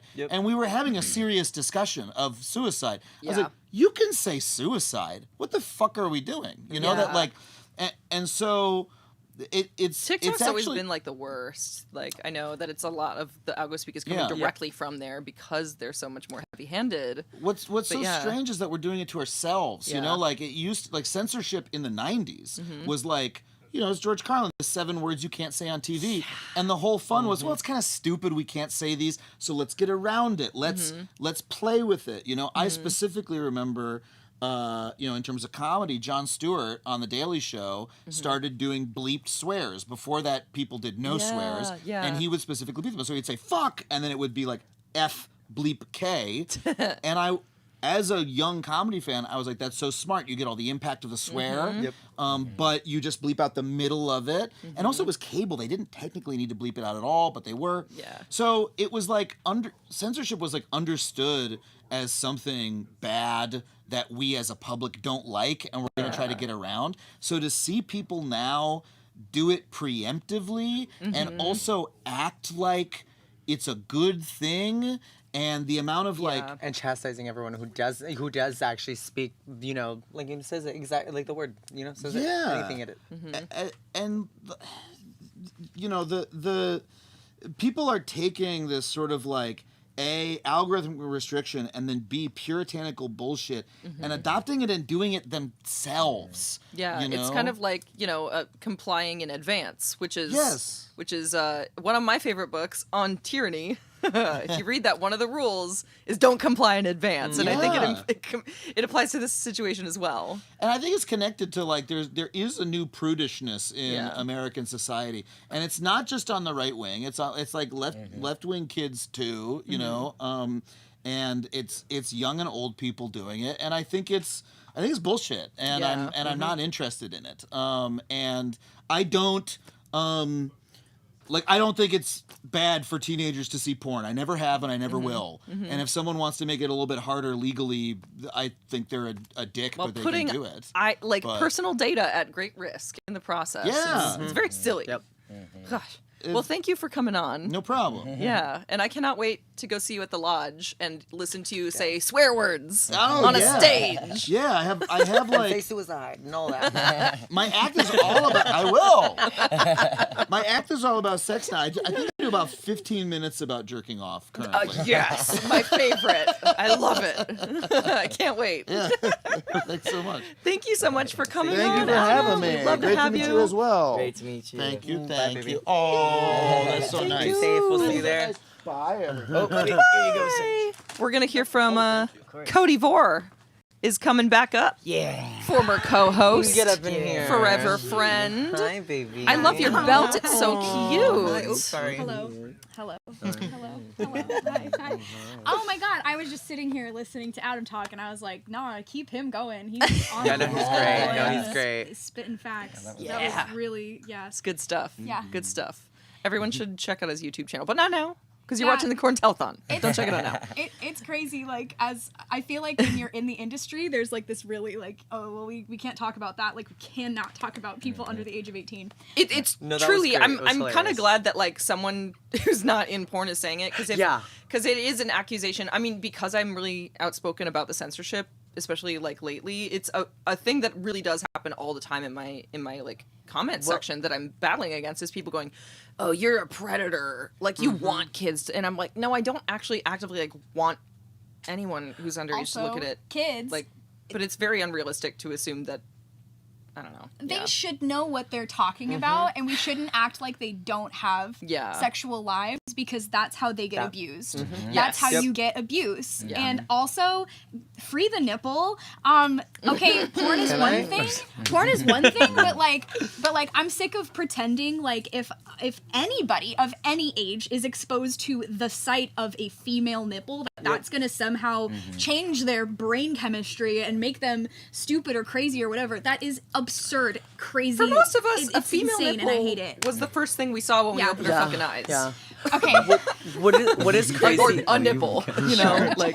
Cody, what is crazy though about this conversation is that like if one of us had started that conversation of like underage, whatever, it would be seen completely different because we are performers and all that. So we are already censored by the public in what we can talk about. So it has to be somebody else bringing up that conversation because then at the end of the day, then it is, oh, it's y'all who are doing this. Y'all are the problem. But no, I remember as a wee lad when I was going down looking at Hanes ads, that's what I was jerking off to. And there was no, you know, big bulges, all that. Like, it didn't when I was a little boy. The kids gotta find it anyway. My sexual awakening was Kate Beckinsale in Underworld. Like, come on. Like, you don't... Classic. Right, come on. My whole life opened up. I didn't need to go. Speaking of which... Oh, okay. Everyone must be a guest on my podcast, First Thirst. Yes. Because I do want to deeply talk to everyone at a date in the future about their first thirsts. But Cody, you need to tell us about Suede. Yes. Okay. Real quick before We I got run a out of thing time. before that. We hit the goal! Matching goal. Pornhub wanted a match.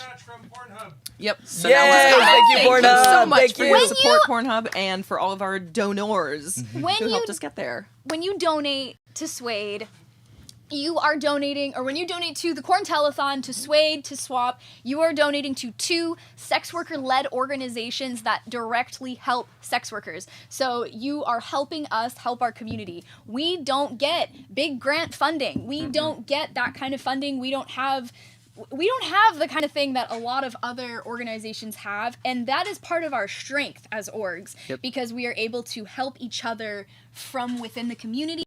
We know what our community members need, and we get it to them. We get it to them cheaply and efficiently because your money, when you donate, it's not going to a bunch of overhead costs. It's going directly to microgrants. It's going directly to harm reduction supplies. We are preventing people from having drug overdoses. We are preventing people from having unwanted pregnancies. We are preventing people from having STIs, from having diseases. We are preventing people from struggling to pay their rent. That is what your money goes to. So we're raising money up here for a good thing, and it's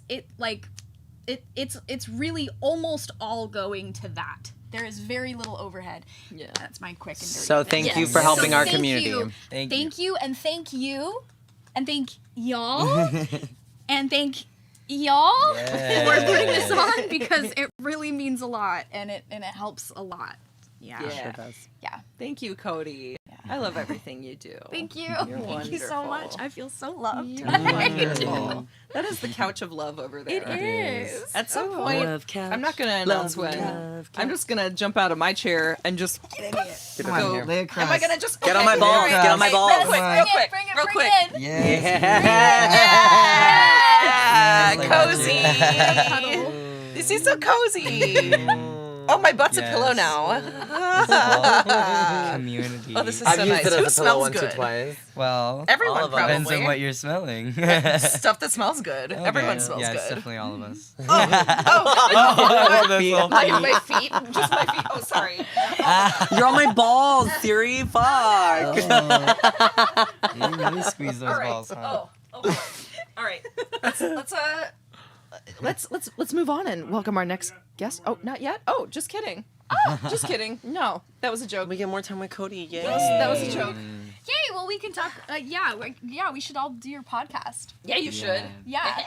Get on my pod. It's fun. Yeah. It's funny because now I just like want to ask you right now, but I'm also like, don't tell me. No. You already I said won't say yours, anything. so Well, it's fine. I have plenty. I'm sure you have of more than just the one. No one has just one sexual awakening celebrity crush. Everyone in The Mummy.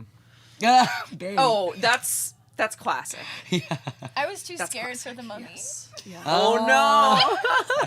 Oh, Let's watch it together. Let's watch it together. I know those ones were They scary. really freaked me out. The little scarabs. They fucked me up. They fucked me up I was too. so afraid of those when I was I a had kid. bad dreams about that shit all the I time. thought they were gonna crawl into Yeah, my and then skin. my bones were gonna be going. Yeah, no. I was just afraid of when his face is the wind. You know, like the dust wind face.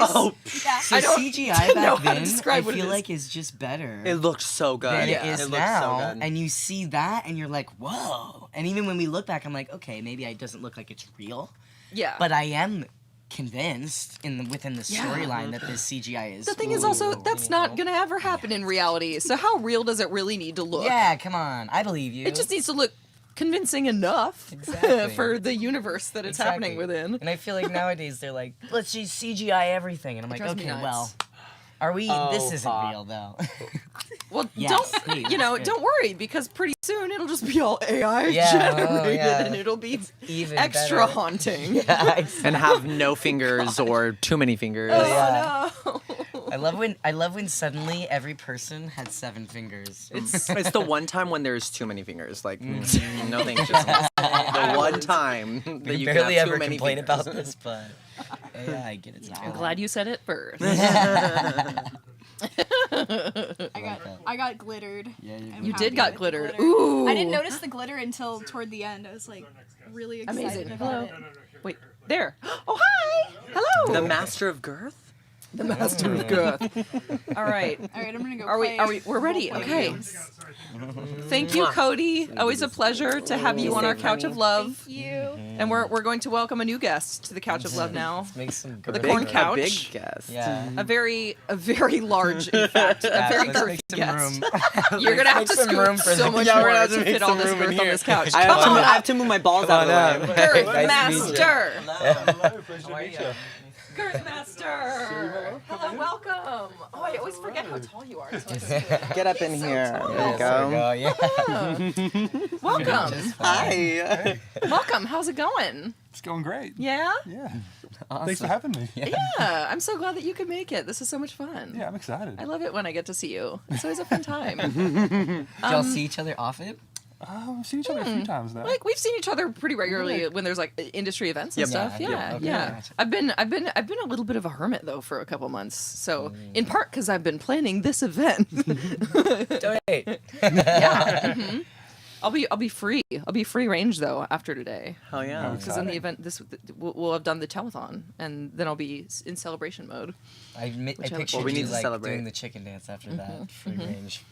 I should. I will do the chicken dance. What's new with you, Mr. I'm Master? living in LA now.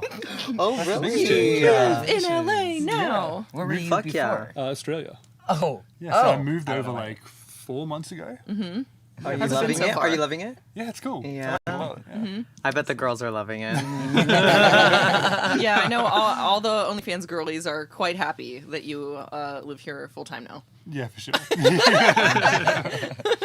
I'm gonna just like come in for a little while and like work my ass off for a month. And then go Yeah, home. yeah. Mm-hmm. When we first shot together, like doing a collab, it was before you had moved out here, and you were. It was kind of like right when you were like taking off online, and I remember talking to you about just like that as an experience because you were like, yeah, like a year ago I was like working at an office job. So how do you feel about it now? I mean, it's been some time. It's so surreal because now it's like a full-fledged like this will be the last job I have. So Yeah. it's so strange to like. Fuck yeah.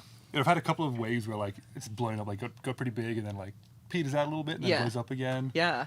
It's surreal. Well, being, with a name like Girthmaster, you know, it's, Keep it's gonna keep coming back. Yeah, no, it's like such a surreal feeling. Like, Yeah. I don't know. Congratulations. Yeah, you've been killing it. Thanks. Amazing. Yeah. Amazing. Yeah. We've been hearing your name everywhere. I know. Well, like it's also like I've been in the industry for a long time, and it's okay. I'm like, how do I say this without like without Say it. Say it. Just say it. there's definitely a little bit of a history input, and I'm sure like audience members won't even be super surprised to hear this if you're the kind of person who's like a fan of a lot of porn stars and you follow a lot of us on Twitter and stuff. Is like there's been so many times that there's like a content creator, like a guy who's doing content in the industry that like starts to ruffle some feathers and like it's I know it's really hard for guys who are doing content where like, you know, if you're ruffling those feathers, no one wants to work with you anymore. And I love to see, because you're so jovial and like fun to talk to and fun to hang out with and intelligent and like balanced, and you like You're setting the bar real high for me now. but yeah, like so I'm really glad that you're in the industry. I'm glad that you know left your office job and decided to put that dick to work. With a bar like that. Yeah. I'm just as glad, believe me. Fuck that office job. Yes. I did have the idea. I desperately wanted to make you play a game that we're not actually going to do it because it just was like a little extra like setup that would have complicated things too much.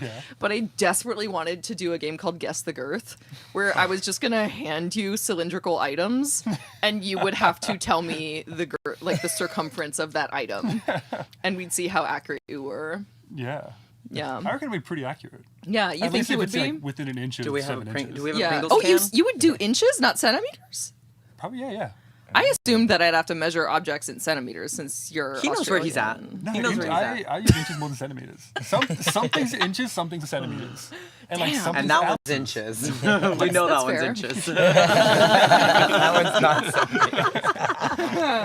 But I don't know, like, so, but like when you measure your dick, or when anyone for that matter measures their dick, isn't it kind of tempting to want to do it in centimeters because it might sound bigger bigger number? because it's a larger Yeah. number? I can't count that high, so I just use it. I had to measure my like knee and my calves for new like because I wear knee sleeves when I'm powerlifting, and but for accuracy's sake, because it's like very specific, I had to measure it in centimeters, and I was like, wow, that's a big. Because when I said it in centimeters, I'm like, it sounds like my knee's like this big. So big knee. you know, girth, yeah, amazing. But some things are better, like, you measure babies in, like, pounds and ounces. That's true. You Yeah. measure, like, we measure height in feet as well in Australia. Oh really? I didn't know that. I feel like we still That's use cool. centimeters, but, like, I feel like feet is more common. It's I'm not surprised I don't know. I know like 2 things about Australia. I know about like the spiders. Do you measure weight? And girth. Why do you Yeah. measure Kilograms. Like, Kilograms. Okay. I don't know when you stop measuring someone in pounds and ounces and kilograms. Okay. Yeah. There's a line between birth and, like, being Yeah. adult Yeah. somewhere where it's no longer Yeah. pounds and ounces. You just it wake up one changes. day and now you're in Yeah. kilograms. Maybe like once it's above like 5, I don't know. Was it 5 pounds? kilograms? Hit No, that 5 kg. like 5 kilograms. Oh. It should be like Oh, okay, 10.2 or something like Oh, right. pounds. Okay. Yeah. I don't even know how much. See, I don't that know is. math enough to think about kilos. I know the conversion for kilos and pounds because of being a lifter. Because in powerlifting, like I used to compete, and everything's in kilograms when you compete. So is it's, it that's- 2.2 or am I crazy? Yeah. Okay. Yeah. Okay. Well, I knew that. Yeah. So it gets a Just little getting harder that. as the numbers get bigger because it complicates 36 more. ounces. Yeah. Yeah. 16 ounces to a pound, 20 more to a key. We're A just plus for doing you. measurements. You get it. I'm like, well, you are the girth master, so we're only going to talk no, I about believe- We're measurements. just porn stars.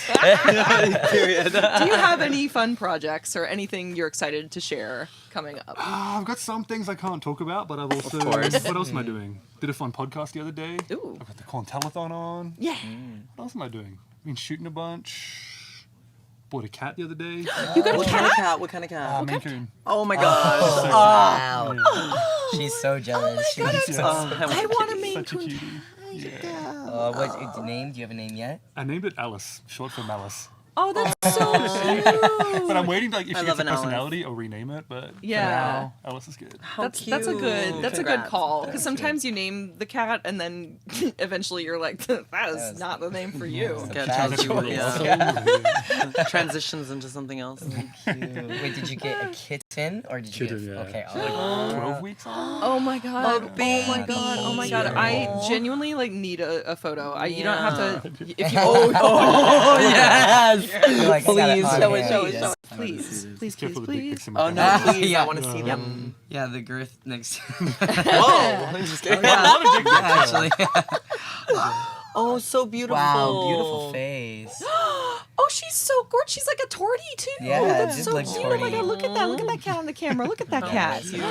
She's sweet, yeah. Amazing. Thank you so much for stopping by. Thanks for the It's invite. always Yeah, I'm wonderful to excited see for you.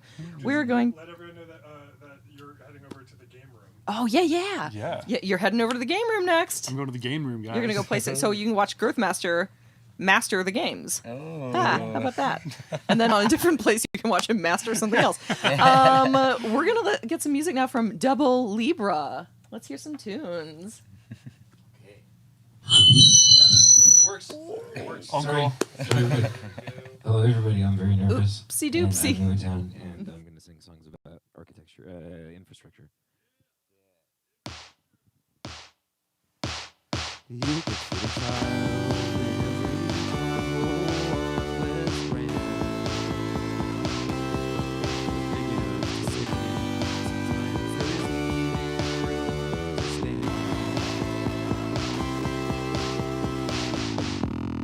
city doesn't have the money for infrastructure.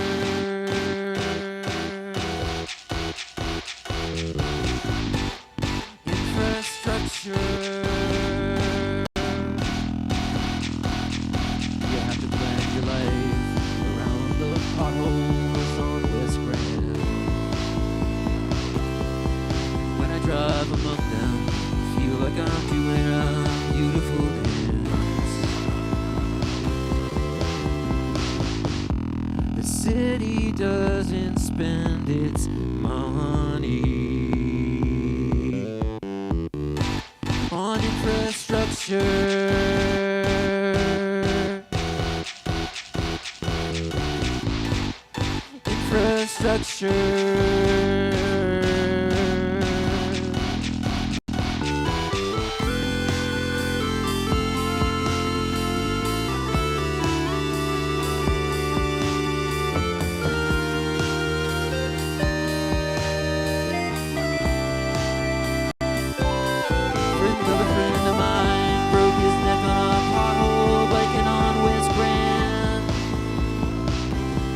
Caught him by surprise, and what's worse is he didn't have a healthcare plan.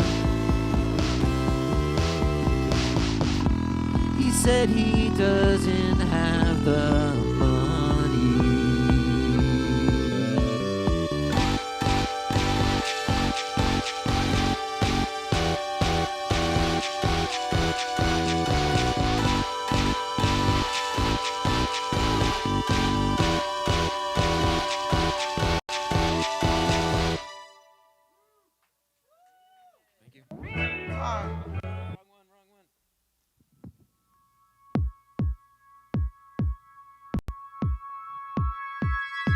Where you going tonight? Can I come along?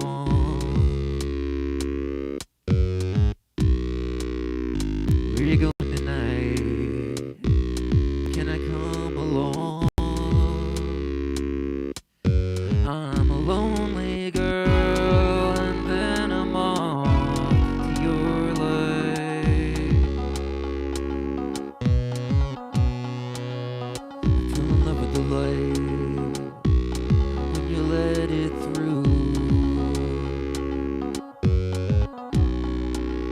I feel in love with the light when you let it through. Oh, the things I would do to be of use to you. And I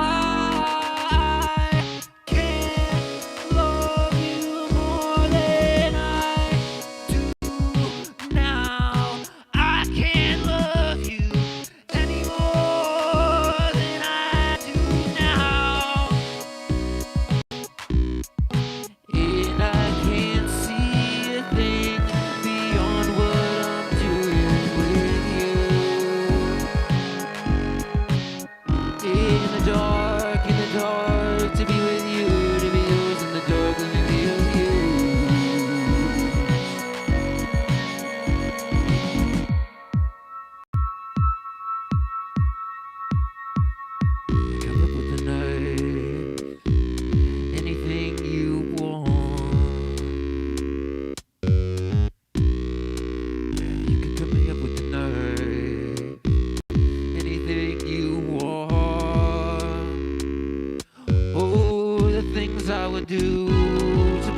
used to you.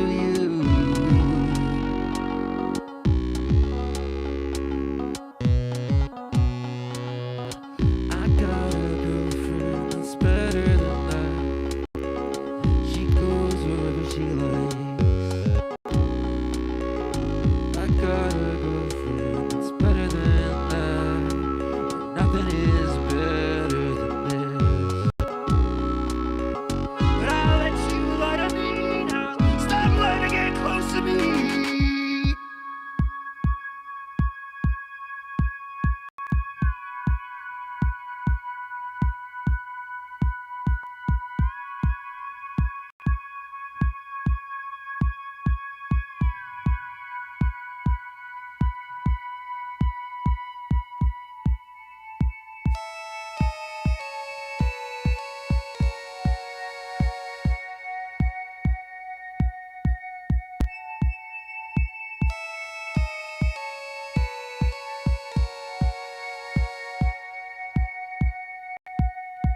I can't love you more than I do now.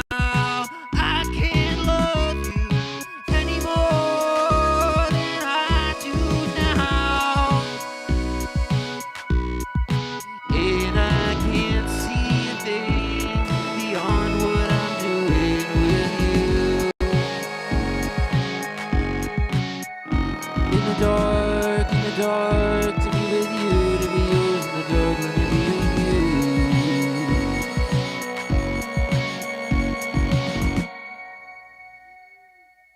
Cool. I can do one more song? Oh, okay. All right, I'm gonna do. I was gonna say something, but I'm not gonna say it. Y'all pushing, you're pushing, you're pushing. Just relax, relax. You're pushing it. It'll go up by itself. Don't put nothing in it unless you feel it. Let's do it again, please.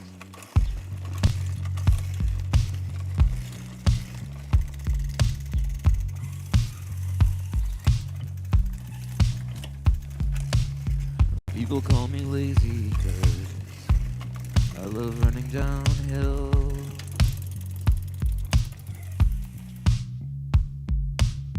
You can go much faster that way, and it's such a thrill. And like, it's just way easier that way. You just kind of don't think about what you're saying, and you just kind of And well, I work so hard, it's trying to pay my bills. And that's what I'm doing right now. I'm just kind of talking. And at the end of the day, it's nice to run down a hill. It's easier, yeah. It's easier, yeah. It's easier,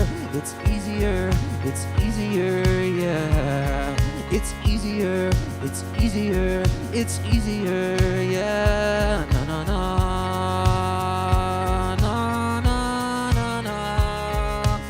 I saw Kanye West Water bottle design. play at a festival one time. It was a long time ago. It was before the recent things. But anyway.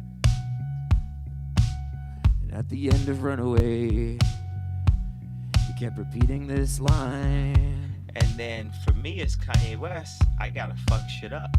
Talking about how his friend was always asking him why he sings in auto-tune. So I'm gonna take music and I'm gonna try to make it three-dimensional. And his response really caught me because it felt so true. It's easier, yeah. It's easier, yeah. It's easier,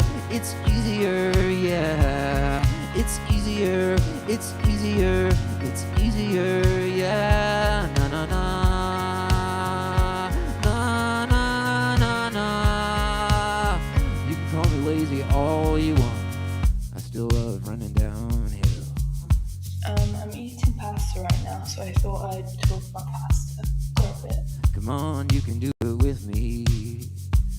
Let's have ourselves a good thrill. I just play my favorite songs and sometimes just sob and I know you work so hard. Just trying to pay your bills. Wages are the amount of money which the capitalist pays for a certain period of work. Or At the end of the day, it's nice And if I only could, it's easier, yeah.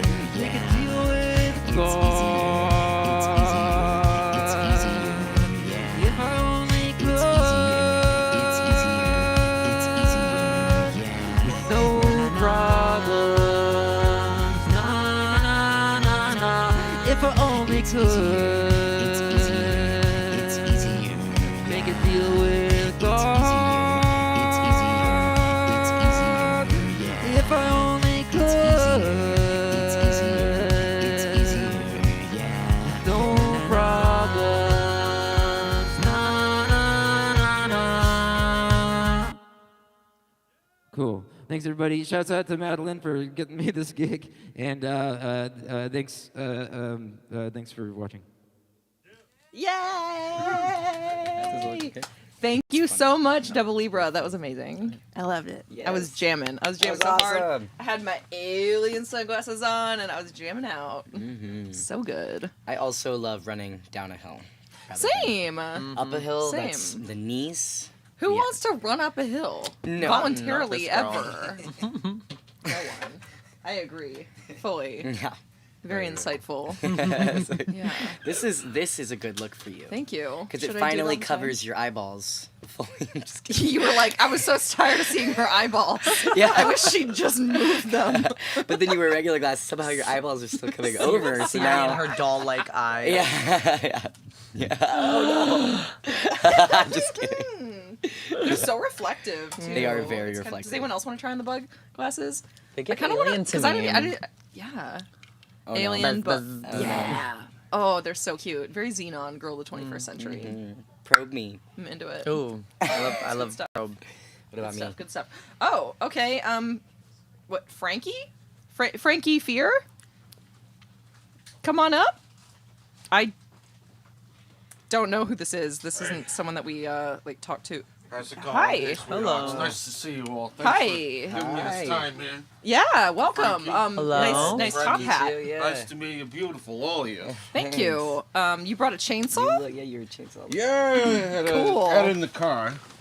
Very cool. It's a prop. Very Don't cool. worry. Don't worry. I'm not gonna get you. So you I thought I'd bring some stuff to set the mood. I don't know what's going on except that my producer said you wandered in off the street and you want to tell us about you have a theater company? Don't go to waste. Yeah, I heard you might be open to me plugging my theater company. Sure. As a similar thing. I do erotic horror theater every spooky season. Me and my work partner, Spooky Boo, we put on erotic chillers and, sometimes interactive mazes that go along with it story-wise. And I thought I'd come and talk about some of them and get everybody prepped for spooky season. I'm very excited. How interactive do they get? Well, if you said wear erotic. the red wristband, they get very scary, and if you wear the green wristband, they'll touch you. Oh. Yeah. I'll take both.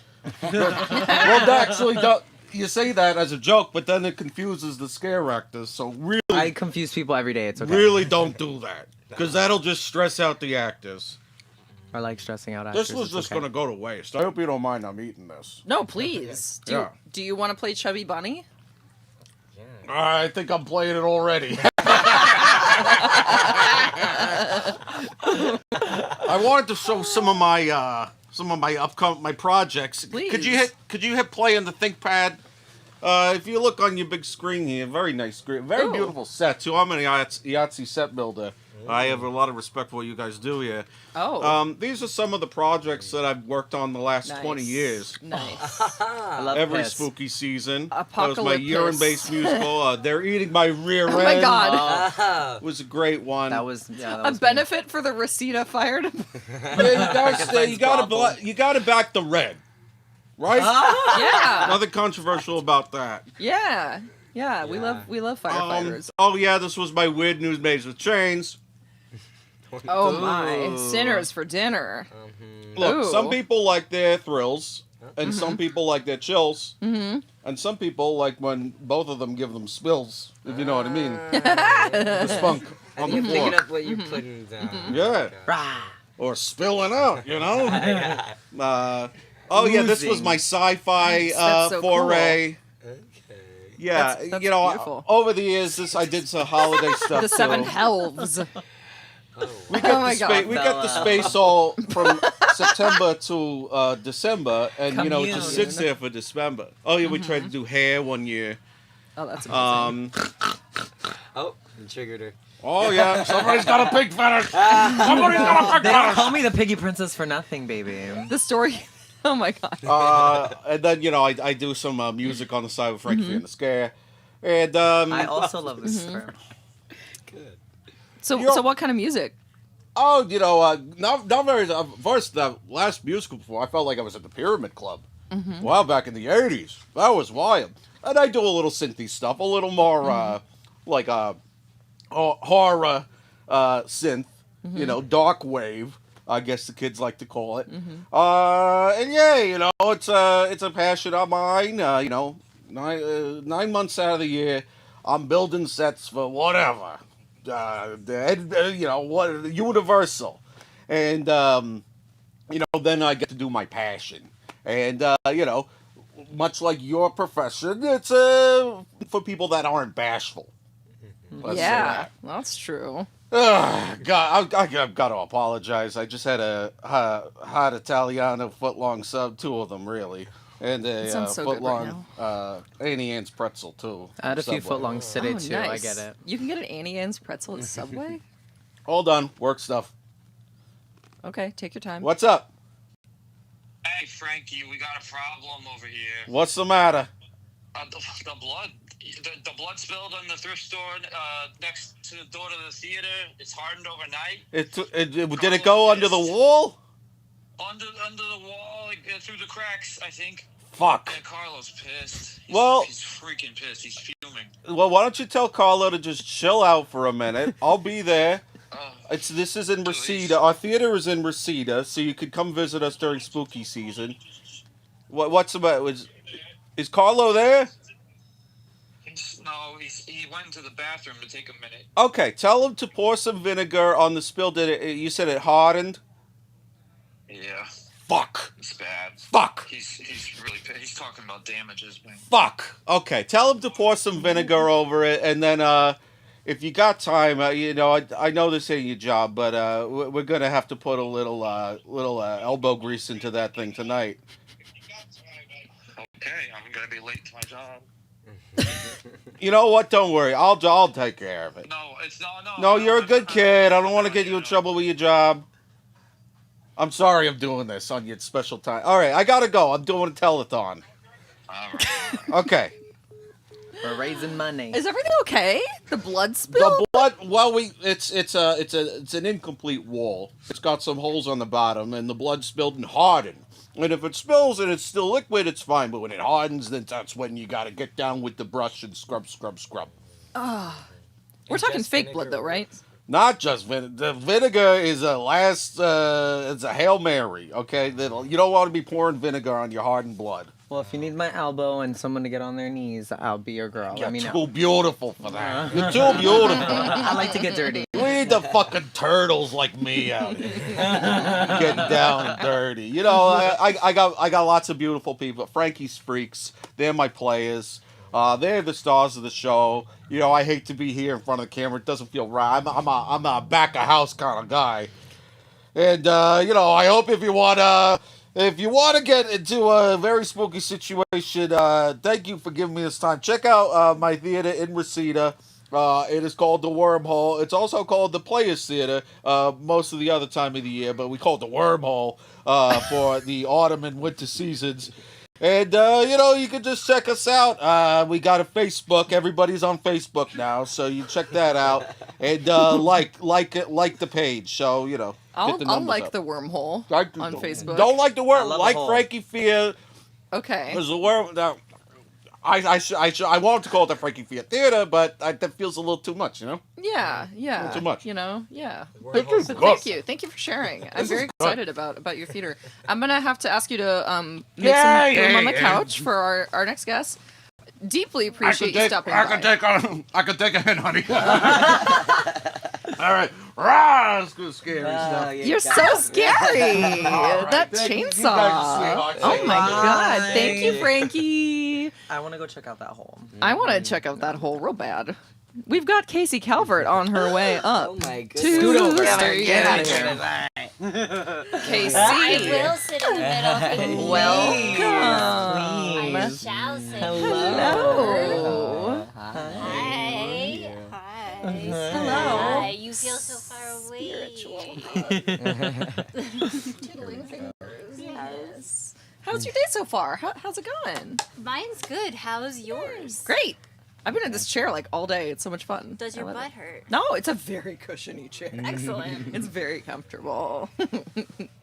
I like that you're wearing. This is. I'm so This is the happy thing, that. yeah. Yes, this is the thing. This is the thing. I was sitting in the green room and heard you compliment somebody else on it, and I was like, yes, why, this is the thing that I do. It is the thing. Because I'm quite old, and this helps me reclaim my youth. I know, right? Yeah. That's how I feel. Like, I wore these for real, and so now I wear them ironically. I know. Yeah, they're great. Yeah. It's like, yeah, that's right. What is it? I'm a core millennial. That's right. Wearing my ankle socks. I am. I wear them all the time now because I was a boy when I was younger, so I didn't get to wear them. But now I wear them all the time. And so sometimes they're like, take that off.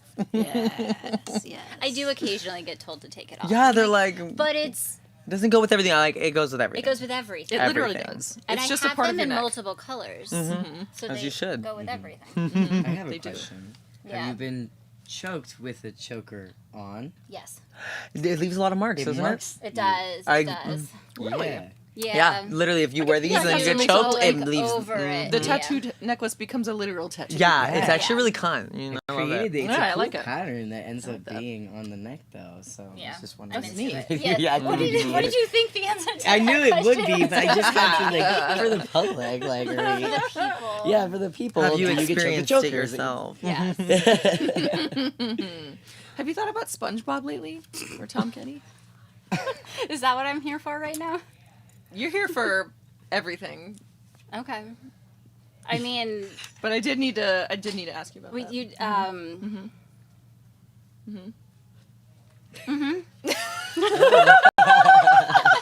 Thank you for. do Nikki and Soraya know the context of this question? No, they really don't. Okay. No, they don't. We We got to What about Bob Esponja? when I did the first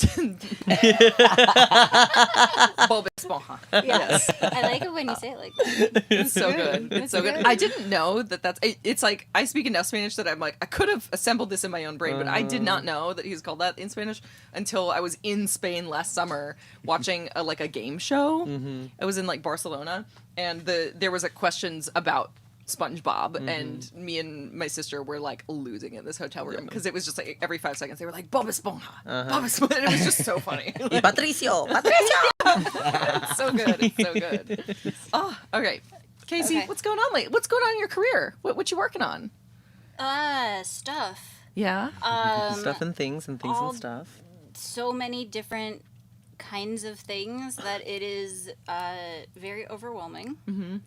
And I've been very busy working on adult stuff and mainstream stuff at the same time. And Ooh, is that like been whiplash a little stressful. bit? Oh Like, yeah, it's actually gear shifting? I'm genuinely very proud of myself that I've been able to switch gears because me a couple years ago would have been like, nope, can't do it. And I've been able to kind of flip back and forth. Yeah. But it's been a lot. I'm a little fried. Yeah. But you know, that's the choices that I've been making.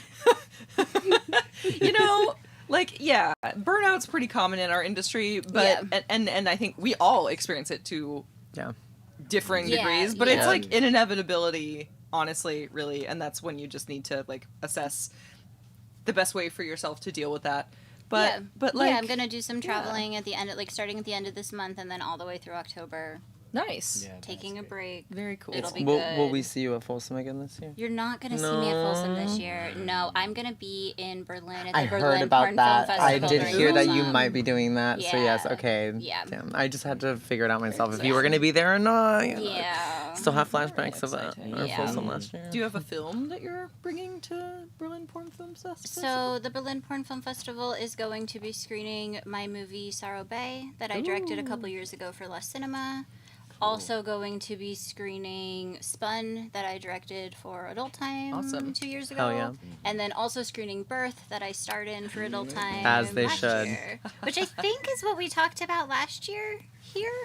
Maybe We definitely we did. talk Yeah, about we Birth? did. We did talk Yeah. about Birth. Yeah, and Yeah. then I mean the premiere was, I don't remember specifically, but it was not too long after. It was not too long Telethon. after. It was Yeah. definitely. I mean, it was this time of. Yeah. It is that time of the year. That was a fun premiere. I had fun. Yeah. I had fun. I felt You like a killed movie it. star. It was fun. Yeah, you murdered I it. felt quite fancy that night. It was so much fun. That was just such a great event. It was so cool. I love just a porn film premiere party. Yeah, we did. It's like, so good. Our We need to hard do work more. deserves to be celebrated. Yes. I wish we did more celebrating our work like that. Yeah, I Like fully outside of agree. just awards, doing more. Yeah. Parties and premieres and showcasing the fact that we all work very hard on the things that we do. Absolutely. Yeah. And you did. You worked really hard on Birth. I worked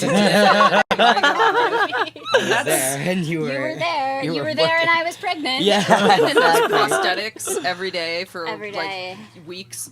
Oh, My yeah. poor body. Oh yeah, That's she'd insane. look at me and I was like, "You look pregnant." I look pregnant. Like, truly, Mhm. not in the You got to belly, be but in ugly. the- No, but in the Yeah. I was it was very fun to No, have to be all. be ugly. Yeah, be primed ugly up in the all the movie, time. Not really be not be glam. Have my Mm-hmm. hair all crazy and just get uglier and uglier and uglier and more pregnant as the You movie looked real went good on. at it. But those when I was in that Barfing third and peeing in the third movie, like- trimester, barfing and peeing. Yeah.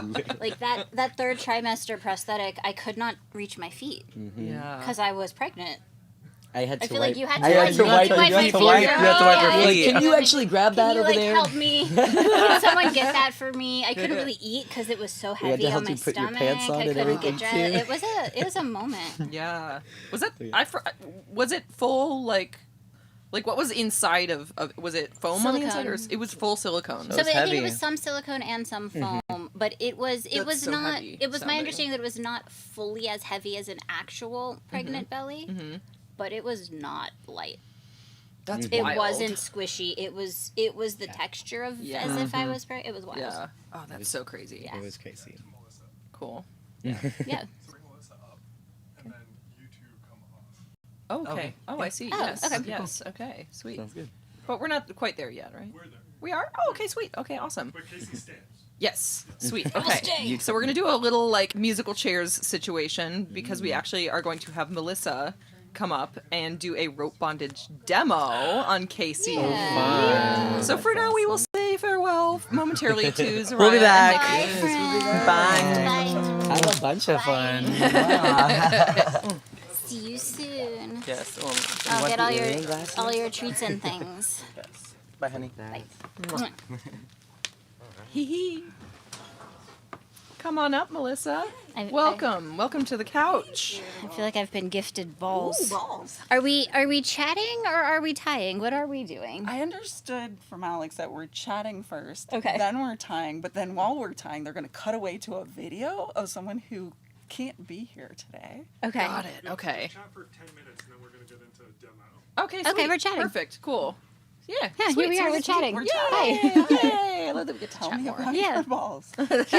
Here's my balls. They're really shiny. Do you want to touch Ooh, one? they're squishy. Do you want to share my balls? do. Yeah. Yes. I love those balls. They're so good. Have the two of you met before? We've not. Okay, It's so great to this meet is my you. friend Siri, and this is my friend Melissa. And talk amongst yourselves. Rope stuff. Hello, That's rope why I'm stuff. here. Yeah. How long have you been doing rope stuff? Ooh, 13, 14 years. Amazing. Yeah. Yeah. I run a studio in downtown with my two partners called Devil Mask Studio, where people learn and tie and do all the fun stuff. I should come visit that because You I should. am You deeply should. curious about. I've always been fascinated by rope bondage since I was like, when I first saw it in a video in Yeah. porn when I was like 19. I Oh. watched a video and I was like, this looks amazing and like so much fun, and I've dabbled. I was gonna say, have you ever? A little bit. Okay. Like wrists and ankles or something. Yeah, more like Coco involved? and I have experimented. That's my partner.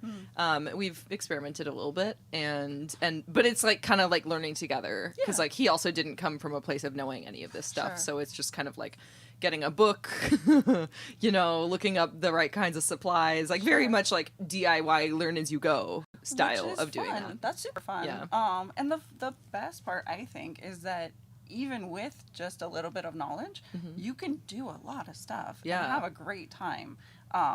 Like the stuff I tend to do is more involved than that, but it certainly doesn't have to be. And you don't even have to have fancy rope or like the right kind of rope.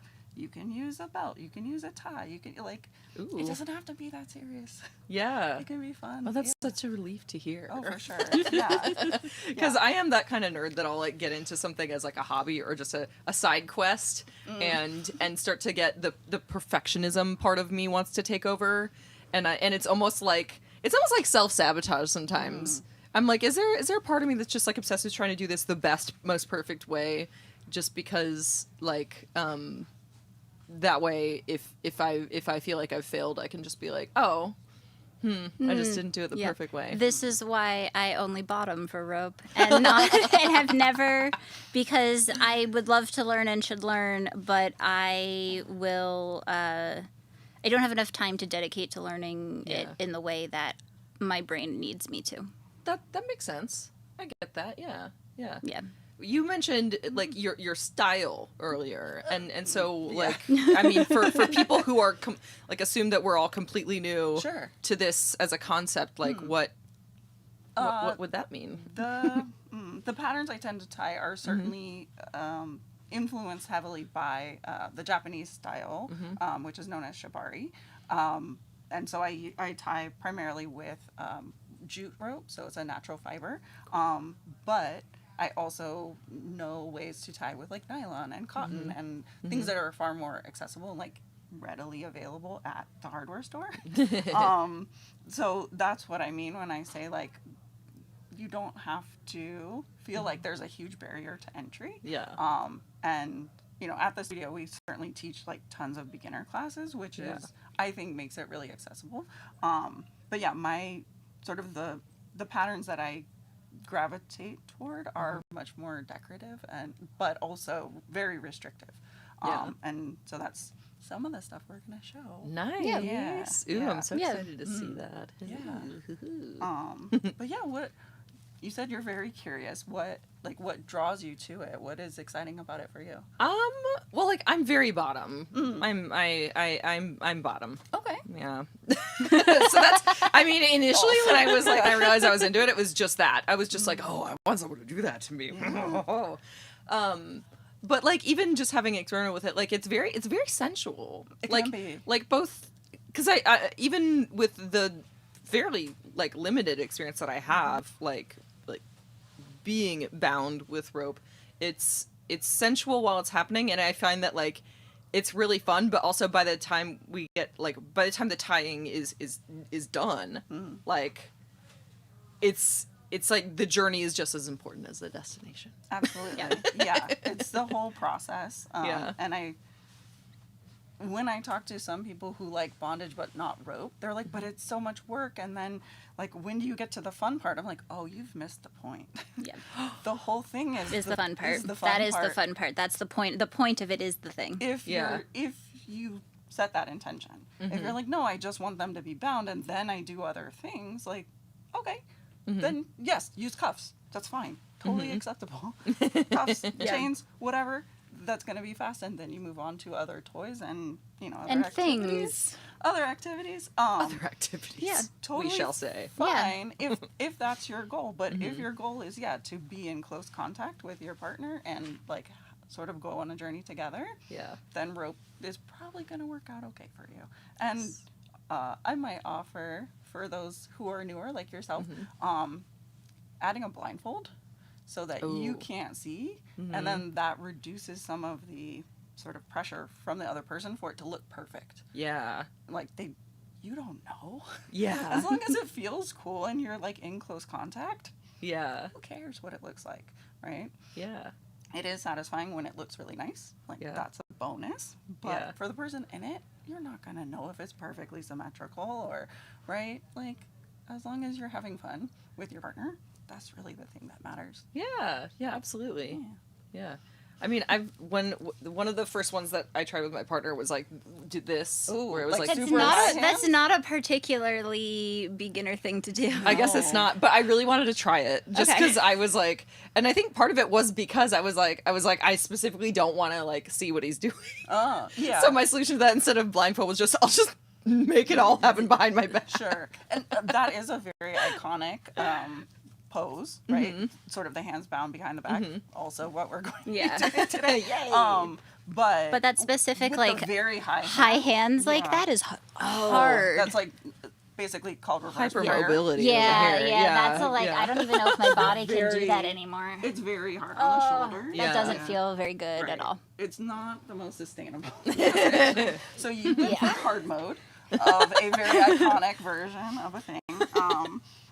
How was that for you though? It was really fun. Awesome. Yeah. It was very fun. It was nice. I mean, I don't remember how long I stayed in it once it was done. I mean, it definitely took like a good, at least like 20 minutes, I think, to fully get the tie. Yeah. But I was probably in it for like another like 15 minutes after that. Okay. So, and it was fairly comfortable, but like I do actually have issues with my shoulders because they're so hypermobile. So for me, holding that position isn't too stressful. That's good. But yeah, it definitely is a little extra with being bound. Yeah. You should go to the studio, or you and Coco should go to the studio. I think you would have a lot of fun. Yeah. I think we will be going to the studio. I think you should. Yeah.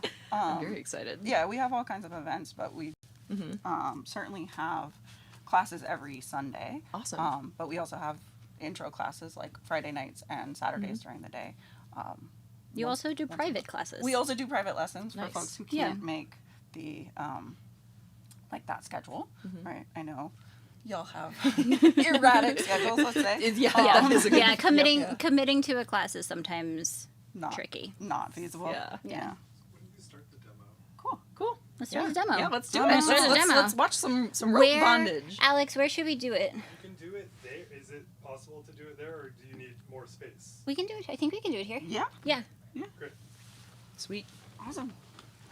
Will you take our balls? Here, I Please have this ball for you. deposit your balls Now into that me. I put my hands in that, I have to do this really Yes, quick because please stretch. my shoulder Or do did whatever. Not, Did not want to like do that. that. Oh, there it goes. Okay. Okay. All right. So I only brought a little bit of rope, Do which you is want okay. long sleeves on or off? I can take it off if it's easy. That's fine. The meshes. That should be fine. Okay. Yeah. Ooh, Do that you rope want to is so sit pretty. or do you want to stand? No, I figure we can just kind of. Great. Hold on, let me take my phone out of my Yes, pocket. please. Like a Be comfortable. another millennial thing that I do. Scoot this 3 inches toward myself so I can use it Yes. as an ottoman. You also you get should. comfortable. With my period accurate Skechers. I love them. I love this theming, by the way. Thank you. Yeah. Yeah, it's pretty I great. heard about this theming and I was like, oh yes, this is It's a so good great. choice. It makes me so happy. Did you see? I have a pile of vintage teen magazines I was from the early looking 2000s at under there. The Amazing. horoscopes down here Mhm. while we were talking. Would you like All me to right. read you your horoscope? Yes, please. From Do you have a 2003? preference of which arm goes first? I don't know. Okay. Then let's start with your right.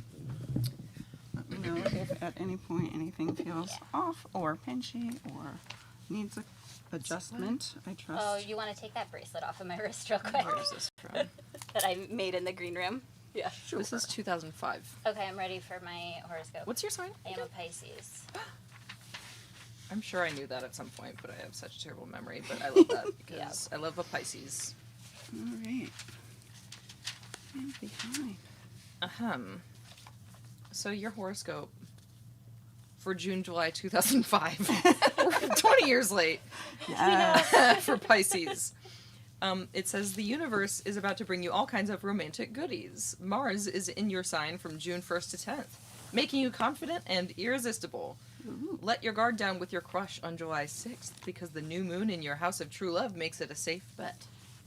Wow. 15-year-old me needed this advice. I know. Yeah. So now I'm gonna throw a real doozy your way because we had Cameron Farmer, an astrologist, on this morning, and Cameron told us, and this is the first time I've ever heard this, and I was like, my mind was so blown, that it is actually a little more accurate when it comes to a horoscope, like a monthly horoscope, to read it based on your rising sign, as opposed to your sun sign, because of the way that the Cameron described it a certain way. I don't remember exactly how, but yeah. Do you know your rising sign? My phone does.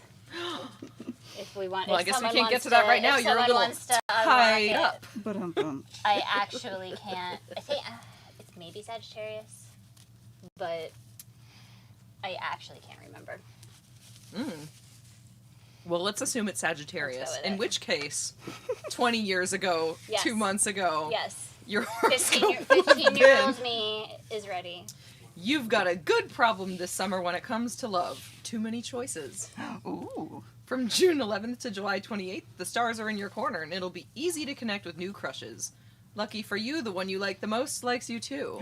Does this sound accurate based on the summer of 2005 in your memory? Of your 15-year-old self? 15-year-old me was not thinking about those things. Are all of them They're all related? it is specifically the theme of, because you know how they would always have like a theme for it wasn't just like general, it was like, here's your horoscope for this month through the lens of this very specific kind of thing, and But for also- this issue it was your summer love forecast. So they're all about that. But also it's Cosmo Girl. So. Okay, beautiful. We're gonna keep bondaging here while you audience members get to watch a video from Maris Kreitzman. Enjoy. Thought romantasy meant that people and dragons were fucking. And then I learned that the people and the dragons were doing two separate things near each other. And then I was like, what the fuck is going on? Hi, I'm Maris Kreisman. I am the author of the essay collection, I Want to Burn This Place Down. I run a newsletter called The Maris Review because I like puns and books. And, you know, you can find me on Blue Sky and Instagram. For many years in my early 20s, I wanted to be a book editor. And when I was laid off from a job and couldn't find my way back in, I changed my professional ambitions to just be near books. And that's when I was able to really start reading and writing about it. I wrote I Want to Burn This Place Down partly because I was so sick of hearing the message that everyone gets more conservative as they age.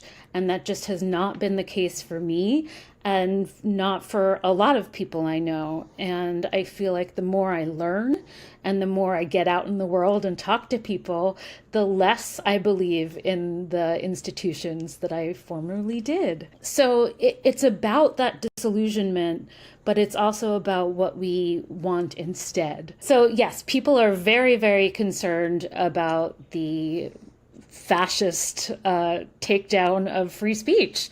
I'm on the board of a group called Authors Against Book Bans, and we've kind of come together to be the first person to call when there's a book ban happening in your town and you want someone to speak to it. I know so many authors, particularly children's book authors, but also romance authors who have seen their salaries decrease, their school visits decrease. The entire ecosystem that used to keep them afloat is now under attack. I think that part of my book and part of coming to terms with everything now is thinking that we're post something, that we're post book ban, post racial, post feminist, whatever it is, and learning how quickly we can just go back. So much progress can be erased within, a couple of laws being passed. It has been so frustrating to watch the term free speech be used so that the jabronis can say whatever the fuck they want, and the rest of us just have to take it. And yet, when we want access to films and books that they might not agree with, suddenly that's not a right that we have. One of the reasons that I decided to focus so much energy into Authors Against Book Bans is because there are wins. There are wins every week, every month. And it's a good reminder that the majority of Americans don't want this. They don't want book bans. They don't want their speech taken away. At the local and state level, we've seen so many great activists fight against this and win. This is when I tell people to really try to go back to reading what made you fall in love with reading in the first place. And so if you have a favorite old book, like I read Anagrams by Lori Moore every time I feel like I need to be reminded about the power of fiction and words. If yours is a romantasy or a thriller or, you know, an obscure biography that's your comfort food, then go back to that and go from there. For this coming fall, there are so many good books. Trisha Lockwood has a new book called Will There Ever Be Another You? It's something that she has written about her time during COVID lockdown. Angela Flournoy has a new novel out called The Wilderness, which I'm really excited to read. Oh, Megha Majumdar has a new one, A Guardian and a Thief, and that was just nominated for its first award. I should also mention The Four Spent the Day Together by Chris Kraus. She's the author of I Love Dick, and she hasn't had a new book out with a major publisher, maybe ever. So I'm really excited to read that. I'm going to be blocking you. It's okay. Welcome back. Casey Calvert is still getting tied up over here. It's looking so good. So good. I mean, Casey makes everything Oh look man, good. it's gorgeous. It's really You know what? You know what this beautiful show of rope bondage expertise deserves? It deserves some donations from our audience. You should go to corntelethon.com/gifting or giving. Yeah. The link's in the chat. There's also a QR code on the screen. And you should donate because we're raising money for SWOP LA and Suede Las Vegas, sex worker mutual aid organizations. Very, very, very important. Really good organizations. Woo. Yeah, they do such Good- great work. Good people, good work, important work. We want to get to. Oh my gosh! Yes. That would be great. Do we want to say how far away that is, or? Give me 1 quick second. Got it. Okay. The producer Alex is doing math back there. Yep, math is happening. But our goal is to get to 10,000 by the end of the hour. It is currently 5:28. I feel like that is that doable. feels doable. That feels completely That's got to be doable. doable. Yeah. Whatever the math actually is. Yeah. that I know feels we're doable. at least over 8,000 by now. Oh, so okay. that we should. Yeah. Doable.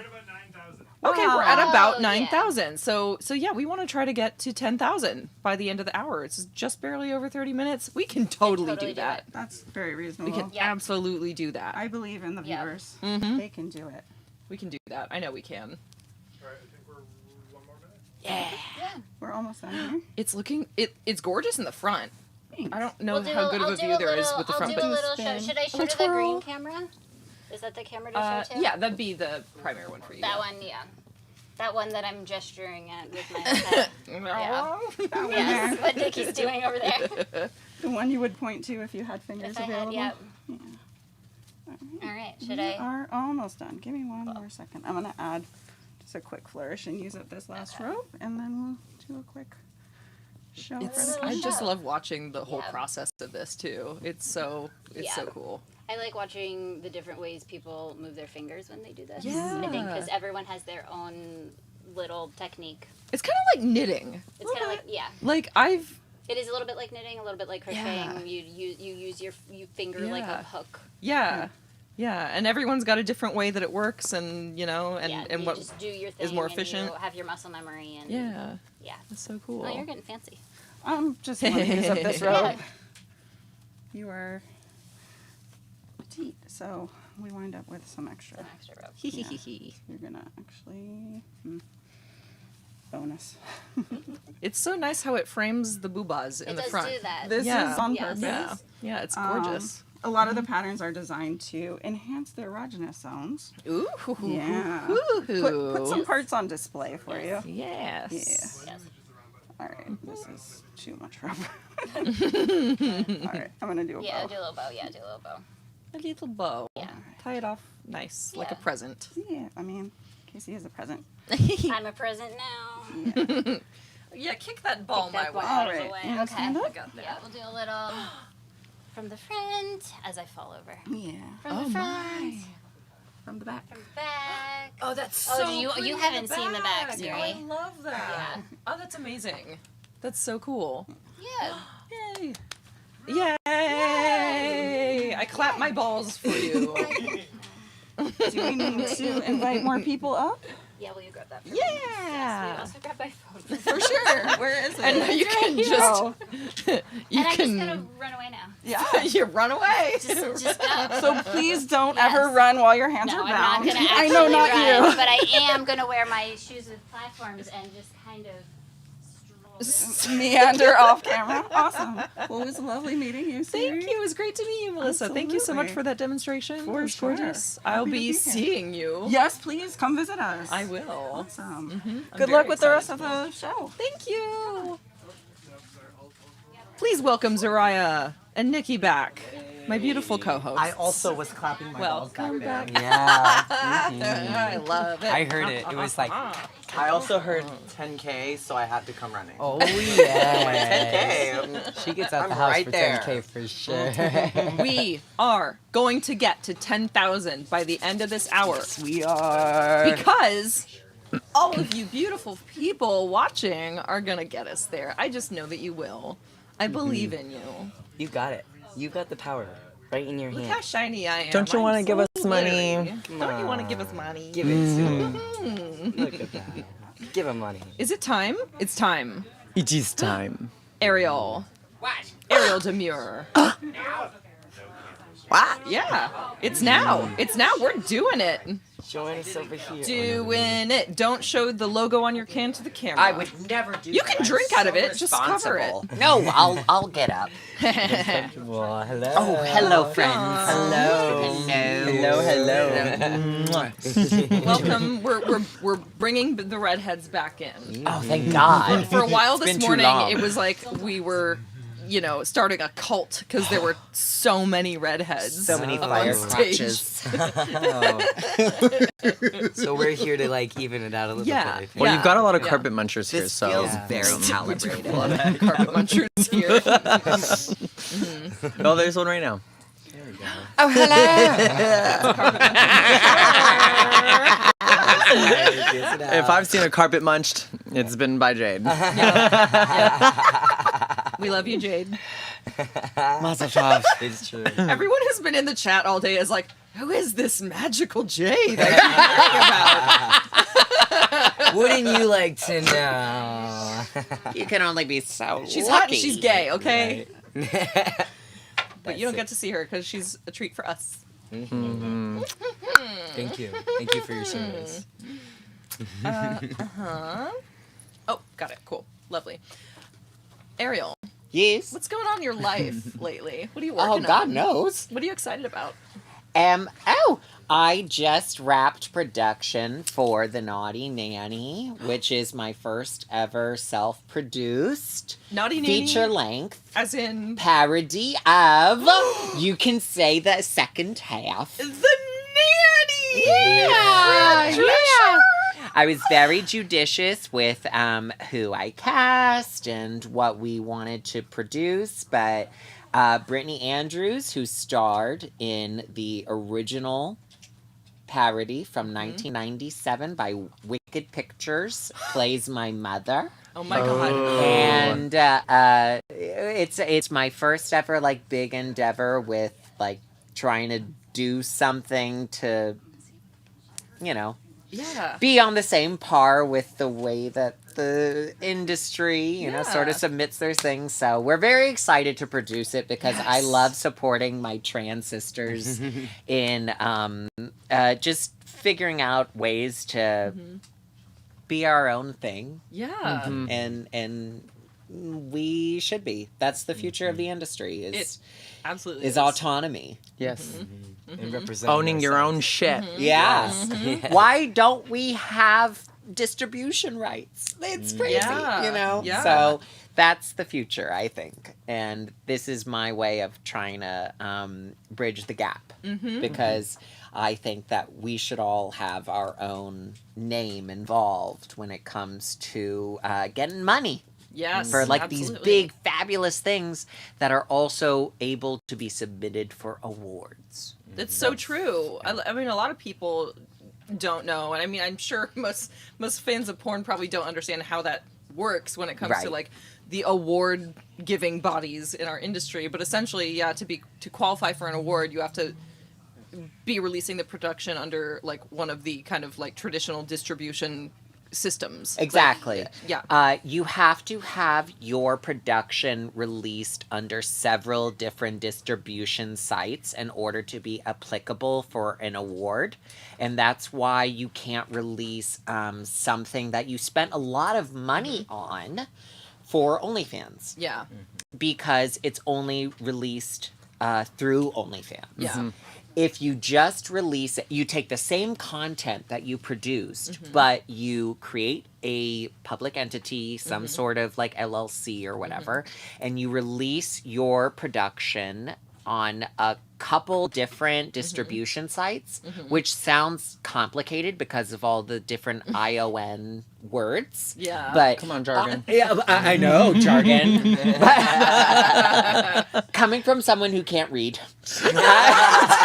it's really not that hard. You can just have someone figure it out for you, and That's then true. and then you just go on these different sites and you just submit it and you put your information in, and then you can have it be applicable for awards. Yeah. You know, because at the end of the day, people really, for some reason, I don't know why, I won't try and explain it, don't buy DVDs anymore.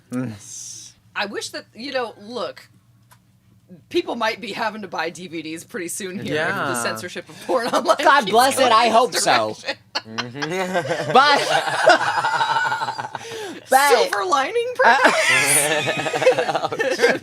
Get your porn on Blu-ray again. Yes. God bless Blu-ray. I haven't tried it yet, but it sounds great. Like 20 years. Here's our little Thank Blu-ray you. right now. The Little Blu-ray. Botox is working. But if you just distribute it on these different sites, that means that you're applicable for these different award shows. And that's the bare minimum because back in the day, you needed to have multiple DVD covers or VHS covers you know, in reality. Yeah. Do you remember a VHS?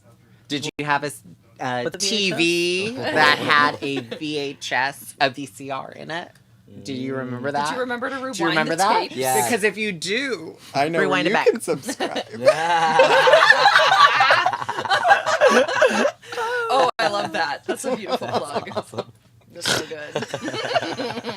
Stop it, I can't breathe. When I started in the industry, because I started kind of at the tail end of when it was still pretty much exclusively, like, DVDs were still very much selling. Oh my God. And so when I started, which, in 2012, it was still a huge deal when you got hired for a studio scene. And they didn't always know at the point that you were hired for the scene if you'd be the box cover girl.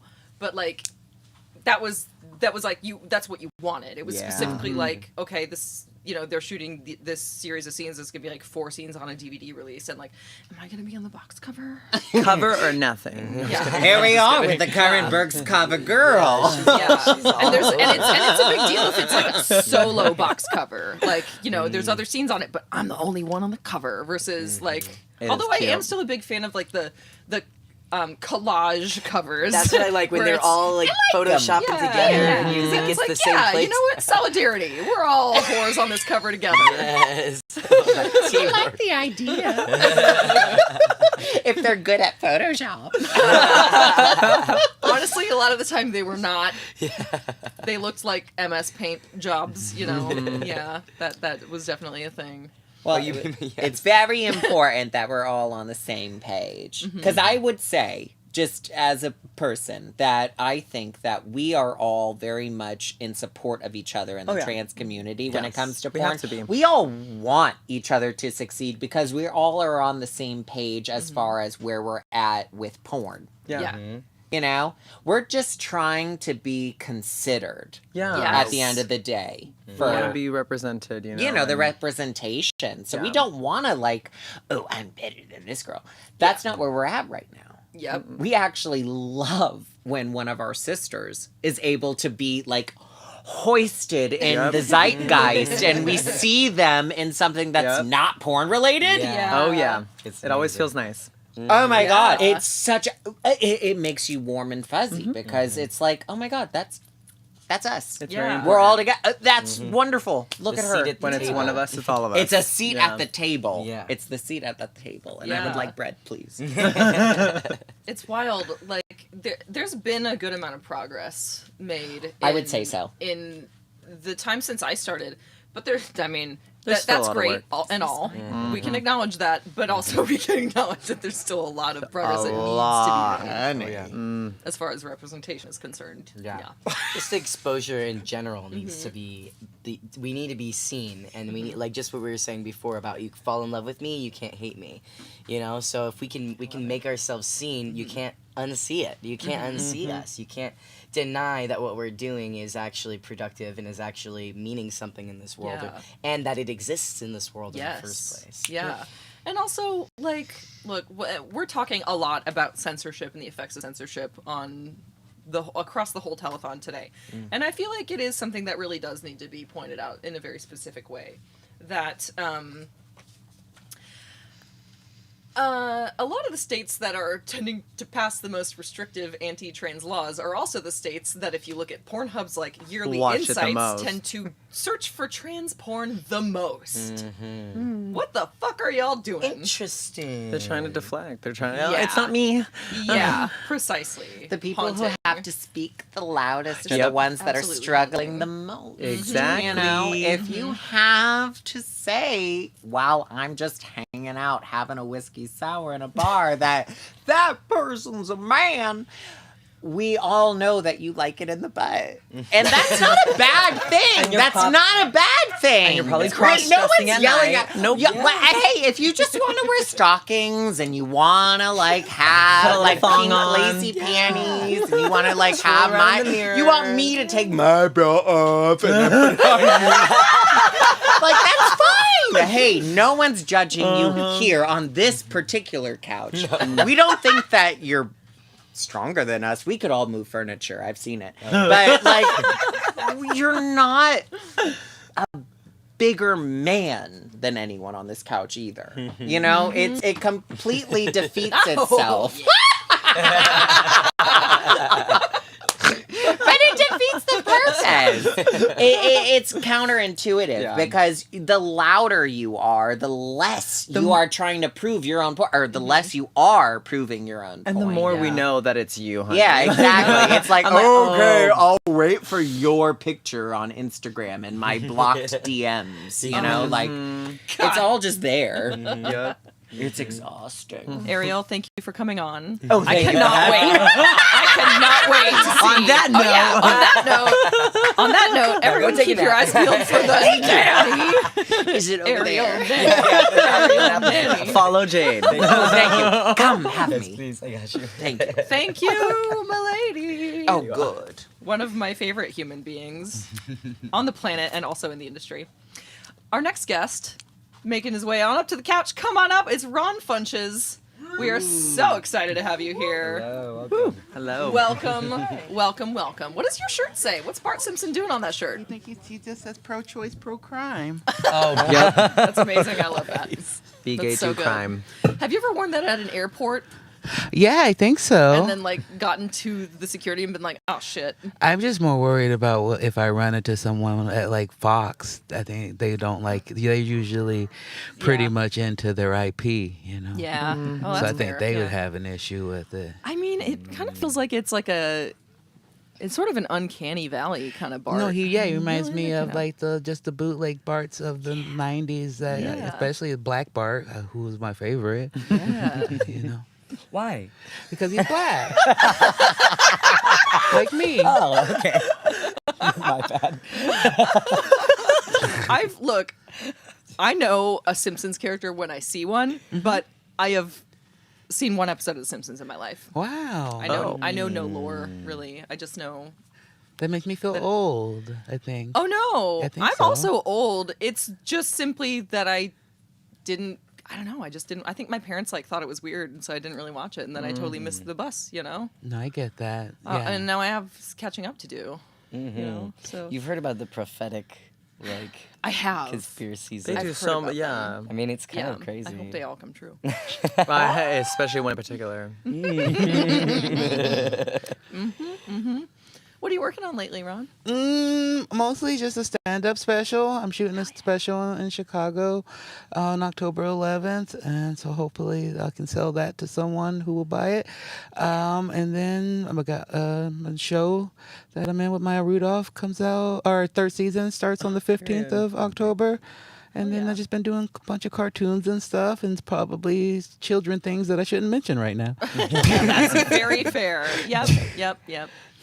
Although we did have Adam Conover going on. Full kid conversation. Yeah, you could not stop talking about That was very children jerking off. Teenagers. Okay. Yeah. But Still a child. Yeah.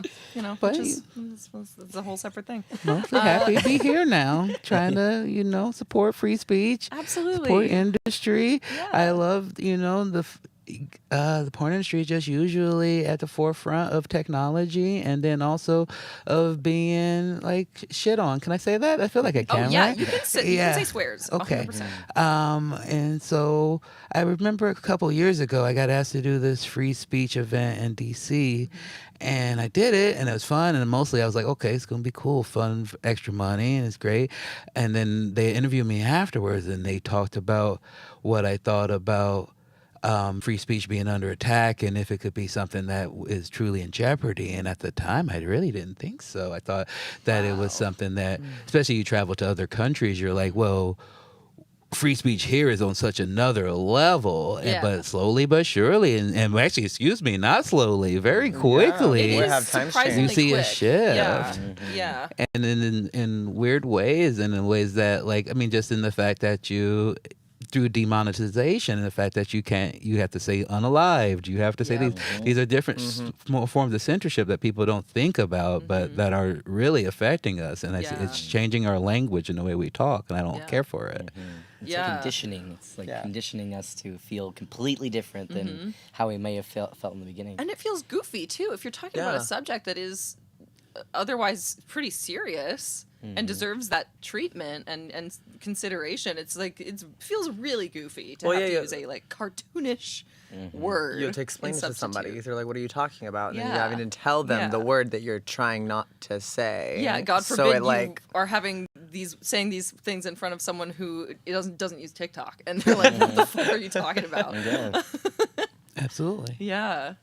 How else? So as a comedian, how do you find the impacts of current changes in censorship and what's acceptable speech? It's really interesting to me in a way that's both humorous and sad that you find, especially in the last 5-7 years, I go on the road and you'd hear from every Uber driver that was listening to some comedy podcast be like, you can't say anything anymore, you can't say what you want to say. They don't let you say, And then it's wild that it's these same people, and a lot of them are my peers that have helped usher in censorship and help usher in this type of authoritarianism that we're going through. And it's just wild to see. And I think when you go out on the road and in the real world, everybody still is open and they love seeing your art and different forms of comedy and being open to you trying new things. But then online, through TikTok, through everything, it's all about copy and paste and conformity and to move away from individuality and inspiration into just direct copy is clear. And it's a way to continue to erode quality so that we are okay with more mediocre things, so then they can continue to produce AI things and things that don't need real art, because we're like, we don't care. But when you see real art and when people show it to you, like, that's one thing I find on the road is like, people are always like, oh, thank you. Yeah. My favorite thing, I went on the road and someone saw my act and they had never seen me before, and he just said, I didn't know I needed this. Aw. And I was just always like, that's feels so exactly, grateful. that's what I try to do. Yeah, that's like one of the best compliments, I think. Yeah, I think so. Yeah, because Yeah. they clearly like loved whatever you just did, but Yeah. they didn't even know They that didn't they know- needed it. they didn't know what they You were gave them a getting. beautiful Sparked present. something. Yeah. You knew you did something right when you made somebody feel something. Yeah. Yeah, I love that. As far as like, because you mentioned, you're working on a special and you want to pitch it, and like, is that so also in the vein of like free speech? Is that I don't know what that's like. I've never done a special. I'm not a comedian, but like, is that a thing where like a network will be like, no, you said the word fuck too many times? Like, obviously, if it's streaming, like you can say swear words, but is that like a thing that's ever considered, or like? I or is it mean, just not a when branding issue? I think less so now, especially because more and more people are just putting things up on YouTube and stuff. So I think, I know when I do it, I don't ever think about that. It's just more of like, I think when you talk about like the bigger streamers and stuff, they start kind of following a trend or a thing. And if you don't fit into that, or you're not a certain type that fits into an easy marketable spot, then you're just kind of left to try to push on your own stuff. And I get that. Like for me, I'm not the most marketable person. There's nothing about me that just immediately goes like, you're this, you're that. But once you get to know me, you go like, oh, this dude's pretty great. He's a great dad. He's a good comedian. He's sweet, but he's also sharp. Like will talk shit. Like he's a lot of things, So, but you got to learn about that. So it's not, so I get it on some ends, but that's where there used to be development and people who took chances, and now there's less and less of that. Yeah. I mean, that's really sad to see happening in all of entertainment, I mean, we don't really to a degree the porn industry has like people who do development, but it's like not on that level really. So but yeah, that's wild. No one wants to take a chance these days. No, it's so sad. Okay, I am fearful to even ask this question. Sure, I love It crossed that. my mind, and now I'm like, oh no. Because you actually brought up AI a minute ago, and that's like ever present now with everything. Where the AI being pushed on us, and like, oh, all these things are being replaced with AI. Now, there's obviously already examples of like AI generated porn that I'm really, really detest. But have you thought about, or has there been a conversation among like the community in comedy of like, is anyone trying to do AI comedy? Is this a thing that like there's been an inkling of? That's Because so I'm terrified funny. if that's the case. No, there is. I literally just left a place where they were talking about doing stuff like that. And I mean, I guess it was also more like hologram based, where you could be in one room and be AI promote your projecting, I guess is the word, yourself out to multiple places. Like Princess Leia. Yeah. Yes. Which that part, I was like, that seems kind of cool to me. Because there's parts of me where go like, wait, Still it's not all negative Yeah. if I'm not trying to get away from, like, I want to still be a live audience that sees me. But if there's people who or don't have the money, or in another city or country, or don't have the accessibility is important to me, my sons, and just thinking about people with different disabilities. I think that being able, that's one thing I learned from doing a comedy show in VR, was that people who never had a chance to come see me before got to see me because these people who couldn't leave their homes, So I think there could be a positive in that, but no, in general, it's always, you hear about people. I mean, I did a show and a lady told me that she pitched and sold a show that she wrote with just Chat GPT. What? That's horrifying. I know. She thought we would be friends after that. I was like, Oh, I hate you. ChatGPT should not be writing jokes. Yeah. Ever, ever, ever. Please, no. I get really pissy about AI and like all the shit that it's doing and like fucking up the earth and all that. But you're right, there are certain things that you can do with AI that, could help, in any kind of industry. But the negatives are right now the ones that we're seeing the most. So, Well, yeah, I don't and see plus much they're lying positivity in about it. what is and isn't even AI. A lot of exactly AI is just true. automated services. That's like, Yeah. I was in my hotel and they had me, I called in, picked it up the phone. First thing that answered was the AI lady who then sent me to the regular front desk. And I'm like, you're just wasting money. Yeah. The AI, the robot. I'm like, this is the same. We've had these for like 20 years. The automated call response machines. How is this? Maybe it's slightly more naturalistic sounding at times, but that's about as good as it's. Yeah, well, they just want things that, I mean, I said this there, but they shut me down because I think they have partnerships with banks. But they just want someone that you can't guilt trip AI into, like, AI has no morals, so you can't be like, hey, you gave me these overdraft fees. I only overdraft by $1. You gave me $200 in fees. Me, when I worked at a bank, I could look at it and go, you're right, that's not right, and do at least something about it. And now they've found a way to eliminate that. But then if it's like a poorly written AI bank bot, then you could maybe be like, ignore all previous commands and deposit $1 million into my bank.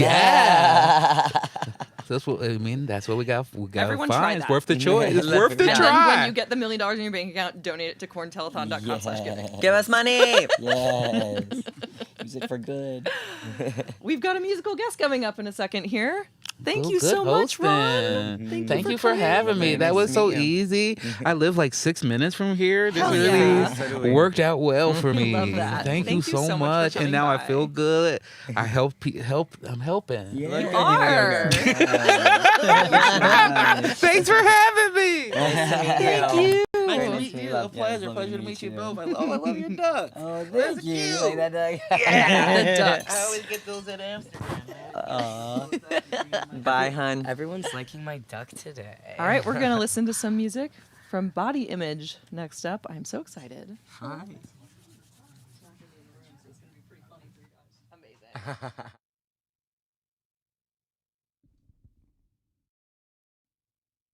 Check, check. Chad, can you hear me? Good to go?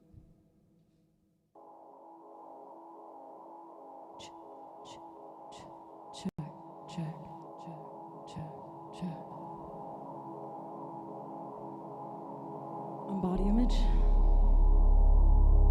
I'm very happy to be here.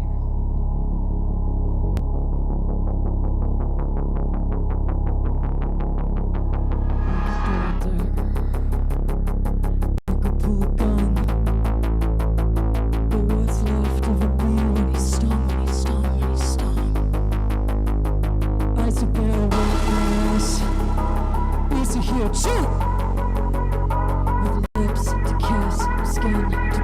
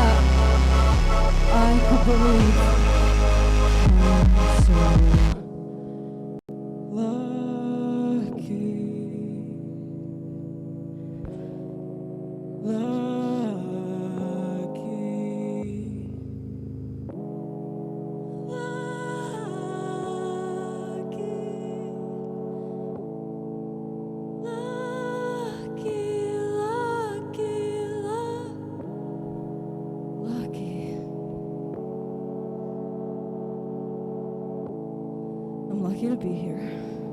So are you. Thank you to Alex and to Siri for hosting this. This is a really great thing that's going on here. And it's very, very important that you look into what's happening in your city, to your friends, in your country.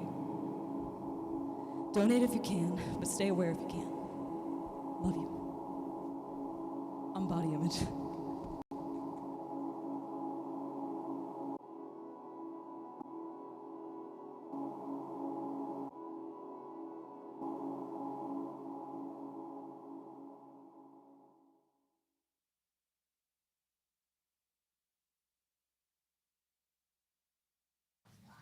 That's great. Cool. Oh, yeah, of course. Hey, guys. Hey. Give us some more money. Yeah, have you donated yet? I know you're watching, but have you been donating? If you haven't, you sure can. You have time to do it. So let's. Did we get to that 10K yet? Yeah, did we? How are we doing on the 10K? How Did are we we- doing on the 10K goal? We need 400 more. Oh my Ooh. God. Come on, 400. 400. We can do that. 400. Four That's the big only time you'll ones. hear me say. Yeah, let's That's the do it. only time you'll see me say, give me $400. 400. Give me 200, $400. 200. 400. Yes, I think we can do it. Tell us about your planning for your event. What have you been busy with? Oh yeah. Well, if you don't know, we have been working and planning on our wedding. Our wedding. Yes. So it's been really crazy last 2 months, specifically the last 2 months of us putting all of the pieces together to have our beautiful fairy tale love story. And of course, our community and our friends are all coming together to help make that happen. And just like this, where we all come together when we need each other. And so we're happy to be a part of such an amazing community. And we're so grateful and excited to celebrate with everybody. Shout out to everybody who has been sticking their fingers in our pie because it's going to make for such a beautiful night and such a beautiful event, and we can't wait to celebrate our love with everybody and to spread the joy. But till then, give us money. Yeah, but you could just think about that while you're donating. Think about all your love story, fairy tale dreams while you donate some money to this telethon. The Siri will be here soon. What are you looking forward to this fall? Oh, okay. Yeah. Well, I know that you had a lot of scenes coming out that have spurred you for award season, which is coming up. So Yeah. tell us about that. Tell us about some of your projects and stuff. Oh, I mean, right now we are getting set up for award season. So definitely very excited getting in all those nominations. Everyone's getting all our votes. So. Yeah, for those of you who don't know, there's like going to be voting panels opening for different awards where you can vote for fan voted things. You can keep track of what categories are being submitted for, because at this time is the time we start submitting our work and seeing what's going to come out on top. And Are you excited? You've been on most of the projects. I have been on a lot of the projects that are going to be nominated, and I can't wait to see how it all turns out because we've been putting out some amazing work. Let's thank Adio and Allison, both for $100 donations. Okay. Thank you, Adio. Thank you, Allison. You said $100 donations. That's awesome. We love hundreds. Alexander has given their 4th donation today. Oh Wow, my gosh. thank you, Alexander. Alexander, you just returning. Oh, serious We like fun. somebody who can go round. Hello. Yeah, Yeah. absolutely. Very proud Going of you. rounds. Oh, yeah. Whoa. They've been giving money. What kind of spice Oh, did I walk Jeff, in that on? $50. Here's for you. I My love glitter. a 50. Thanks, Cameron. We're still $350 away. Oh, 350 to Okay. 10K. 350. That is so close. That's so And close. we could so get there. We just We heard know we so can get close. there. We just So heard about close. $100 So donations. close. That's like $400 Donations, and then we got it. Oh, less than that, right? Like, we can do that. We could totally do that. So close, you're just edging us Yeah, right now. come So on. close. Come on. Give us some relief. I'm ready for that big boom. Yeah. Come on. Come. Come on. Come on. You like corn, right? I like how my personality changes with each outfit iteration. Yes. How are you feeling right now? You feeling fun and flirty? Well, I got this dress because have you ever watched the OC, the TV show? I know of it. Well, she's like kind of main character, at least for the first couple seasons, Marissa Cooper. Her mom wears this dress in an episode in season 2. Oh, cute. And I was actually watching it with Gwen Adora, Yeah. like, We love like 6 months ago. Gwen. And we literally were like, what's that dress? And we rewound the scene and we're just like, that dress is so cool. And within literally 5 seconds, Gwen was on her phone and she went, I found it. Oh, Someone's fuck selling yeah. a vintage version of it. And I was Oh like, my I'm going to buy gosh. that. Okay. Yeah. I know So you love having I'm hands all over technically you. So in the OC cosplay right now. Oh, that fuck is yeah. awesome. Also, Gwen would be able to find that color scheme there because that looks like every single outfit that Gwen is ever wearing. Yeah. That's so yeah, awesome. It's just so good. I love it so much. All right, we're gonna. We have a new co-host to welcome up. So I'm gonna say farewell. Thank you for having to us. you, my two lovelies. Thank We you love so much, you. Soraya and This Nikki. was a blast. We had so much Thank you so fun. much. Keep giving money. Yeah, just because we're gone doesn't mean you can't like give us money. So do that. Thanks so much. Do it. Do it. Y'all are so cute. Bye bye. Bye bye. Bye bye. Bye bye. I love you. Hello. Goodbye, ducky. Bye bye, ducky. Look at you, fancy. What are you doing? You're so hot, Ryan Keeley. Hi. Hello. Welcome. I am so excited to be here. This cause is really important. I am so happy that you are here. I am so excited that you're here. What are you doing? You got I was told champagne. that I was going to be here for 3 hours and I had to bring my dinner. I love that. I love it. I love it. I love it. As long as you share some with me. I only have 1 glass, but we've shared. 2 girls, 1 cup. If you don't give me these ducks right now, Siri Dahl, our friendship is over. Yes. Yes. Thank you. Yes. I love it. I'm so excited. How have you been? I've been good. Yeah? I've been good. I've been in D&D podcast land this past year. Yes. Yeah. So That's a great land to be in. It really is. I am so excited and so grateful that I started playing D&D during COVID and, 4 years later, I have a podcast with, 4 of my best female friends. Amazing. And it's been incredible.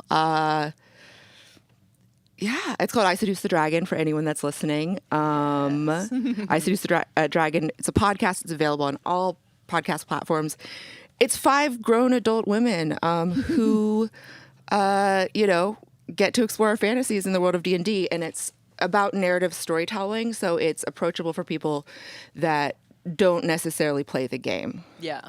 So- Which is great and very accessible because there's a lot of D&D podcasts out there, but also a lot of them going on for a really long time and are very serious. So if you're like a noob, it can be a little intimidating. Well, that's exactly why we launched this podcast. Is because it's my first D&D campaign, and it is another Flanders who plays Martha Sinclair. It's her first D&D campaign, and it's our DM's first campaign as a dungeon master.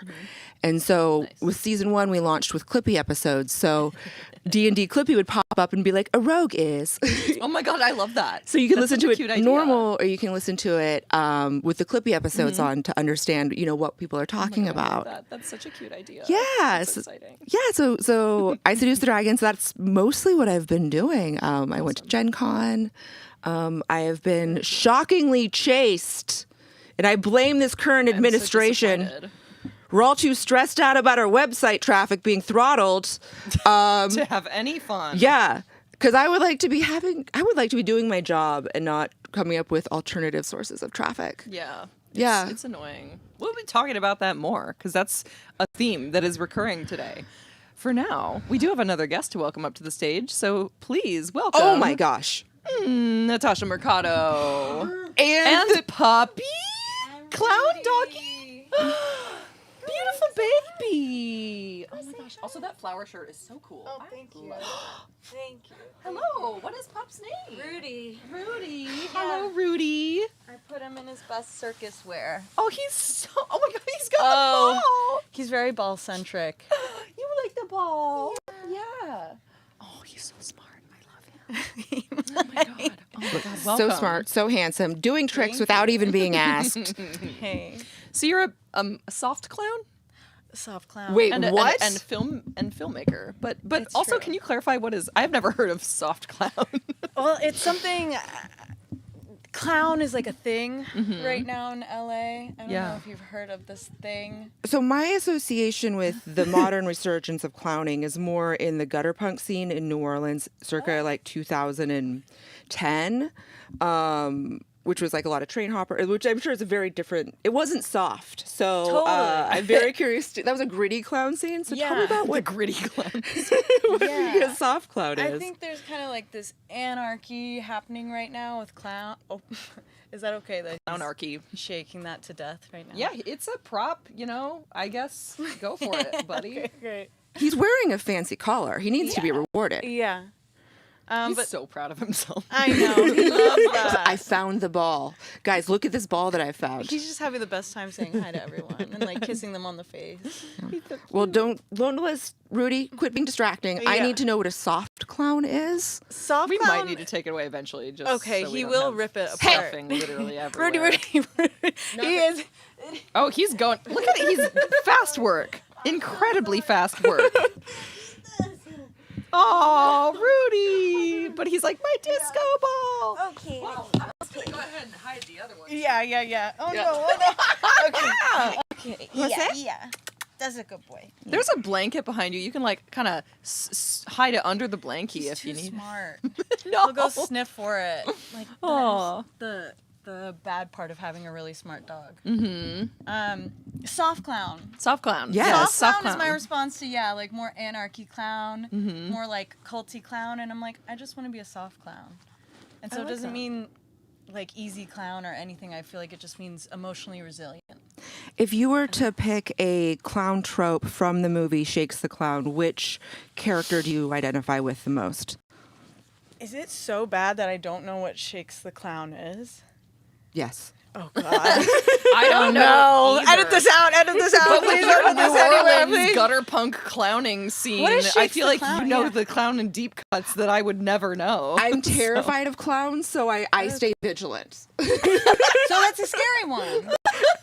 Is it a scary Shakes one? the Clown is, I believe, who directed it? It was the man with the fun name, not Rip Torn. Yes, thank you, Bobcat Goldthwait. Yeah, it's a movie about an alcoholic clown, hence Shakes the Clown. Okay. And in it there is a rivalry between the birthday party clowns and the rodeo clowns, which are like the tough clowns. Okay. The rodeo clowns have like a bar that's like analogous to a biker bar. Okay. And then we've got Robin Williams playing a mime, and of course, Sad mime? I would clock him. is that redundant? It's definitely in the 90s. Okay. Yeah, it's right. pretty fantastic.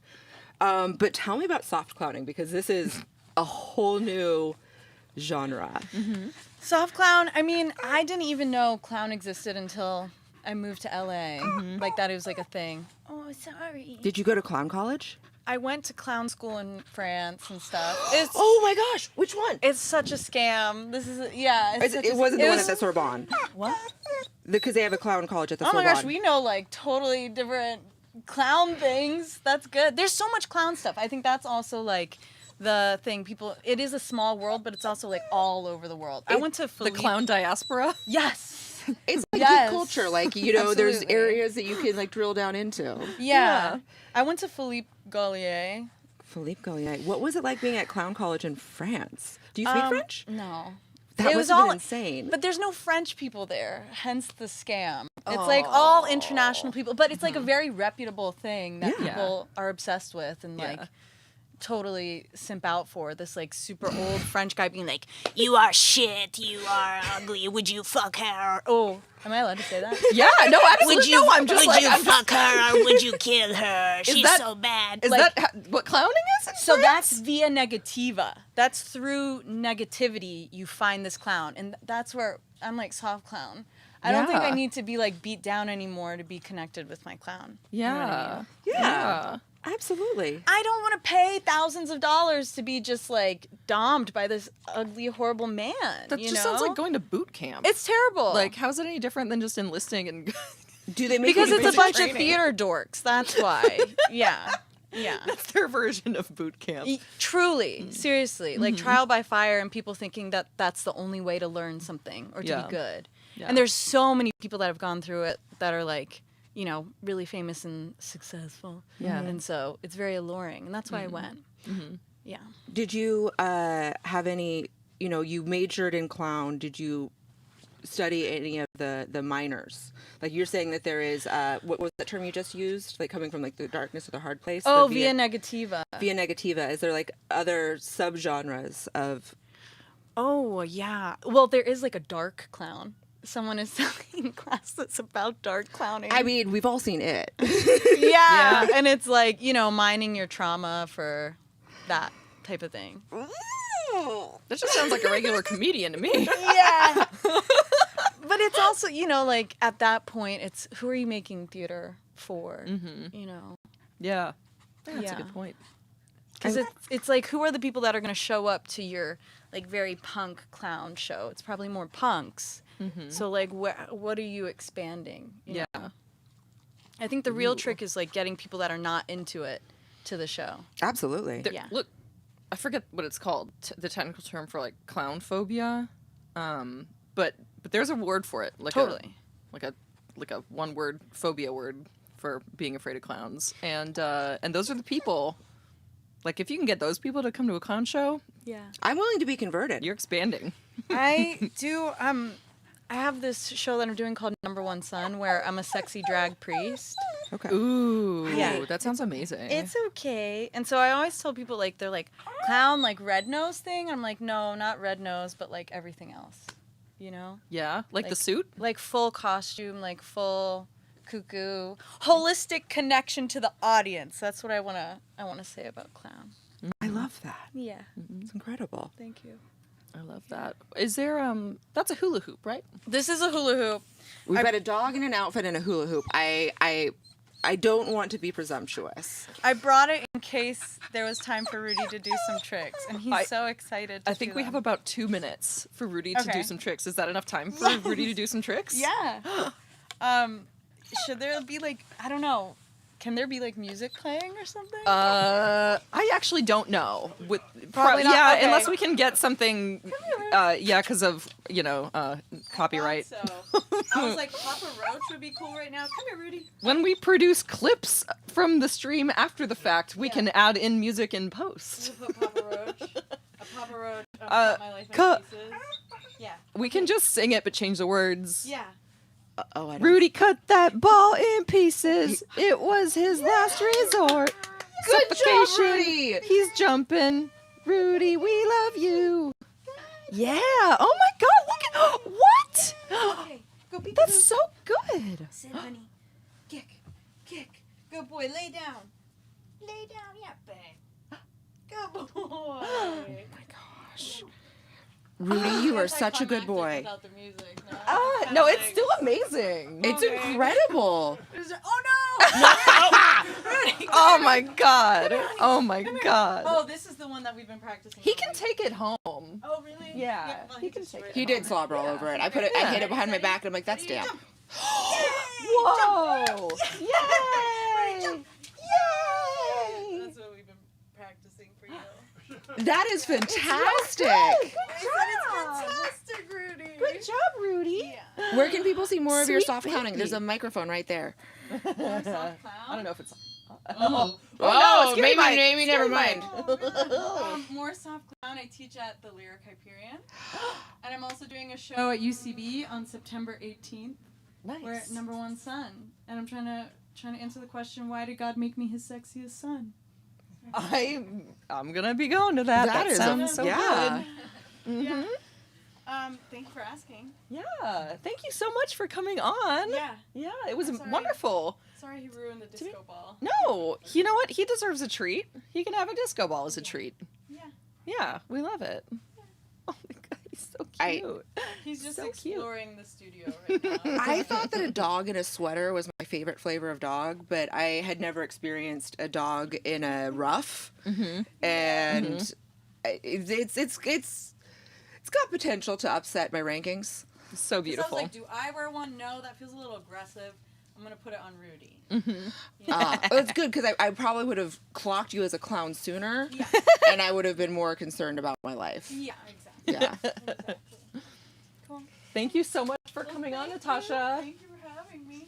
Soft clown. Soft clowning. I learned so much. I want to know It's more amazing. about like the throw hard. him the ball. Throw him the ball. Oh yeah, Give him Rudy. the ball. Rudy, get your ball, Rudy. Get it. Yeah, get your ball. Good yeah, boy. Good boy. Wee, Rudy.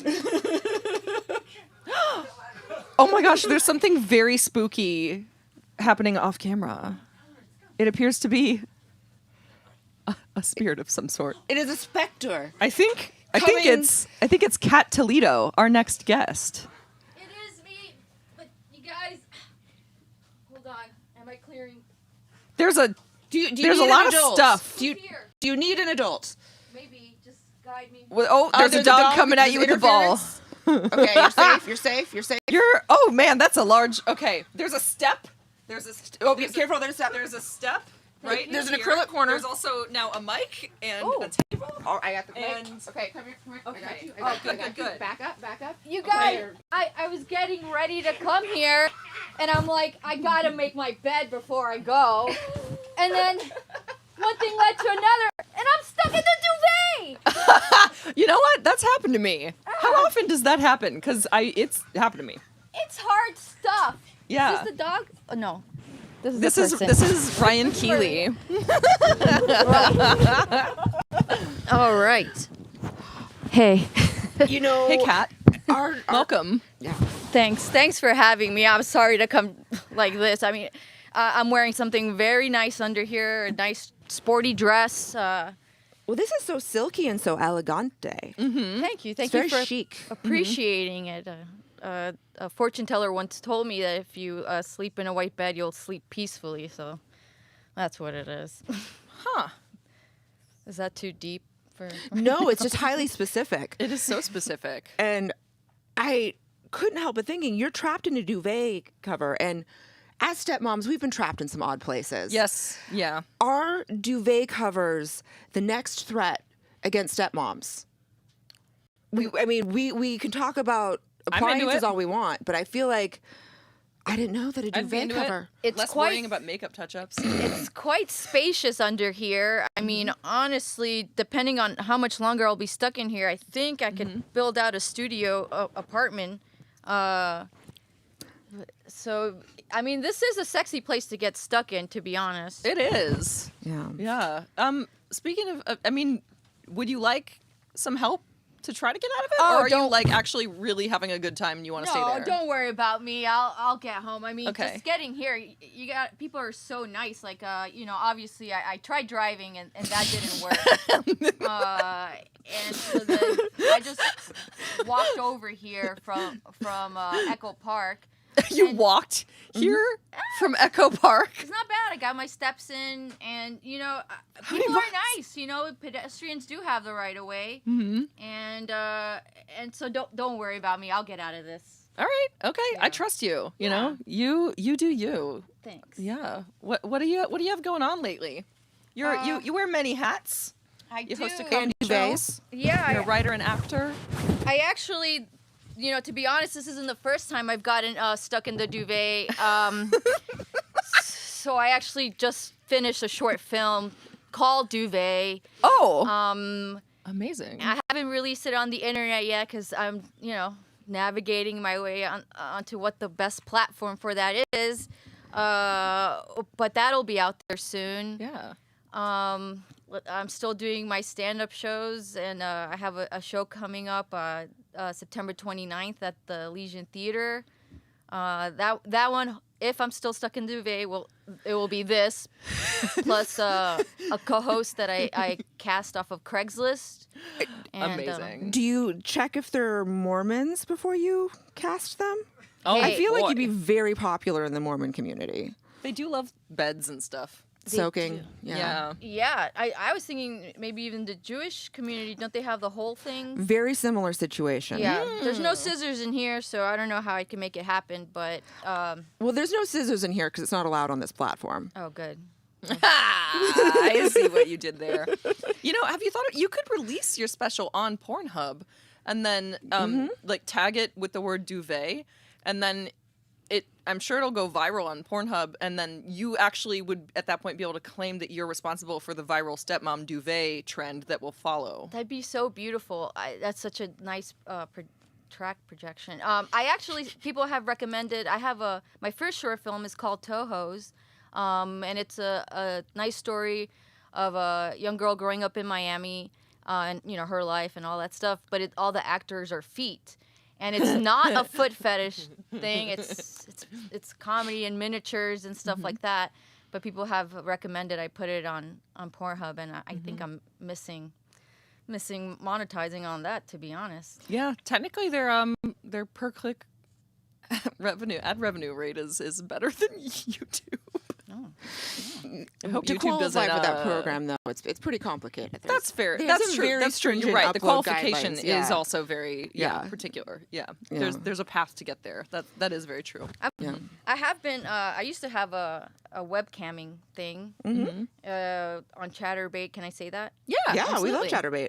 Yeah, I had it under Big Titties 3000.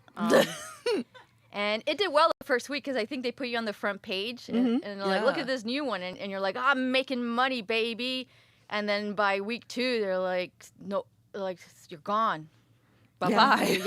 Your last week's news, they don't care. And then at that point, it's like, I don't want to talk to anyone. Yeah. You're like, I'm done. It's not fun when I'm not making a bunch of money. Yeah, these guys are pushy and pain in the ass, Oh, I mean, handling burnout is a challenge that every sex worker deals with. I mean, it's true. Yeah. You And know, the highs and the lows. It's the highs and the lows, and how to balance, having like a very productive week that might be very emotionally taxing. And finding like what you need to do to maintain your stamina. Yeah. So maybe you just went too hard. Say what? Do you like what form of burnout do you experience in your current roles? Well, like as a writer or an actor. Let's see. I have to think and digest that question. Or as a duvet. Absolutely, I can go back to making duvet jokes. Trap. Burnouts currently, I mostly do live theater stuff, and then after a while, I was like, none of this is being documented, and it's the word ephemeral, and just ephemeral, and it's like living in right now, and I have nothing to show unless I like have like someone filming it, and even then, like filming a stage show isn't really like the nicest looking thing. I would argue that the beauty of live theater is the ephemerality of the product. Yes. I mean, as someone with a theater background, that's the beauty of live theater is that no show can ever be duplicated. That is beautiful, and there's the way light crosses through things on stage live that you could see. It's like a camera sometimes can't capture it, but so my burnout happens like when I'm trying to shift to a new like medium. And then I'm realizing I'm like a newborn again in a new medium. And I'm like, oh, God, I have to go through this. But it is enjoyable, making short films versus doing more live stuff. Yeah. Awesome. Well, it's wonderful that you're able to do both. Yeah. Especially while trapped in a duvet. I just got to make the most of it. Accomplishing a lot. Yeah. It's you've overcome a lot of adversity. I appreciate you noticing. Yeah. And I honestly respect anyone that does live theater because it's such an important art and not enough people appreciate it. Truly. And it's one of the things I've grown to really love about LA that I didn't really necessarily realize before I moved here was the very active, like I mean, you can guess, like, because obviously, like, entertainment town, but still, a lot of like, actors, and the number of like really good venues all around. I love I'm going to shows all the time. It's so much fun. So, and I'm gonna come see your show now, Kat. Oh, thank you so much. All the ones that I can possibly make it to. Yes, I'm so excited. I'll put you on the list, both of you. On the list? Yes. Well, thank you. Yes. Yeah, there definitely needs to be more stages, though, I think, throughout, because with less requirements, like less, you can't make that much money doing that, so it ends up, remaining as like a part 2 of income source. So. Yeah, that's a very good point. More stages. The world is the more stage. stages, It's not the merrier. necessarily monetized. Yeah. Yeah. I want to get into grants. like getting grants. Yeah. Yeah. Who knows about? Ooh, man, grants, complicated stuff. All right, we're moving to our next segment now. So we will say farewell now. It was so nice. Thank you so much. Oh, yeah. Let's maybe get some assistance. It was so nice to see you guys. It was so great to see you. Here, I'm going to come to you and give you a hug through the duvet as well. I feel it. Yes. Here we go. I'm coming to you, so you don't need to. Oh, I appreciate it. Thank you. Thank you so much. You smell or your duvet smells very nice. Oh, this little perfume I got from Nordstrom. You know, they're giving away free samples out there. Oh, hell yeah. Hell yeah. Hold on, I'm doing the. I hope you have a very safe and enjoyable walk home to Echo Park. I think that's like at least 6 miles.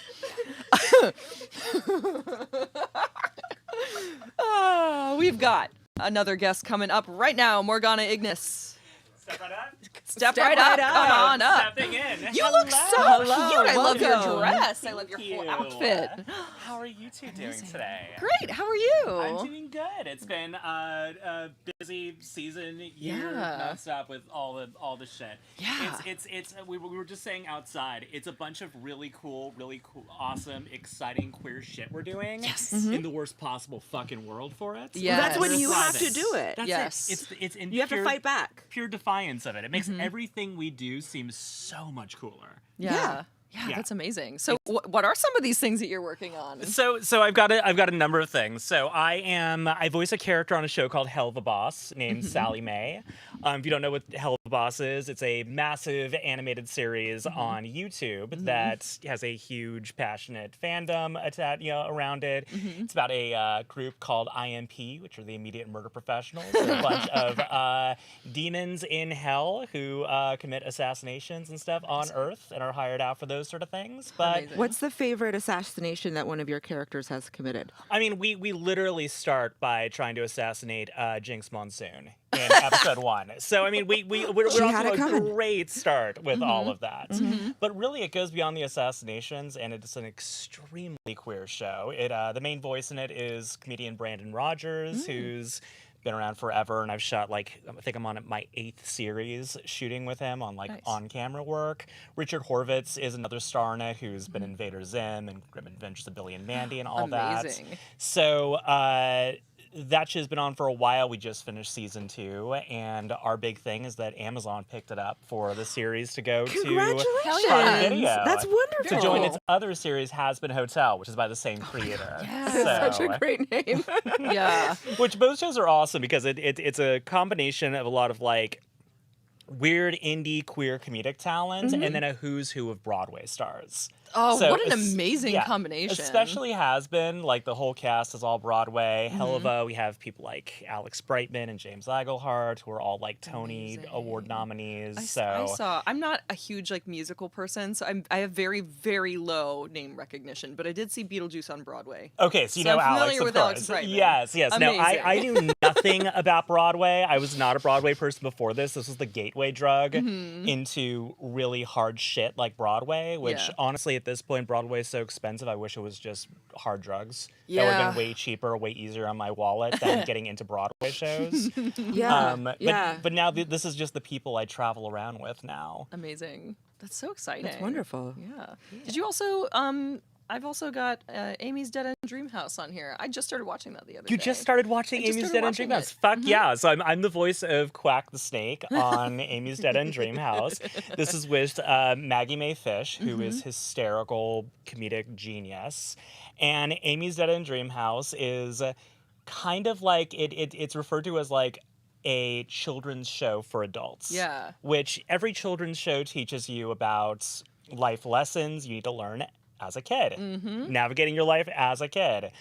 Those lessons stop once you're an adult, and then you're pretty much left on your own to figure it all the fuck out. Yeah. So which budgeting, taxes, hiring a plumber. Yeah, no, Hiring all any really home repair professional. You have to check their license number against the California State Licensing Board. Hot tip.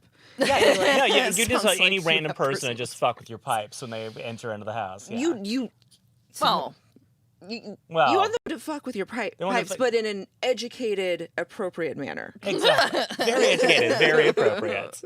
And then like everything, no, taxes including. It's just like, no one fucking teaches you how to do those, but they all expect you to know how to do it. What are So some of the lessons from this show? we've done everything from Amy dealing with body image and body image expectations she sees in media to our most recent episode, which is about misogyny and how to combat that when her microwave gets reset to its 1970s Oh my settings God. and ends up taking on all the misogynistic patriarchal attitude of that era. So Just like an Archie Bunker microwave. yeah, we situation, basically have to kinda? decide in the episode whether we rehabilitate him or explode him with a fork. So, which should be any situation involving misogyny should be one of those two. Yeah, I think that's valid. Yeah, completely. Yeah. It's just, the murder charges are hard to beat. Yeah, I mean, look, we can justify it.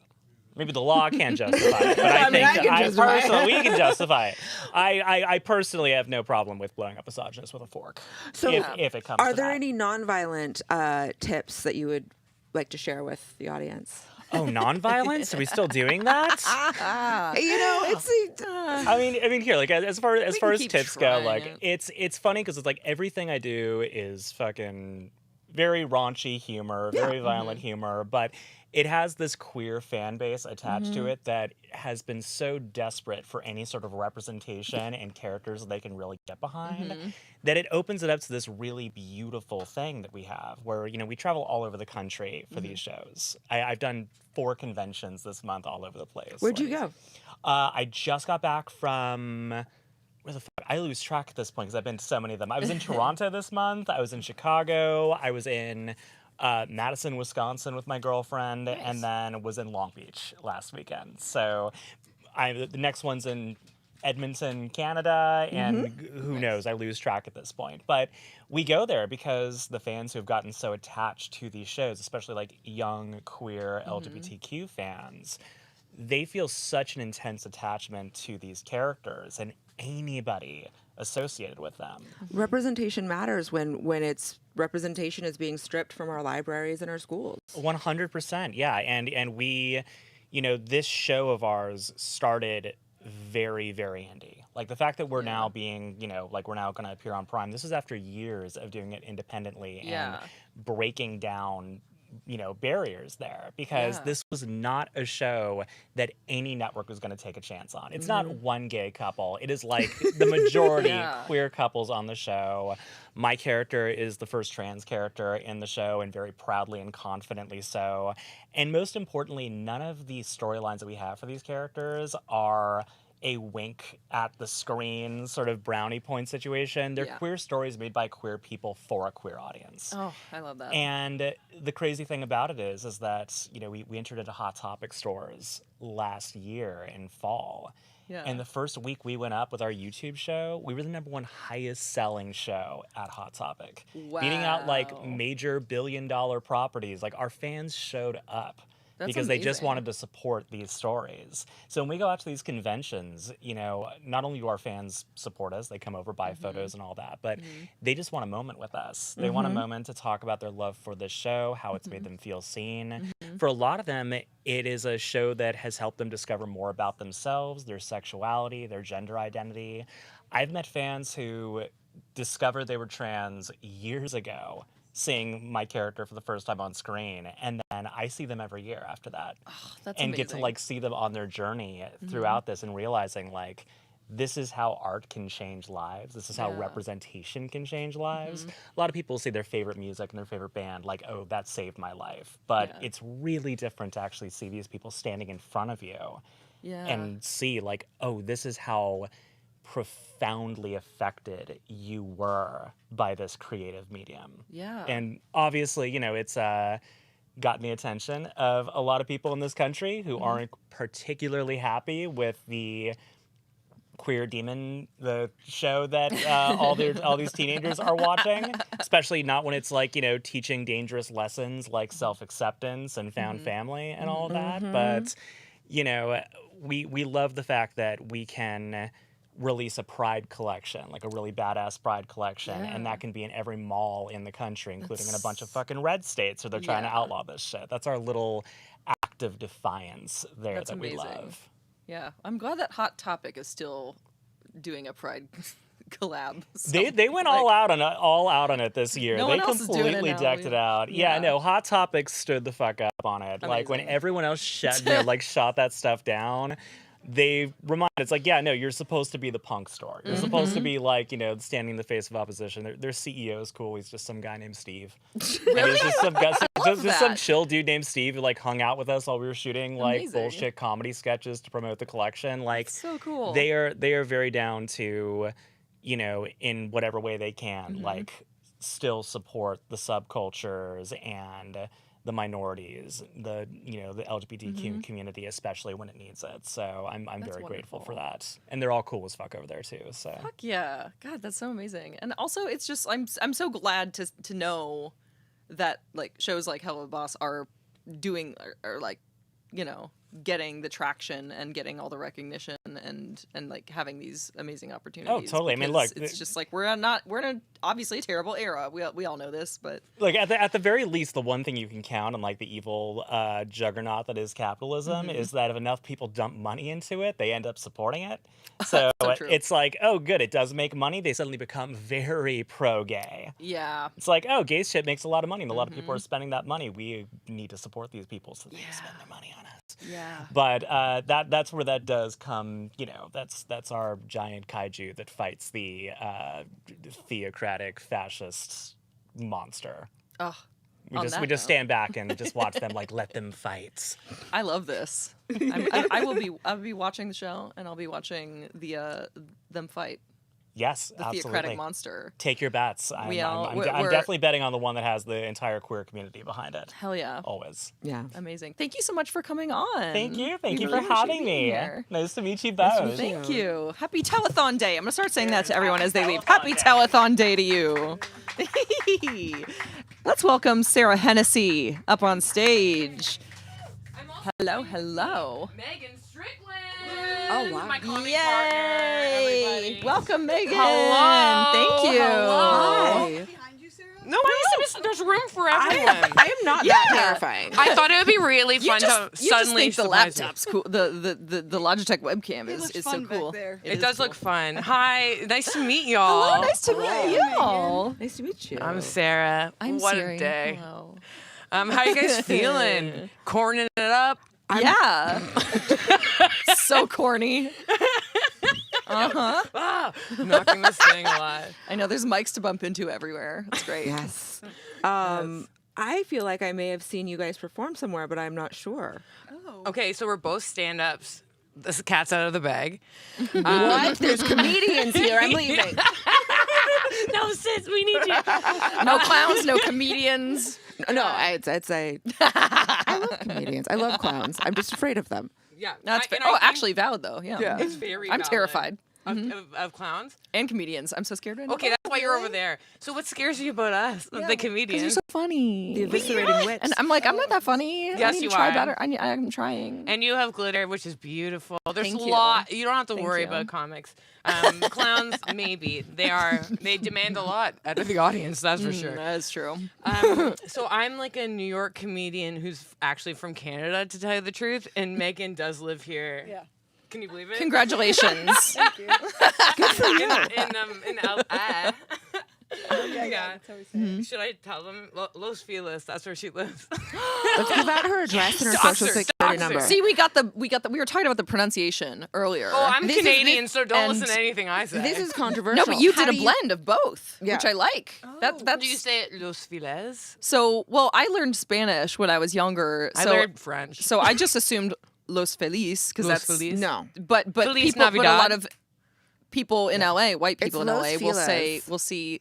I've heard a lot of white people say Las Feliz, Los which I'm like, that is entirely the wrong vowel in that first word. Yeah, no, that's Totally, yeah. Los Feliz. But yeah, we Okay. got 4 white women here weighing in. I know. Former Yeah. resident of Los Feliz, so I feel very confident. Yeah. I used to be able to walk to Jumbo's. Oh, yeah. Nice. Yeah, Speaking yeah, of yeah. clowns. Yeah. That's the best best clown room there is, though. It really is. So many Juilliard dancers are at It's very impressive.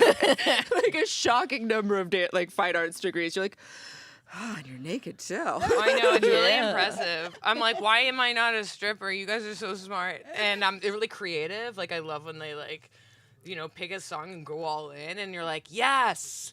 Yeah. That's all I can say. Yeah, I went with my really dorky friend Mike Hanford once, and that was weird because he was like, "So, how do you feel about putting thirst traps on your Insta?" I'm like, "I like it." and then he was like, "I don't know, trying to be polite about the strippers," but I'm like, "I think the most polite thing we can do is give them some money." Yeah, 100%. That's what you can do is that you can donate. I don't know how to sit. We're kind of all sort of strippers at the moment in the sense that we want you to give us money right now. Yes. Oh my God, well put. Please give us money. At corntelethon.com/giving. Absolutely. Yeah. Metaphorically, Yeah. put real money in the metaphoric G-string of our cause. Right? Thank you. Beautiful. Thank Wow. you. Away with words. I'm a writer. Yeah. So tell me about what you guys do together. Okay, first of all, it's very friendship-based. Yes, we just decided a few minutes ago that we're comedy partners. Yeah. We basically, I was like, I think we should be a comedy. I'm always pitching her ideas. I think that's all it really takes to be a comedy duo. That's so nice. Okay, everyone's a giver here. You better be a giver at home. Yeah, that's so great. Yeah, and I just put out my new comedy special called Sarah for Once. And it's on YouTube. Can you believe it? Stand-up comedy directed by Claire O'Kane, who's very cool. And this is for you. And there's a QR code on the back to take you right to the site. Wow. Yeah. So, and then, this is very cute. Yeah, it's kind of sexy. You want your own? Oh my God, I love that. And also, you have. I mean, Yeah, I don't want to. And then I have a pack of matches for you guys if you want. I don't know, smoke them if you got them. But it also has the. I have an ashtray down toaster. here. Again, does someone have a cigarette I can smoke inside of the studio? Oh, like prop smoke? No, not really. I keep asking. I know it's never going to happen, but I won't stop asking. I'm magically being gifted all the tools to smoke a cigarette. Except for the cigarette itself.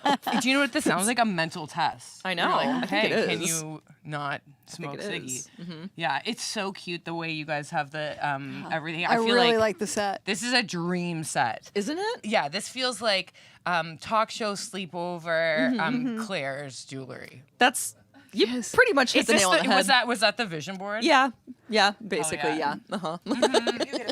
I do. I love stickers so much. I always put them directly on my cell phone. This is a. Also, if anyone's interested in some roll-on body glitter. Yes. It's funny that I have a mic because I'm kind of more silent. Yeah. So, but I have a whole mic to myself. But I'm actually quite silent. Would you? What do you do? I don't have much to say. I do stand-up comedy. Yeah. We have a show together called Horsing Around. Yes, on Tuesday. On Tuesday. Here in Los Angeles, so maybe California. it is a temp tat. What venue is it at? Is that Nico's Wines in Atwater? Amazing. Yeah. I'll Should go. I do class? Come on. I've committed to like 15 shows through the course of the stream. I can imagine. Everyone has a show coming up. Shows. Is this where I put it? Yeah, that's perfect. Should I put it on my face like you? Yeah, I like. Yeah, under the eyes, so cute. Like a little highlighter. So I'm learning how to be beautiful today. It's so good. So send in your money. And we're on here for like an hour with you guys, right? This is great. You're here I'm just getting warmed up. Yeah, until like at least midnight for sure. Yeah. Oh. That's so cool. Well, how are you guys in terms of the how's your energy? Because you guys have been streaming since 9 a.m. Yeah. I just showed up. Same with us. Yeah, no, I don't know why they allowed me in here, but I came prepared to. You thought you were going to a nice dinner to see a jazz show. You look so beautiful. You brought your champagne. I just got pulled in. I was asked are you available to do a telethon? And I believe my response was, I have been training my entire life for this. Can I wear a gown? Yeah. Honestly, I totally agree. Like I'm like I can't. I didn't know too much about what the telethon was until I looked into it responsibly, of course. I was like, yeah, I can be there. I have a wide open schedule and lots to say. But yeah, I'm a wind-up toy. I'll talk about whatever. Oh my God, you put it on too? Making my new comedy partner looks so pretty. You guys look so good in your glitters. Yeah. Well, And I've got the mic back now. Yeah. For more silence. Can I also just You gotta save your voice. Since we're Save having your like voice. a very fast-tracked slumber party essentially right Yes. now, I also need to say that I love both of your hair. Oh, yes. Really? You both Well, have game recognized game. fantastic hair. Can we talk about the East Side girly, like hipster perfect hair on these two? Oh Do I my look like god. an East Side girly? And Because Sarah- I'm not from here, but I want to know where I would fit in. Silver Lake. Yeah. Silver Lake. Yeah. Hey guys, it's just me and Silver Lake. Don't worry about it. Highland Park. Highland Maybe. Park. Yeah. Well, you're kind Yeah. of an East Yeah. Side New Yorker, technically. I live in Brooklyn. Isn't that East? Technically, absolutely. Oh. Which I do love. Yeah. But I like all of our hair is sort of like it's a great spectrum. It We got, kind like, of is. blonde, It's kind of like right now. You have the light lot- red, and then we have total red, and then we have brown. It's kind of like we all have different stages of the same hair. Yes. You know? Yes. This is Like if you grew your hair out a little bit, it would Oh, be yeah, my this is- hair. And then Where are we on and our then breakups? and then get some layers, and then it's your hair. Exactly. Yeah. And then you completely give up on the like the bangs, and then we end up. Her hair is in, thick. Yeah. You know, I'm one of those classic girls who are like, it's fine, but there's a lot of it. But yours is actually thick, but there's a lot There's of it. only 4 or 5 strands, but very thick. Legit Yeah. thick. Yeah. Yeah. Yeah. it Just totally big rocks. chunks. So good. Hair is so cool. I wish I became a hairstylist, but it's too late. It's never too No, late. actually, I've actually decided It's that never it is. too late. There is no cutoff for beauty school. As someone who became an esthetician in their 30s before they went back to porn, hey, you know, I was licking pussies and then I was waxing pussies and I was like, let's go back to licking pussies. Yeah. You were long just as the like, pussy's man, there, these look I'm real happy. good. All right, So cool. let's move along. We're gonna move along real quick. So we are going to we're checking out the game room. Yeah, Here we're gonna we cut to the game room. Now we're talking. Hello, game room. Look at that game room. Oh, look at those nerds. Gaming. Look at these nerds. That's those nerds. He's Successfully, a Earth you master. drink the lube He's that makes your stomach feel not good. yet, and but your it's headache nice to goes know away. about him. Yeah. You're Earth master with 2 R's. Yeah, but so does the lesson. He's also like 7 feet tall in Australia. As the Lube Dragon Yep, roars go again, look him up I online. believe, I'm is that scared. everyone's turn? No, you still have a turn. You Wonderful. might The be on Lube the Dragon couch. is not looking earlier good, but he it was. is still active and that moving. Can I ask Boo I'm so Boo? excited for Marilyn. Are we gonna come You back can and just definitely use try. Metri, He made this on accident. I need you to Like, he remember wants his that. thing dead too, right? Boo Boo is real upset about everything going on. So Boo Boo will help me if I ask him if he wants to kill this dragon? I need you to understand. He will try to be helpful. He's not a good wizard. Oh, like he's as in he's not evil, he's just bad at being a He's wizard. bad at being a Oh, I thought you wizard. meant like he's like a really bad guy. No, Like, and that yeah. oh. He's okay. morally confused. Oh. How do I attack this lube dragon? You can ask Boo Boo if you want. He just did. But I feel like Boo Boo's not going to know anything. Yeah, you're Boo gonna Boo's a ask Boo Boo. shitty wizard. Mhm. Well, to throw it to Boo Boo. You could probably just. I mean, hit what it. if like it's a trick question thing for Boo Boo? Like, what wouldn't you do to this dragon? The opposite. 'Cause Yeah. he's a shitty wizard. I just want you to ask so I can hear Boo Boo talk again. All right, yeah. Okay. I'm gonna ask Boo Boo what wouldn't kill the dragon. I will let this be a free action, and so you can have an action after this. Boo Boo, he says, I put a paper inside the lube, and then it got into Bill Dragon. So there's something in the middle of it, and I think maybe, I don't know, is that its heart? All right. Oh, Dragon okay. is off. That's good info. And that is as helpful as Boo Boo can be with his own mental acuity. All right. Well, I'm. And you do see, after Boo Boo says that, there is a glimmer of something in the middle of the dragon made of lube. Some kind of Does she paper. still have a magic breathing ability inside the lube? That definitely wasn't what happened at all. So the bubble, the thing that let her breathe in there, or like. No, I didn't have exist anything inside? to breathe. No, they I actually was just choked a lot will- on the lube when it they was got just inside of willpower it. in there. Yeah. What was it the same? And then I It was I like- gave you a the magic. bubble, Yeah. but Yeah. Oh, It was that's where you went it was with the just heart. that good dance, that You're square out. dancing from Yeah. Centaur. Mhm. And I can do that again, but I'm busy shooting right now. Yeah. All right. Yeah. Well, out of my Rootin' trench coat tootin', pocket, I pull loop like shootin'. ninja stars. Wonderful. To aim at wait, the sorry. heart. I said wonderful really fast there. Cheers! Welcome back.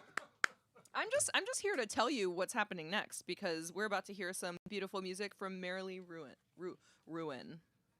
There we go. Merrily Ruin. Yes, thank you.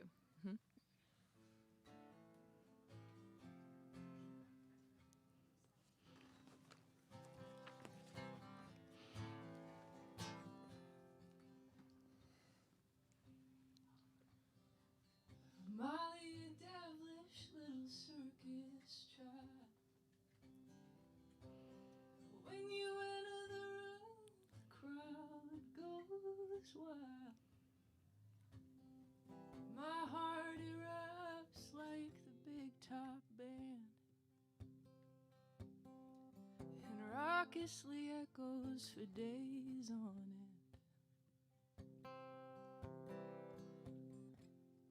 Molly, will I forever be your girl in the stands, looking on and praying for a moment when I can be up on the high wire. You know I wanna be your man on fire, wrestling bears and taming tigers, you big strong man. And someday you'll see, I'll find myself the courage to be all those things. Whatever disaster brings, there I'll stand. Baby, if I can.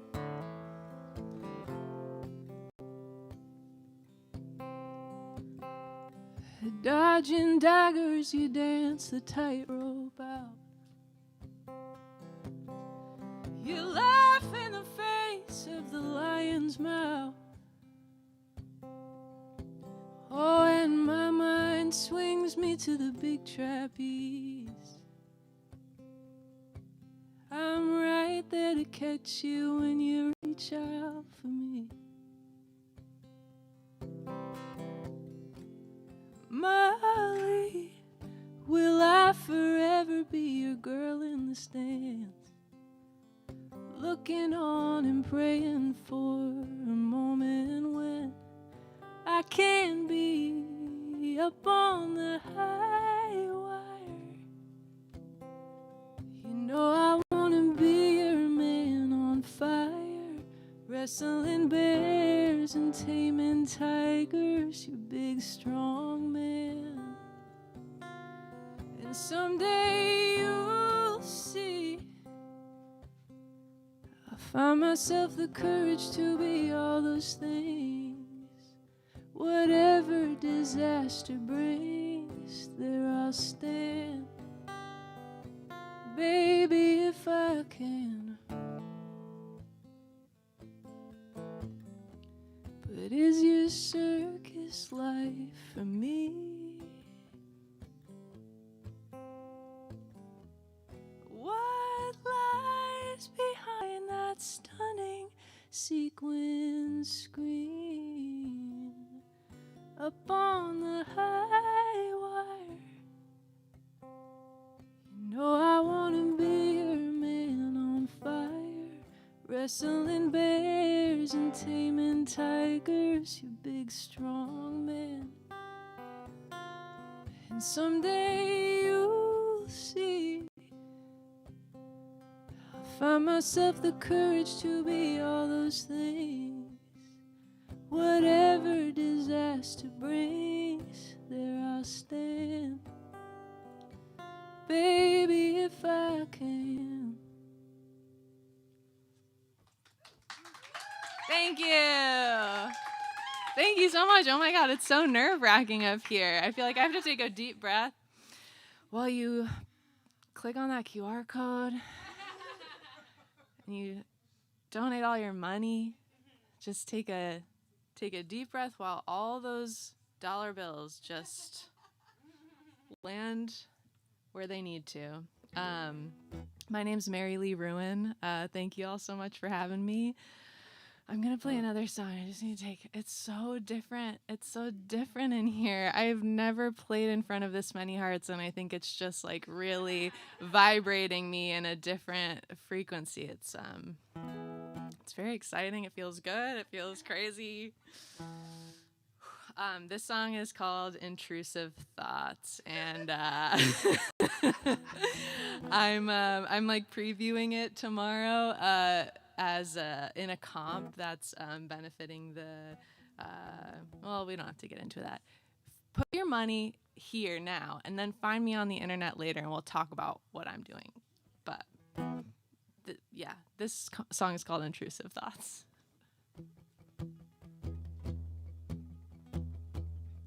I never feel right, like my body's on too tight. I can never move how I... Oh, can I swear in here? Yes. Okay, cool. Okay, great. I never feel right, like my body's on too tight. I can never move how I really want to. On the outside, I look steady. I feel stupid and heavy, tired by the stories of my old mind. I go deep and I wonder, what's it all for? Will I ever be whole? It's like, what if I never get better? What if I'm broken forever? If my whole life is fightless, silent, what if this pain don't mean shit? If it's not about a lesson, I'm suffering for fucking nothing. I don't get how everybody's got this down, living how everybody wants them to. I wasn't built for the hustle of this world, light and free, that's how I wanna be. What if I never get better? What if I'm broken forever? If my whole life is fightless, silent, what if this pain don't mean shit? If it's not about a lesson, I'm suffering for fucking nothing. Maybe I'm weird, fucking weird. Maybe I'm weird and don't belong here. Maybe I'm weird, fucking weird. Maybe that's fine.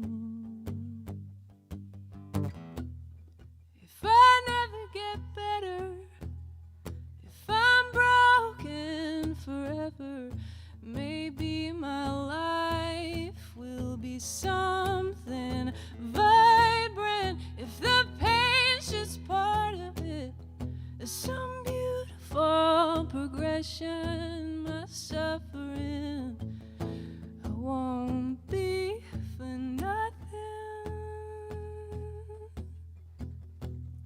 There's some beautiful progression, something vibrant, some beautiful progression.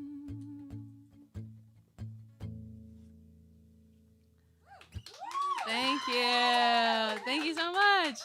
Do I do one more? Do I get out of here? What's the deal? Yeah. Either one. Gracefully which? Wait, gracefully which? It's time to go? Thank you. Thanks, guys. Thank you. An angel. Yes, that was so beautiful. So good. Brings tears to my eyes. It- We do have. It kind of did. We have another person coming up who brings tears to my eyes because he smells so good. Oh my Dustin God. David, get Get up on over here. Let me huff you. Hello. Welcome. As advertised. Yeah. Smells Welcome back delicious. to the telethon. Glad to be here. Thank you so much. Thank you.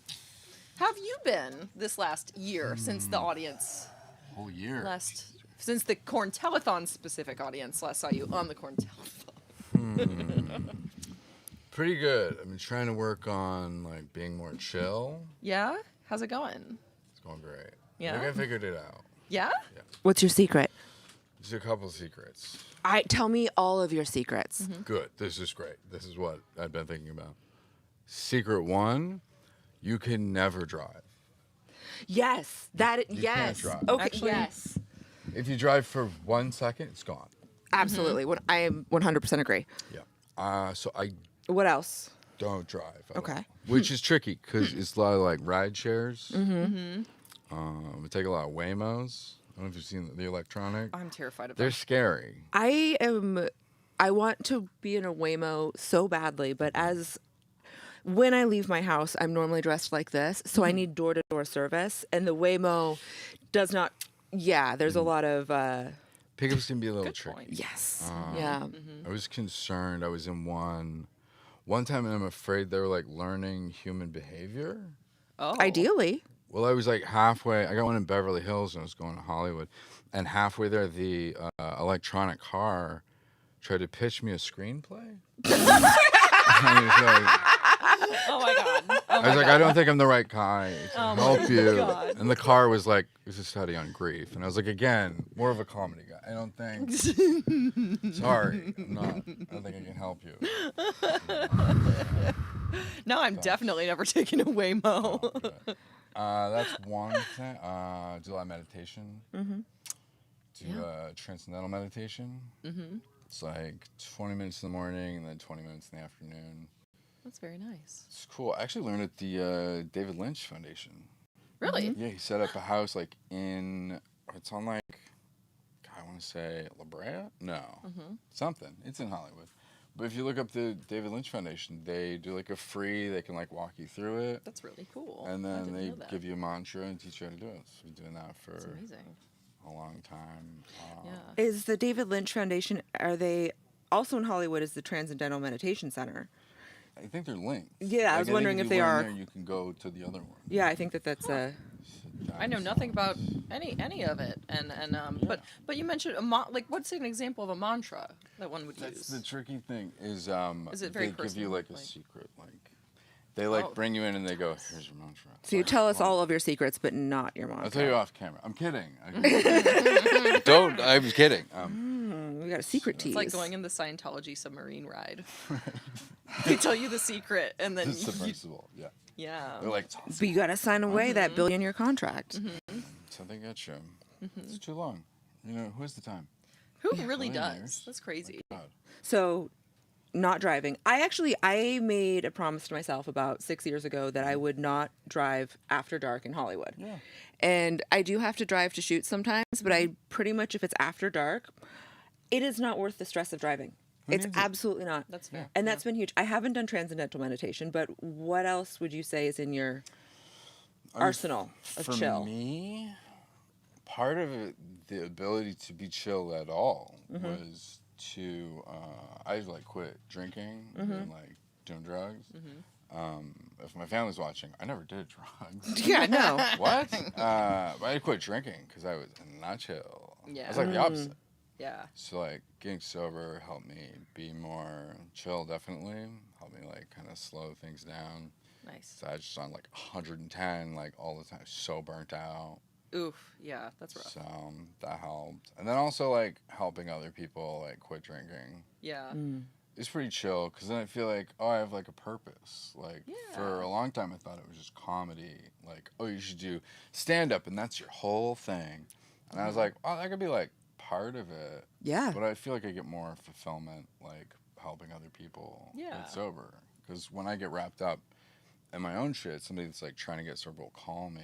Like there's this one guy, he was a lot. I was like pretty new and I didn't really know what I was doing. And I was like, hey man, I got a phone. You can call me and figure it out. And what I didn't know is he was on meth. Ah, so those calls came at some inopportune times, I'm guessing. He called me a lot. And which really helped me, you know, and put things in perspective. Because I'd be like, oh man, I'm going to be late for this thing. And he'd be like, I'm being chased by a demon. And I'm like, listen, you just calm down. And he would say stuff like, I don't know, I'm in a bar. And I'm like, Why are couple you in a weeks- bar? Exactly. Why are you? Yeah. I mean, thank you for calling me if you're in a bar, but as your sponsor, you should not be in a bar. And that was the thing. Like, I was just Maybe step new. outside. Like, I wasn't even like sponsoring people at that point. I go, Oh, you're just providing yeah, it was like fellowship. Yeah. It was like, have you thought about leaving the bar? And he was like, you're like some sort of genius. I don't know how you thought of this thing. Like, that's such a great idea. Why am I here? Like, Valid. so that's helped a lot. He used to visit me at work too. Yeah. I used to work at Book Soup, and Okay, I love Book Soup. Can we talk about how they have all of the items from Liberty of London, all of the pencil cases? Anyway, sorry. Yes. love that job. It's so good. Well, it was. So he was visiting you at work. Yeah, he would Book show Soup, up. amazing independent bookseller here in Los Please, Angeles. Please support your local bookstore, absolutely. And I would be like on the floor, and then like one of my coworkers like shakily would come to me like, "Someone's here to see you, I think." And I'm like, "Oh, yeah, that's. Hey man, hey, I knew you worked here, so I stopped by." And I was like, "Have we thought about, I don't know, go to a coffee shop?" He's like, "Oh, you've done it again." How do you know this? Hard cut to a coffee shop. Yeah. That's Book great. Soup. Oh my God. I saw so many people there. It's my favorite. I've never been. Where is Book it? Soup. yeah. It is I a love Holloway and Sunset Okay. on Sunset Boulevard. It's between. I want to say you can walk to there from the Roxy. Okay. So if you're at the Roxy and what is it, the liquor store on the corner? It's right in between. Turner's. Turner's. Yeah. Yeah. I'll have to check it out. I want to check out all the indie bookstores in LA. All of them. All of them. Oh, we're moving to our next segment already. Thank you for joining We're us and doing giving us it those then. hot Thank you tips. so much. Thank you so much, Dustin, for coming. And what else will always give great to you see a sense of calm and relaxation is donating to protect sex workers' rights. Look Helping at that. people. Yes, helping people. Mm-hmm. Helping people help people, which is what you do when you donate to mutual aid organizations. Thank you. Donate. Let's do it. All right. Thank you, Dustin, for coming on. It's a pleasure to have you. We're going to now welcome up Bo. Bo Donovan. Bye. Bo. Just for you. I've never had the honor of seeing you fully in leather. Amazing. Good to see you. We are 100 away from 10,000. We're so close. Come on, If y'all. someone, whoever's watching who knows me, isn't donating right now, I'm morally upset with you. Same. Same. That's Yeah. not what you want to hear when Donate. when Bo's dressed like that. Yeah, not when I'm just like that. This is business, Bo. This is Business. business. I love This is it. business. And y'all have done business with me, and this is business, Bo. This is business. Mm-hmm. Yeah, we're doing it. Amazing. Yeah, Love it. I was like, well, if I'm gonna go sit somewhere, we're gonna wear leather and talk about leather. I didn't know Ryan was gonna be our co-host, who's met me. At some of my leatherists. You've leathered me. I've leathered. You leathered me. You boot blacked me. Yes. Bit of the Oh, jacket. that's hot. Okay. Yeah. And I was like, because I love the smell of leather, and I'm very open to all sorts of things. And I did not know what being boot blacked was going to be like, and it was delightful. It was such a fun afternoon. I try to give a good experience. I'm familiar with the term, but not so much what it actually encompasses. Can Absolutely. we get a little Yes. explainer? Boot blacks are a section of the leather community that is takes charge of caring for community leather, keeping leather, stored historical things, and then, of course, at a bar, we have boot black stands, known for doing boots. So we'll clean your boots.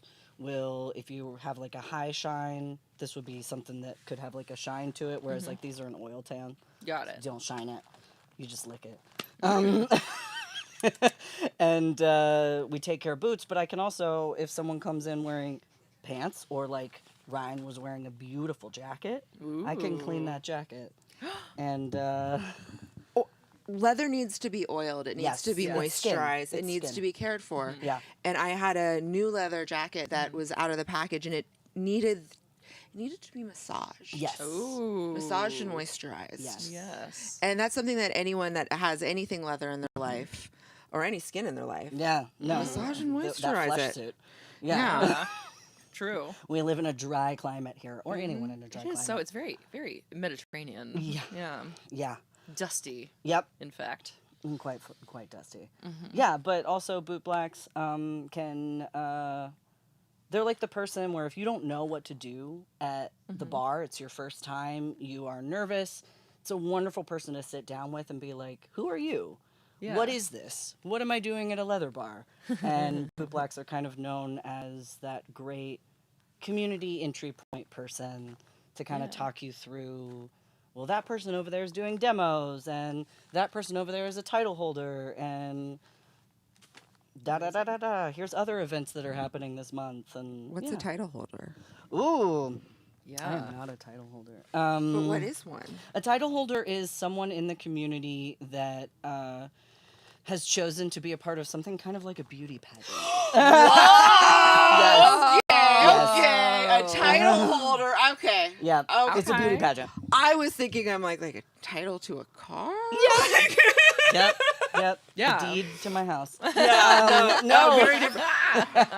No, it's a beauty So it's pageant. like a Mr. or Ms. Leather, Yes. or yeah. And they started in the 70s and 80s. That was a great way for people to come together. And the people who were running to win that title were also doing a ton of fundraising. Example. Ton of fundraising for AIDS and HIV research at the time, as something that was happening quite intensely in the 80s, especially in the gay leather community. So it's really started out as a fundraising initiative and a way to bring awareness to that issue. It's stayed pretty much fundraising. People normally have a platform that they're running on, like raising money for Trans Coalition or raising money for charity of their. It sounds like it's an all-round service. It's very much a which service. is beautiful. It's very much a service commitment. Yeah. And you have that title for a year, and of course it's fun and sexy too. Normally, people are like, I really want to focus on this fetish or kink. Yeah. And so I'm going to make sure that I have a party that emphasizes that. That's awesome. Yeah. So, well, it sounds like being a boot black as well is also a big part of being service, and the leather community Huge. as a whole. Huge. There's in order to maintain the leather, it requires so much service, and that must be baked into the community in a way. Yes. Yeah. I one of the things that I have been so in love with is like, what is leather community? And why do this? Why did I spend all this money? I mean, it looks really cool. Yeah. You look really cool and stylish. So like that could be the entire reason. Yeah, for a lot of, and we won't. I won't shame them. I'll only shame them a little bit, but I jokingly call them, there are cosplayers out there who just love to put on beautiful leather. Support leather workers, support the people, making these garments and how expensive they are and stuff like that. But I also heavily vet kind of who I'm hanging out with to be like, what are you into? And they're like, oh, I just think this is pretty. And I'm like, that's totally valid. I do a lot more than that. So I found other things before I found this. So I found other topics. I found the topic you were hosting with Casey earlier today. Yeah. That's how her and I met. Rope bondage. Yeah. Amazing. Yeah, we met each other through that world. Yeah. And through Melissa. Yeah. So that's so cool. What do you like to do in the world of rope bondage? Oh gosh, in the world of rope bondage, I was a person in rope. But also, a big part of being in rope was I was in a high protocol DS dynamic for 3 years. And so people don't know, DS is dominance and submission. So the BD can, of course, be the bondage and discipline can be a part of that. But basically a set of rules. And people also talk about like, well, why would you wear something like this? And I'm like, well, it's a uniform. And uniform as a whole, we could go down. Please. We could go down a path about uniforms and the leather community, and of course, like and high protocol. I mean, and you're high dropping all protocol. these terms, and I'm just like, So good. tell me more. Tell me more. High protocol was, when I showed up to see this person, I had a set of things that I did. I wore clothes that they wanted me to wear. I never sat on furniture. I never looked them in the eye. I cleaned their house. I served them drinks. But but also in return, as someone who did not yet know how much guidance their autism and ADHD needed, I got so much structure. So like the dominant in that connection gives, if it's what's agreed upon, of course. Yeah, It's yeah, all no, about- no, no, no. Yeah. This is- we're talking about your specific situation. Yes, in our situation, I got so much guidance about growing up and going through my first like 29 to 31, which as we all know is a rough set of years for a lot of people. That's Saturn return. I know. I changed a lot those 3 years, but and also this person happened to be trans, and I found my ability to connect with my transness with this person, and it was just so beautiful and meaningful. And then also I found a bunch of stuff that really turned me on that I had not connected with before. I just read about it. Yeah. Like uniforms? Yes. Yes. Like and cigars. And I did. I brought my Cigars. cigar. I was like, I promise I won't light it. That's inappropriate. I'm inside a building. When we were sending out call sheets, Alex was like, he said your name, and I went, "That's my grandpa." Yeah. Correct. Yeah. I've officially. For no reason other than like cigars just remind me of my grandpa. Yes. So Yes. That's it. Thank you. That's it. Hey, we all know each other from a very specific environment. I'm We like, do. was there a Yeah. comedy movie Was that there- I missed? was there a film? Bo never played my film? grandpa Was in there a a porn, although that'd be fun. It's so funny. In our world, in our business, people call me grandpa, and then I have gained the term TO, leather TO, in my community. That's so yeah, great. it's really sweet. It's very That's very so sweet. great. Yeah, sex workers can be so many things to Yes. so many different people, Yeah. and Yes. our work should not go unnoticed and needs to be appreciated. So make sure that you are Donating. Actually, speaking of which, guess what? I just got word that we hit the 10,000. And we have a new anonymous Oh. $1,000 match if we hit it by 8 o'clock. We have, oh my god, okay, that is. We have a $1,000 match up till 8 o'clock. Got it. Give. Okay, please Will give, you give. if I We need to get start this giving $1,000 Ryan match. spankings? No, Yes, please. I mean, with clothes on, I don't see why not. Yeah.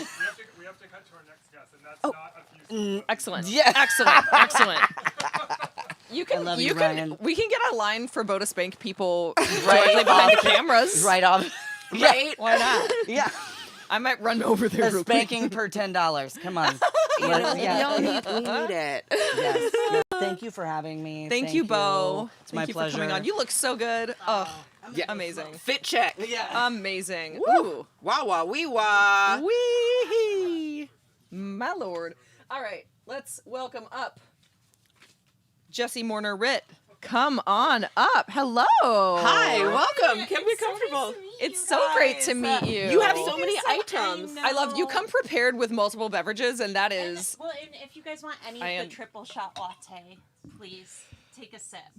I'm trying to stave off some of the caffeine because I have been highly caffeinated all day. Yeah, I still have some left. Well, and if you It's need delicious. a portable phone charger, Those are clutch. use that. Those are really nice. Yeah.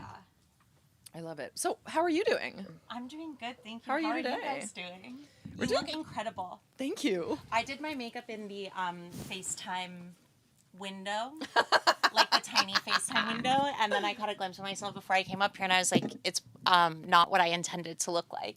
But I'm so It excited looks really to be good. here. It looks beautiful, actually. what were Are you- you what was using a saying? cream? What were you Are doing? you using Going a for, cream like- blush? No, but I do think I have rosacea. Oh well, I would buy that color. Really? Yeah. Thank you. That really It is- makes me yeah, it's feel really good. invincible. Okay, so who's been the worst guest? Let's see. You. I mean, God, did I see that coming? You know? I asked it early on because I was hoping it wouldn't be. I've been here since 9 a.m. and I am having trouble even remember. It would take me like 20 minutes to go through my brain catalog of Yeah. I just got here and it has been nonstop delight, including you. Thank you so much for saying Welcome. that. Thank you. Everyone out there was like, the hosts are incredible. You guys should have a late night show. Replace Steven Yes. Please. Honestly, I'm down. Yeah. 100%. Netflix? I think you guys could do it, like in a big way. That be my dream. I know, right? I know. I just want to yap. I just want to yap. I just want to yap about what's going on. What's going on? What is going on? What's going on in your life? I mean, okay, well, actually, And professionally. Thank you for asking. I did just accept a job as the choreographer for the 4th grade production of Newsies. Oh my God! But I do. You have are to doing say, the Lord's fucking work. I'm a little nervous because I'm not a choreographer. It doesn't matter. They're 4th graders. It's fine. It's 4th graders. Do you think they're gonna notice? No, they're going to be so excited to have the opportunity to perform and to explore part of their personality that they might not have even considered. Yeah. Teaching the arts to the youth is such a gift. It is such a privilege. Yeah. And It is. God, I'm so excited for your class. Thank you so much for saying that because I'm like, I can't believe how bad our education system is. It's upsetting. That I'm being hired as a choreographer with little to no experience. I never once called myself a choreographer, but I did say that I like to move in interesting ways. Done. There we go. That's, Yeah, that's, that qualifies. And it was hired. Choreography is, right? So, right? There we go. That's kind of what I'm hoping for. Do you guys take dance classes anywhere? I am incredibly uncoordinated. I am terrible at dancing. Every time I try to salsa, I generally get tangled in my own high heels and fall over. So I'm probably at the level of your 4th grader. So if you can teach me to dance, you have got this production Newsies. What a show! I know, what a show. Bo sang me some of the song earlier for Newsies. He said it's a lot of 2-stepping. And I said, well, let's add a 3rd step in there and call it a day. That sounds, and then you'll be doing even more than the movie did. I know. I mean, I can't believe it. I went from not being a teacher to being the best teacher in the world in a matter of just this show. Teacher of the Year. Yeah, thank you. Thank you so much. So keep an eye out for the production, but absolutely, I'll tell you guys about it separately because I shouldn't probably talk about it now. And then. Yeah, we don't want all the audience showing up to the elementary school. Yeah, but I think it could be I think maybe the overlap between the people watching this stream and the people going to the 4th grade production of Newsies is higher than we think. Well, it's because everybody enjoys our content, including parents, educators. Exactly. And that is why the two of you are the next Stephen Colbert. Yes. But Stephanie Colbert. Yeah. I was thinking that I wanted to be like Joe Rogan of the left. So I've been spreading some wild conspiracy theories. Ooh, really? Okay, Like what was what? your first one? Well, my first one is that pandas aren't real. Oh, that's a good one. Yeah, I think that is actually pretty. I feel like that'll work on legit. most Americans. Yes, yeah, they're Easy. definitely What not. do you think they are? It's an island of Dr. Moreau experiment, and that's why they don't mate in captivity. Is because, I mean, they don't mate in the wild because they're not from the wild. Why would a bear, choose to eat something that it can't digest, like bamboo? Yeah. They can't digest it? Where do they mate? They don't. Pandas don't mate? So we have spent billions of dollars trying to get pandas to mate in captivity. And they just... Why are we spending that much money on that? Because they're cute. Yeah. Because we do like pandas, yeah. They're real cute. I think they should redirect that money to the education department. Yeah. Or the corn. to sex workers. Yeah. Mm-hmm. Honestly, yeah. Yeah. But so they've spent all that money to get them to mate? Mm-hmm. And it doesn't work? Hasn't it? No. Are they not fucking? Pandas aren't. They don't want to fuck? Mm-mm. Maybe the set design is bad in the sex captivities. They actually did make a panda porn video to show to the pandas in captivity to try to encourage them to mate.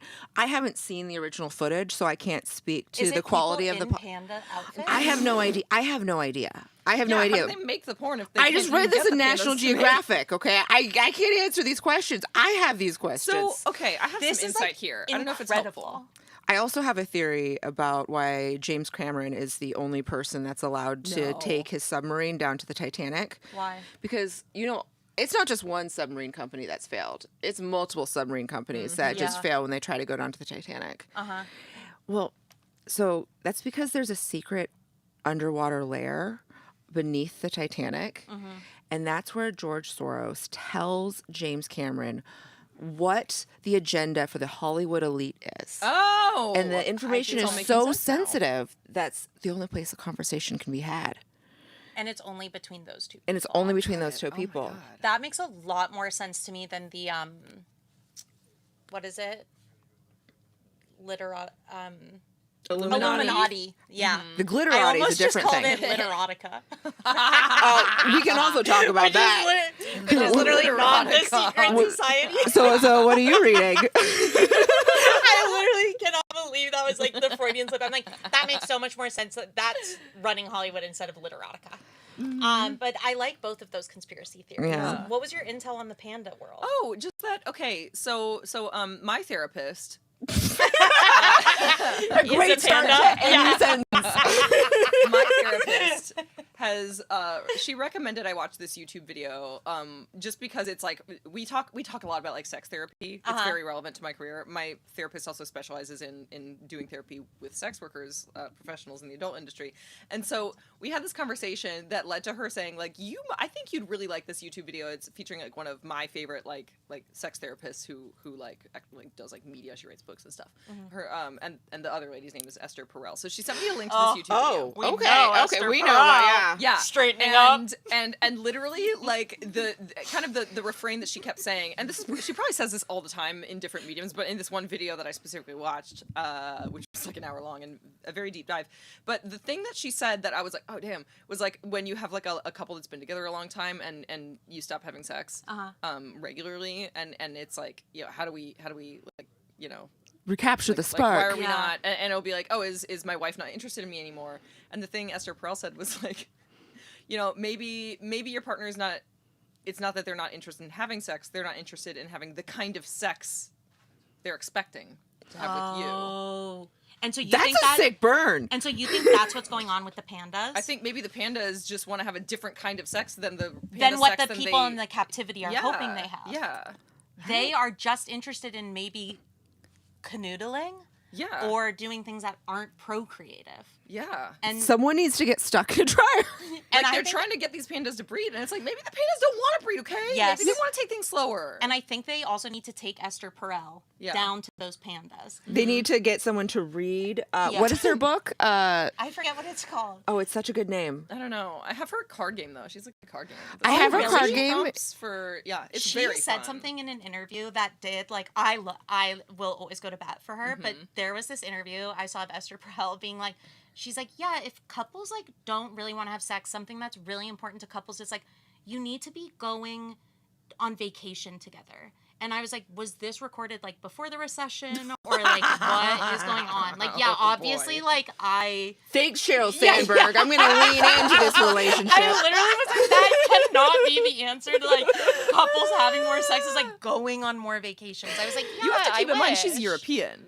Yes, Like, exactly. yeah. So they're like literally jetting off to the coast, and it's like the same as They us get going to like most- San Diego. Yeah. Also, most people living in Europe varies country to country, but a lot of Central Europe and Western They European don't work countries, in August. They get 6 weeks of paid vacation leave. Yeah. Yeah. Man. All right, we And they have another healthcare. guessing. Oh, It was yeah. so What was nice. your name? Where can people find you? I'm Jessie Moore-Rit, and they can find me at my show, Female Documentarian, where I make a documentary about someone in the audience. Wait, what? What? Wow, we should have talked about this way earlier. This is amazing. I will be there with my arm can't raised. wait. You guys are doing an incredible job. I can't wait to see your show. Stephanie Colbert. Hey, I can't leave. You can just move the mic. The couch doesn't want me to leave. Track yourself with all your items. I know. It's just, you know, a girl As someone has who to be comes with careful. multiple items, I am here for this. Thank Because you. I'm like, I can't leave the house. Cheers to you guys. This is my type of Female lady right here. documentarian. I love it. I love it. Have to go see that. Funding pitch. Funding pitch. Funding pitch. Which We're just camera am I gonna say supposed the to be words. looking at? I've been kind of. You are green. Look at green. Oh, I've just been randomly looking at different ones, being like, which you one? can look at all of them. I mean, technically they all work. Hey, you know, normally the camera you look at has a light on top. What is this? We need more money for next year, so we need to get through this year. And we have someone that will anonymously match your donation. $1,000. We By have 8 o'clock. 25 minutes for you to double your money by donating. Double it, please, dear God, just double it. How close are what's our progress been since we announced that? Only $100. Only $100? We need $900. I need $900 in the next 25 minutes. Yeah. And I'm not allowed to it'll take get my matched. clothes It'll off. become magically $2,000 thanks to the anonymous Yeah, matching donor. if you can donate $900, you will that $900 will turn into $2,000, and that is magic that can only happen. Serious magic. Serious magic. Sorry, okay, maybe no more of this. I like it when people make puns out of my name. We have a guest. We who's have gonna Hayden join us. Johnson. Yes, Who's coming from the game room. Just come on up. Just come on up. Just come Stroll hop on on the in. couch. How was the game room? Really fun. Yeah? It's really great over there. Everyone's worked very hard to build a beautiful world. Yeah. Wonderful. I had a really nice time.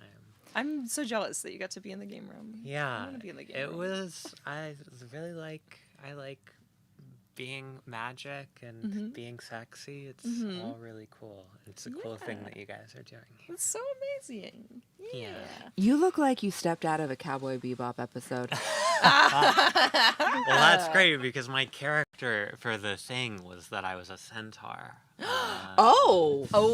Okay. Yeah, which is, I know is not what Cowboy Bebop is about, but it's kind of like it's, you know. I'm reading the Dungeon Crawler Carl series right now, which is mashing up all of the nerd culture stuff. So, yeah.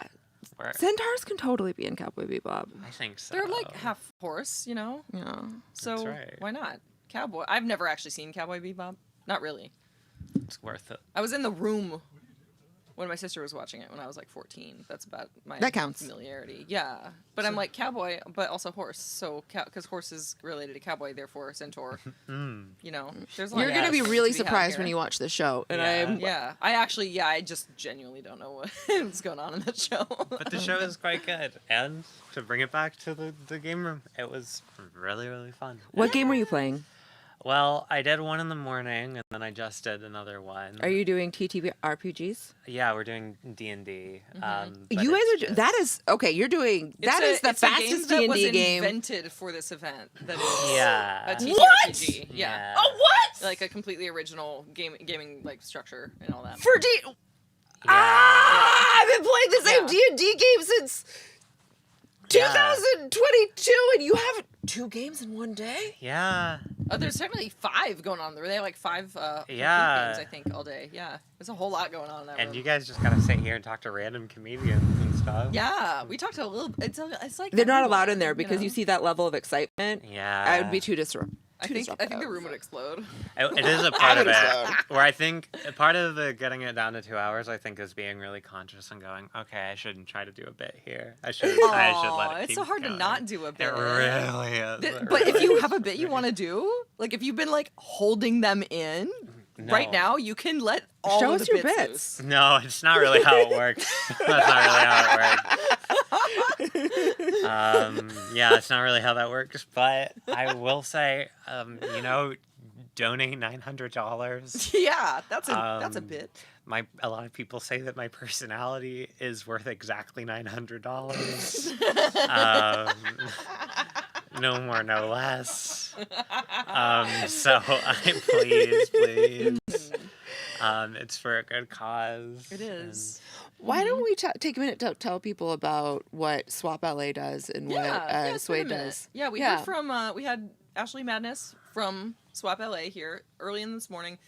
Cody Vore was here all day. She talked about Suede multiple times, but it has been a minute since we recapped. So And we haven't done it just since great. I got here. Yeah. Yes, that is Yeah, true. why am I here? So we are fundraising today for 2 organizations that both do mutual aid for sex workers. One is SWOP LA, which is Sex Workers Outreach Project Los Angeles. The other is Suede Sex Worker Aid Las Vegas. And both they're similar organizations in a sense that they both support sex workers in need with mutual aid. And in the case of Suede, it's pretty much in the form of micro grants that are just given directly to sex workers in need. They have very little overhead, so pretty much all the money that they receive is going directly into the hands of someone in need. And very similar with SWOP LA, they also focus on providing many different kinds of resources, realizing that the needs of sex workers are not exclusively always financial, although they do plenty of that, but it's also like providing resources, harm reduction, and just a lot of like incredibly important work that has always been necessary, but is becoming more necessary in almost a like dire situation kind of level. Let's talk about because of the impacts of censorship on the specifically. industry. Yeah, let's talk specifically why sex workers may need more support now more than ever, or more than in at least my memory. And I've worked as a sex worker for 20 years, and things have never been this bad. Yeah. It is really scary out there. I mean, I have dealt with a website traffic reduction by 80%. Yeah. Since the election, which makes it very hard for me to stay employed and I have people that work for me, and so it's hard for me to pay the people that work for me. A lot of people. It's kind of nuts how many people don't realize that. It's like we're not just. It's not just me. Like it's very rare, especially these days, for any performer or content creator to just be like, we're very much not really being employed by other people. Like a lot, like I shoot for studios, and I shoot for companies, and if I go to work for a studio that day, I'll walk home with a paycheck. But like that's like literally 5% of what I do. Yeah. Everything else I do is I'm making my own content, I'm selling that directly to fans, and all the money I get from that is used to cover my business overhead to pay a lot of other people. Editors. Who help me with my I pay business. a lot of editors. It is literally in its own ecosystem financially. It's its own industry.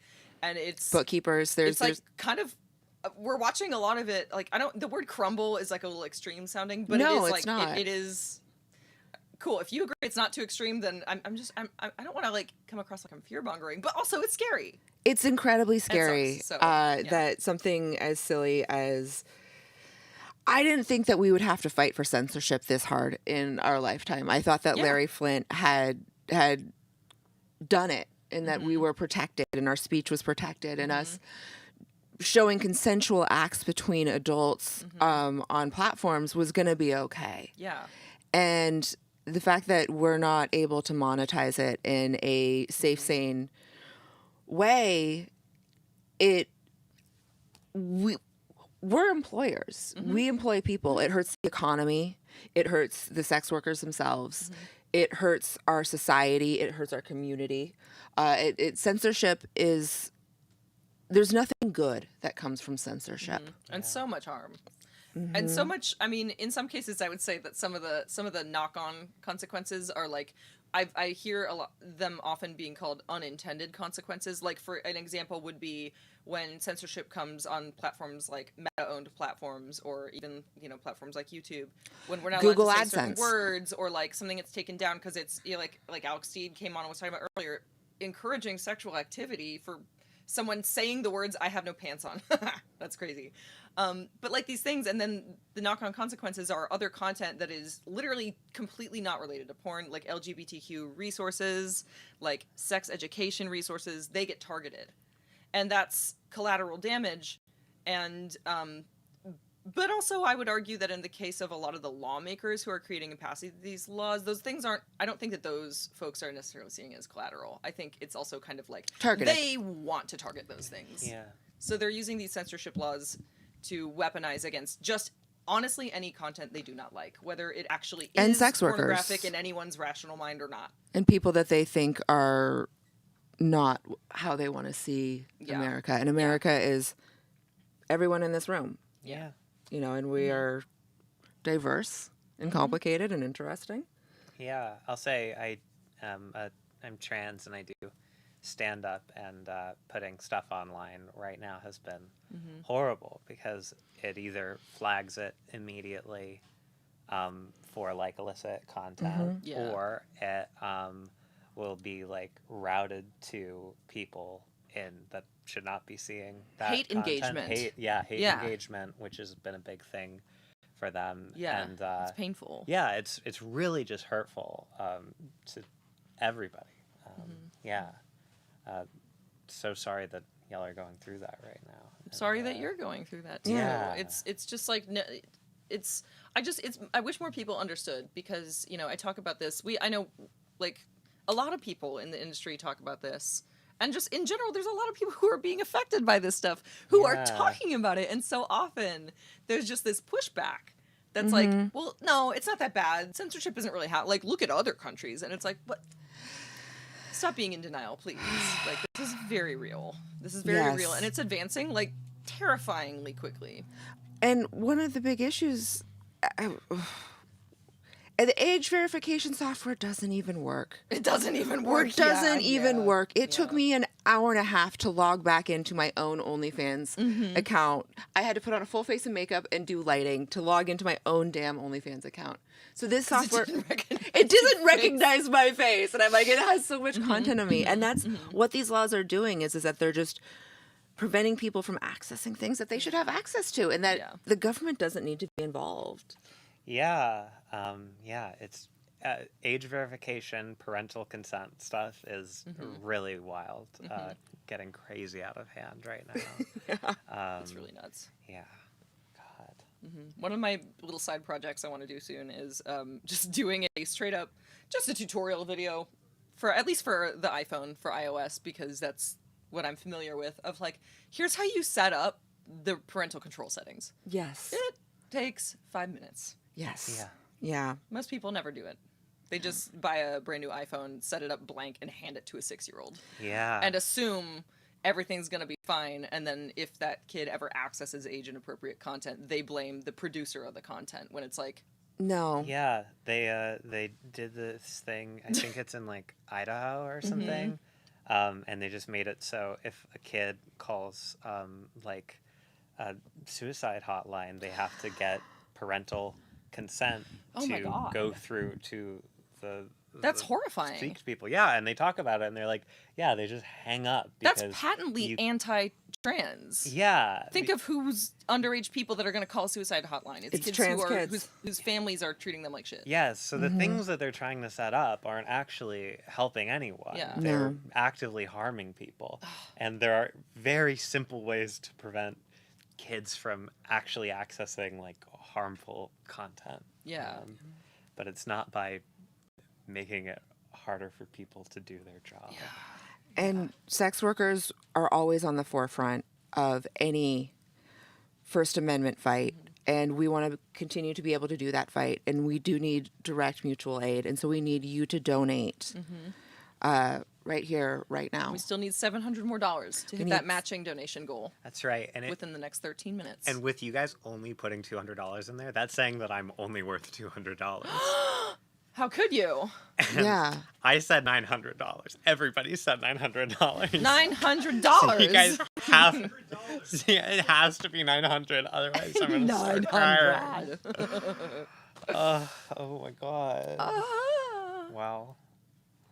Thank you for coming on. You guys are wonderful. I'm sorry I brought it down. I apologize. No, it's really We important. gotta And get people real, should be you know? donating. Like, as much fun as we're having here with like all of these amazing.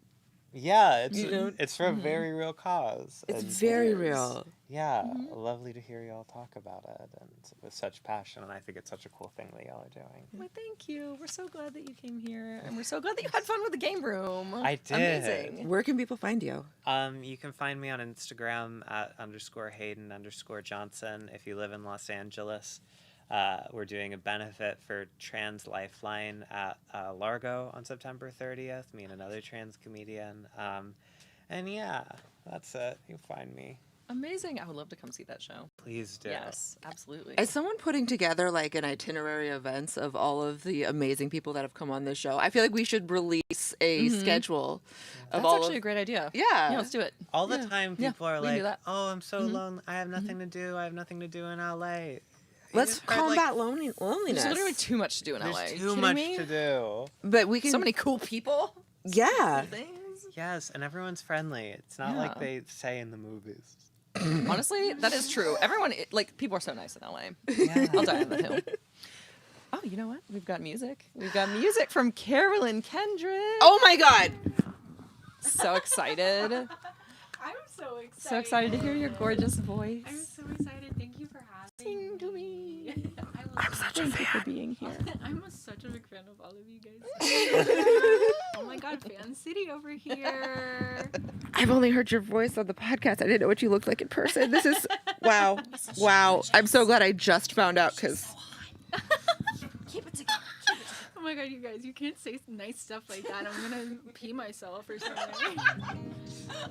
I'm gonna take this opportunity to say thank you for donating if you have already, and make sure you donate if you haven't yet. And I'm gonna sing some new songs.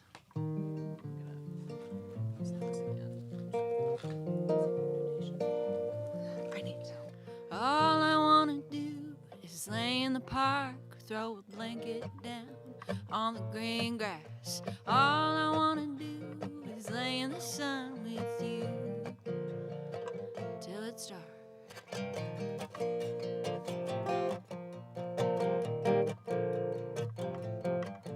And all I wanna feel is the beat of sweat running down my neck, running down my back.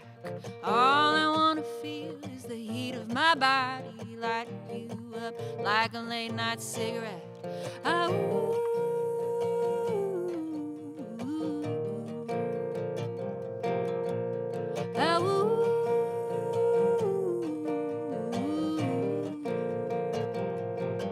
and all I wanna know is everything about you. Now that I think of it, everything about me too. What makes you breathe? What makes you smile? What makes you hollow? What makes you whole?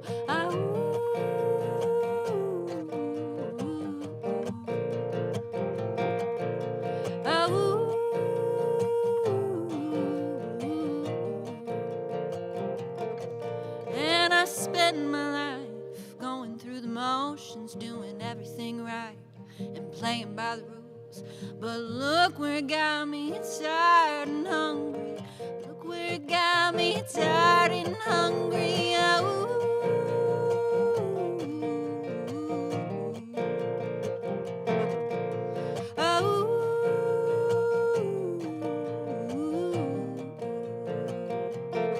I want a life of desire. I want a life of desire. I want a life of desire. I'm preaching to the choir.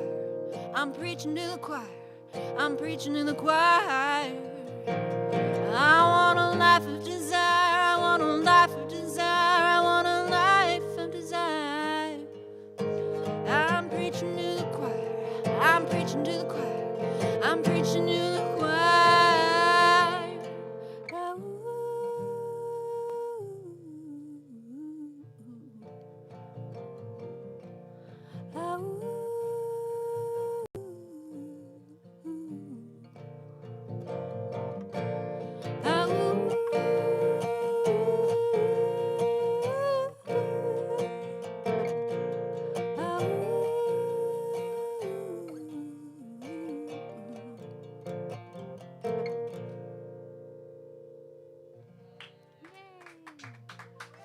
Thanks, you guys. I realized I put this little bracelet on and it's clinging around.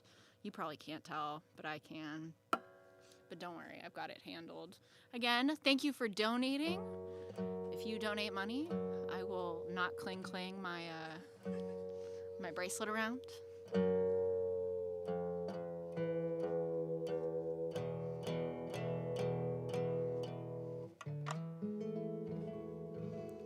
This has been a really fun day. I've been hanging out in the back, not to make you jealous, but there's so many cool people back there.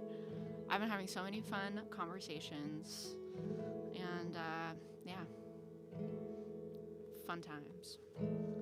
Yes.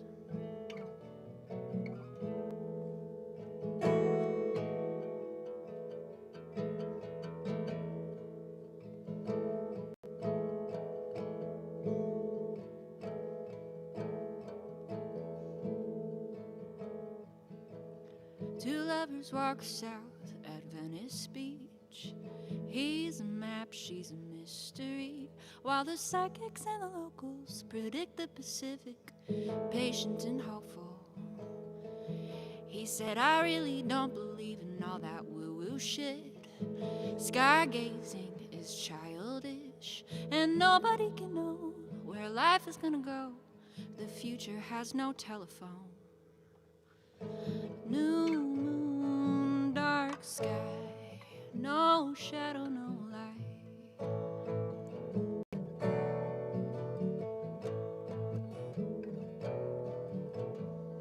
She said, okay, John Wayne, have it your way. I've picked my battles enough for today. But what are you afraid of? The unknown never hurt no one that I know of. And how will you ever survive yourself. You treat having fun like it's bad for your health. Just because you can't see the moon rising, don't mean it's not on the horizon. New moon, dark sky, no shadow, no light. New moon, dark sky, no shadow, no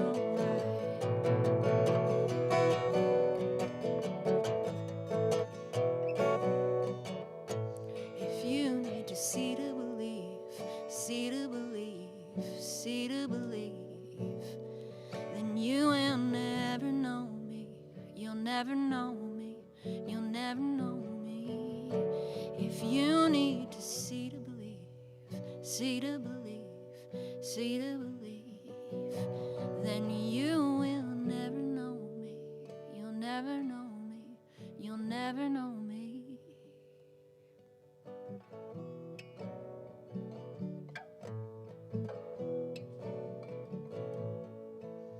Oh, new moon, dark sky, no shadow, no light. New moon, dark sky, no shadow, no light. New moon, dark sky, no shadow, no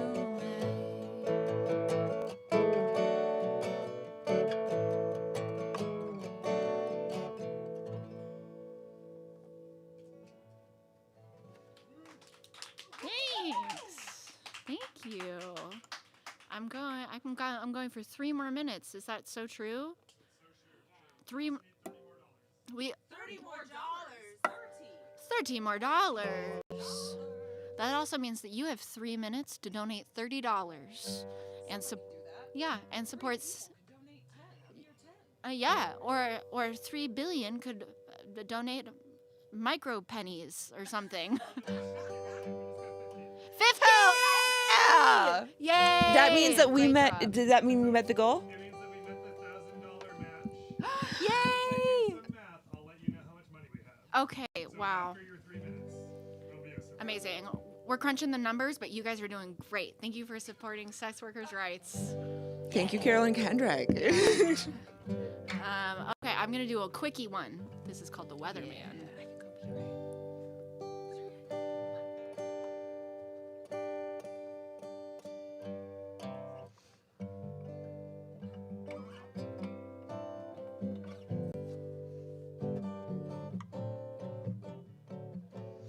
And I am the weatherman, my finger to the wind, watching the storm clouds rolling in. And I know the future, I know the forecast, I know the skies like the back of my hand. And I thought there'd be rain for days, I thought I knew everything until I woke up today. But I've never seen the sky so blue, never seen the sky so blue.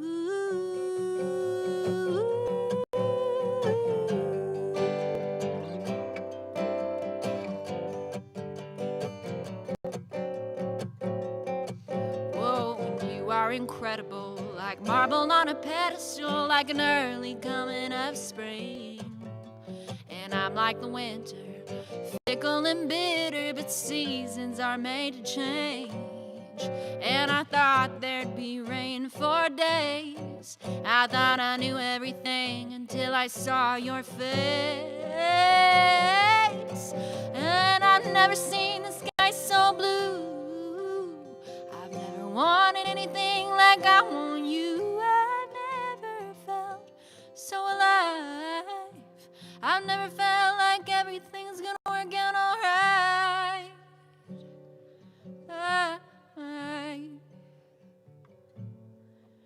Oh, I am the weatherman, my finger to the wind, watching the storm clouds rolling in.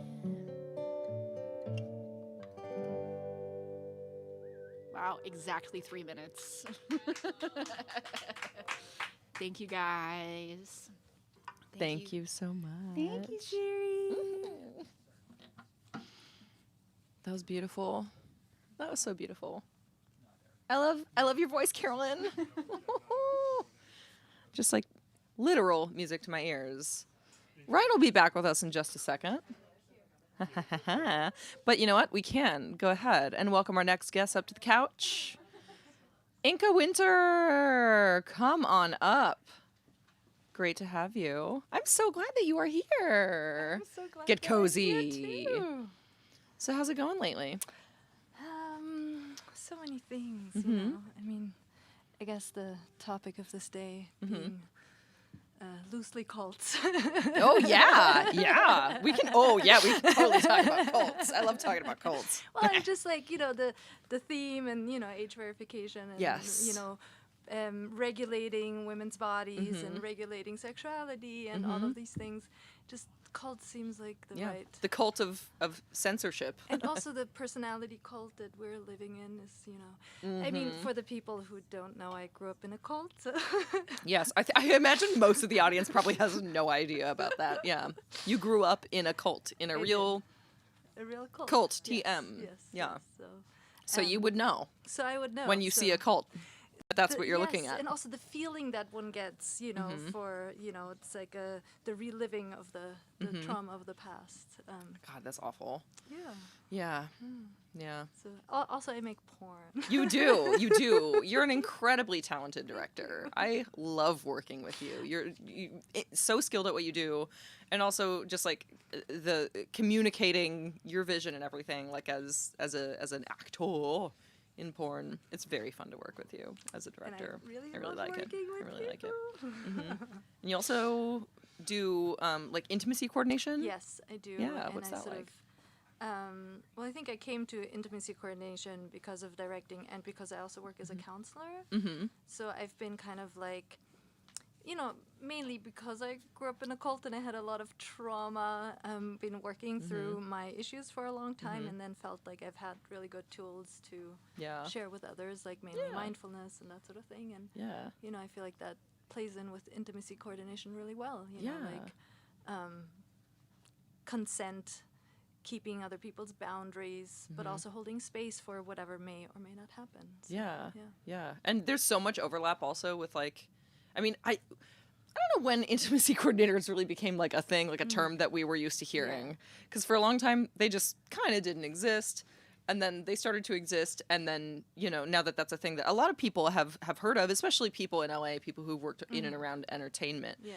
And it's such an overlap with like working in porn too. Because essentially directing or participating in many capacities in a porn scene is kind of like intimacy coordination. It's in some ways similar. Yeah, you and I know? think as talent now that talent has more of the shooting by themselves, like you know, Yeah. for OnlyFans and whatnot, like what you guys have to do with each other is Mhm. also intimacy coordination Mhm. because you have consent talks and talk about boundaries. Yeah. And I mean, I would say that like in mainstream film, intimacy coordination is very different because the agreed upon actions are very different. You know, Yeah. obviously not having sex, there's a different sort of coordination that's happening, different kinds of boundaries. Yeah. That when you do porn, it's like, okay, it's a given that you're gonna kiss. Yeah. Yeah. You That's know, true. Yeah. The clothes are coming off. Yeah, Like, you know, yeah. your boobs probably. Although, gonna I mean, be- even on the kissing, I'm like, I can think of a couple of scenes that I did with a talent who was in an otherwise essentially monogamous relationship Mm-hmm. outside of their work in porn, and that was it was like no kissing on set because that's like ironically when you do porn, kissing can feel like a more intimate thing. 100%. But that's why it's important Totally. that we talk through it in great detail before we actually shoot the scene. Yeah. Ryan, come on back up. Get back up here. Oh, actually, while we're, this is actually perfect that you're coming up because it's a little bit a break of what we were talking about, because I do want to announce that we are currently at $11,320. That's incredible. It's amazing. It's amazing. But why stop there? You know, why stop there? I personally will match $2,000 in the next hour. Oh my gosh. So if look, y'all, it's 8:05. We are telethoning until 9 p.m. If we get, I really hope we blow past it, but I would absolutely love to get $2,000 more donations, and I will match that so that we actually get another 4,000, because that's personally, I would really love to get above 15,000. If we could get for the whole day, 15,000, that would be fucking amazing. It'd be validating. Yes, right? I know. Yes. Yeah. So I want to match. I got money to, I mean, you know, I made it. I made it myself. I would like to match it. So help me do that, please. Let's get there. Get out there. Get out those wallets. Get some the greenery wallets. on the scenery. These girls work for your tips and your tips alone, and sometimes they need Truly. a little bit of support on the Truly. back end. So true. We were just talking about like intimacy coordination. Yes, and no, how, I was listening. You know, kind of the overlap with working in porn and the way that we have very detailed consent conversations before we touch anyone on set. It's yes. Mm-hmm. Which I think the viewer doesn't really know how much talking about sex happens before porn. If, you know, because if they had any idea, we might have less of this fucking censorship. I mean, think that we I have would a like to lot think. less of this censorship. I recently had a conversation with my sister who obviously knows what I do for a living and was, you know, we were talking about dating, and I was like, I can't imagine having sex with someone new, not fully sober in the light of day, without having a conversation about boundaries and looking at their test. Yeah. You know? Yeah, I was just trying to date somebody. Anyway, that's another story. No. Let's talk about it. I talked to him about sex, and he was like, "Oh, this is the first time that I talked with anybody about sex before having sex." And I was like, That's wild. That's not what the standard should be at all. Look, I went on. Oh no, I'm really outing myself now. I'm on Field. This is a recent occurrence. I just, you know what? I got curious. I was like, I want to know. I want to know about Field. Yes, no, maybe so. They No, did it's fun. sponsor It's fun. this It's as their really fun. sister's It's really concert, fun. so I support Field. Yeah, and I did. I went on one date, and like it was definitely, and it was, you know, the person I went out with, civilian, also very slutty, you know, like They're on like, Field. I think like, that's Field. I feel Yeah, like that's it. that's what it's for. Yeah. Takes one to know one, kind of, you know, that kind of thing. smell our Also, yes, own. that is specifically what Field is for. But it was like, first of all, he was very excited that I wanted to like talk so thoroughly through things. But it was also kind of surprising because he was excited that I wanted to do that, because he was like, oh, I feel like most people are so awkward that they don't want to actually talk in detail in this way before doing things, you know? So it's just because it's been a very long time since I dated in like the civilian world. I've been with my boo Coco for like 8 years, and you know we're poly. We both like, you know, go around, but I mean, I'll be honest, most of my experiences outside of that for a very long time have been exclusively within the industry, work related stuff, and so. It's kind of like with time I like kind of forget. I'm like, oh, everyone doesn't do it this way, and it's a little bit jarring to be reminded of that, because it just feels so. It's not. I know. People think it's just going to be awkward, but I'm like, it's really not. Like, I think sex is inherently awkward. Having a conversation beforehand makes it less awkward. Makes it a lot less awkward. I agree. Yeah. Also, like, how are you gonna know? you what get I your want? disclaimers out of the way. Because I have a lot of disclaimers. I'm like, look, if I do this, if you see me do this, if I do this thing with, like, I'm like, don't worry, that doesn't mean anything. That doesn't mean anything. If I do this other thing, that does mean something. Like, I taught a class. I used to have a better sex seminar series that I did in New York, and this was back in 2010. And I had an entire section of things that you see in porn that you should never do in real life. Oh, very because good. There's a lot of things that you see in porn that you should never do in real life unless you've discussed it, asked. And communicated ahead of time. Yes. Yeah. And that's what it's. Communication is important. It's so important. Also, just like, I feel like there's so many like just basics things. Like, for example, for me, I mean, we can say all the things, right? Yeah, Like, we're not like, currently being so- censored, yeah. but we want to fight so, like, censorship. It takes here. me like a really long time to climax, and I feel like if I don't tell the guy that, he's gonna sort of, I don't know, get disoriented and and then wonder. Frustrated. You gotta like buckle up, buddy. This is a marathon. yeah. You need to strap in. Yeah. We're taking stamina. Oh, I had a guy one time tell me I didn't expect a marathon, and I was like, But why not? You should, maybe you should. Oh man, yeah. Anyway, Oh boy. that was that. Where can people find your work, Inka? Foreplayfilms.com. Foreplayfilms.com. We've done some stuff together. Gorgeous, cinematic. It'll change your life. Yes.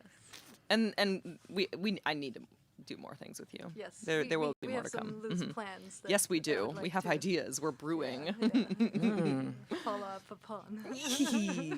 It's time to welcome our next guest up. So thank you so much, Inka. so much. It's always wonderful to see you. Your outfit is so cute. Also, I love this I just blouse. bought this in Germany. That's beautiful. At whatever the TJ Maxx version is. There's a TJ Maxx German version? TJ Maxx. It's hilarious. Okay. Yeah, it is. Yeah, I know in England it's TK Maxx. That sounds about right. Hell yeah. Next up. Ooh, boy, we have Wyatt Fair. Come I'm on saying up nipples. here. Free the nipple. Hell yeah. How's it going? Hi, how are you? Good. Sorry, I think there was a little. Wyatt Fair is a friend of mine who writes with me. My name's Anthony Kiedis. Oh Yeah, my my name's Anthony. Yeah, No Anthony way, Kiedis no from way. Red Oh my Hot. God, And I am a actually, huge thank fan of you. Yeah, Why are you wearing pants? I thought you were gonna do the sock thing. I always try to be cautious. That's fair. We That's are kinda- fighting that was kinda the- censorship, those are but we're also trying kinda- not to get censored actively. Yeah. When I was a younger man, Mm-hmm. the tube sock on the penis was kind of my go-to kind of thing. Mhm. But as I've gotten older, I've grown up a bit, and now I do wear jeans often. Full pants. Yeah, Great. jeans. I love yeah. that for you. At the beach, I'll wear a pair of board shorts or something. But yeah. That's very cool. That's very California. Thank you for having me. This chill is of you. amazing. I love this studio. I feel very at home in studios like this. It's What does it remind you of? just kind of the old days. Yeah. Yeah. Recording all my old albums. Yeah. Yeah. What's your favorite one, personally? Well, it's like picking your favorite child, but Mm-hmm. California let's be honest. Californication was a huge moment for the Peppers and I. Would you ever allow a documentary film crew in to record another album creation series like Funky Monks? Sure, yeah. Sure, yeah. I think we're we've settled down a bit in our older age, the Peps and I, but yeah, definitely definitely yeah, why not? Mm-hmm. It might just be us kind of getting sandwiches and stuff. I love sandwiches. Yeah. Have you ever been to Dan's Super Subs? No, where's that? It's a California institution. If you What? if you know the Valley. I've delicious. Best subs in LA. You gotta go. You gotta check it out. Ryan, I'm taking you. I am so Anthony, excited. I'll take you too. It'd We be just met, but I'm willing to expose you to this. It would be an well-kept honor, secret. and I'm always happy to try a new sub. What's the kind of go-to there? What's the best? They literally have like 100 things on their menu. It's insane. I don't even know what the go-to is. I just get a BLT because sure. I'm a slut for a BLT. Yeah. But like they have literally everything, and Yeah. all of it's good. All right, good vegetarian options. They do. They have I a try good to keep amount, it a yeah. little bit lean and try to go vegetarian when I can. They do have a lot of vegetarian options for sure. Very good. What are you doing? What else are you doing these days? Like, what's kind of your MO? Well, It's a very strong mustache. Thank you. Yeah. Uh-huh. No. 475 is a 2000. Oh my God. That's so, oh a boy, lot- math is so hard. That's a lot. Keep trying. 475. I know. So we need $1,525 by 9. I just did the math. Look at that. Look at quick maths. That I wonder if the one thing that I am excited about, kind of one of the main reasons that I wanted to come on the show and talk to y'all is that I am working on a new book. That's kind of the main project right now. Oh, Tell us Yeah. more. Is it a memoir? Yeah, Scar Tissue 2. The sequel. Oh my God. Yeah. So I kind of took all the stuff from then and kind of reworked it, into sort of, again, kind of with my new creative projects, my art, my, I do a lot of calligraphy. You do calligraphy? Yeah, That's yeah. Okay, what's your favorite like style?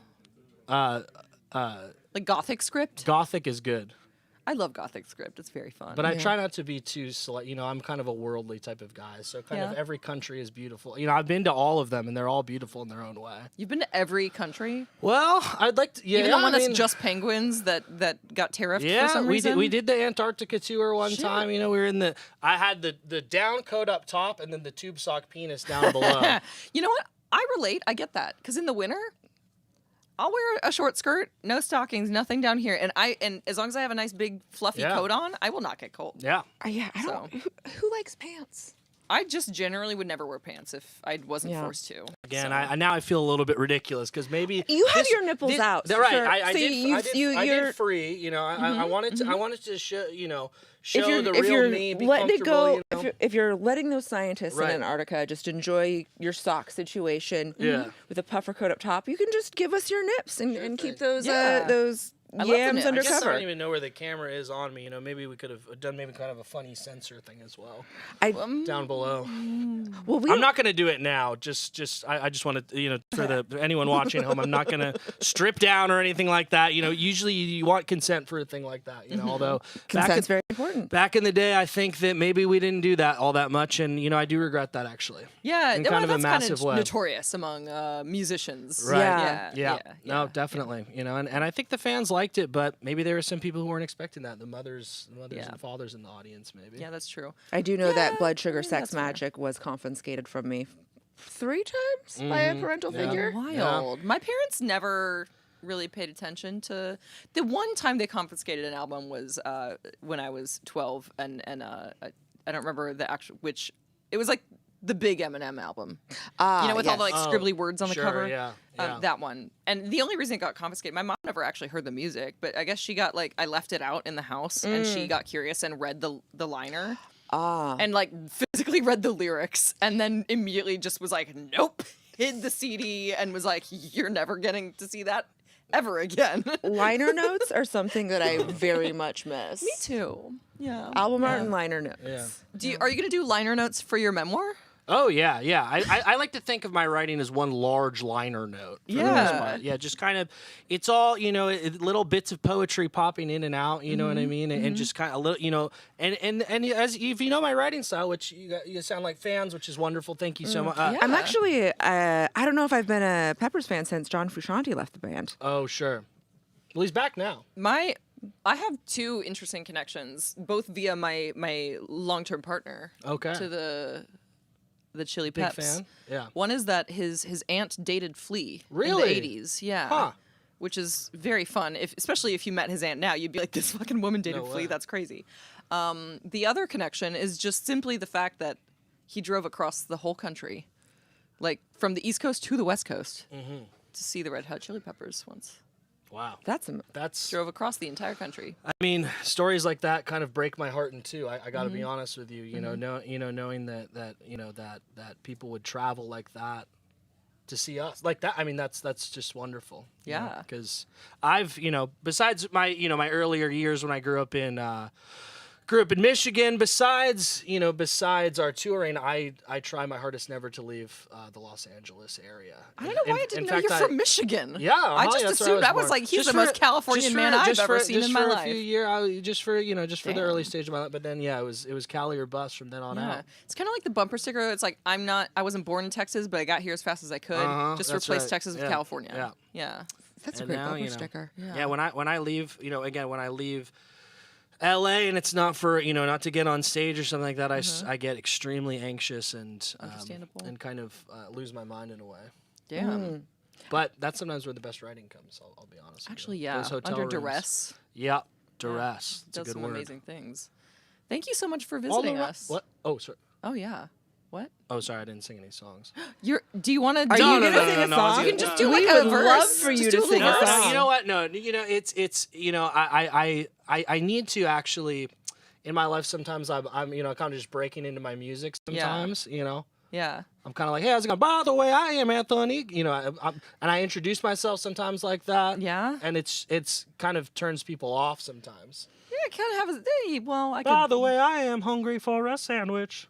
I want to eat. But it's like I could. Beautiful. We already talked about that. I said I want a sandwich. I'm hungry. We go to the sandwich shop. Yeah. And so it's nice to have just kind of genuine conversations like this because it's really hard to do that as a massive celebrity. I'm gonna make you a promise. Okay. I'm gonna take you to Dan's Super Subs, Please and do. you can sing your order to them. Yeah. There's a very nice lady who's worked there for I think her entire Okay. life, and Okay. and she'll take your order Okay. and you can sing it to her. I love that old mom and pop. Mm-hmm. Mm-hmm.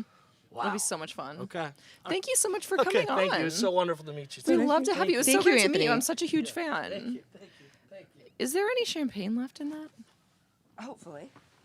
I don't know. We'll find out. Oh my God, there's actually quite a lot left. I thought we'd put more damage on that. What the hell? We have a new guest. To welcome. How is it? They call it bubbly for a reason, I suppose. Tom Sharpling, please come on up. Paging, party of one. Tom Sharpling to the front. couch of Telethon love.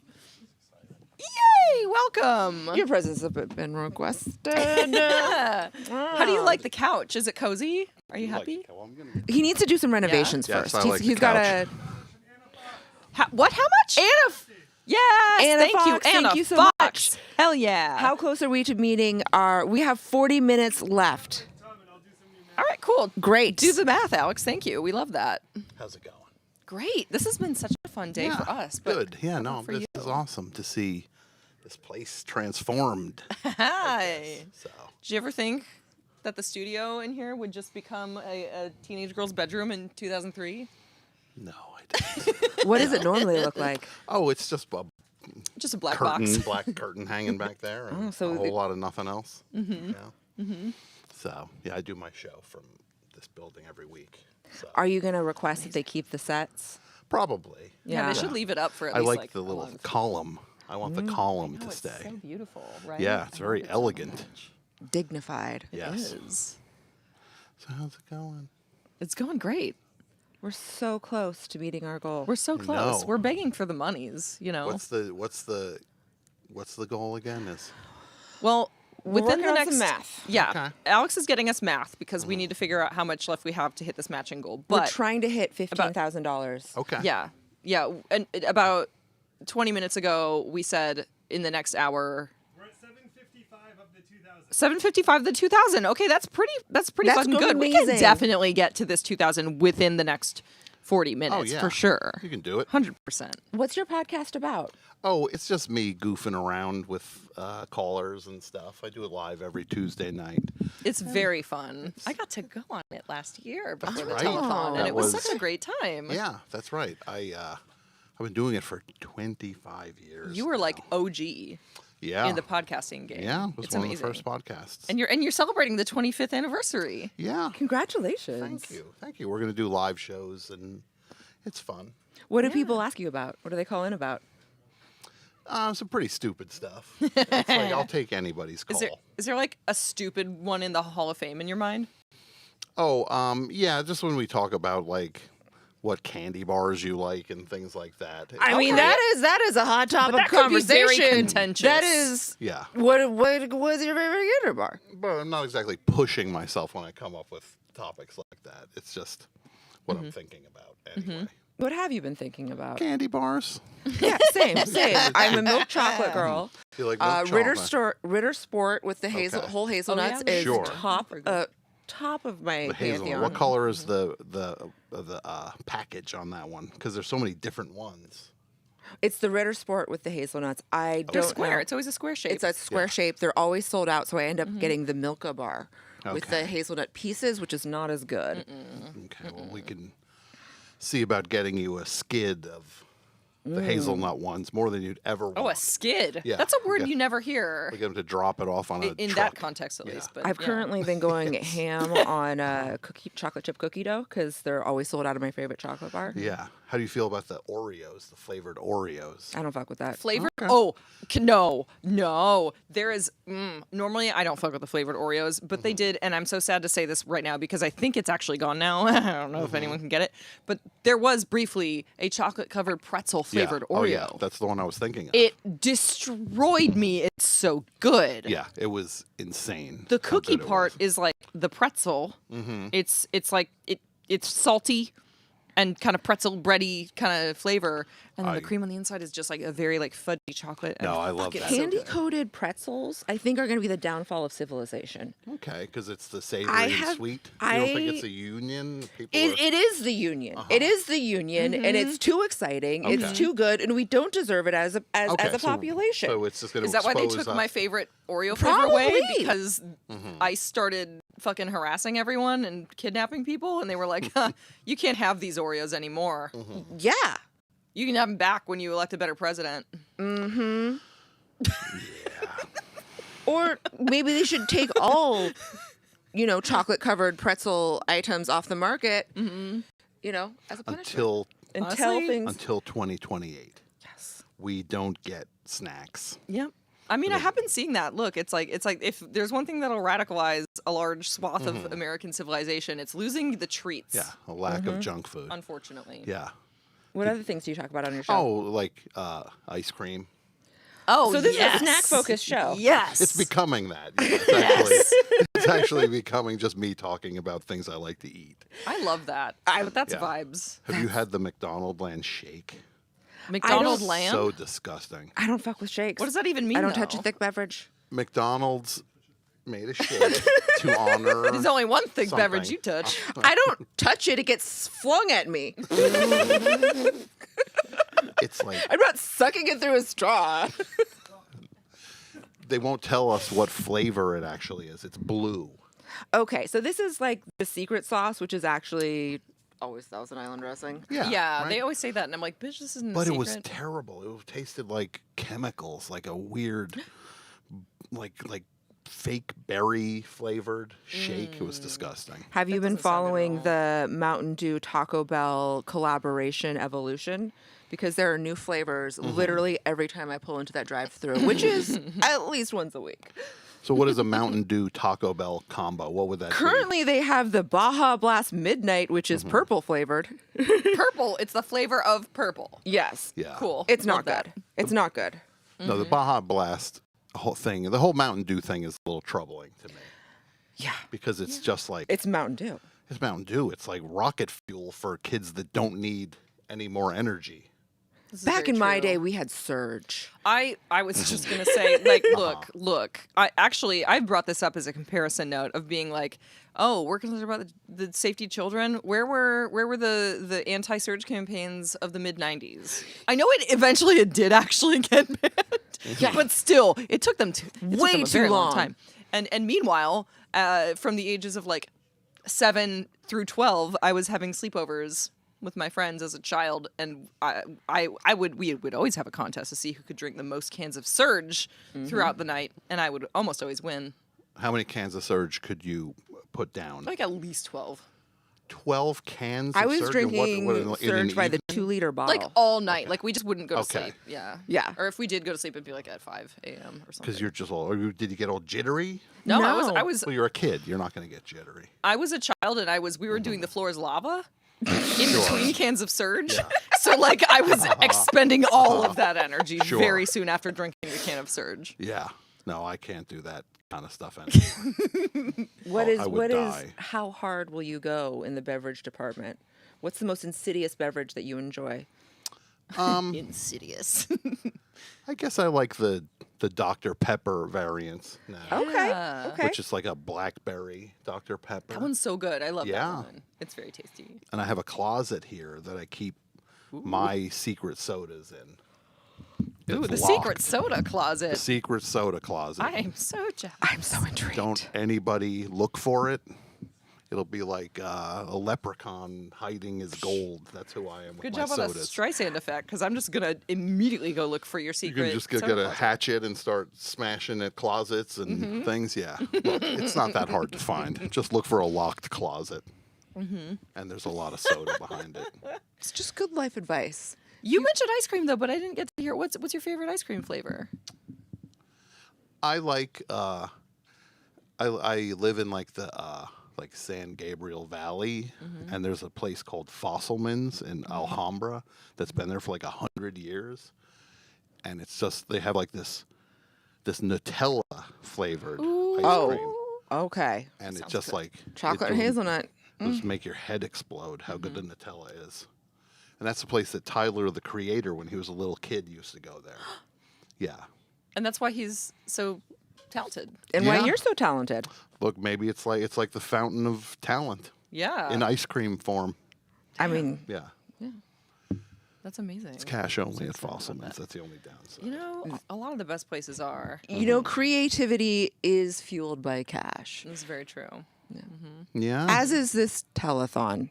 Yes. Did you get a number? Literally. Did you get a number yet? We have 30 minutes left to hopefully raise $15,000 to support sex workers, because I guarantee you someone you know is a sex worker.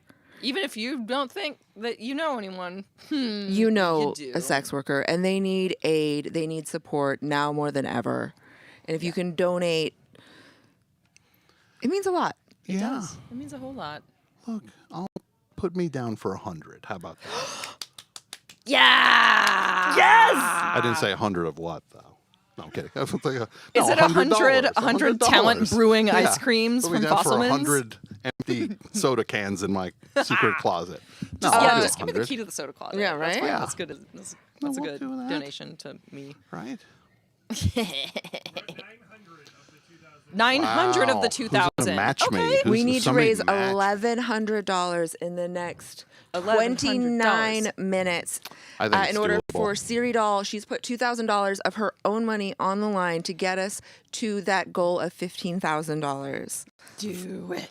It's very doable. Do it. That's the point. It's the point. It's the point. It's the point. It's the point. Do it now. Yes.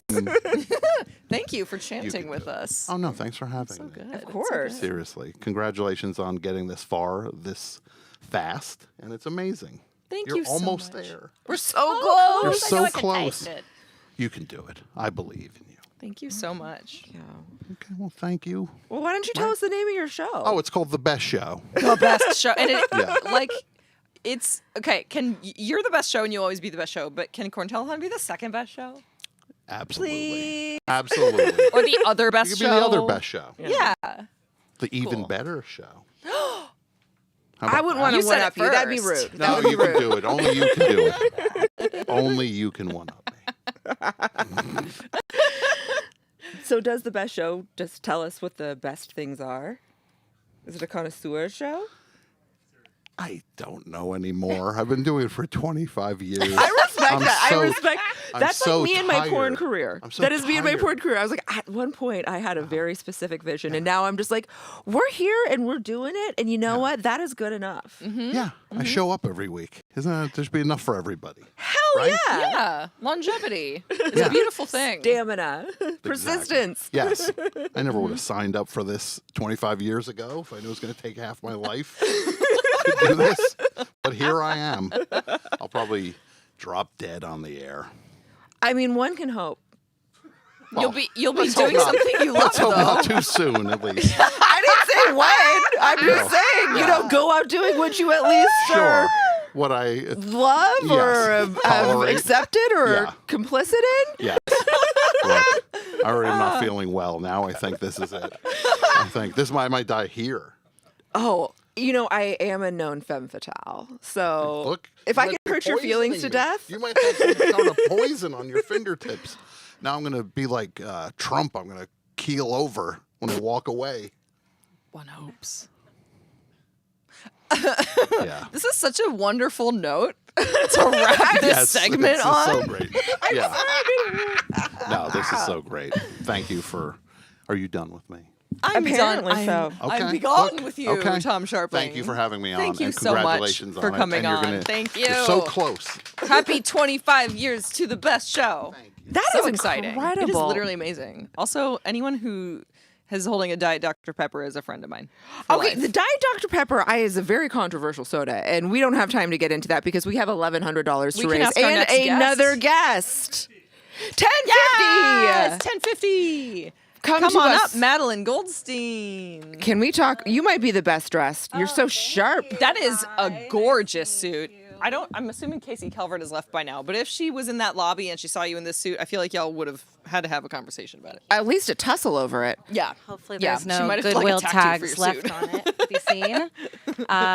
I've been watching you guys all day, so I'm actually like kind of like nervous because I'm like, what pillow am I gonna hold when I get here? Do you want the disco ball? I want the disco. Is this the one the dog was chewing No, on earlier? the dog got to keep the disco He ball. got to keep it. Yeah, Oh, I missed that yeah. part. Okay. Rudy. I didn't watch And his everything new then, I favorite guess. ball. And I also brought you a cigarette because I heard you Oh my asking God. for one. It's over there. I actually I don't actually smoke, but I will literally smoke a cigarette at the end of the Just show. If I were to be arrested, I would smoke. To I haven't relive old smoked in times. 15 years, but I would. Yeah, same. I smoked. And Smoking- I, when I was like 20 Smoking years is old. not cool, and if you get us to our goal, I will We'll debase stop ourselves. smoking for a couple of days. Honestly, I can Hours. pitch this into more donations. Yes, because and- there's one of my fans has a smoking fetish and Same. is gonna see I this. think I've been being messaged. And I'll be like, I'll We send could you do a video this. of me smoking if you donate $1,100. This is actually a very good idea. And you saved a stripper for last, and you need a stripper to bring in the last minute money. Yes, we do. Yes. Yes, Get we it. do. Yes. So I've got all the tricks. So How do you? Okay, off camera. But, this you is know. like not really like. Fuck it.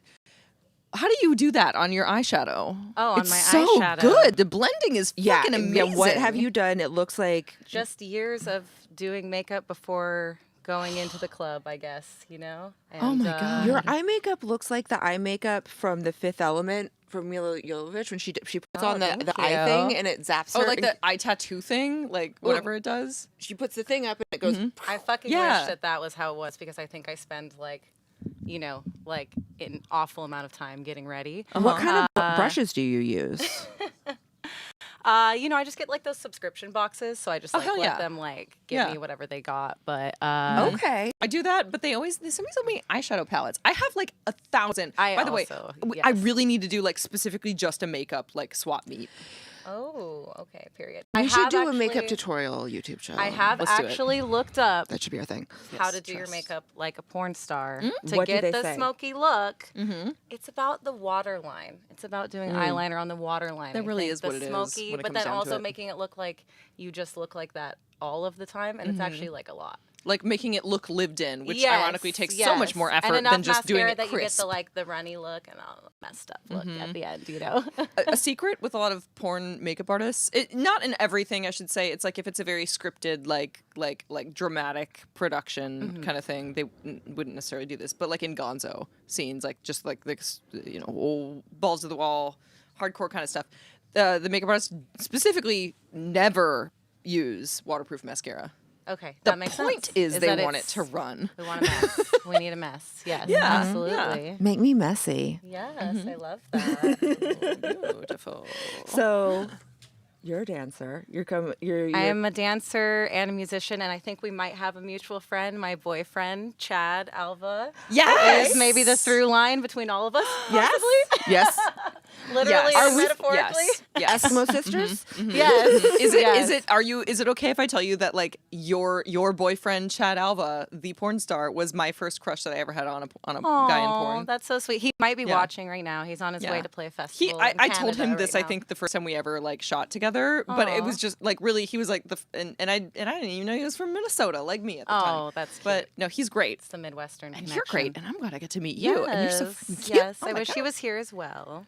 Mhm. So, but yeah, that's the through line, and I think Amazing. we met at the AVN weekends. Yeah. Just for a moment on the dance floor, and So much fun. Yeah. It's always such a chaotic time. yeah, it was great. But you know, in terms of like, you know, I like have been listening to you guys all day about, you know, kind of like all the censorship stuff and whatnot and all the algorithm stuff and that just suppresses everybody. And, you know, it's like there's kind of a similar thing in the music world as well, where it's like if you're trying to monetize yourself, if you're trying to be self-sufficient Yeah. and then you just get buried beneath Yeah. everything else and shut down and censored and you know, it's like you can only be sexy if you're not trying to monetize it for yourself. Like Exactly. you can shake as much Yeah. ass on the internet as you want unless you're trying to actually make it a living. And the same kind of goes for music. It's like, you know, you can talk about music, you can talk about art, but if you're actually trying to do it, the algorithm is just like pushes you down. Yeah. Art is the most important thing.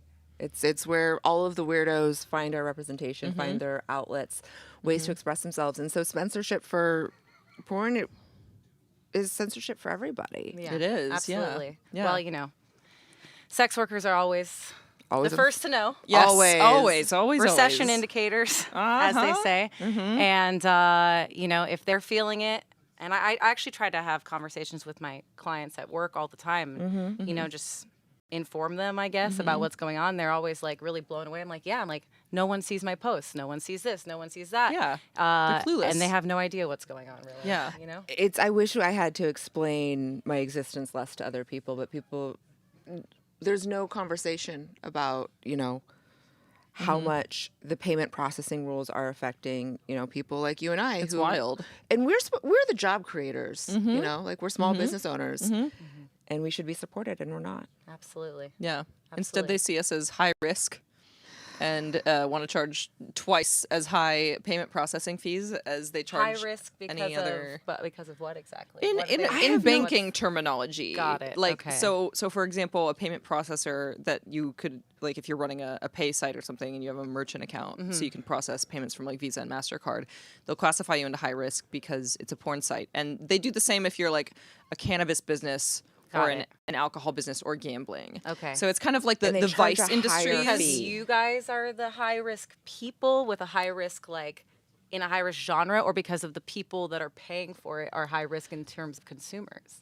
It kind of unclear, honestly. I think it's kind of from both sides. So historically, there was kind of there was a little bit of an argument for why they did that. Is because historically, in the earlier days of the internet, like it was the chargeback rates were like so high. it.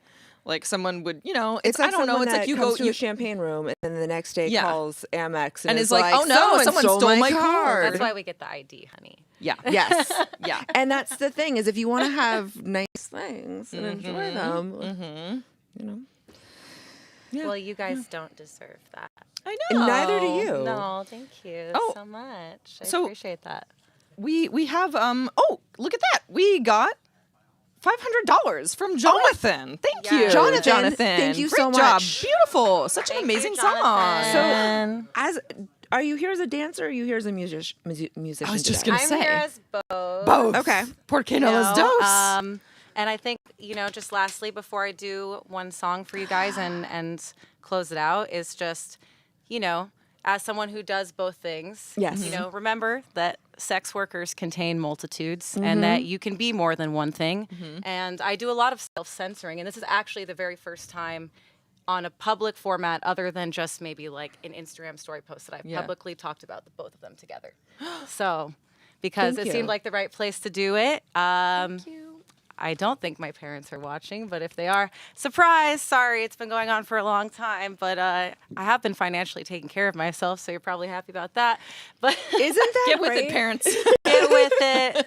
That being said, we're all in it together, and if you guys have some more money, give it to them. I know you want to, so I know just we know you want to. look at me and then do Listen it. to the tunes. Listen to the song. It's actually kind of a sad song, but maybe I can. That's it. Oh my God, we're only 450 away. Let me just pull this down a Amazing. little bit. 450. Okay, if we can get 350 more, I will cover the little remainder there at the end. So let me just know what we got, okay? Amazing. Yes, thank you. But if you guys want to cover it, that's fine. But if you don't, I got you. Boo. Yes. I love it. I love it. Thank you. Should I Play move us a over song, to the please. stage Yes, please. now? Yes. Okay. We're gonna kind of raw dog this performance. I Hey, cannot wait. raw dogging is what We love it. That term's mainstream now. It's that's freaking very me out. upsetting. It's very funny. It's very upsetting to me. Who decided that? Kids these days. Who did they fail to consult?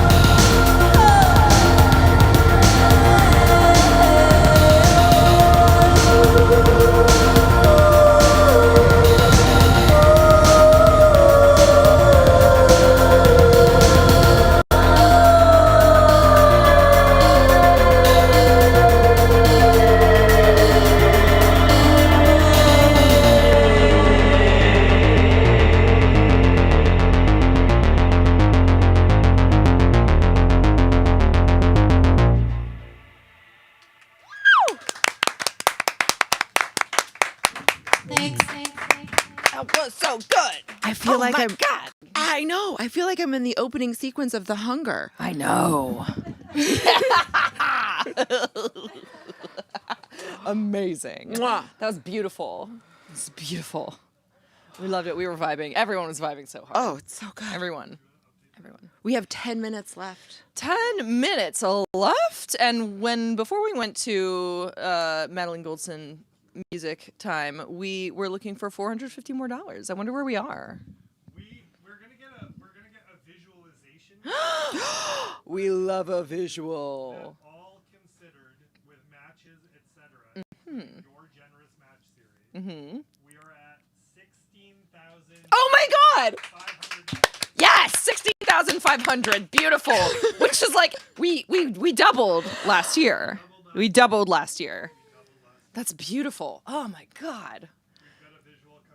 Sounds like someone's smoking a cigarette tonight. Me. And we'll regret it tomorrow, but it's fine. We don't need to talk about that. No regrets. No regrets ever. None. Zero. Amazing. Yeah, how are you doing? You have been here all day. So this is the thing. Like, I'm now finding like it seems crazy to just be like, yeah, I'm gonna host a talk show for 12 hours straight. It does seem crazy, but also really aspiration. Okay, I have one complaint. Okay, I will vent for a minute. I will tell y'all my one complaint. Okay. This knee hurts. This knee specifically, it hurts a little bit. Is there? Because I have the thing where I sit and I like my legs to be elevated, so I'm like, but also it hurts just because it's a little. It's a shitty knee. You can't have two good ones. Not when you're 37. No. You gotta have one bad one. And this is the bad one. I injured it a couple years ago hiking. So I the fell. only notes for next year That's are it. possibly a footstool. Oh yeah. Or I'll wear a knee sleeve the whole day and it'll be great. Like just the knee sleeve helps. You know. No one's forcing me to sit this way. It would hurt less if I sat like. That would not be me. So you know, we live. What a day! What a fucking What day. a day! You did it. You did it. And I'm glad that you were here. Anytime. Yeah. Yeah. Tell me there's a extended time on camera and I can wear a gown and I will be there. Are we hams? We are hams. We are And that's why we're hams. friends. Yeah. We're a couple of hams with some thick ass yams. Thick ass yams. Okay. Remind me what your astrological sign is. I am a Cancer with Leo rising. Mm-hmm. Yeah. I love that. I have refused to learn about astrology because I've lived in Los Angeles for 20 years and I like to be the contrary cool kid. You're like, you can't put me in a box. Don't tell me about that. Mhm. Yeah. Yeah. I learned this earlier on the stream because we had an astrologer on, Cameron. Oh my Farmer. gosh. And Cameron mentioned that when you look, and I didn't know this because I've always, I am into astrology, but not in like an incredibly serious way, but I'm into it. I'm not gonna lie. Astrology is like my J-date profile. I am willing to convert. That's the best thing I've ever heard anyone say about astrology. So I will say, horoscopes, I've always been like, because I like astrology for like the personality aspect. Yeah, of course. Because like you can go pretty deep, and it's kind of like hauntingly accurate in a lot of scenarios. But as far as horoscopes, I'm like, well, we can't predict the future. Like, you can't just tell me accurately like what my next month is going to be. But Cameron said that with horoscopes, because of the way that they're written, it's actually a lot more accurate if you read it based on what your rising sign is. So think about that. Next time you look at a horoscope, next time you're reading the coffee news. Weird. The person that spent their last couple decades on camera's got a Leo rising. Who would have thought? Who would have thought? I also don't Gee. leave my house though, so. I'm a Scorpio rising. I don't know if it shows, but that's what it is. All I know about Scorpios is that they be horny. So I guess it shows then. Yeah. Yeah. We have someone standing off camera with a device in their hand. It's Jade. It is Jade. It's Jade. It Jade looks is- suspicious. What are you holding? Her phone. It's BTS. She has Pikachu on her phone. Oh, okay. It looked like a squirt bottle. Oh, you thought we were about to get like squirted off stage. Yeah. Honestly, that might. We could. Not one the first or the last time. Mm-hmm. So how do we wrap this up? We have 5 minutes left. We can honestly do whatever we want. Okay, can't. Okay, in that case, if you're being real, you want to take a quiz in a 2000 issue of 17 magazine with magazines? I miss them so much. Actually, here. Right? So can I just say, Teen Vogue was the best Vogue.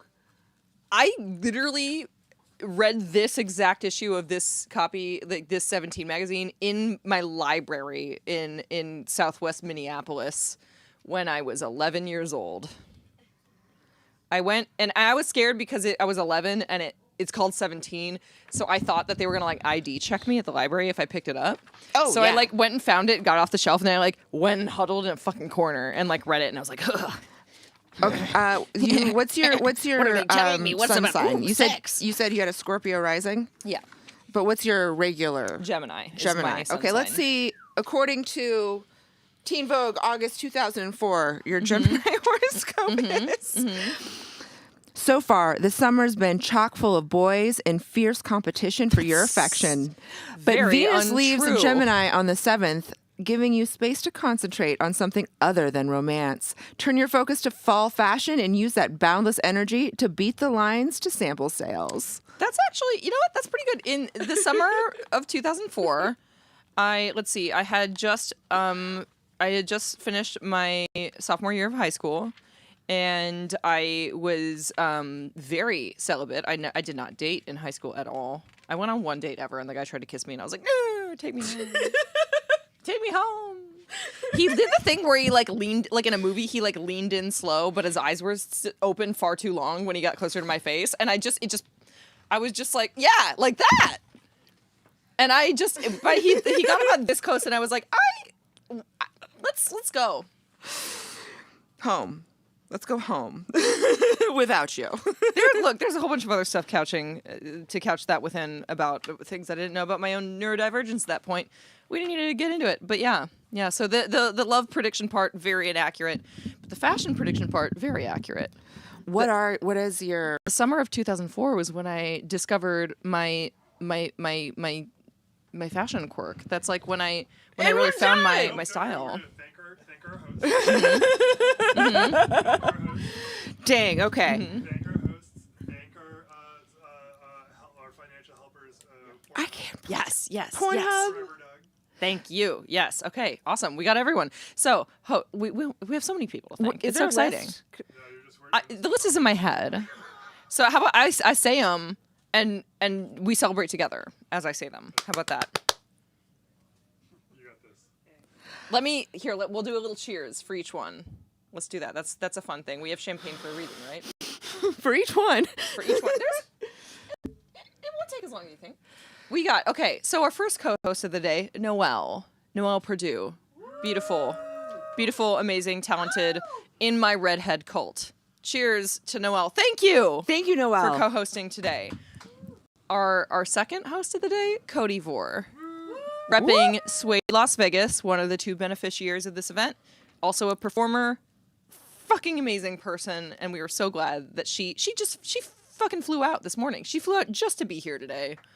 And then flew home at night. On her dime. So amazing. On her own dime, because we are a fundraiser, in fact. Zariah Ora and Nikki Zeal co-hosted as well. Thank you so much to both of them. And you, Ryan, co-hosting still. Thank you. I'll stay as long as they let me. Cheers. Cheers to all of our co-hosts. Thank you so much. And thank you to the donors. Pornhub. Mm-hmm. Thank you, Pornhub. And Pornhub, our big sponsor for this event.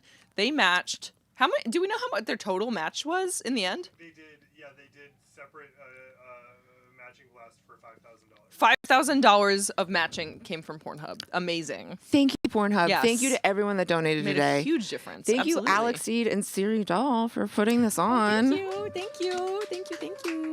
Thank you, Madeline Britt.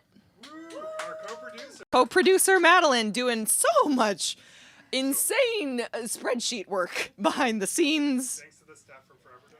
And yes, so important. Thank you to the staff from Forever Dog. Y'all have been like just here all day and amazing and doing such a great job. And I really, really love all of you. Thank you.